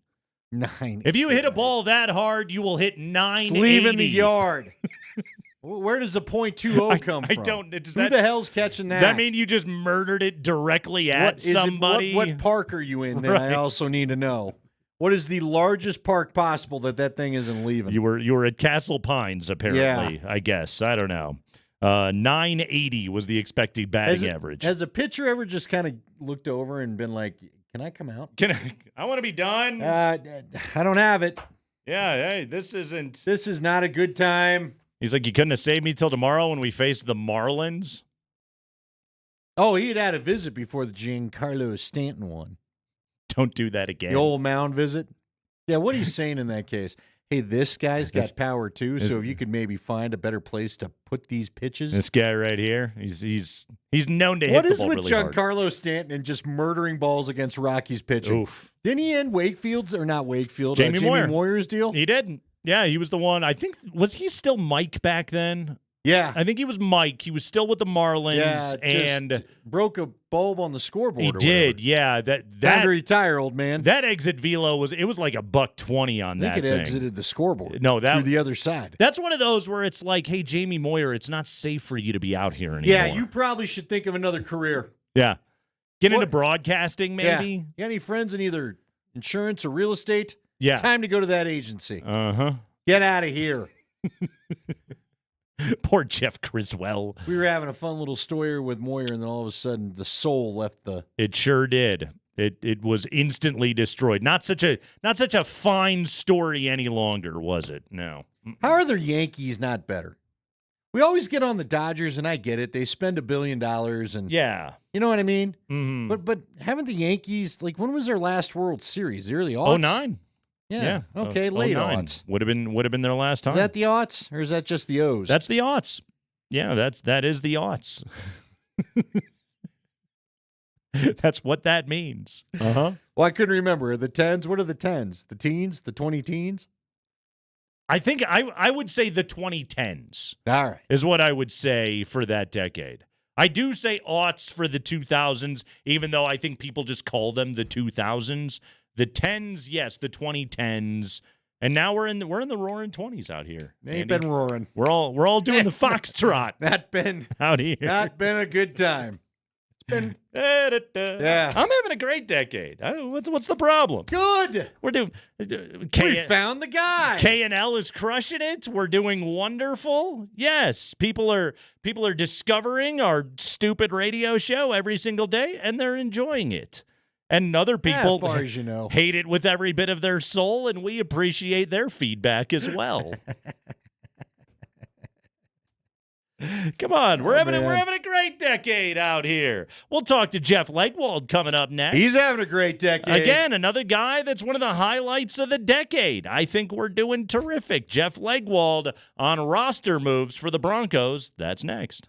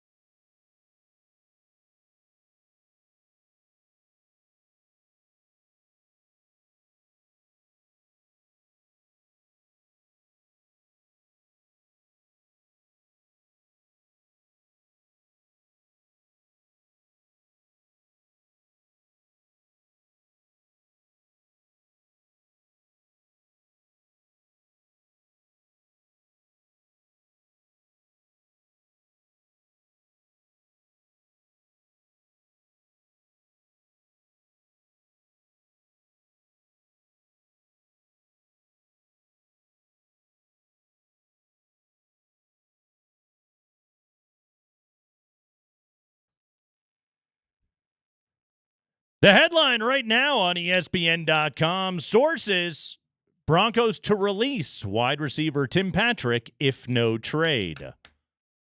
Broncos to release wide receiver Tim Patrick if no trade.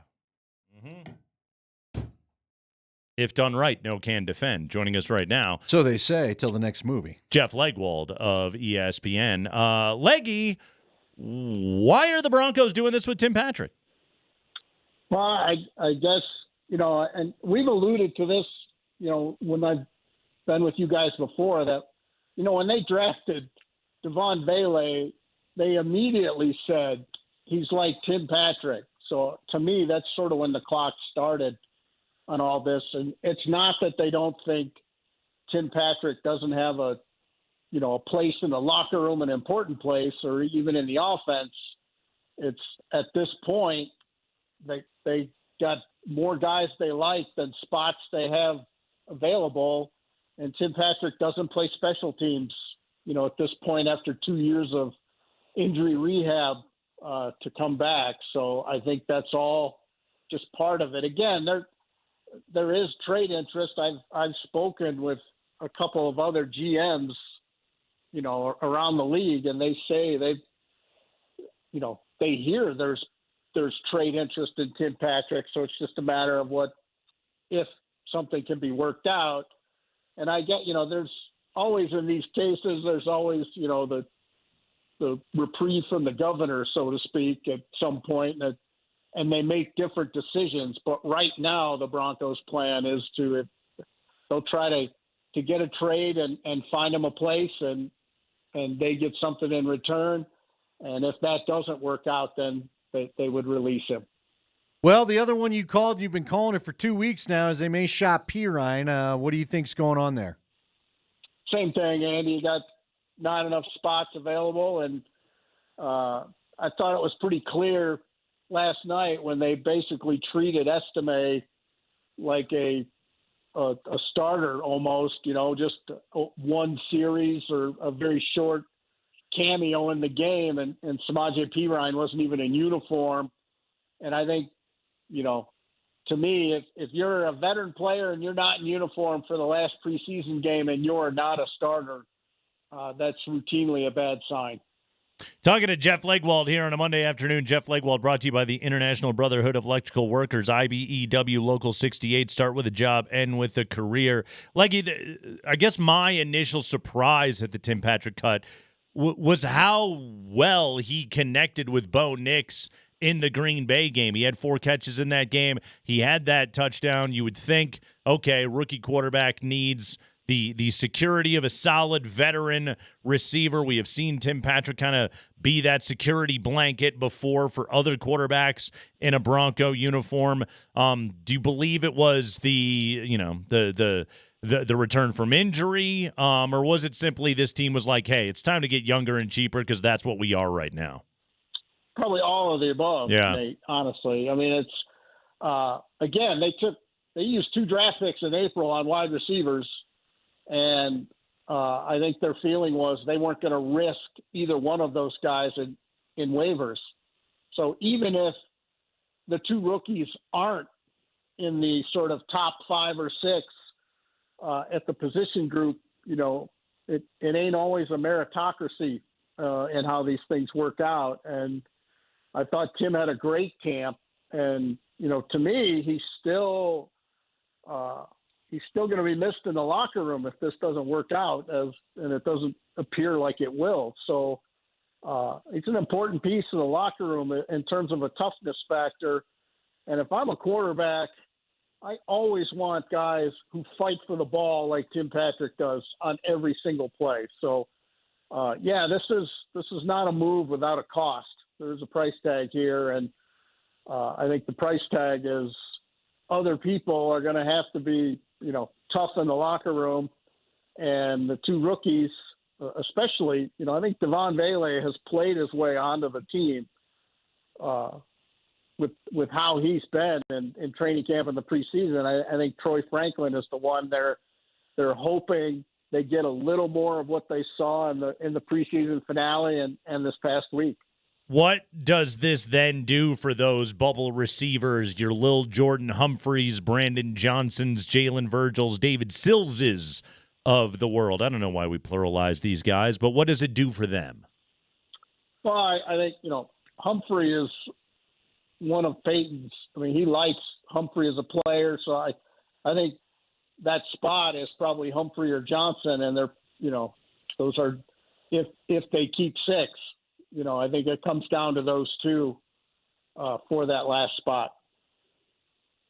Any other big surprises in the offing? I mean, what do you think happens with Jared Stidham? I guess he went on Instagram to try to, put the old kumbaya or iron sharpens iron post together after being a little salty in the locker room yesterday. And so that feels like maybe a little bit of a my bad, but you've said you think they keep 3. Could they be shopping one of the quarterbacks? And could there be, is there a veteran surprise still coming, or is Tim Patrick going to be as big as it gets? I don't, it's hard to say. I mean, they don't have many tougher decisions than at running back and wide receiver. So unless they're just making money moves, I don't think there's an enormous surprise, at least right now. I mean, they've got a whole day yet here to figure all this out. But, Sean Payton was adamant after the game last night that they've got the money to do what they want, meaning salary cap space. And he was talking about Stidham when he made that comment. So, I guess on the Stidham thing, I always come down with, I get, players are going to embrace their teammates and everything, but I don't think a guy should ever be excited about losing a competition or a position battle. I don't blame him for being a little salty. And I don't think the team does either, frankly, but if someone gave them a good offer and, took that contract, I'm certain the Broncos would consider it, but if no good offers come, they're keeping all 3, and Sean Payton has said as much. So unless he changes his mind in the next 22 hours, I think they're keeping 3 quarterbacks. Talking to Jeff Legwold here on a Monday afternoon. How does that work exactly? What's the plan with the 3 quarterbacks? Obviously, there's going to be scout team work, and Zach Wilson is a guy. We saw him yesterday, man. The longer he played in that game, the more comfortable that he got. A guy that just absolutely is going to have reps as a part of his sort of rehab from his time there with the New York Jets. How are they going to? Pardon the pun here, Leggy. How are they going to juggle these 3 quarterbacks? It's someone will not end each week thinking they got enough work. I think that's just the bottom line. There aren't that many snaps to go around, but somebody's going to get a lot of reps against the Bronco defense, and one of them will get a few reps as the backup that week, and they may even switch the backup around, with either, we might see it or we might not. You know what I mean? They might just do all of those things in the walkthroughs and that type of thing. But I've said all along, they like all 3, and Sean Payton, really thinks there's something there with Zach Wilson, and it would not stun me at the end of the season if they try to work out some kind of deal, for Wilson to stay here in some fashion, to keep working with him, unless for some reason he gets in and plays this year and ends up with some kind of Gardner Minshew kind of offer at the end of the year. But they like him, and the talent, you don't have to know much about football, I don't think, to see there's a talent level there and an ability to make a throw or two the other 2 guys can't, and that separates him from the other 2, no matter what the depth chart looks like. So I think they want to continue to look at that and see what that can be down the road. You've done this a long time. So I'll tell you what, we have a texter asked this. That my answer is you want everybody to know, just to try to get some offers coming out. But the texter does ask, and I think it's a fair question, why does a team ever let the rest of the league know through insiders or whatever outlet they choose that they're trying to let a guy go, that they're going to cut him if they don't get a good trade value? Is that to try to get somebody with poor waiver claim position to jump up at that person, or what is the point of that? Because it does seem counterintuitive to tell the whole league we're going to cut a guy that you may want to try to get for free. What's the thinking there, Nate, Jeff? Well, Andy, that Patrick and Perine are veteran players. They're vested players. They have more than 4 seasons in the league. And those players are free agents after cuts. They don't go through waivers right now. Veteran players don't go through waivers until after the trade deadline. So the player has the choice of when he's released. So a trade enables a team to essentially force the choice. Like if they don't think the player might pick them, if they're up against other people, or they just want the player right now and not want to have to worry about if he's got other choices. That's why you would do that, because any team really interested is going to want to handle the choice right now and not let the player get into the open market. Yeah, it's have somebody want him and maybe offer you something better than the other guys. The old bidding war is what they're trying to get going right there. We're talking to Jeff Legwold here on a Monday afternoon. The preseason is in the books. We go on now to the start of the regular season and really the real beginning of the Bo Nix era right now. Like when you think about improvement that the team wants to see, something tangible between, okay, you played the Green Bay game in preseason game number 2. Now you're getting ready for week 1 against Seattle. Development is not always linear. You don't automatically just get better on a week-in, week-out basis. But given what we saw in a couple of preseason games and this camp, what is the next step forward now for Bo Nix? It's all pre-snap now. Yeah. You're going to get coverage disguises. You're going to get roll-up safeties. You're going to get rotating, everything. You're going to get odd fronts. You're going to get rushers dropping in and being added. The amount of information you're going to have to sift through before the snap will now multiply by 10. I mean, Green Bay and Indy, you got almost, that was like finger painting for a quarterback as far as the pre-snap looks. And I'll say, Bo Nix did not get a great draw for the first 2 opponents. I mean, both those coaches are known for messing around before the snap and the pass rush and coverage looks. And that's going to be a pretty big hurdle for Bo Nix right out of the gate. He does not get a nice, taxi out to the runway, so to speak. He's got 2 tough defensive play callers who are very good at disguise right out of the gate. Jeff, Sean Payton has said, I will use the waiver wire to try to improve some positions. Basically, he's made a couple comments in the last week that there are a couple places where they might pick some people up. My guess would be offensive line. Where would you think they might search to bolster the roster? Yeah, I think O-line and if they don't think they have a short-term corner option because of the Mathis, that's going to be several weeks. So if they want a short-term corner option, maybe there too. But I've polled some personnel guys around the league, and nobody thinks there will be many impact linemen available on the waiver wire, and the ones that are will probably be snapped up long before the Broncos have the 12th opportunity to do it in the waiver order. Jeff Legwold, everyone, ESPN. That is where you read his stuff. His latest on Tim Patrick is up and available to all of you right now as Denver now gets set for Seattle in week 1 before welcoming the Pittsburgh Steelers to town. Roster cut downs, leggies all over it. Jeff, good stuff, buddy. Thank you. Thanks, fellas. We'll see you. Jeff Legwold, brought to you by the International Brotherhood of Electrical Workers, IBEW Local 68. You start with a job, and yet you end with a career. Latest cuts so far for the Broncos here, Andy. Officially waived. Defensive back Omar Brown. Cornerback Art Green.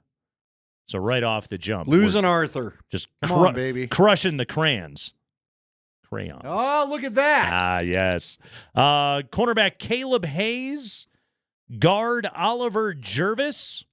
I like an Oliver. That's too bad. Inside linebacker Alec Mock. That's our buddy from Air Force. Outright released Angelo Blackson, the defensive tackle. I thought he had a good shot to make the team. Wide receiver Philip Dorsett. How do you feel about that one, Andy? You crushed. Yeah. That's your dude. Is he on practice squad? He had a drop yesterday, right? That was pretty much all he did. No. Well, did he? You're right. He Yeah. did. He had the other one. He was frustrated because he was about to be open and the ball got tipped. Inside linebacker Andre Smith. Plus, according to Mike Kliss, unofficially notified of trade/release, Tim Patrick, Samaje Perine, and Trenton Gill. Tim Patrick obviously is the name on this list right there that's getting everyone talking. Perine, I don't feel terribly surprised at that. No, it kind of made sense as things went along. You knew when they drafted Audric Estime it was going to come down to somebody. Now, I think initially everybody thought, is this a sign that Javonte, after the offseason workouts that we saw, is too slow to make the team? And Javonte came in great shape. Yeah.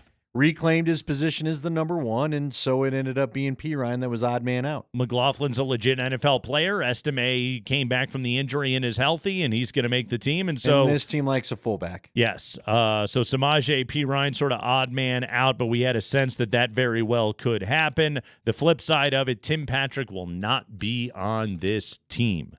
That move did surprise me a bit. Are the Broncos making the right call on this one? We'll talk about that next.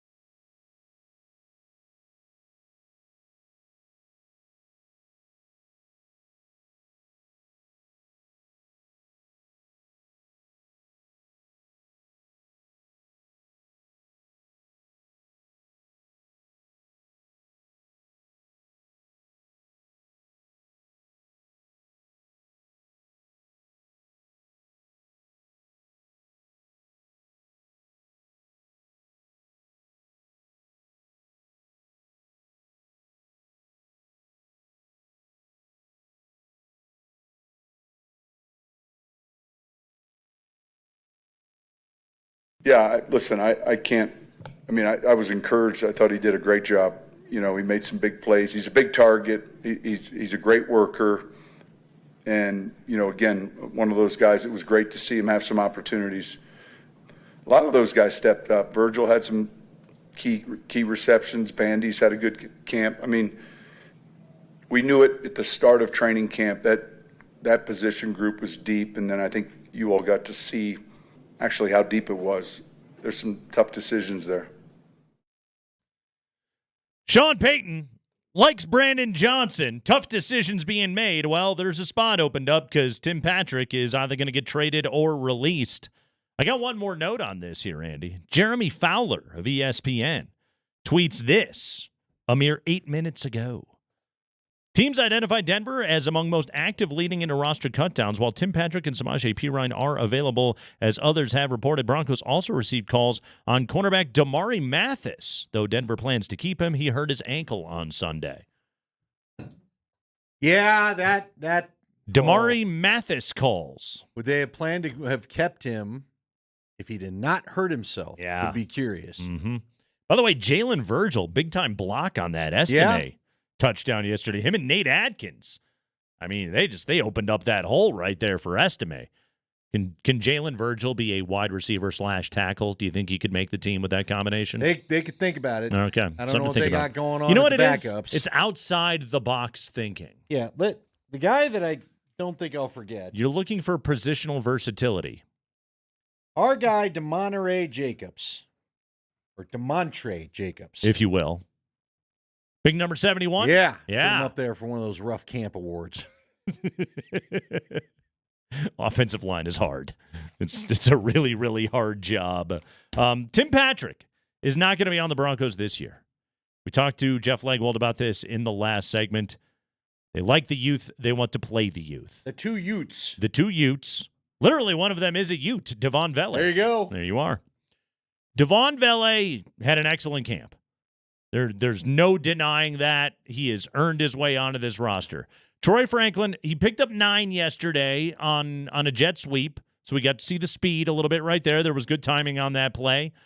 Picked up, I believe, 20. He had a 21-yard catch in that game yesterday. Made a couple of plays. It was really the first time we had seen Troy Franklin pop. Franklin, they moved multiple picks to move up to get him in the 4th round. College teammate of Bo Nix. He was always going to make the team. He didn't have a very good camp. Not necessarily. But he was always going to make the team, and we talk about this team requiring more speed all the time. That he actually does have. Tim Patrick is many things. Fleet of foot, he is not. Then, after that, Devon Vele has to make the team. So that's 2 rookies. You have 3 I say veterans. Mims is a second-year guy, but he has to make the team. Another high pick, 2nd-round pick that they also traded up to get. Yep. Josh Reynolds, you signed, and Cortland Sutton is the best receiver on your team. Then after that, you're making decisions right there. Patrick had the great game against Green Bay, showed really good chemistry, I thought, in that game with Bo Nix. Coming out of that game, Andy, like I had written off Tim Patrick as a cut candidate. Yeah, I think we all did. I looked at him and was just like, oh, okay. They're running him out there with the starters. He's playing with the ones. Look at how good he has been. However,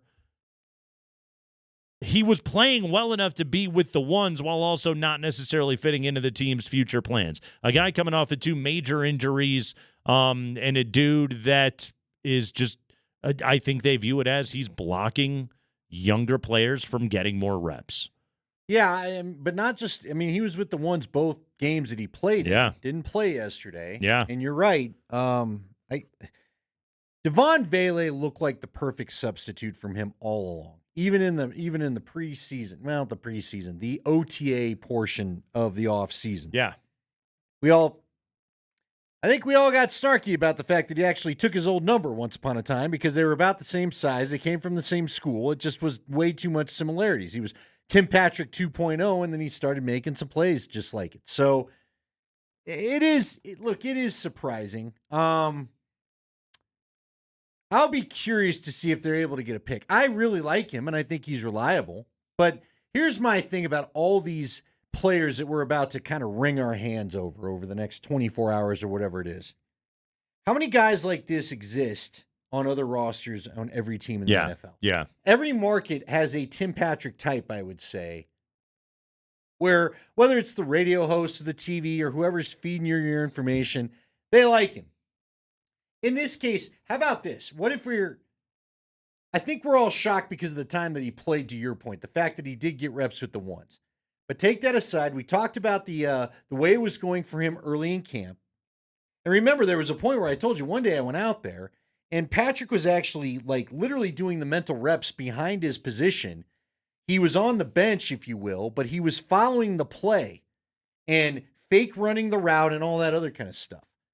So I think because he's such a great comeback story, he was a guy that I think we all were rooting for. He came out of nowhere. He got a nice payday he wasn't a drafted guy. And for him to get a $30 million some dollar contract, whatever that was, that's the kind of guy you root for. Yeah. So I think we all have a soft spot for him in our hearts. But again, going to the old Leggy saying, if you just cover up the name or you cover up the names and look at the production, no one's terribly shocked that Tim Patrick's probably not going to be on this team. It's funny because Travis says on the text line his contract makes it a no-brainer. I completely disagree with that. The contract is a factor and a large part of why he's not here, but I promise you it was not so simple, especially when he played as well as he did with Knicks. Because everything that this franchise does going forward is about making Bo Nix be a good quarterback. What was his number, by the way? 7 million, 10 million, something like that? $7.2 million on the cap hit. Yeah. Jerry Jeudy's set to make 17. Of the two receivers the Broncos have had, which contract would you rather have, right? 7 million is not a lot. Now I understand what Travis is saying. They can save some money off of it. His actual salary this year was vastly lower. It was just that was the way that the cap worked because out. Of his because they had to rework the deal. They had to rework the deal, and he had a signing bonus or something like that, I'm sure. Do we have to now put and this is some bad luck. But we got to put Tim Patrick on the Russell Wilson, Randy Gregory list of, well, that money didn't work out, George. I don't want to necessarily go there. Terrible injury luck. Yeah. Terrible what's injury luck. What's the guy supposed to do? I'm terrible not ready to go injury there. luck. I Yeah. would have signed him, but that's the problem. The only one of those. I mean, it happens when you pay guys in the NFL is sometimes you give a lot of money to dudes that then don't play football. Right. It's a violent game. But he did it in practice. It's not like he was out screwing around or something. At the end of the day, the only one of those that you really have to hate the fact that they did it is Randy Gregory. Yes, you hate that you're paying Russell Wilson what you are, but we all said if you weren't going to give him the extension, then you don't give all that stuff up in the trade. Yeah. So you never should have made the trade. Yeah. I have no problem with the contract they gave Tim Patrick. And by the way, we should acknowledge before we get a bunch of text messages, yes, we were happy they got Russ at the time. We weren't aware that he was careening down a cliff. I was happy to own a Pontiac Grand Am once upon a time. Guess what? 3 years in, and all sorts of engine problems later, couldn't wait to switch cars. What was the difference between the Grand Am and the Grand Prix? The Grand Prix, I know this, so I'll tell you how Let's I got have my it. first car. Hell yeah. This is what's kind of funny. Let's talk Pontiacs. So my dad and mom get divorced. My dad, as you well know, lives in Amarillo. Wanted me to be able to run my brothers to see him so he wouldn't have to come into the state, okay, if he didn't want to. So he gets me a nice car after I graduated from high school. Okay. Was going to give me his old Grand Prix, which had a V6 engine, and it was a stick shift. All right. Dad's got a bit of a lead foot. Doesn't mind testing old Johnny Law's radar, if you will. Likes to drive fast. So instead, he picked up a 92 Grand Am, because that's the year I graduated. That was going to be his car. You know what? Matter of fact, I take it back. I think the Grand Prix had an even bigger engine. Might have been a V8. Okay. Thus the name. And so he gets in my little V6 Grand Am. He bought it for himself, drove it for about a week while I was just kind of having a visit with my grandma and visiting family and all that stuff. And when it's time for me to go home, he decides, you're taking the Grand Am. It's not fast enough. And so he kept his cherry red Grand Prix. And I mean, I knew the thing could move. So my buddy, one of my best friends from high school, went with me and was a car guy. He he was salivating at getting his hands on this Grand Prix because of how fast he thought it could go. This is a good breakdown right here. I like this. But the yes. Grand Am, the Grand Am was like and it was that newer. You may remember the early '90s Grand Am was like a reintroduction, and for me, it was a great car. It's my first car. Hell yeah! You know what? Do you have a spoiler on that thing? I think it did. Nice. But it was a 2-door or something. Uh-huh. My dad wanted no part of it. It just was not cool enough for him. So he's like, here, you take this. And I was like, hey, whatever. I'm just happy to have a car. So right now, to the Broncos, Devon Vele is the Grand Prix and Tim Patrick is the Grand Am. Yeah, Tim Patrick is not. He's a V6 engine. Mm-hmm. He's a basic V6. Yeah. And they feel like, Grand Prix, who knows, maybe Troy Franklin ought to be this. He's got the classic V8, like the old, he can move a little more. Okay. There you go. See, look at that. He can control when he shifts. You're not waiting on the automatic thing to do it. Does a Grand Am get FM radio? Oh, yeah. Oh, okay. Yeah. The Grand AM. It did have a Grand AM radio. Dude, that was the thing. I got that. Nothing but Rush Limbaugh middays in the Grand Am. That's all you could really get. I did listen to some KOA back in the day driving home from Texas on the AM because I remember I'd be waiting for Broncos signings and free agency. No, I had, what I was rocking in that thing? I had the old Discman. The old Discman Walkman that you put the tape thing in Did it your have car. like the skip protection on it? Yeah, it never protected anything. Never you know worked. what it did? No. It helped it skip off your seat and onto the floorboards, and then you had to try to go, no. That's why I get a little funny. We talk about you darn kids and you're texting. Right. Yeah, because says the generation that was trying to find the Discman on the opposite floorboard and keeping one eye barely over the dashboard looking for it. Excuse me, I'm scrolling through my 80-page case logic right now. I've got to find the right disc for this drive, and I'm going to do it at 70 miles an hour. Everybody look out. It's a real specific what else I had? dead bootleg from 72 that I've got to play on this drive. One of my buddies, his favorite story, I had one of my other friends. She decided to set me up with a teacher friend of hers. In the Grand Am, one of the windows, I remember the guy looked inside, but apparently the automatic window rail that puts the window up and down, he goes, I don't know how, but it's the most twisted piece of metal I'd ever seen. And so the window wouldn't work. But if I could get it shoved up and the thing rolled up, you just had to leave it up and go there, right? Uh-huh. And I remember one time I told this young lady, I said, don't roll the window down. It's broken. And the first thing she did was hit the thing to roll it, and the window falls down. Now it's all screwed up. I was just like, get out. Just this is my first instruction. You're just going to ignore. We ain't going anywhere. There's your friend in back. We were going to double date it. You go hang out with her. I am the hell out of here. If I am picked up, if I'm a lady and I get picked up by The car looked nice, but the dumb window didn't If I work. get picked up by a fellow like you. Like me. And the first Are you people in me? And the first thing that you tell her is don't roll down the window. In fact, keep your door locked. That feels like you're taking her prisoner. I never once told her to lock the door. That's concerning. She needed an escape route just in That case. thing broke. Well, you want to go Dukes of Hazzard style now? She was looking out for her You best want to interest. go Dukes of Hazzard style? Hey, it worked out for everybody because we went nowhere, Kreckman. I think she made the right call on that one. I think she needed an escape hatch. We'll see. Can't blame her. It's Kreckman and Lindahl. You wish you had one right now. A Grand Am? I had a Grand Prix. It was a sweet ride. Come on now. What did you say? Then why were you asking me the difference? Because I didn't know what a Grand Am year? was. My Grand Prix, I think it was like a 96, I want to say. My dad's was like Blue sedan, 7. I'm gonna have to go 4-door. look. Blue sedan. Sweet ride. You said a 96? Yeah, sweet I gotta ride. Look this up. It's Kreckman and Lindahl.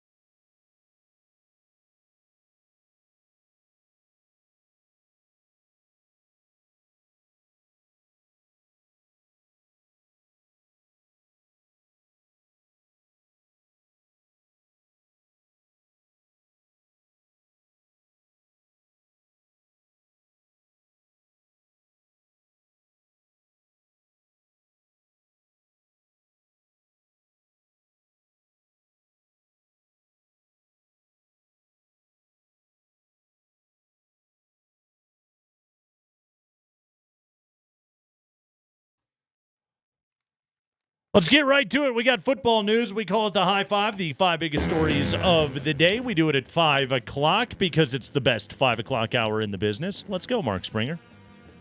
The Broncos are moving on from some players. They officially cut 8 players today, including wide receiver Philip Dorsett, and they will release a couple other players if they can't find trade partners for them. Those 2 players are wide receiver Tim Patrick and running back Samaje Perine.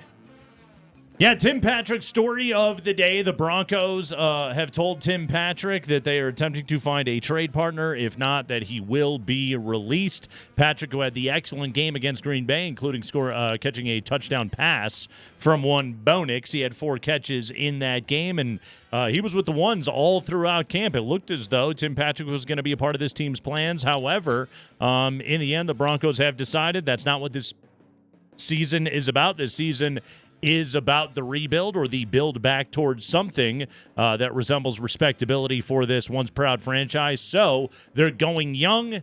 Tim Patrick is out the door. He will not be a Bronco. Samaje Perine essentially replaced on the team by Audric Estime. 2 veterans that the Broncos, we were looking at and saying like, these guys are kind of dudes that the team counts on. And the Broncos said, nope, not so much. We're going to get younger and cheaper.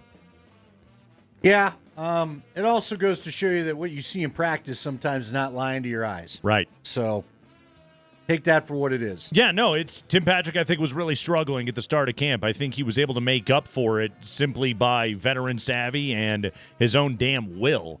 After the Green Bay game, he got a massive ovation from his teammates inside the locker room after he scored a touchdown in that game. It was like his first NFL score in, 8,000 days or whatever it was, because he had missed so much time with those 2 major injuries. As a locker room dude, as a solid veteran presence, and as somebody that could be a reliable target to Bo Nix, I am surprised that he is gone. If you would have here's the funny thing about this, Andy. I'll 30 for 30 this thing. What if I told you? Before the start of camp, if you would have been like, Tim Patrick's going to get cut at the end of camp, I would have been like, yeah, no, that makes complete sense. Yeah. After the camp that we watched, it is now a surprising move. He was an obvious candidate when this whole thing started. I thought he played his way out of obvious cut or trade candidacy. That was not the case. Sean Payton apparently never changed his mind. Well, but see, again, this is where it's kind of tricky. And he didn't look great at practice at times. He didn't look terrible, but he wasn't popping, wasn't making plays. I just think it's a cautionary tale about what goes on in the preseason games when Sean Payton is coming in there and he's got a huge play call card more than the other guys are bringing in. It's why you've just got to be a little bit careful of what you're seeing in preseason games. Because like you, when it wasn't even so much about the plays he made in the preseason. When he got in with that first group, that's where you thought, okay, he's re-secured his stature in the locker room. Yeah. Only to find out today that I guess he's not. Yeah, looked like he was one of those veterans that the team would really rely on, but that's not what this year's about. Okay, so does the money factor in a little bit? I agree with you. The cap number, it sure does. It probably, yeah. It factors in. Now, I don't think it's everything, but I think it factors in. No, I agree with you, but the fact that you could give Vele cheaper than what you've got probably Patrick for. Remember, Jeff Legwold did warn there's still time for everybody to change their mind. You see that every now and again. Mm-hmm. I don't think that's going to happen, but he's not officially cut yet, for whatever it's worth. If you hit the ceiling of Devon Vele, I think they hope that could be as good as healthy Tim Patrick. And Vele is more explosive. That's just all there is to it. And he's faster, he's younger, cheaper. I don't think he's much younger, but he but he is technically. Tim Patrick. He was a Utah guy too. He was. Yeah, how he's old in is his 30s though, isn't he? Okay, but you're not wrong. Isn't Vele 26? Right. Yeah, Devon Vele is no There's not spring a decade chicken. that sometimes separates the vet from a rookie. Patrick is 30, by the way. Go ahead, Spring. High five. Hey, let's talk about Jarrett Stidham, who played the Broncos' first series yesterday. Led a touchdown drive on a short field. Went 2 of 4 for 28 yards. Then Zach Wilson played the rest of the way in the majority of the game. After the game, Jarrett Stidham was asked what his reaction was when Sean Payton told him that Bo Nix will be the starter. Here's Stiddy. Yeah, first of all, obviously I was very disappointed. I know I'm a starting quarterback in this league. I have zero doubts about that. And, it just didn't shake out my way. But I know what kind of player I am, kind of person I am, and like I said earlier, I'll be ready to go if I need to be. And like I said, I have no doubts that I'm a starting caliber quarterback in this league. All right, Andy, what do we make of Stiddy saying this? Because the part where I believe I'm a starting quarterback, well, you better. Otherwise, what the hell are you doing there? Does Sean Payton want some MFer out of his backup quarterback, or does he want the, hey, man, I need you to happily mentor Bo Nix out of his backup quarterback? How do you think these comments played with the head coach? I think it's the latter. I don't think that Sean Payton was probably terribly thrilled with the fact that Stiddy popped off like this. Mm-hmm. And look, I get it. Everybody, like Jeff said to us, you don't want the guy to be satisfied with being the backup. Right. But you don't want any hint that he's going to be a problem as far as mentoring. You go and you contrast that, for those that haven't heard of Zach Wilson, who I thought it was kind of funny. He goes, we all knew this was coming, right? And I'm excited for Knicks to get the job and yada, yada, yada. You want to play those? We can play Zach Wilson's answer. I mean, everyone's been comparing and contrasting the two. Wilson gave the answer that Peyton wants for the locker room. Who is the nicer backup quarterback? Here's Zach Wilson. Yeah, I was excited for him. I mean, I don't think it was a surprise too much, obviously, right? I think he's had a great camp. I told him I'm excited for him for this opportunity. I really believe that they're putting him in a good situation. I think Sean has done a phenomenal job, and then the guys that we get to hang out with, starting with Davis and then Joe and Pete and then Johnny Moe, we have a great offensive staff. I think they do a great job. And then Bo has just continued to keep getting better. So I'm excited to see what he can do, and I think he's ready for it. Now, look, I think Wilson, it's easier for him to say that. He probably needs a mental break from having to be the savior. Yeah. Okay? He went 3-4 years in New York having to be that. 3 years in New York trying to be that, okay? So he comes at it, I get it, much differently than Stidham. My comment back to Stidham would be, dude, you got 2 games against pretty sucky teams last year, and you didn't lock the job down. So I wouldn't be upset about the preseason so much. If he would have gone out there and been lights out, then maybe they would have considered not drafting Bo Nix. Yeah, or he doesn't go get Wilson. Right, exactly. But you gave him motivation to go get 2 other guys. Yeah. I get the part where he's I can appreciate him to be that. happy about it. Exactly. Yeah, Zach Wilson is just sort of, he can Cub Scout this thing because it's like he was never in it anyway. Well, he got taken out of it right from the beginning. Yeah, exactly. He's just like, hey, I don't have to hang out with Robert Saleh and Nathaniel Hackett and Aaron Rodgers anymore. I'm good. Well, and again, this is where I know we have said I don't think Zach Wilson knows the offense, although he's showing that he knows the offense better than maybe some of us gave him credit for. But he does know what it's like to be the anointed one. Yeah. And right now, Bo Nix is the anointed one. Yeah. So if there's ever been a sounding board as to how that life can turn on you real quickly, it's Zach Wilson. And so hopefully he'll help Nix that way. I get Stiddy's fight, but it's like, dude, backup quarterback's a good way to make a living. You have been in 4 teams, Lean into it. Lean into backup quarterback life. You can do just fine for yourself. Spring. High five. Hey, the Cowboys and CeeDee Lamb finally agreed on a contract extension. It'll be a 4-year deal worth $136 million. So wait a minute. Did they give him a deal that was just a shade below what Justin Jefferson got in terms of average annual value, and they could have just done this 4 months ago? Well, so then who was playing the game? Did they just get the deal done that everybody knew was going to get done the entire time? Here it is. What are we doing here? Spring, did you want to give these details? Did you want to? No.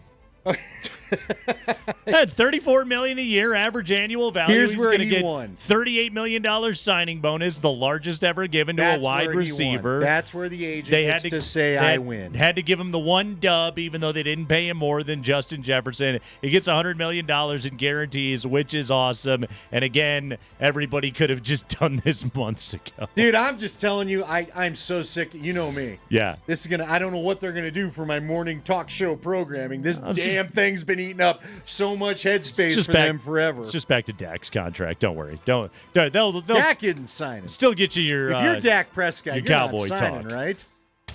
He might.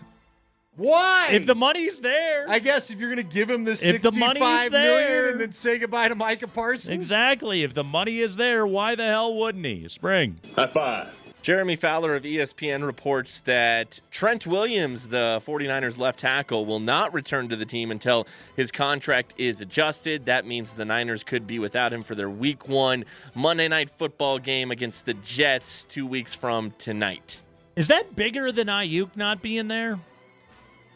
Trent Williams is like the best left tackle in football. Yeah, and this story has been real quiet. I don't know if they thought he would just eventually quit being grumpy and come in, but yeah, I would say you need that guy to protect everything. Yeah. So that Purdy can pick any of the weapons to get to. Yeah, I'm willing to bet you if you were going to ask Christian McCaffrey and Kyle Juszczyk and Deebo Samuel and company, they'd be like, "Hey, Brock Purdy, we need that guy. That guy over there is the dude that we need out here. Like, Ayuk is awesome, but that dude is kind of everything to us right now." They're in an interesting situation. I don't want to say they're in trouble because that's a team that's been together for a while and that works in their favor. Yeah, they'll still be awesome. But, man, they don't really want to keep Samuel is the funny thing. Everybody has said they want to get through this last year with Deebo Samuel and then move on from him. Right. And then give Ayuk the money. Just Ayuk's not playing along. Now, he wants to be paid because the Ayuk immediately. thing's out there, and I think part of this has gone in the way it's gone because they keep thinking they're close to something, and every day nothing happens. With Ayuk, I mean. So they haven't had a chance to do anything with Williams. You know, Andy, we always we talk about what do players add to their repertoire in the off season. The NBA best look out because Joker's got a new weapon. We'll tell you what that is next.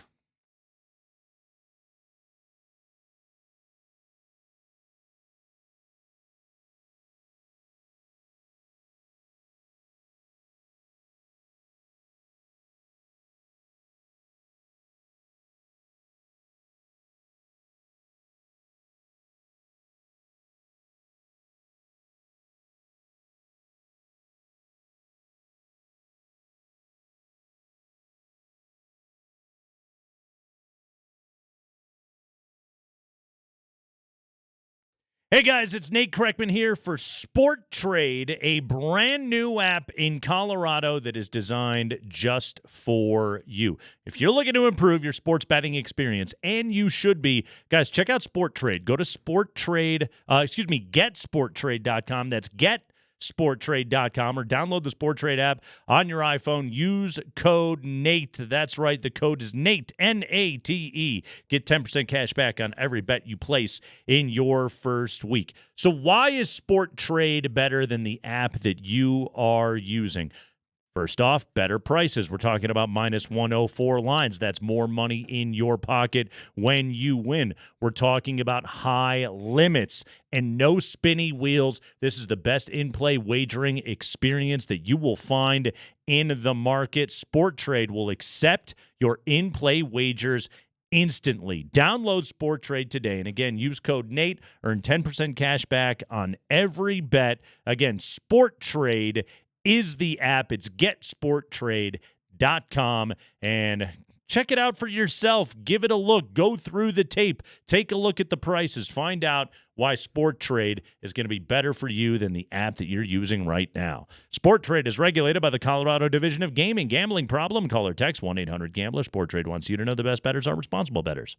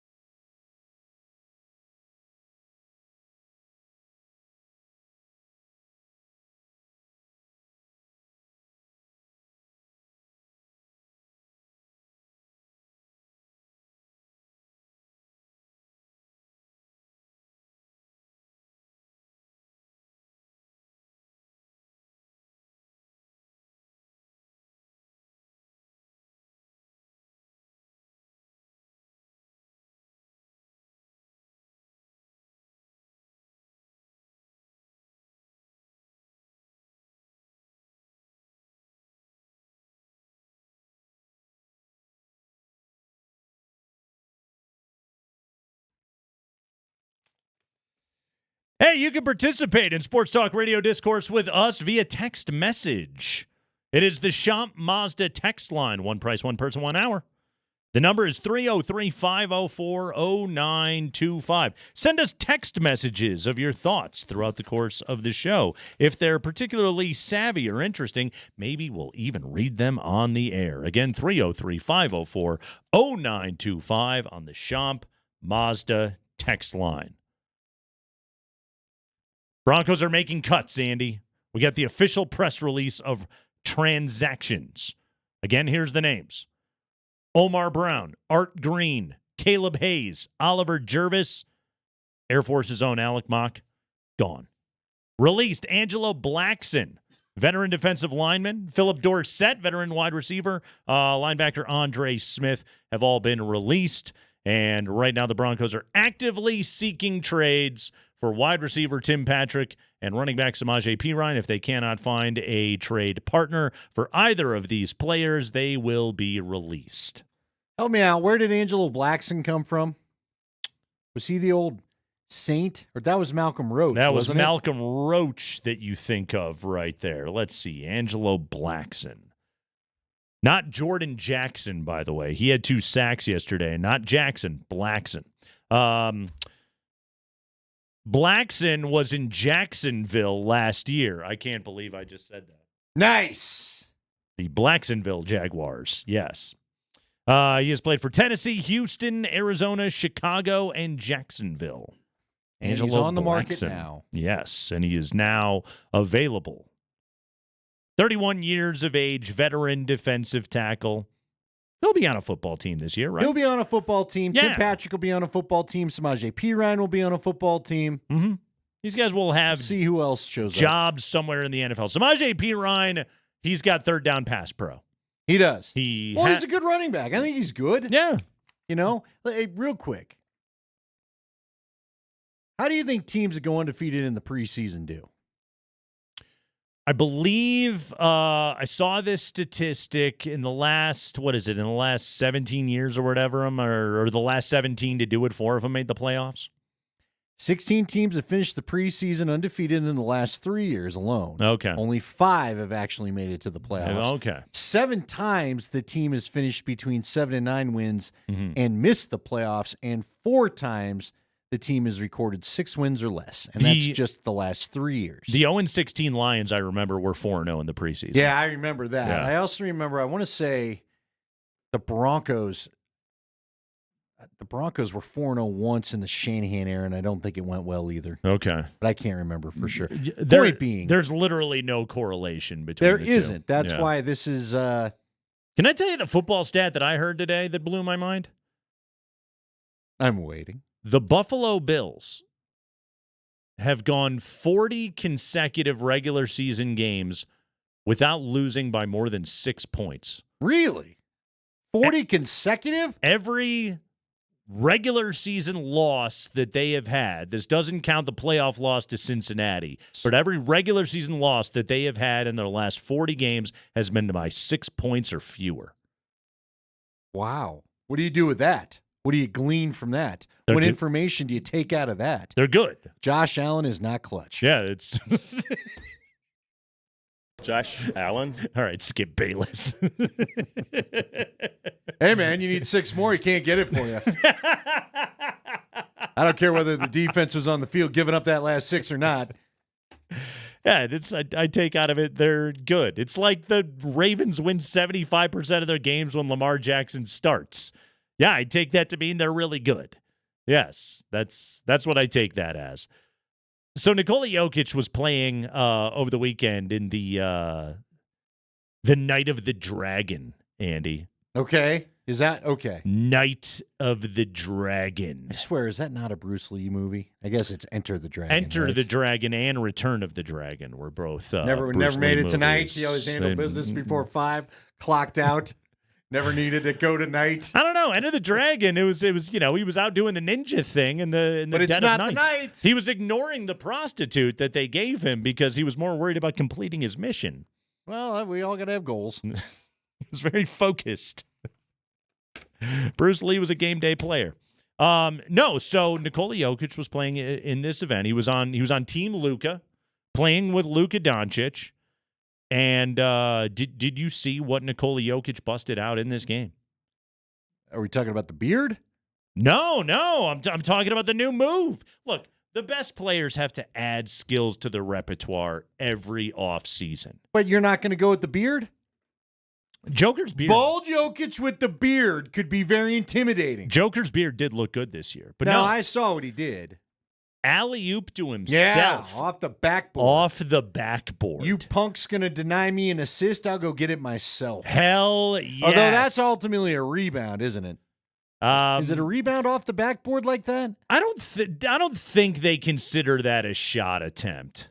Okay. I don't believe that the official score, although if anybody is out there that has ever served as an NBA official scorer, go ahead and text into the Shot Mazda text line 303-504-0925. Is that technically a field goal attempt? The lob off the backboard. Yeah. And you get your own rebound for the dunk. Dunked it. It was pretty sick. He switched hands on it too. I saw it. It looked good. He hit a Sombor Shuffle 3 off a DHO from Robin Lopez. Sombor Shuffle, baby! That was pretty sick. Nice. Yeah, that he didn't have to. That was just one he did for fun. Now he's just playing. Now he's just messing with everybody.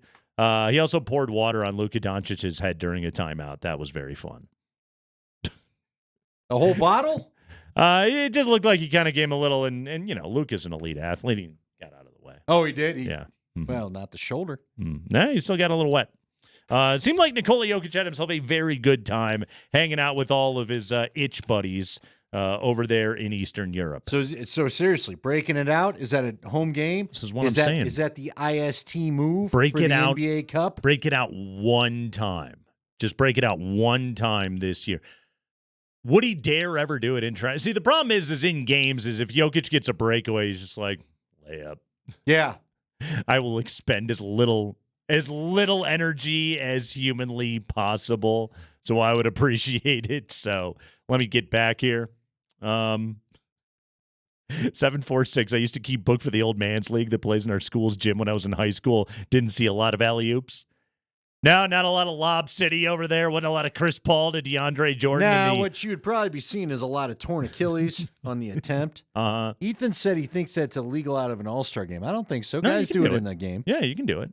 Yeah. I just don't know if it's a rebound or what. Yeah. MPJ did it. Yeah, Passed to himself true. off the backboard. No, you can totally do that. Yeah. Wemby did it a couple What of do you times think this year, too. inspired him to do it? Was he just like, I want to jump here, but I won't make it, so let me get the ball out of my hand? That was what was funny about it is watch that play. Like they came up with the ball, and this game had some less than all-star game energy to it. There were other highlights I saw of Luka of just like intentionally double dribbling, and everyone just laughed. Nobody cared. But on this play, like Jokic came away with the ball, and he actually did hustle down the floor. So I think he had this one planned. Clearly, before the game, somebody told him he couldn't do it. And he decided he would? And he was just like, screw you. I'll go and hustle for 4 seconds, and I'll show you what I can do. I think he has like 160 dunks or something like that in his career. Although I would say last year, especially the first few months of the season, his dunks had a ferocity to them that you don't often see. Yeah. By later in the season, he was a little more tired, and he was just doing, the old fingertip over the rim thing, just a light put down. But early on in the year, he was still throwing down. I want him to be the Duncan Dutchman, but he's not. He can't be. Wasn't that Rick Smits? It was. Now, was he? Yeah, he was Dutch. Well, I remember that. I thought he was the Flying Dutchman. The Flying Dutchman? I might be wrong. I mean, if you're flying, you're dunking, right? Well, maybe. You would can think. miss. Yeah, one would certainly you could think. rim that thing out. Yes. Nobody likes a rim job. Whoa. Speak for yourself. We're with you today until 6 p.m. on the Crackman and Lindahl Josh show. says that it counts as a rebound in NBA 2K. Oh, yeah, all right. As close as we're gonna get. We don't have a single NBA official scorer that's listening to our show right now. If you're an official, do you listen to sports talk radio? There's no way you do. How about the guy that was uncomfortable last night in the Sunday night game? The dude that had to take over because they were doing this we're going to practice with one less official in the second half. Right. And he wasn't even sure which way to point. Didn't know how to turn on his mic or He's anything like, I don't else want to have like to talk that. to everybody. I didn't sign up for this. No. He wanted nothing to do with that. Desmond Ritter got murdered, by the way. Oh, yeah. Who was that again? Our guy that got a penalty? I can't remember. 92, I think it was. Good Lord. It actually, was that Angelo DeAndre Blackson? Tillman? Oh, it's DeAndre Tillman. You're right. There you go. Dondre, yes. Dondre. Yes. Good God, man. Yeah, he really. Lost What was funny his is that he gave helmet? him a shove, and Yeah. I mean, Ritter went flying. Did Ritter think he was not going to get touched? I don't know. I don't know what happened Lost his helmet, then smacked into his Took offensive out his own lineman. lineman. They're like, all then right. Ritter had to go to the locker room. That's when Clayton Tune had to quit eating hot dogs and go back in the game. Clayton Tune was so pissed when he had to go back in the game. How much do you want to bet he didn't know where his helmet was? Oh, he didn't pull a full Brock, though. He got in there pretty quickly. Oh, yeah, that happened to Osweiler. Oh, yeah. And Yeah. Manny was like, fine, I'm going back in. Yeah. Ouch. That famous look of Osweiler going, I was going to play. No, you weren't, kid. I'm going in. Yeah. Big hit. Dondre Tillman. Matt Brutal. Prater lost his helmet once. I remember him telling the story. Uh-huh. Matt Prater. He missed a kick yesterday. I know. Yeah, big Dude, 55 18 yarder. years in the league. Pretty good. Good for him. Yeah, Matt Prater told me a story. He used to come on with Britton Colquitt on our Bronco Talk show, and those two were great. Great. They could be like this show if they choose to do one. Mm-hmm. And Britton was telling the story of how Prater couldn't find his helmet. Like, they had to go do an extra point, nearly got 5 penalty yards. Because Prater wasn't even paying attention to the fact that the Broncos defense had a pick 6. And I was like, what do you mean? He goes, I don't know. I was in kicker land. He goes, I don't pay attention to the game.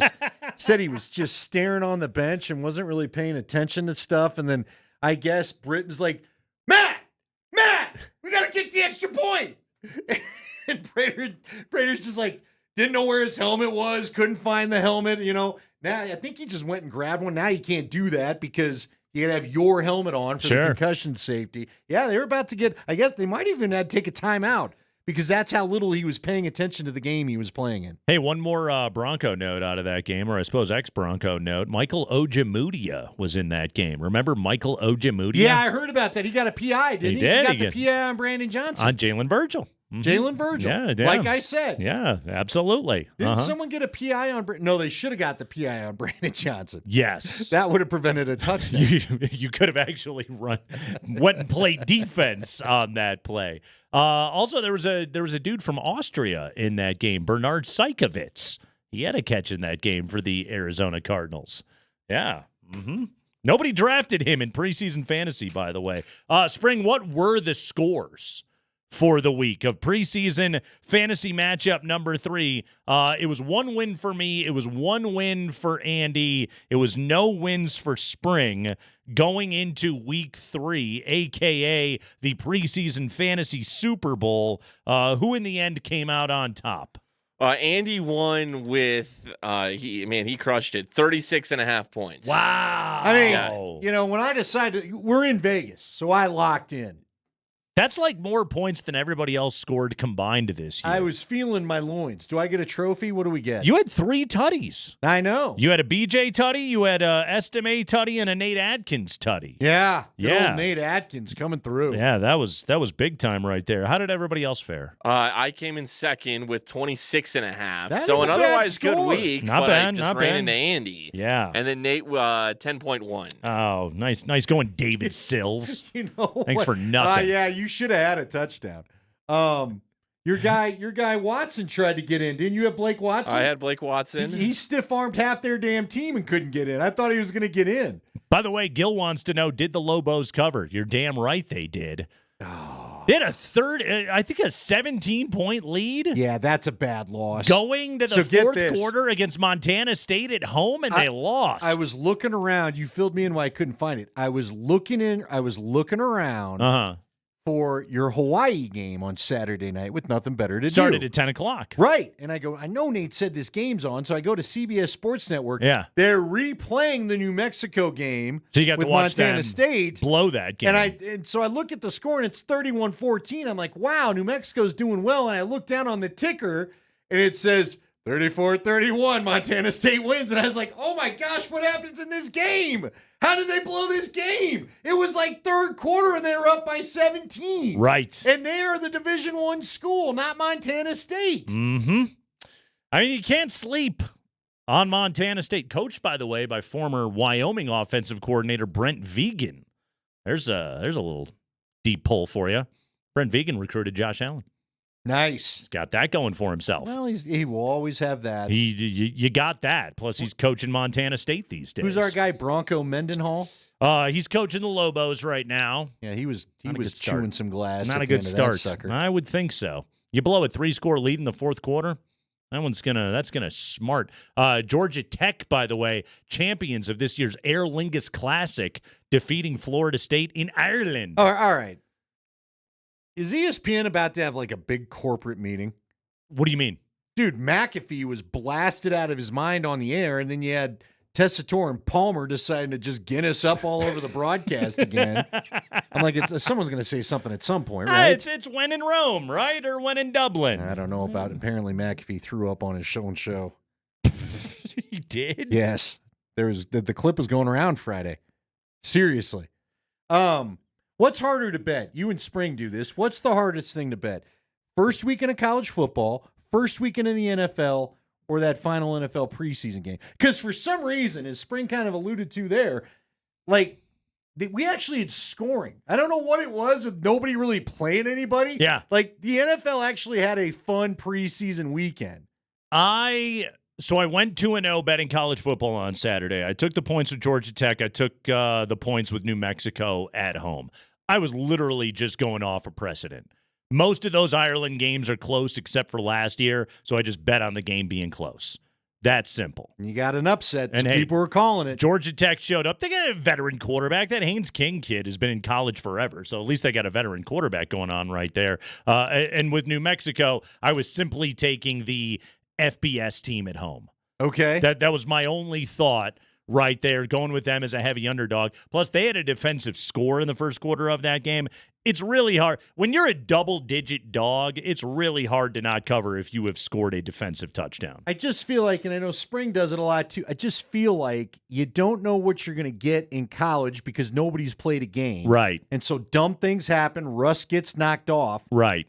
And in the NFL, because there's a bunch of teams that don't play their dudes either. Tackling's never as great usually the first 3 weeks of the season. All right, for example, North Dakota State and CU coming up on Thursday night. All right? What to expect out of this game? We're talking about arguably the most prolific FCS program with a veteran quarterback who has played a ton coming on the road to Boulder. I don't think they're going to be intimidated by the stage or anything else like that. Like, North Dakota State is a big-time program.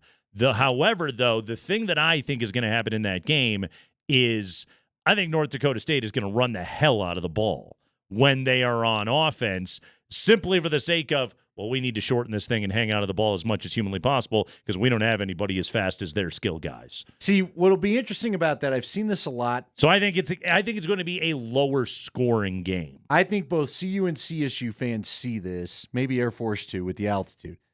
Teams come in, you can have that game plan, but the altitude's going to jump on you at some point. A lot of the Packers guys talked about that halfway through that practice. Mm-hmm.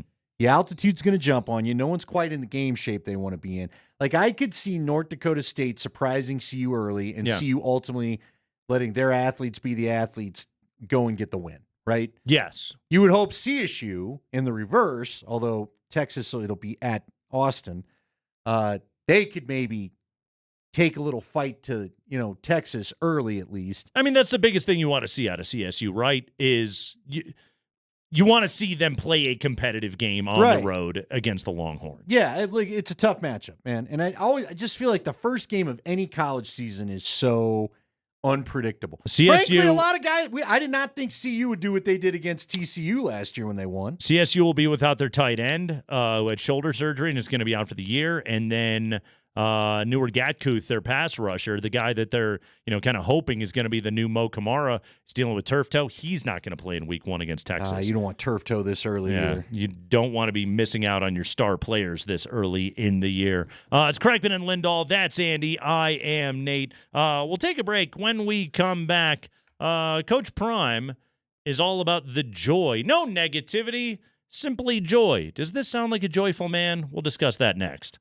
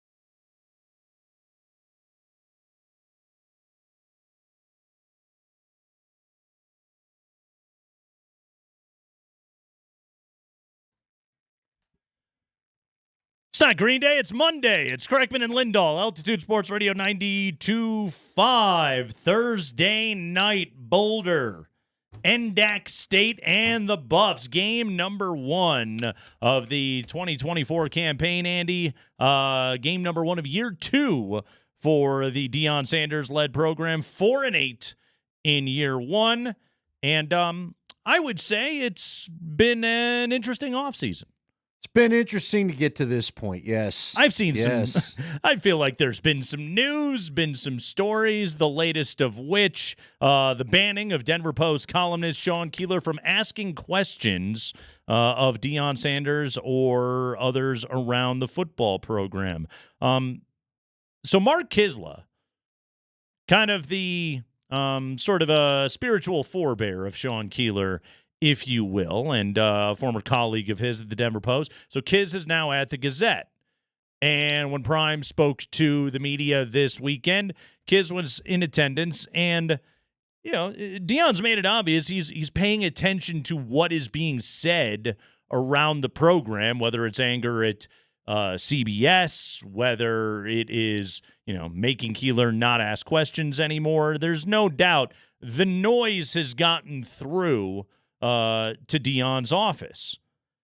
So Kiz asked him about, you know, is that a part of your greatness, is being motivated by, you know, what is said, what is written by others? And this is how Deion answered that question.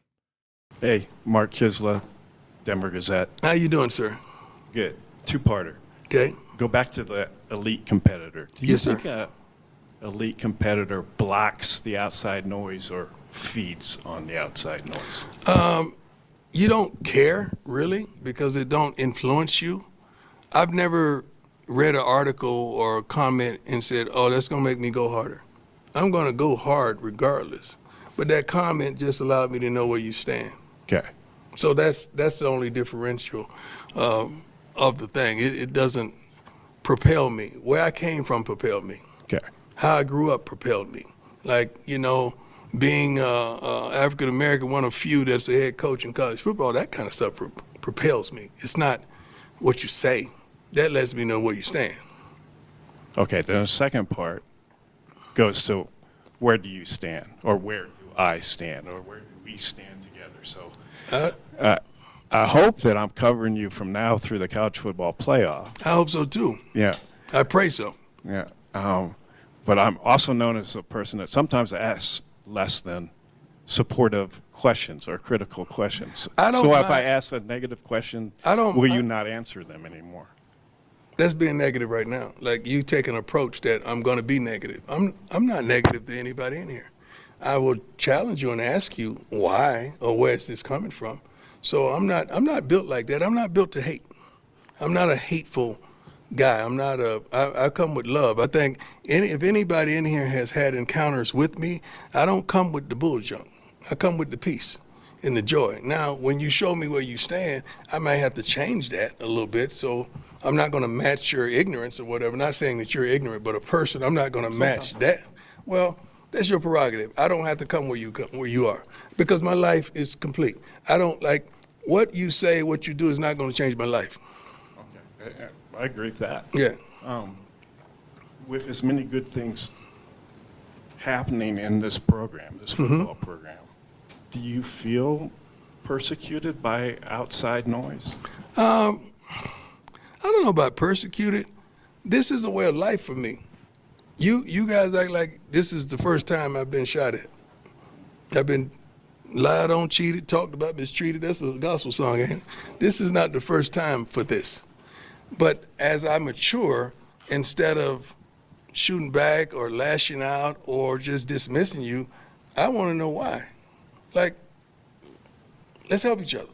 Let's figure out the why. Because if you understand the why in people, that helps you tremendously. Because that's all I come for. I just come to find. I want to know why. What provokes that? So there you go. Will you answer critical questions? And Deion pretty much talked around that question. Angled his way around it right there. He also said that he doesn't care about the outside noise, that what propels him is where he comes from and all those sorts of things. I think that's true. I do think he very much is motivated by where he came from. He is motivated by his ability to be able to make a difference, to make his mark. That's been Deion Sanders' entire life. But also, I think recent history would suggest the outside noise, it is something that he is paying attention to right now. That press conference a couple of weeks ago, I think, made that perfectly clear. Yeah, it also put him on the radar for all the national media. Right. Feinbaum is doubling down today, where he had comments saying that Deion Sanders is a bully and a hypocrite, and his actions are disgraceful. Feinbaum already said that Colorado's in the middle of nowhere, and that they're a bad football team and a no-name conference and all that kind of stuff. I mean, he took his shots a couple weeks ago. ESPN this morning did a segment on, is the pressure getting to Coach Prime? Is all of a sudden, so he's made himself, and look, we know this. You put Deion Sanders or Coach Prime in a headline, people are going to click on it. Yep. So he needs to understand he a moves little the bit. needle. Like, what's funny about it is Deion Sanders is great at the media game, great at getting the attention. In a lot of ways, he created a lot of this back when he was a player. He's an icon. And yet, I've told you this before. What I find fascinating about this is I know he's mentally built for all this stuff coming his way because he's handled it his whole career. He used to talk a bit. We asked Mike Pritchard about that. Yeah. But he's been ready for every challenge, going out there. Wasn't it Jerry Rice when he was a Cowboy trying to shake hands with Jerry Rice at the line and Rice is knocking his hands away? He's always answered the challenge. Where I think this becomes fascinating, though, is I know you're mentally built for this. I know there's no way all your kids in the program can be ready for the kind of attention this is drawing. Columnists are going to write critical things, and that's what Sean Keeler has done, and I'm sure will continue to do. And columnists, like radio hosts, we use turns of phrase in order to be able to share our opinions. Kids asking that question right there, it really does make me think of, like, if there is a situation that pops up this year like the Stanford game last year. Well, is Deion hoping to be able to walk in and only hear from the friendly media and get asked about Aflac? Right. Let me ask you this, though, real quick, and maybe it's a bigger discussion for tomorrow. Is in some ways what he's doing genius? And I ask it this way. Mm-hmm. You just touched on it right there. The odds. We were at the Circle last week. We well documented that. Yep. Well, the Heisman Trophy favorites popped up on the screen where you could go bet the sports book. Shedeur Sanders wasn't on there. Right. The Heisman watch list came out. Shedeur Sanders wasn't on there. Who thinks they're going to win? It's not going well for Colorado. The Vegas insiders you and I talked to, not one of them gave us one positive review of what they think Colorado is going to do. Right. So all of a sudden, there's kind of this negative. And these are the questions he would have had to have talked about. Right. But in a way, because now everybody is kind of made this, are you going to handle the criticism stuff? He's not having to talk about the fact that you've got to turn around an offense that disappeared last year. Yeah. That you had to get rid of a coach. That now we've had a taste of what it is at the big level. I mean, he did get asked about his offensive line. Sure, which parts of it look like they're going to be much better, and he completely declined an opportunity to answer that question. You're right. What does bolstered mean? Yeah. But I'm just asking you. Yeah. Oh, he's putting it on himself. We're all focusing on him, and There's maybe no doubt. this gives them a chance to just get their business done and go out and play Thursday night. I don't know. Little under the radar. Last year against TCU,